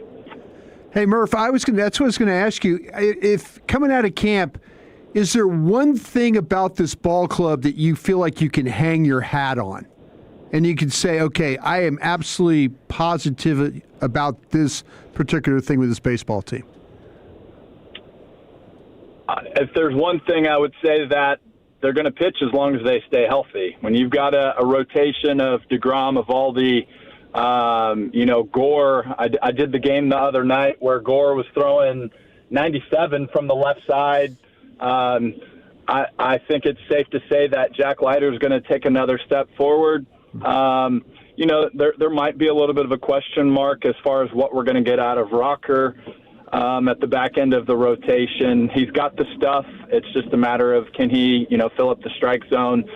I think that's a given as long as they stay healthy. If we can get both DeGrom and Eovaldi, maybe between 160 and 180 as far as innings goes, they'll put up the numbers and everybody else will follow. And then I feel kind of the same about Langford and Seager. Early in the season last year, there was just way too many times where if one of those guys was healthy, the other was hurt, and vice versa. And every team has, that one guy that can hit, but the more of those guys that you can stack together and get some protection in the middle of the lineup for your better hitters, you're bound to produce, and you're bound to, take a trip through that heart of the lineup, and one of those guys is going to beat you. So I would say those are the two main guys that we need to stay healthy. I like what I've seen out of Nimmo so far, a leadoff man. I think earlier in the season last year, our hitters burn through at bats. I think your job as a lineup is to put some pressure and to make that opposing pitcher work. And there were way too many times in April and May last year where the starting pitcher would have 65 pitches going into the sixth inning. And so make that guy throw some pitches, make him work, obviously barrel some balls. It may be a small thing, but the fact that the Rangers led the Cactus League in on-base percentage, I feel like that's one great thing about going into the season, that hopefully they can maybe not lead the American League or lead baseball. If they do, that's great. But if they can end up in the top 5 or so, I'd say that's a big jump. Murph, how refreshing do you think it's going to be for Josh Smith to be able to just play one position and not bounce around like he's been doing? Yeah, I think for so many players, just knowing that expectation, I'm going to come in here and that job is mine, I can relax a little bit. There is a little bit of pressure that comes with that for sure, but being kind of a similar guy, I mean, there were so many years where I'd come out of spring training and I'd be the fourth outfielder, and then maybe by the end of the season I'd be getting more consistent at bats. And I grew to understand my role as I became more of a veteran player, but I can totally understand what he's gone through throughout the course of his career, and so hopefully he can get consistent at bats, and he can have the same quality of second half as he has in the first half the last 2 years. Former Ranger David Murphy with us here on 105.3 The Fan. So being a former Rangers outfielder, what do you think about this current group, and how do you feel about the addition of Andrew McCutchen? Man, it's promising for sure. You talk about Langford. He is an MVP candidate. Would love to see him put it all together. You talk about Carter. He's on so many people's lists as a breakout candidate. That if he's healthy and he's in there every day, that he's going to perform against right-handed pitching. I would love to see him get to the point where he hits league average against lefties, and just even if it's just singles, gets on base and uses his speed. Nimmo, I kind of already mentioned him. I'm excited about him. And then McCutchen, I was doing a game out in spring training, and he hit an opposite field 3-run homer, and the way the ball came off his bat and from the angle that we were up in the booth, it looked like it was a left-handed power hitter hitting that baseball. So he's been a good one for a really long time. So I'm sure he's going to help the team statistically and in the win column. But I'm going to love the leadership that he's going to bring to our boys in the clubhouse also. Okay, speaking of that leadership in the clubhouse, why do you think moving on from Bruce Bochy made sense for this organization after, winning the World Series less than 2 years earlier? I don't know if moving on from Bruce Bochy ever makes sense with his track record, right? But I guess if anything, you look at the old saying that if it ain't broke, don't fix it. But just the opposite, the definition of insanity is doing the same thing over and over again and expecting different results. And so, I'm not going to pin it on any one guy, whether it's Bochy, whether it's Marcus Simeon, any of the guys that the Rangers parted ways with. That's just, you got a coaching staff, a manager, you got a 26-man roster, and there's a certain amount of chemistry that you expect to have with that maybe the Rangers were missing the last 2 years after the World Series season. So naturally you're going to shake things up a little bit, and maybe this is the right formula. How about that Mackenzie Gore? You said you called the game with him the other night. What are Rangers fans in for with the new lefty from Washington? Yeah, I think the only thing that I've seen in his past is the walk numbers can be up a little bit. He was an all-star last year, so I think he knows what he's capable of. The league knows what he's capable of. There's no question about the stuff. And I think on top of that, when you join a rotation with a guy like DeGrom and Eovaldi, not to mention Eovaldi, and I know I'm a homer here, I'm a biased guy, but this guy, if he wants to, he's going to be a great coach someday. He's as caring of a teammate. He watches all of his teammates' bullpens, and I feel like he makes everybody around him better. So I feel like any pitcher that comes over here, they have an opportunity to thrive and get better just from game plan, just from talking baseball. I love when the camera pans to those guys in the dugout, especially the last few years. You always see Jack Leiter around Eovaldi and DeGrom. So Gore's a young guy. I believe he's going into his age 27 season. So he's entering the prime years of his career. And how exciting is that to have a lefty that throws 97 miles an hour, and hopefully we have him and his success for years to come. Which of these Ranger starters, and they all got nasty stuff, which one would make you as a hitter sweat the most? DeGrom, no doubt. The way that his fastball jumps out of his hand, it seems like he's ageless, just throwing 98, 99 miles per hour. Sliders wipe out, changeup is quality, and he doesn't even throw it that much. But he is.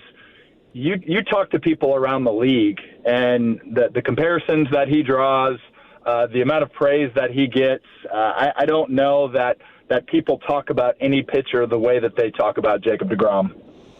Well, you're the man, Murph. Have a great season calling the games. We'll be enjoying it from our side of the equation, and we'll look forward to catching up with you talking baseball soon. Yeah, appreciate it, guys. Talk soon. Enjoyed it. Cheers. There he goes. David Murphy, Rangers legend, here with you on 105.3 The Fan. Opening day tomorrow. It's kind of a no-show situation for us, at least early. Scheduled start, 3:15, pregame 2 o'clock, so that's right at the beginning of the G-Bag Nation. That game's probably going to go into the 6 o'clock hour, and then, the post-game show, and if it's gonna wrap up before our end of our block, then we'll be on with you at some point tomorrow. Maybe it'll be a quick game. We'll be on by the time we get to the 6 o'clock hour, but anticipate the Fan After Dark on afterwards, after us tomorrow night. Maybe we'll have a real short show for you. Talk some opening day baseball tomorrow night in the 6 o'clock hour. That might be fun. Okay, the Grizzlies have shut down Ja Morant officially for the rest of the season with a sprained elbow ligament. Played in only 79 games the last 3 seasons with the variety of suspensions and injuries. At one time, I think there was a 2-year period or so where Ja Morant was maybe the most exciting player in the game. And he is now pretty much stalled out. He crashed out and then stalled out, and now he keeps getting hurt. He's got 2 years and like $80 million left on his contract. Apparently, they tried to trade him at the deadline, and nobody wanted Ja Morant. I believe it, dude. Crazy. Nobody even wants to give up expiring contracts to have this guy on your team because of how much of a pain in the ass he is. Yeah. Yeah, and with the injury stuff and just not being the same player. Like we talk about it all the time. You're willing to put up with certain things when a guy is an absolute baller. Yeah. And he has just not been that version of himself, and the wear and tear and the injuries is certainly a factor in all of that. It's pretty crazy how many awesome players are just, I think, failing to continue an upward trajectory. And it's not just Ja Morant. It's Zion Williamson. It's Ben Simmons. It's Paul George.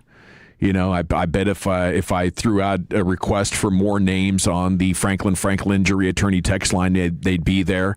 I think the money has just gotten so huge that once I have 9 figures, it's like, what's going to motivate you? You know what I'm saying? Yeah, for sure. You know, like people win the lottery, the Powerball for a couple $100 million, and it ruins their life. Mm-hmm. I think that's happening a lot.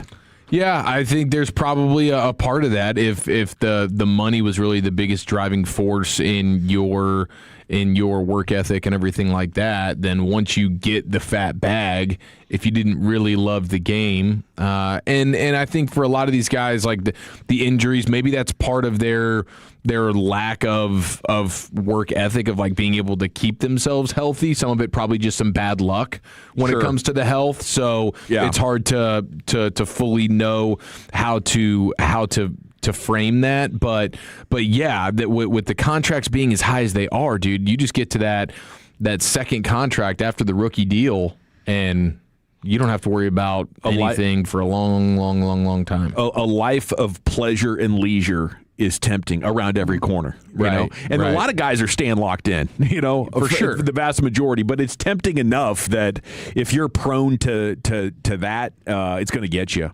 And I believe it is. The Mavs are in Denver tonight. That's a 9:00 tip. Then they'll be in Portland on Friday. A couple of games against opponents they should lose to. Then Minnesota, Milwaukee, Orlando, the Lakers, the Clippers, the Suns, the Spurs, the Bulls. There's not a lot of bad teams left on this schedule, boys. The perfect finish to the season. It's in the crystal ball somewhere. Is it going to rise to the top? We shall see. Where are we going next, Wolchuk? All right, let's do a little football fix, shall we? How do the Cowboys stack up with their free agent class and hosting the 2028 NFL Draft? We'll tell you who that is next in the nation. But, fellas, let's talk about your hair for a sec. If you're losing it and desire to have it back, then Advanced Hair Restoration has the easiest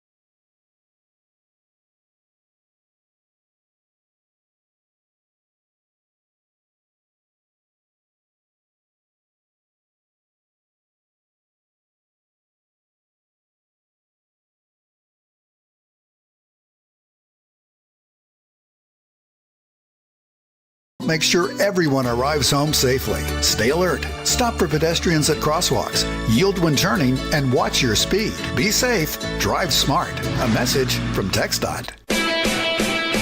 Yeah, buddy, welcome back. It is the G-Bag Nation here on 105 through the Fan. Thanks to David Murphy for joining us, talking some Rangers baseball. This segment of the Nation brought to you by the Frankels. If you've been injured in a car or truck wreck, call the Frankels first, 214 or 817-333-3333. There is never an out-of-pocket cost. They only get paid when you win. The Frankels are the go-to car and truck wreck attorneys in Dallas. Here's Wolchuk with your mixed bag. All right, let's hit a mixed bag plus a football fix right after this. You think football is still fun? Yes. Sir. Wrong side! Left side! Wrong side! Left side! I use these for acid indigestion. So what are we going to use these for? Intimidation. You know I got to get my fix, man.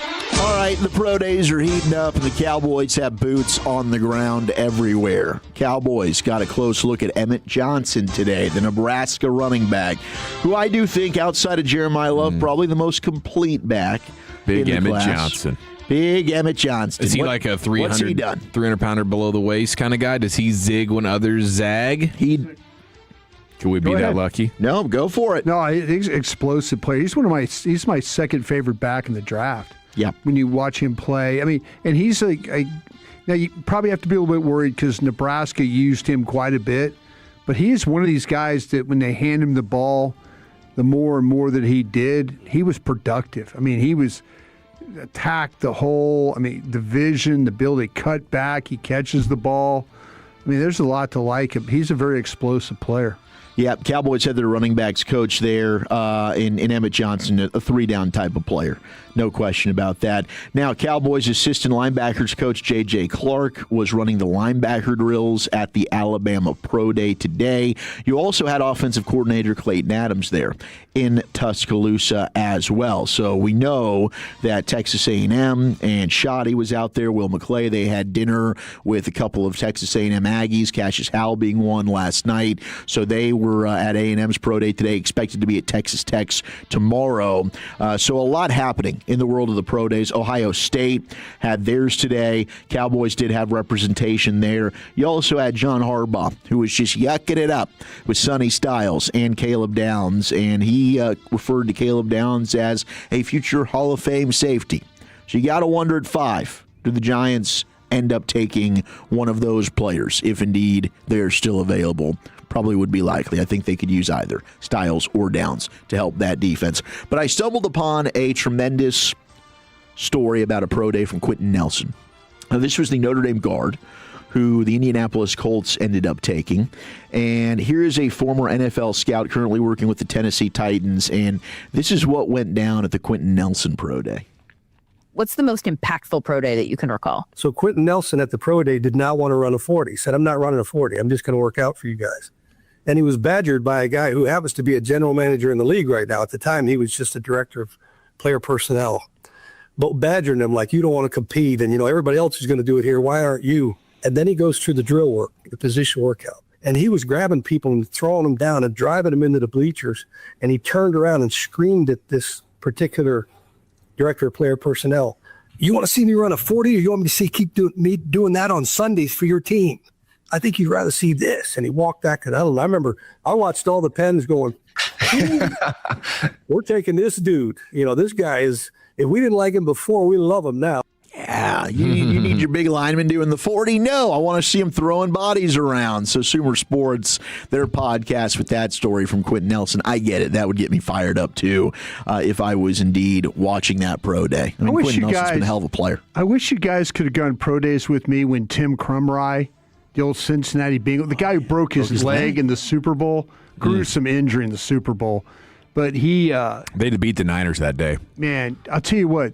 Krumrie, though, I told you about the time he would wrestle those guys. Yes. Like, he literally would get in there. He'd be in jeans and he'd take off his coaching shirt. And, he's grabbing these guys, these players, he's grabbing them. During pro days? Yeah. When it was you would show up for the pro day, get your credential to get in, and then you'd see Krumrie show up, and you're thinking oh, this is going to be fun today. Because he would get in there and make these guys quit. Like he would wrestle them and throw them around and elephant slap walks them, and just crazy. Elephant walks. See, isn't that something that's kind of not good? I just feel like this guy Depends on who you ask. This guy's a little nuts. Yeah, Got a screw loose. I think the elephant walk. It's like a frat bro. No, Dawson, don't you go over there. It's kind of like a frat bro. You want to know what the elephant walk is? It's like gotta ask it's Mark like Cuban. Yeah, gotta ask Cubes. It's not good. It's not. It was a bet payoff. It was a bet payoff in the 70s. Yeah, well, when bet payoffs often involve somebody else's wiener. Yeah, well, that's why I thought 100% wiener juice. But this guy was he an O-line coach? Oh, he's a D-line coach or D-line coach. So like these guys. I saw a guy. I forgot who it was. Somebody just knocked the S out of him. I mean, literally took their fist and hit him. And he got staggered and got knocked down on a knee. And everybody's like, whoa. And he popped up. He's like, yeah, man, yeah. Like the guy. He loved it. Yeah. Fired up. He's a psycho. He would wrestle with these guys to the point to try and make them quit. Incredible. Yeah, that's when pro days were pro days, right? Yep. Now I don't know. Yeah. You got some Probably an guys, HR violation. Elephant walk, right? Lawsuit waiting to happen. They're like, I'm good here. I don't need to do the drills. Bear crawls over here. Elephant walks over here. There's a lot of time where these guys won't run. I mean, the guys like at the combine that do the stuff, like all those Ohio State kids. Yeah. Like Styles and those guys. I'd say I'm not working out today. You saw me work out in Indy. And you know what? As a scout, you say, "Hey, man, thank you. You did a good job. Appreciate you. Good luck to you." Tip of the cap. That's all you do. But there's some guys that won't do anything at Indy, and then they try not to do anything at the combine, and that's when or at the pro day or the pro day. Excuse me. And the old scouts used to just like. I mean, the crusty old scouts. Just crusty as hell. They would mother bleep these guys. Oh, I guarantee it. Mother bleep these guys for not working out. I believe that. Just wasted my time coming all the way out to Columbus for nothing. A lot of these guys would drive around the country. Yep. Like they'd be in their car. Like I remember C.O. Bricado, the old Houston Oilers, Houston Texans scout. C.O. Bricado, Arlington, Texas. Like C.O., big old Cadillac, drive up, pull up. And he would make those kids feel like crap for not working out. You know, and they're like, and you know, it's like, I'm just gonna tell my team, I'm not drafting you. I'm not drafting you. You don't want to do stuff. You don't want to follow direction. Yeah. You don't want to work. You don't love the game. That's basically what he was saying. I got a sprained ankle, coach. Oh, hurts a little bit. Sorry. Yeah. Can't get out there. Well, the Cowboys are hunting running backs. I mentioned Emmett Johnston and Nebraska. But Derek Foster, their running back coach, on hand at Wake Forest Pro Day to watch running back Damon Claiborne. Now, Claiborne is explosive. This dude would be the Lightning to your Javonte Williams Thunder if they were to go ahead and take a running back on day 3. Now, good news is Mekhi Lemon, he's got a visit with the Chiefs, who are picking at number 9. So that's the hope, right? Maybe Kansas City, they're monitoring these wide receivers. Could you get the Chiefs to take an offensive player ahead of you? And then maybe Cincinnati would just be the one to take the defensive player, and you can hope Miami goes offense. They could also go defense, but those are the teams right in front of you. You got to monitor what the hell they're doing. We also found out, we mentioned this earlier in the show, likely that Las Vegas is going to get awarded that 2029 Super Bowl. So we got LA this year, Atlanta in 28, Vegas for 29, and then we've got all these new stadiums opening up. So part of getting a new stadium is you're guaranteed to host a Super Bowl.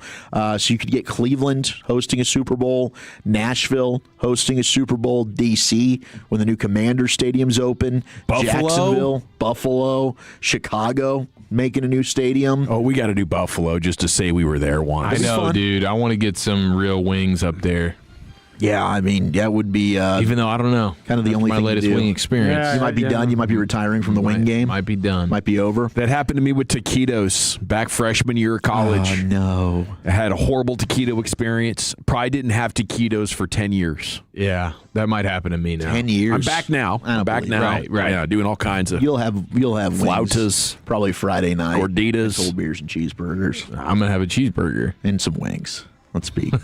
Well, they're like, what, 50-cent wings or something? It's a good deal. I think it's 99 cents. I think we need to take Orange Magic to Buffalo and say we're going to set up a shop that's going to put all these other spots out of business. Because imagine how like busy Duff's and Anchor Bar and all those like legend. They're going to be crazy. They're not smoking busy. them. They're putting them in an oven and putting some sauce on them. We tried to go to the Anchor Bar when we went up there to play. It's impossible to get into. Really? So the Super Bowl, it's even going to be worse. It's not going to be worse. Man.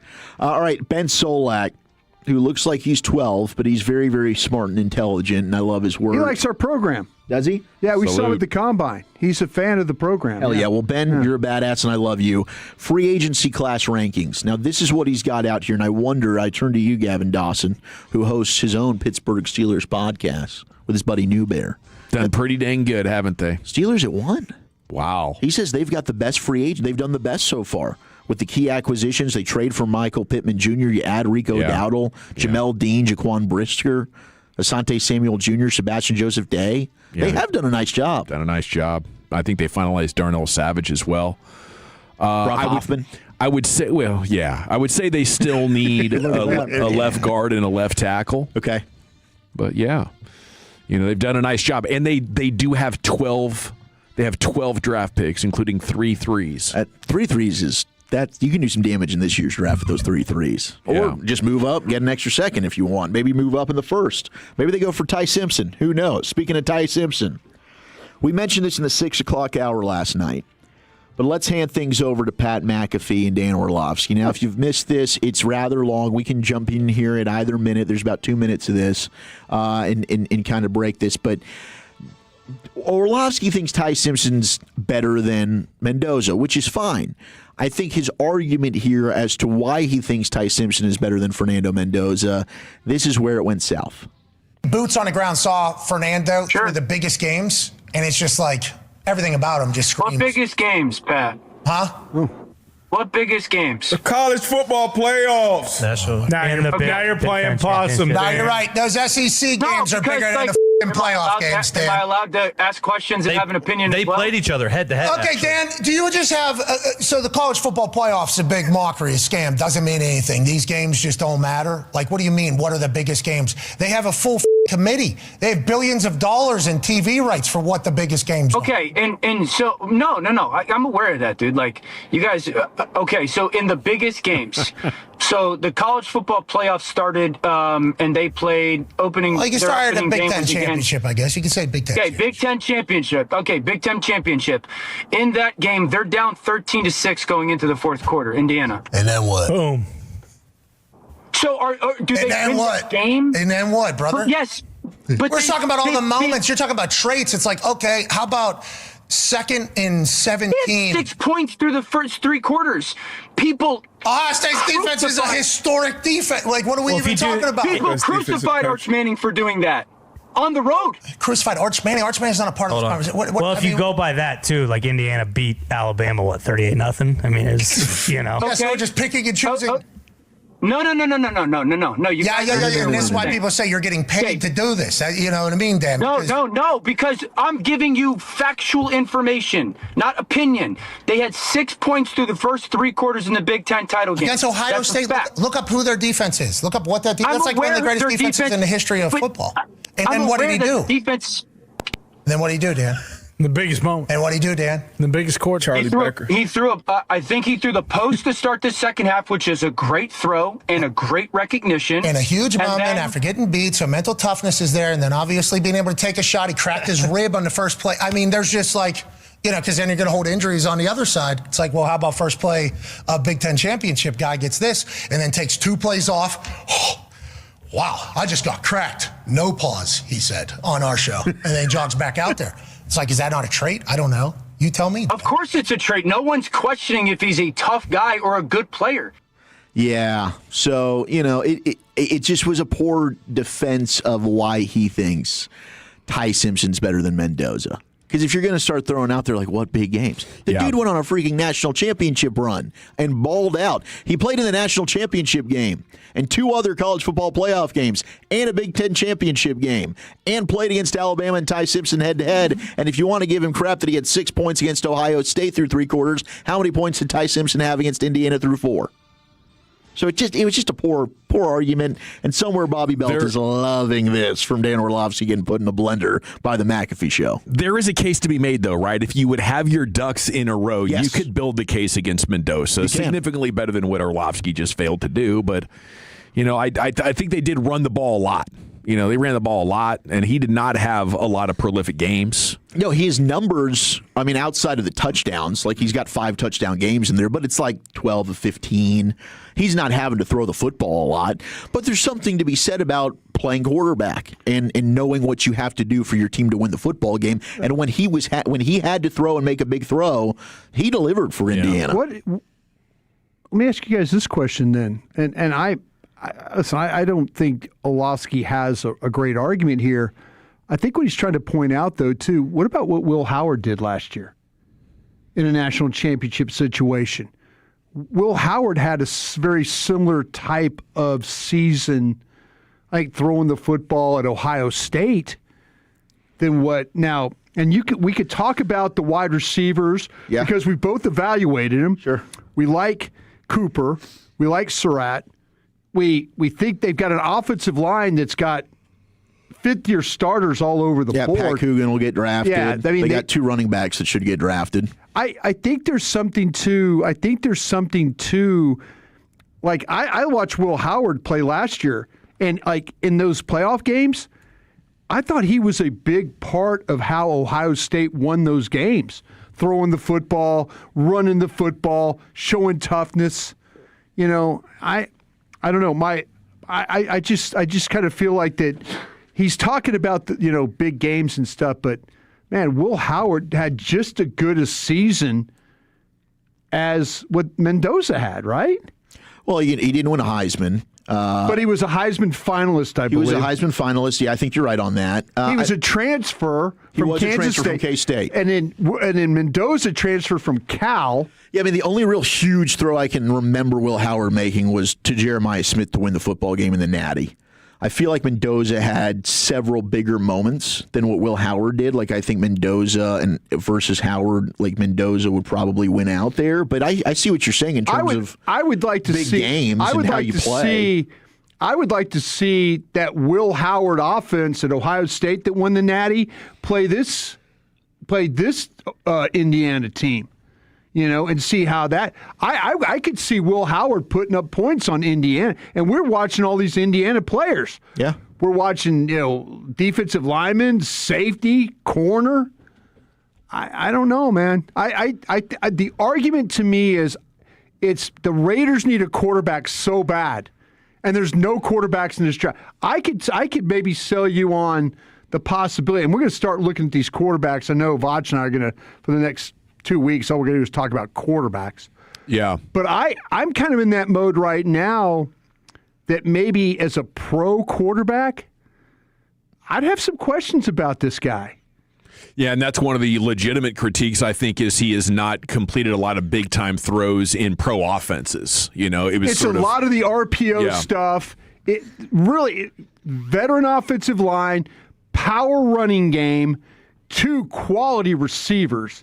Yeah. Blocking fullback. No pressure. Yeah. Defense is going to play well. And they got a coordinator that's calling. Look what Chip Kelly did for Will Howard. And if he's got to get on the run, it gets even worse. So thank you, Wolchuk, for that football fix mixed bag combo platter. We got some Cowboys Twitter, and the latest coming out of the Pro Days coming up next year. It's the G-Bag Nation, the fan. Let's talk Trajan Wealth, though, shall we? That's Trajan, and we have been talking Trajan Wealth for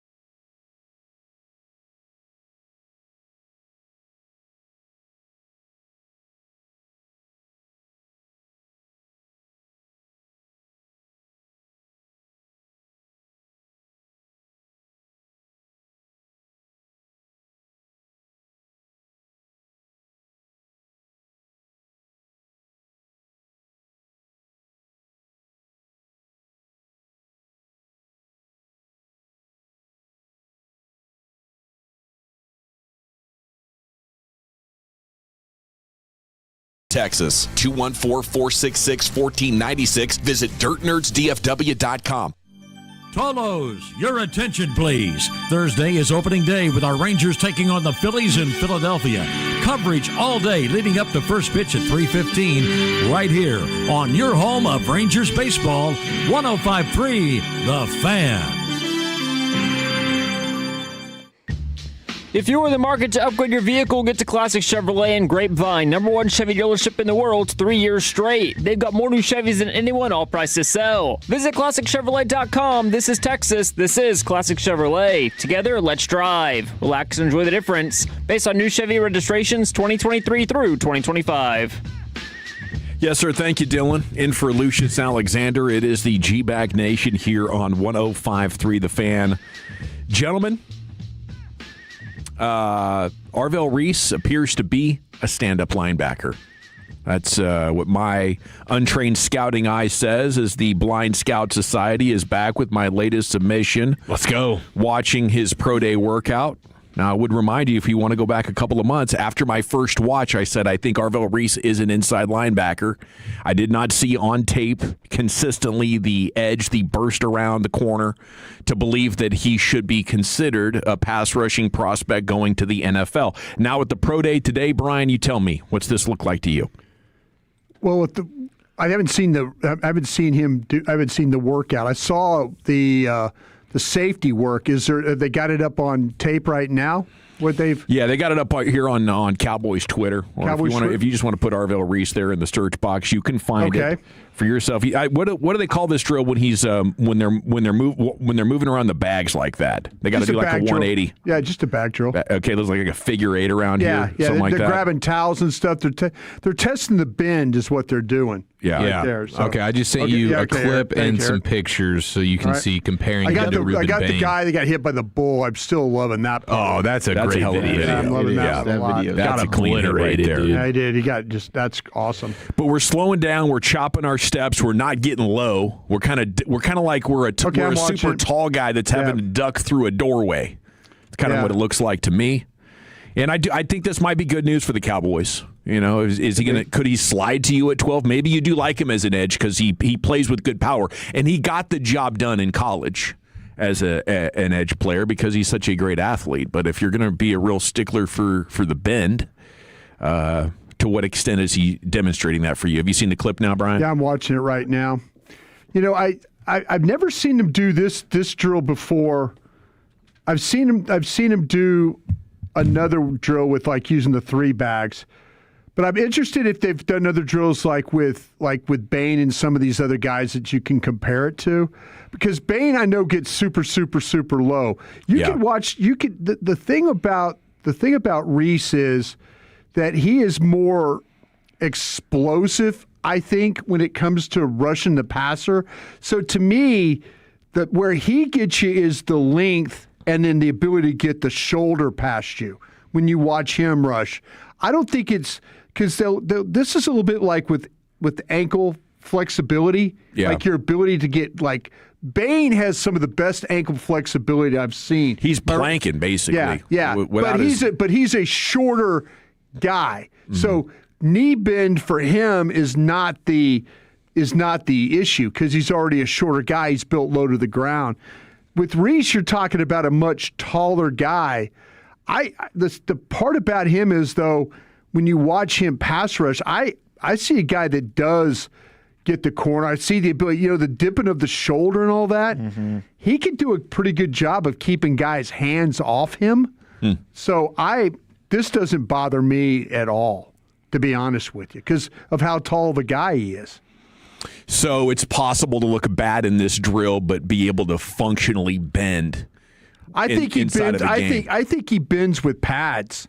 I mean, I've watched him plenty of time where there's that explosiveness, and the guys are out there trying to get his hands, and now he's got the lineman leaning, and he's low enough to get past these guys and finish onto the quarterback. So that drill right there is not bother me one bit, just because I've seen him do it with the pads on, and I've seen him do it in games. So teams aren't going to let him slide to the Cowboys at 12 based on his poor workout? They should let him. If they're going to let him get to 12 because he's a taller guy that doesn't probably have the best ankle flex, then I'll take the guy. Absolutely. All righty. Well, what else do we got here? We got Clayton Adams photogged at Bama Pro Day, probably looking at Caden Proctor, maybe? Left tackle, left guard. Yeah, they get a wide receiver, too. Bernard, the wide receiver. Yeah. Is it Jeremy or Jeremy? Spelled Jeremy. I'd want to pronounce Jeremy still. I thought it was Jeremy.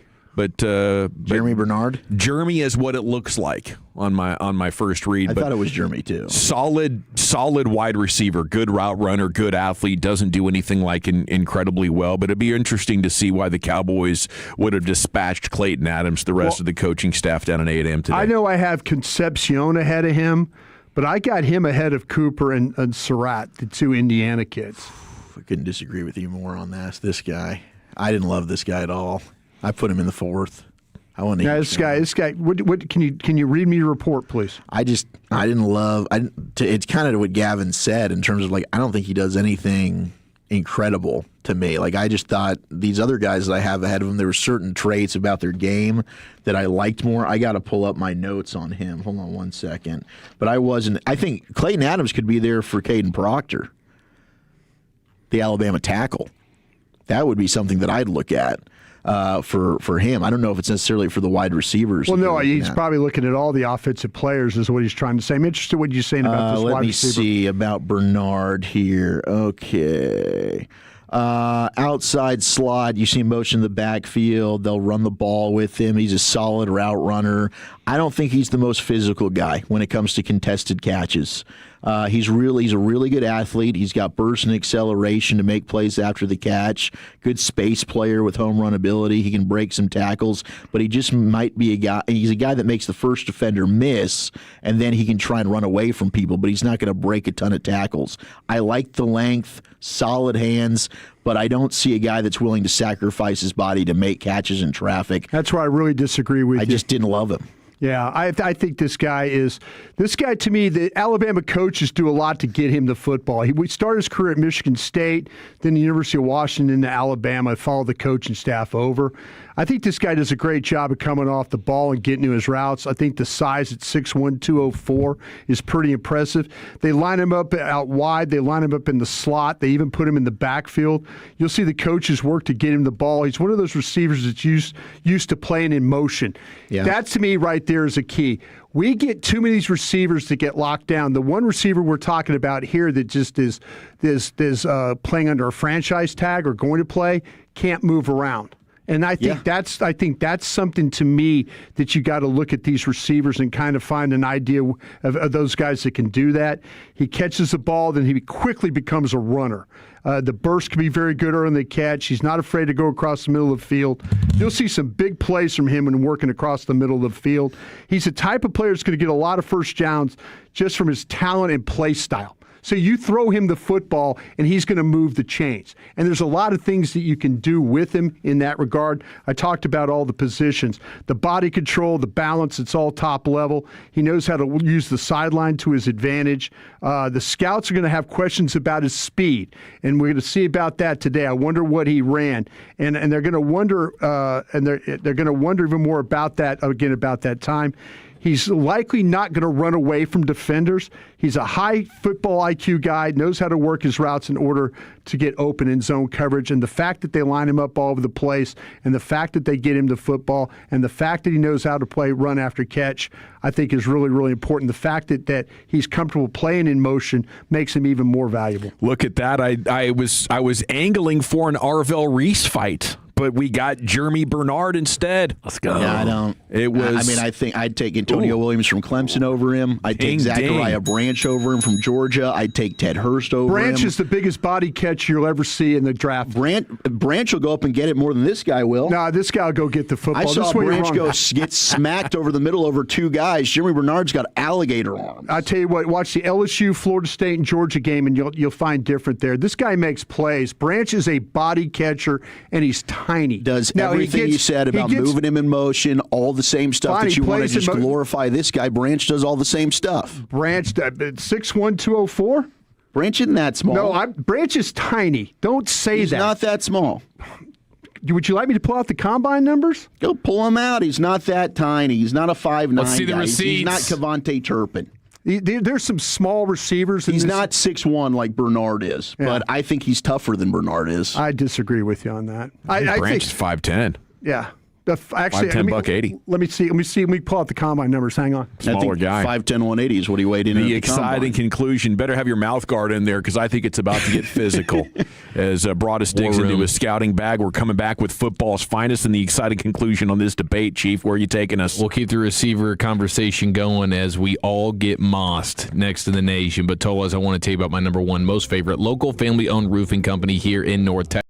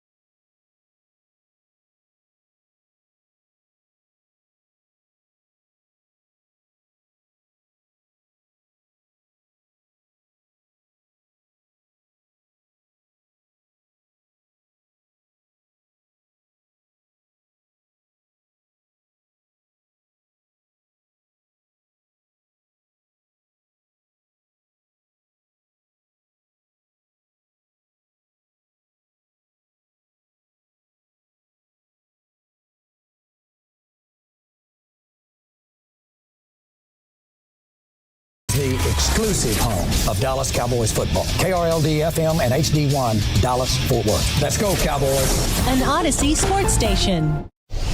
Driven by our D&M Leasing Studios. You're rolling with the G-Bag Nation on 105.3 The Fan. It's hour 4 of the G-Bag Nation on 105.3 The Fan. Welcome back to our coverage on your home of the Cowboys, on your home of the Texas Rangers. Opening day tomorrow at this time. They'll be playing baseball. Here's the chief of football's finest.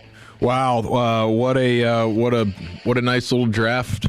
Well, draft fight. I love it. It was good. It's fun. I mean, you could be so right about Bernard. Maybe I should go back and rewatch him, but this is a really deep draft of receivers. I'll tell you what made me mad. He wasn't my guy. When he called you a P word? No. What? I said that out loud? You said that on the air. I was just thinking. Out in the hallway, he said it about me. What made me mad is when you said that guy was 5'10". And that made me mad. He was smaller than I thought he was. You were right about Zachariah Branch. He's 5'9". But I'll fight for my tiny guy. He's 5. You know me. He's 5'8 and a half. He did measure. He measured in really short at the combine. 177 pounds, 29 and 3/8 arm length. I had him at 5'9". That's middle school measurables. I know you watched the film, and so that didn't make me mad. But what made me mad was when you said that guy. I saw he was 5'8 and a half, and you were right. That's fair. Yeah, you're right about that. Dang, I'll still dude. take Zachariah Branch. Heck yeah, you will. That's my guy right there. Take him at 20. I'll fight for Branch. He'll fight for the little tiny guys. No, but he's a body catcher. That's the thing. Does he have smaller hands than Mekhi Lemon? Because Mekhi Lemon's got tiny hand guy. I don't know. They were calling him Mekhi Sharif during the combine broadcast. I thought that was disrespectful. He was the guy that over 50% of his routes were screens. Yeah. And that's Georgia's offense partially, but it's also because of how limited he is. But once he gets the ball, he can weave in and out of tacklers with the best of them. Like, he uses that low center of gravity to his advantage in some pretty impressive ways. Well, let's get to the most impressive wide receiver and the most impressive pro day. Lemon's hands were 30 and a half. His hands? Hands. Lemon. Beach baskets. Did you ask Lemon? Yeah, Lemon's. Wait. That's arm length, isn't it? No. Oh, I'm sorry. What am I doing? The arm length. Yeah. Oh, my bad. His hands are like 8 and 3/4. 8 and 3/4. Yeah, 30. That'd be amazing. That'd be like Mickey Mouse hands.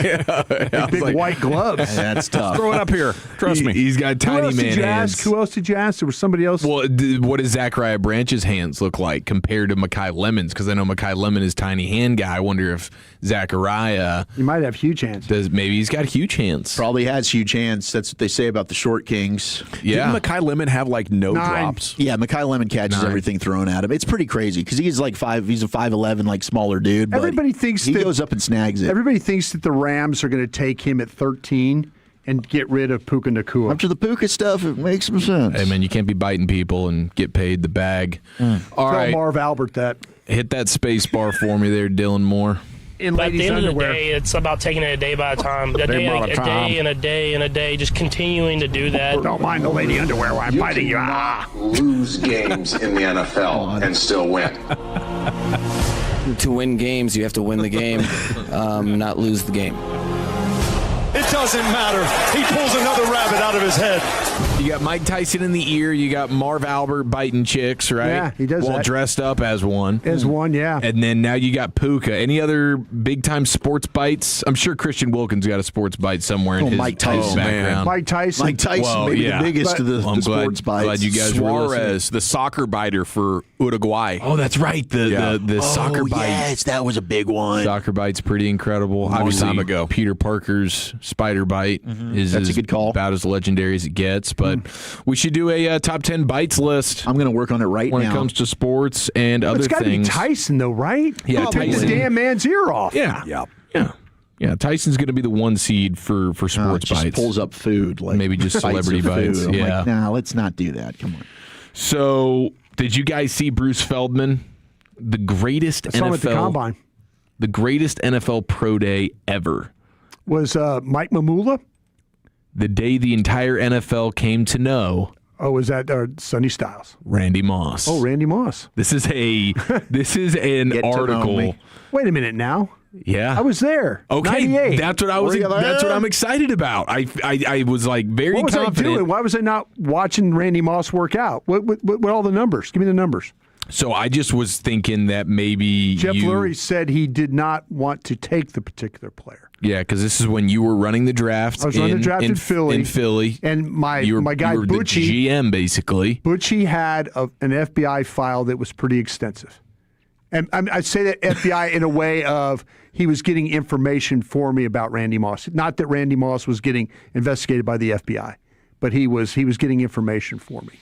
Well, he's supposed to go to Notre Dame. Florida State. Then Bobby Bowden's like, yeah, I actually would love to have you here at Florida State because he got in some trouble. Yeah. And then he got popped for the weed situation. So then Bobby Bowden's like, sorry, man, we can't have you come back to SMU. So now he's kind of up in the air. FSU. Yeah. Sorry. So then it's like, okay, what am I going to do? Am I going to go to West Virginia where he's from? But I'm going to have to sit out another year. I don't want to do that. So let's just go hit the division. The Division IA, is that what they call it, or Division 1A? 1AA. Well, it started out as 1A. Yeah. And then they turned into 1AA. Right. And he's like, forget it, man. If I don't have to sit out, I'll just go play at Marshall. Yeah. And then you get just all sorts of different quotes from coaches and teammates about what it was like being around Randy Moss and the athleticism. The strength coach said he'd just go to Marshall, and we're doing 40s. Yeah. And he said... Now, you talk about run after catch at Marshall. Oh, yeah. A lot of across the field, Yeah. a lot of run after catch. Impressive run after catch. Him and Terrell Owens. Terrell Owens went to school at Tennessee Chattanooga.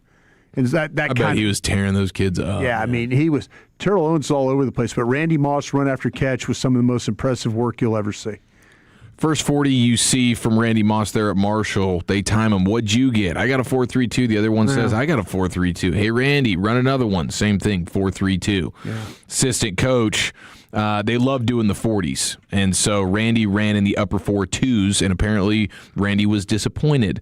Then I test him on the vertical. He jumps and swats one. Looked like he gave a half-assed effort. I said, Randy, that's the best you got? And he goes, you want some more Hercules? He called me Coach Hercules. I said, what, you got it in you? He reached up and touched a 40-inch vertical, then said, I'm done. And that was my first impression of him. That was one of the coaches there. So he goes on like year one at Marshall at 78 catches, 1,700 yards, 28 touchdowns. My goodness. Then they move up to 1A, and all of a sudden he's catching 90 passes for 1,800 yards, still 26 touchdowns. Yeah. And he was fourth in the Heisman voting. Mm-hmm. He was also a star in track and field. Yeah. A former offensive lineman, teammate of his, he says, you know how people do ladder drills or, for footwork? Back then they did it with the ropes, the rope drills, raised ropes like running through tires, except they're higher off the ground. Watching Randy run through them at full speed and never touching a rope was amazing to see. Quarterbacks coach, well, we would have 25-year-old men who used to sit in the stands every day at practice and they would never say a word. And he says, I played there for 2 years and coached there for 11 years. And these guys were always in the stands, never heard him talk. Randy saw the ball in the air, and all of a sudden, he just bleeping accelerated and put one hand up and caught it. And those guys all stood up and clapped. Former D-back, one game where we weren't playing well, he took the headset and said, just throw me the ball. 2 touchdowns later, the game was over. Offensive lineman. Throw me the ball. Getting mossed. I saw that at Marshall every day. One time I saw him catch the ball over our corner's head. It was in the end zone near the pylon, so staying in bounds was part of it also. He grabbed this ball over the DB with one hand so quickly and hit it behind his back and just stood there looking at our DB, who was looking around like, where's the ball? And Randy just flipped it to him. He's got magic tricks. Yeah. Joker, you didn't know that about him in his time playing. Right. He was always pretty quiet with the media. Doug Chapman, former Marshall running back, he would hurdle people, make catches in triple coverage, and outrun angles like it was nothing. Eric Kresser, former Marshall quarterback. I threw a pass to him in the national championship game. He read a linebacker blitz and broke off his route. I read the same thing and threw the hot route to him, a slant. He caught the ball on the left side of the field and ended up outrunning the whole defense onto the right side of the field. His mindset was that he was just better than everybody else on the field, and he was always right about that. Randy, how about this one? Randy he ran in the Southern Conference Track Championships. The first time he came out of the blocks since high school. So, He just shows up here for the track championships, was at the conference meet, and our track coach at the time said Randy could be a 200 or 400-meter Olympic sprinter. I heard a story from our track coach. Randy's lying down on the infield with his headphones on. First call for the 55-meter dash, he didn't budge. Second call, didn't budge. Last call, he takes his headphones off, walks over, shakes his legs 2 times, gets in the blocks, and qualifies for the Nationals. Wow. It's like, he doesn't stretch on Sundays, right? Wasn't that the whole thing? That was the whole 84 thing. Doesn't stretch on Sundays. He apparently didn't do it during track meets either.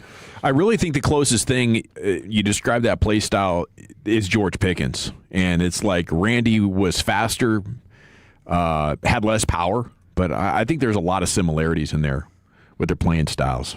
Yeah. I mean, just the size factor and you with the ball in their hands, ridiculous. I mean, Randy's speed, I think, is just pretty untouchable at that size. But George Pickens with the ball in his hands is pretty, high-level entertainment for sure. So then you're talking about getting to the pro day, 28 degrees in March there. You were there, Broadus. I was not in Huntington, West Virginia that 28 day. degrees. I was not there for that day. Oh, you weren't there for that day. No, I was not there for Randy Moss Pro Day. What day was that? Did they have a date on that? It's just a pro day in March is all it says. I don't know exactly what day it was. Yeah, I was not in Huntington, West Virginia. 28 degrees and super windy. Yeah. And everybody wanted to see Randy because he didn't go to the combine. He had like some type of dental issue going on at the time, apparently. And so all the coaches are out there. You got Ditka's out there, Dave Wanstedt. You have some of the quotes here, like, we ended up hiring security for this. It was much needed because there were a few hundred people outside the stadium. We'd never done that before or since, and we've had a bunch of good players, Byron Leftwich, Chad Pennington, Troy Brown. But this was like an absolute event here. It was freezing, crappy winter day, and it's super windy. He jumps he jumps 44 inches. And that was right when he got out of his car. Like, he showed up like a couple minutes late. He's still wearing his sweatpants. Yeah. Just does like a quick little like shake the stiffness out. Jumps 44 inches. Then he does it again, 47 inches. And the guy's like, yeah, our Vertimax like couldn't go any higher. So he maxed that thing out on his vertical. He apparently had 66 dunks his senior year of high school when he played with Jason Williams. So let's run the 40, they say. This is at the pro day. They wanted him to run the 40 into the wind. He really hadn't loosened up, but he gets down there and runs a 4.25 into the wind. Into the wind. They said, this can't be right. Run that again. He runs a 4.25 again. It was like gliding. There was a lot of wind, gale force wind, and he was flying with the wind. So he's got just the most ridiculous athleticism you've ever seen. All these guys, their heads are spinning, and there's just an endless amount of quotes from GMs and scouts and coaches. All were there that are still blown away at what he was able to do. Randy Moss, the best in the business. That's an all-time pro day. That is. That's how you do it right there. Yeah, that's what they used to do when you run guys outside. You go one with the wind and one into the wind. Okay. Yeah, that's how you time that up. I think I'd find someplace with a field house. Well, then you get guys that want to run outside, which those are the idiots. You know, like the Karloftis. Remember that? Oh, I'm Karloftis. Yeah, Karloftis made all the Purdue guys run outside. Yeah. We're mad. Wow, way to make it about you, George. Yeah, he did. Okay, we'll hit the expressway, go commercial-free to the top. The G-Bag of the day and L.A. Live on the other side. We'll hear from Shoddy at Pro Days talking about how things have gone and what he's looking forward to next. Coming up next here, it's the G-Bag Nation on your home of the Cowboys, 105.3 The Fan. I have to chat about D&M Leasing with you before we do anything else, because if you want or need a brand-new vehicle, it's time to call D&M right here on your ride home, or maybe it's your ride to work. I don't know what you're doing. I just know the best way to get to your next spot is in a vehicle from D&M Leasing. It's the only way I acquire new vehicles here in DFW, and if you do want easy lease, I think you're going to see for yourself that it is superior. It's the best way to get new vehicles, because you call them, you tell them what you want, they deliver that brand new vehicle, any make, any model, foreign, domestic, car, truck, SUV, doesn't matter. D&M has access to anything and everything, and they'll bring it to the house, or they'll bring it to your office, wherever you are. I've had a vehicle delivered to a kid's soccer game before, and they'll do it again, I'm sure. Just a matter of time before we do another easy lease. lease. We love it because in and out of new vehicles every 3 or 4 years compared to old school purchase agreements where you're on the hook there for 7 years and you're upside down, you have negative equity. Don't have to worry about any of that with the Easy Lease from D&M.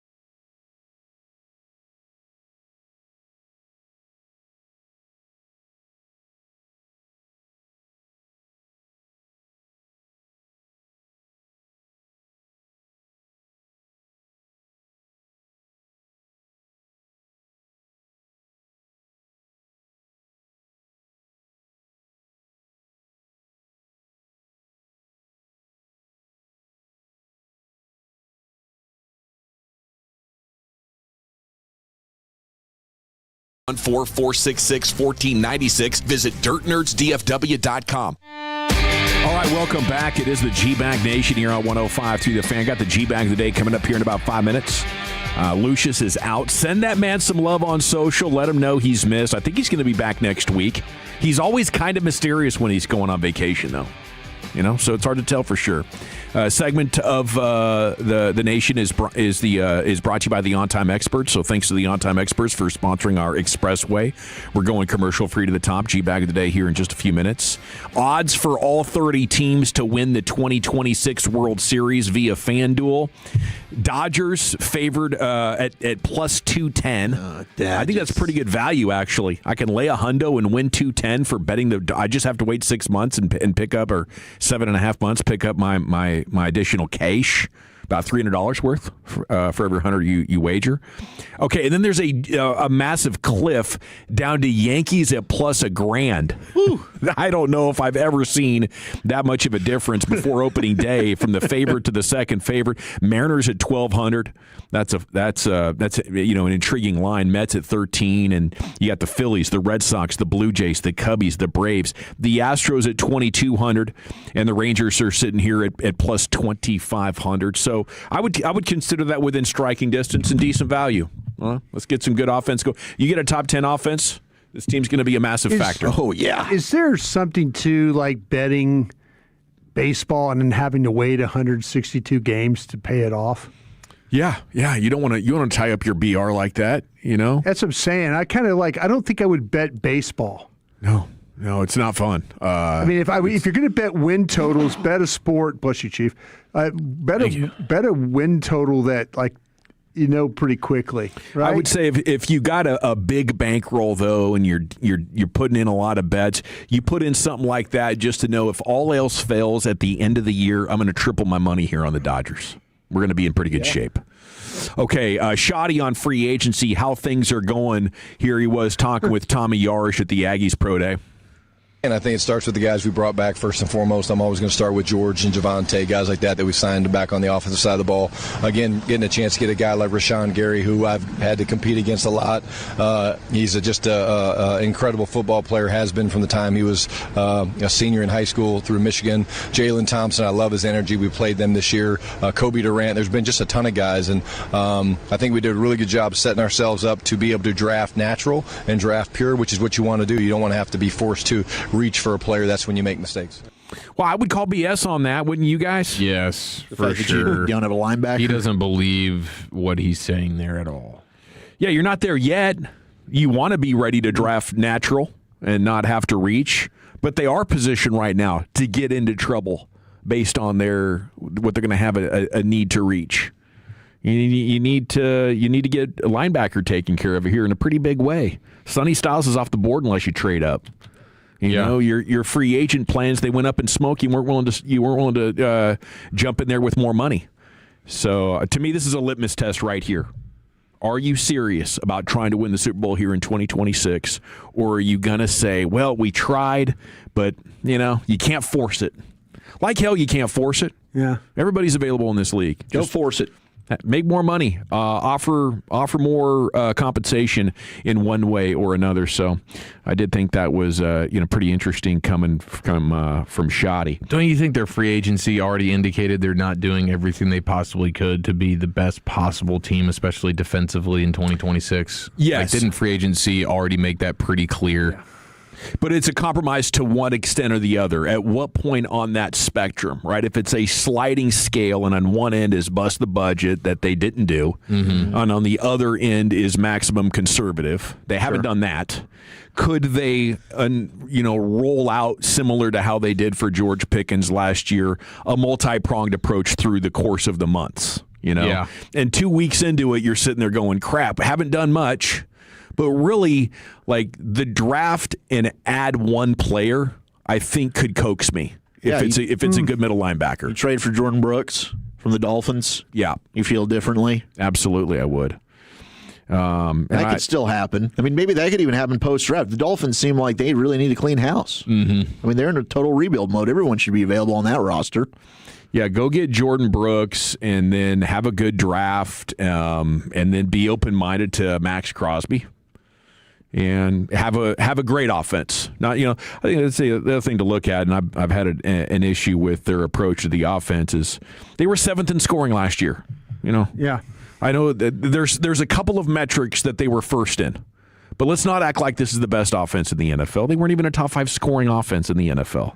Got shut down some games too. They couldn't score in the second half. They got shut down too much. They struggled in the red zone for a good chunk of the season. They left points on the field because of that. Yeah, for sure. I think when you start talking about like shoddy Clay Adams getting back to the drawing board, a lot of it's got to be how can we finish drives, right? Because their red zone was a bit of a struggle. Yeah, if you're going to struggle in the red zone and if you're going to be around 7th scoring offense, how high ranked does your defense need to be in order to go on a run at least to the NFC Championship game? Around top 10? Yeah. Top 5 if you want to go actually to the Super Bowl and have a chance of winning it. Mm-hmm. So I don't think you're in a situation where you can say, let's just have a pretty good defense and this offense is going to make up all the difference that we need to along the way. It's time now to go into the Pimp Cup. Dylan Moore, filling in for Lucius Alexander, has your G-Bag of the day. Dylan, how we doing today? Doing great. One more day till opening day. It's going to be incredible. There you go. Big-time Ranger fan, Dylan Moore. Yes, for sure. Dylon. So much of a fan, I played for the Rangers, Dylan Moore, last year. You sure did. You did. So, I mean... Did a bang-up job, God, too, you were man. good. Yeah. Can't believe you gave that up. I know, but here I am. Took a big pay cut. Just slightly. So our champ, 2 times going for 3, is Eric Chiafalo. As he goes to the text line, as he often does, and the Hergood family kind of took over. Yeah, they did. One and done. 214, happy B-Day to my wife, Katie. Hello, That's Katie. Tolo Eaton Hergood. I guess they're going on a birthday trip. Whoa. What did you just do? Ooh. Wow. Eaton. Unbelievable. Man. I just hate that Bobby gets the satisfaction. Just know, every time you guys vote for that and continue it being a champion, Bobby gets to Tiger fist pump wherever he's at right now. I think you should as well. It was a great moment in fan history. Yeah, it's hilarious. Let's make a parody song about it. Oh, well. That could definitely be a part of it. Oh, gosh. Okay, here we go. Like Eat So Good. Come on, baby, make it. Eat so good. So good. There you go, Brian. So good. He was thinking of John Mellencamp. Thank you. Okay. Eat so good. Come on, baby, make her eat so good. Yeah, we could remix that. Yeah, that'll work. Perfect. Dylan's like, shut up. I haven't talked all day. Next one. Speaking of singing, this guy was fighting with his girl, wife, fiance, friend, I don't know. And then he just starts singing in the middle of the argument. That's nice. That's good. That's nice. That's nice. That's why your music not going nowhere. Oh. You're smoking weed. Oh. You're popping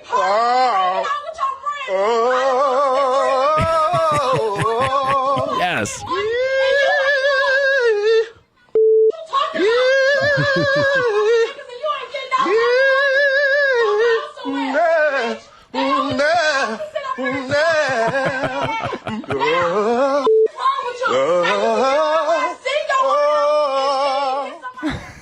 That's awesome. That's man. really good. Great. Yeah. She was not slowing down. No, she was not. She needed to get that off her chest, whether he was hearing it or not. I like the part where she's like, "You're singing, Chris, not going anywhere." Yeah. And then he just starts singing wonderful tunes. Yeah. Showing off the pipes.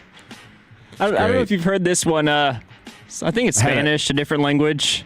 Had a similar situation last night, Dylan. Sorry to cut you off there, but I forget what it was, but I had done something. In the throes of playoff victory, things got a little away from you. Okay, this was afterwards. Yeah. But, Couldn't decide where to go eat, could you? I'm in the final descent, and I forget what it was about. Maybe it was a granola bar wrapper. I forget. Maybe it was a sock.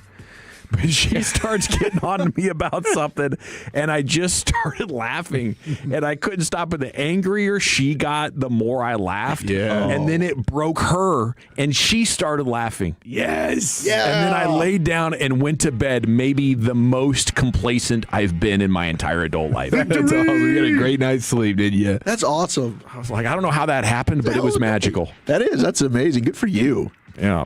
I thought for sure she was going to hit me at some point. Just the rage takes over. It gets physical and violent. Yeah. Those chanclas will get to flying. Oh, man. The chanclas. Sorry. Just had to. No, that was good. That was good. Remember that. Oh, speaking of soccer, another transition. This is the auto-tune goal. The broadcaster had auto-tune on. Is this another one? I don't know. Has he done it again? Have you heard this one? I don't know. Let's see. We'll find out. Abrió la cancha otra vez con Cabrejas, el centro al área. Le queda Scaramucci, la volea.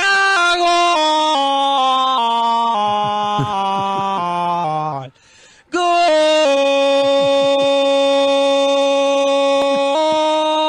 ¡Golazo! Del número 11 de Scaramucci para abrir el marcador con una tijera bárbara. Golazo del verde que pone el partido 1-0. Numero 11, I believe. Yeah. 11 goals. Is that 11 goals? A lot of goals. Yeah. What's it, 11? Once's 11, 11. yeah. Can we get like Eric Nadel auto-tuned? And he's like, that ball's history. Yeah. That would be cool. We do need to do that, honestly. We need do. to take his first Ranger home run highlight, which is hopefully like the first tomorrow? at bat It's a for 3-run Jimmy Jack. Yeah. And slide that through an auto-tune. That'd be a lot of fun. Same with Hicksey. Yeah. I mean, this guy's revolutionizing the sport of sports broadcasting here. I'm just not sure if he's doing it live or if that's an after effect that he's putting on it. You know, like, is that something that you can actually Just manipulate that in real time? I think you can. I think auto-tune is one of those where you can hit like a live filter on it. Heck yeah.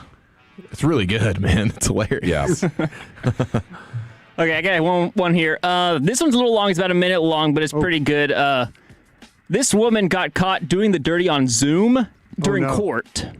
Wow. This is the aftermath, the reaction of the judge and everything. So, yeah. Good morning, Your Honor. Assistant Public Defender Alexis Earps with and on behalf Ms. Brosgala, who I believe should be appearing on Zoom. Gala? Oh, boy. Need you to unmute and state your name. Okay. Hi. Can you hear me? Yeah, we can hear you. Okay. Jessica Brosgala. Your Honor, we'd be requesting an adjournment this time. There's some more. She's going to need to, let me just stop you. She's going to need to appear in person. We've had a problem with this defendant. We've kicked her out of our courtroom, I think on 2 occasions. She's come back in. She was smoking. That wasn't me. My staff has reported that was you. And, No, it appeared as though you were having sex on the screen. Oh. No. Well, it was interesting. The reason I took a break was to go back and look at the video. And my staff reported it to me, and it did appear that that's what was occurring. So what I am going to do, not on the defendant's motion, I'm going to adjourn this out And ask to you for your next week, number. the 5th. You'll have to appear in person, ma'am. In person. That way we can assure you're not smoking and not having sex while you're in court.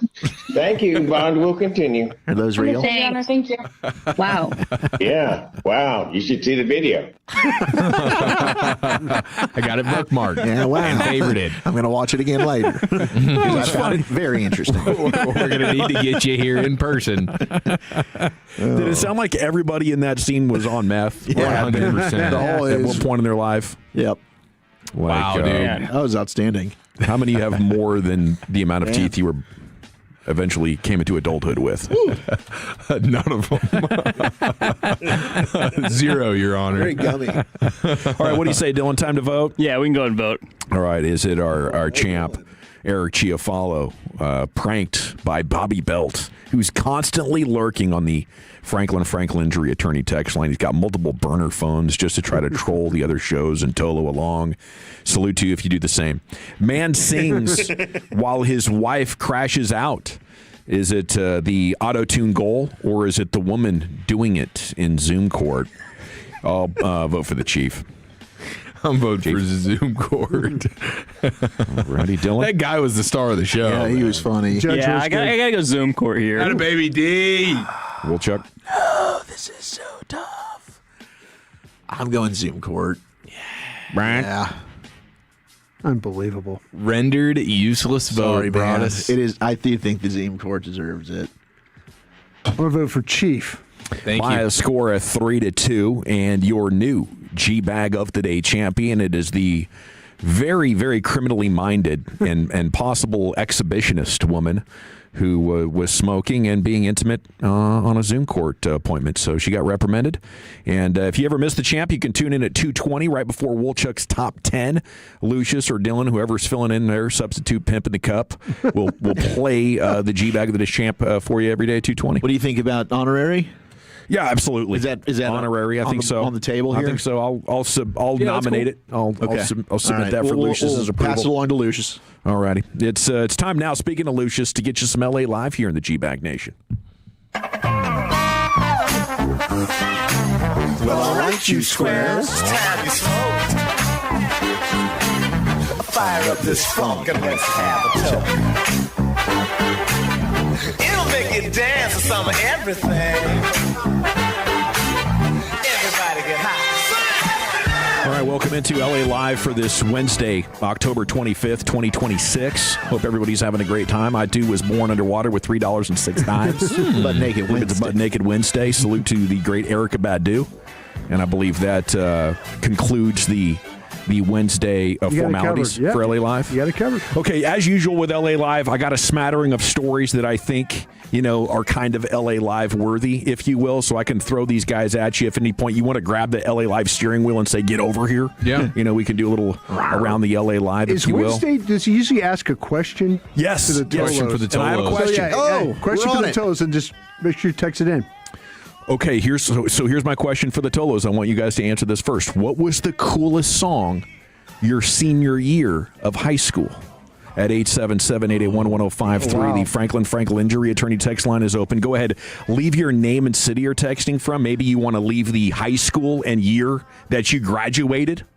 I would be definitely curious to hear those. And Dylan, if you want to play along in the Pimp Cup maybe and see how many of these we can get samplings from, maybe to jog our memories or for some of us hear these tunes for the first time if they're tunes we're not familiar with. Who wants to go first? Wolchuk? Something from Blink-182 or something? No, it was CeeLo Green's F.U. Oh, that was a good song. Yeah, it's a great tune. So you say that one was the one played the most in vehicles going in and out of school? Kanye's Runaway, Teenage Dream by Katy Perry was super popular. Bad Romance from Gaga, I think, was played a lot. So you just Googled the most popular songs in that. I'd say the one that played was the most, coolest to you. To me, I did like the CeeLo Green song. Yeah, I think that's why I mentioned it first. Like just going back, I think that was the one that I probably listened to the most. But we had a lot of fun with "Party in the USA," Miley Cyrus style. A great cut. That got going. Party jam. Yeah, that's fantastic. Put the windows down. Yeah, that was a good bop.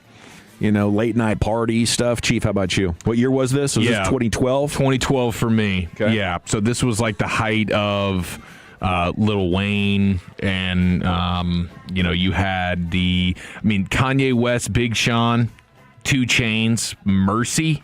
Oh, that was a good song. That was, are you kidding me? That was good. That song was all time. And then Young, Wild, and Free was another one, which was Wiz Khalifa and Snoop Dogg. Okay. That was strong. Like, those two really jump out to me off the top of my head. But you had so much Lil Wayne stuff at that point. Even Drake was really starting to get cranked up. So there was a lot of good stuff right there. But I would say Mercy, that's the 1 seed. Yeah, Mercy was great. And then Kid Cudi's Man on the Moon dropped right when I was graduating, too. Was that the name of the record? Oh. Yeah. And with the Lonely Stoner? Yeah. We'd like to free his mind at night? Yes. That was a great song. That had some really good songs on it. 318 Crossroads, Bone Thugs and Harmony. That's hot in high school in 1996. Yeah, Bone Thugs and Harmony came out right after I graduated from high school in 1994. Gangsta's Paradise from Coolio, says the 214. Ooh, that's a good one. Nelly's Hot in Here, 2002. That's from the 817. That's from Brooklyn Technical High School in Brooklyn, New York. Okay. Wow. Nelly transcended the Midwest. And right into the heart of hip-hop history there in Brooklyn, New York. How about you, Brian? What do we got? Some Olivia Newton-John? That would be, Physical was one of them. In Let's 1982. get physical. Then there was, but probably the most famous one from that, because we had all those 80s songs, but Eye of the Tiger. Was that dude, with Survivor? Yes. That was my senior year in 1982. So yeah, the Eye of the Tiger was probably the most famous song out of that. Yeah, Eye of the Tiger was one of my favorite songs as a kid for sure. Still the whole Rocky Balboa thing. Yeah. was pretty hard to deny. Okay, do you guys again? There we go.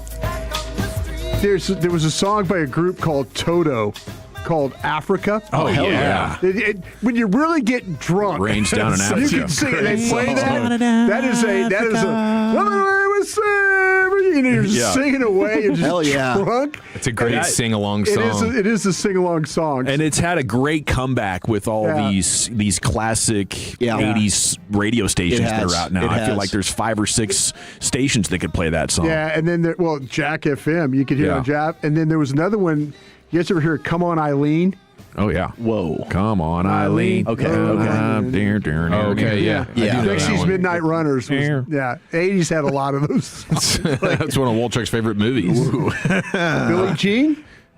Oh, yeah, Billie Jean. Billie Jean by Michael Jackson. Billie Jean's good. 214-1988. We go to Richardson High School. Okay. Sweet Child of Mine by Guns N' Roses. Guns N' Roses, Yeah. All-time Guitar Hero song. I was jamming that thing all the way through the early to mid-90s. Rock You Like a Hurricane, 214. That's the Scorpions in 1984. That's Brad also in Richardson. Richardson was a hell of a hairband high school in the 80s, guarantee it. Highway to Hell. Oh, that's AC/DC. 1979. That's from Jay Giles from GHS. Yeah. Was that Garfield High School? I don't know. GHS? What high school is that? Garland High School. Okay. Highway to Hell. It was Back in Black? I think it was from Back in Black. Yeah. There were so many good AC/DC albums. I thought AC/DC was the GOAT. Yeah. Okay, we could go into the Pimp Cup and ask Dylan more, but it was just like, 3 years ago, 4 years ago?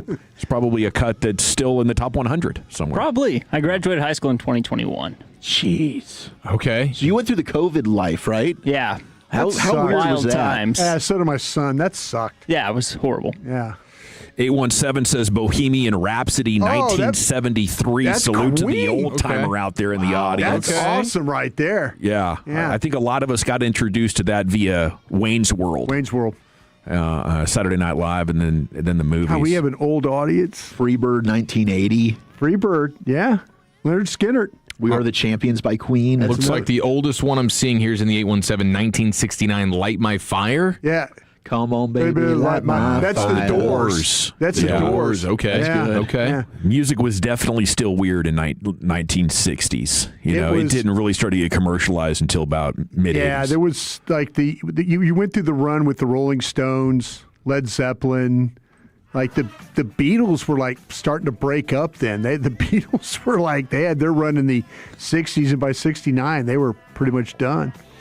Okay, Marcus High School, 1997, Tupac's California Love. Oh yeah, yes, that was a timeless jam. Really incredible. That's a great song. That is a great song. 682, Ice Ice Baby and some Pantera. That's Michael from Fort Worth. That's probably 1990, 91 maybe. Baby. That's a great karaoke song if you need to just crank one out. But the guy there, Vanilla Ice is from Richardson, I believe.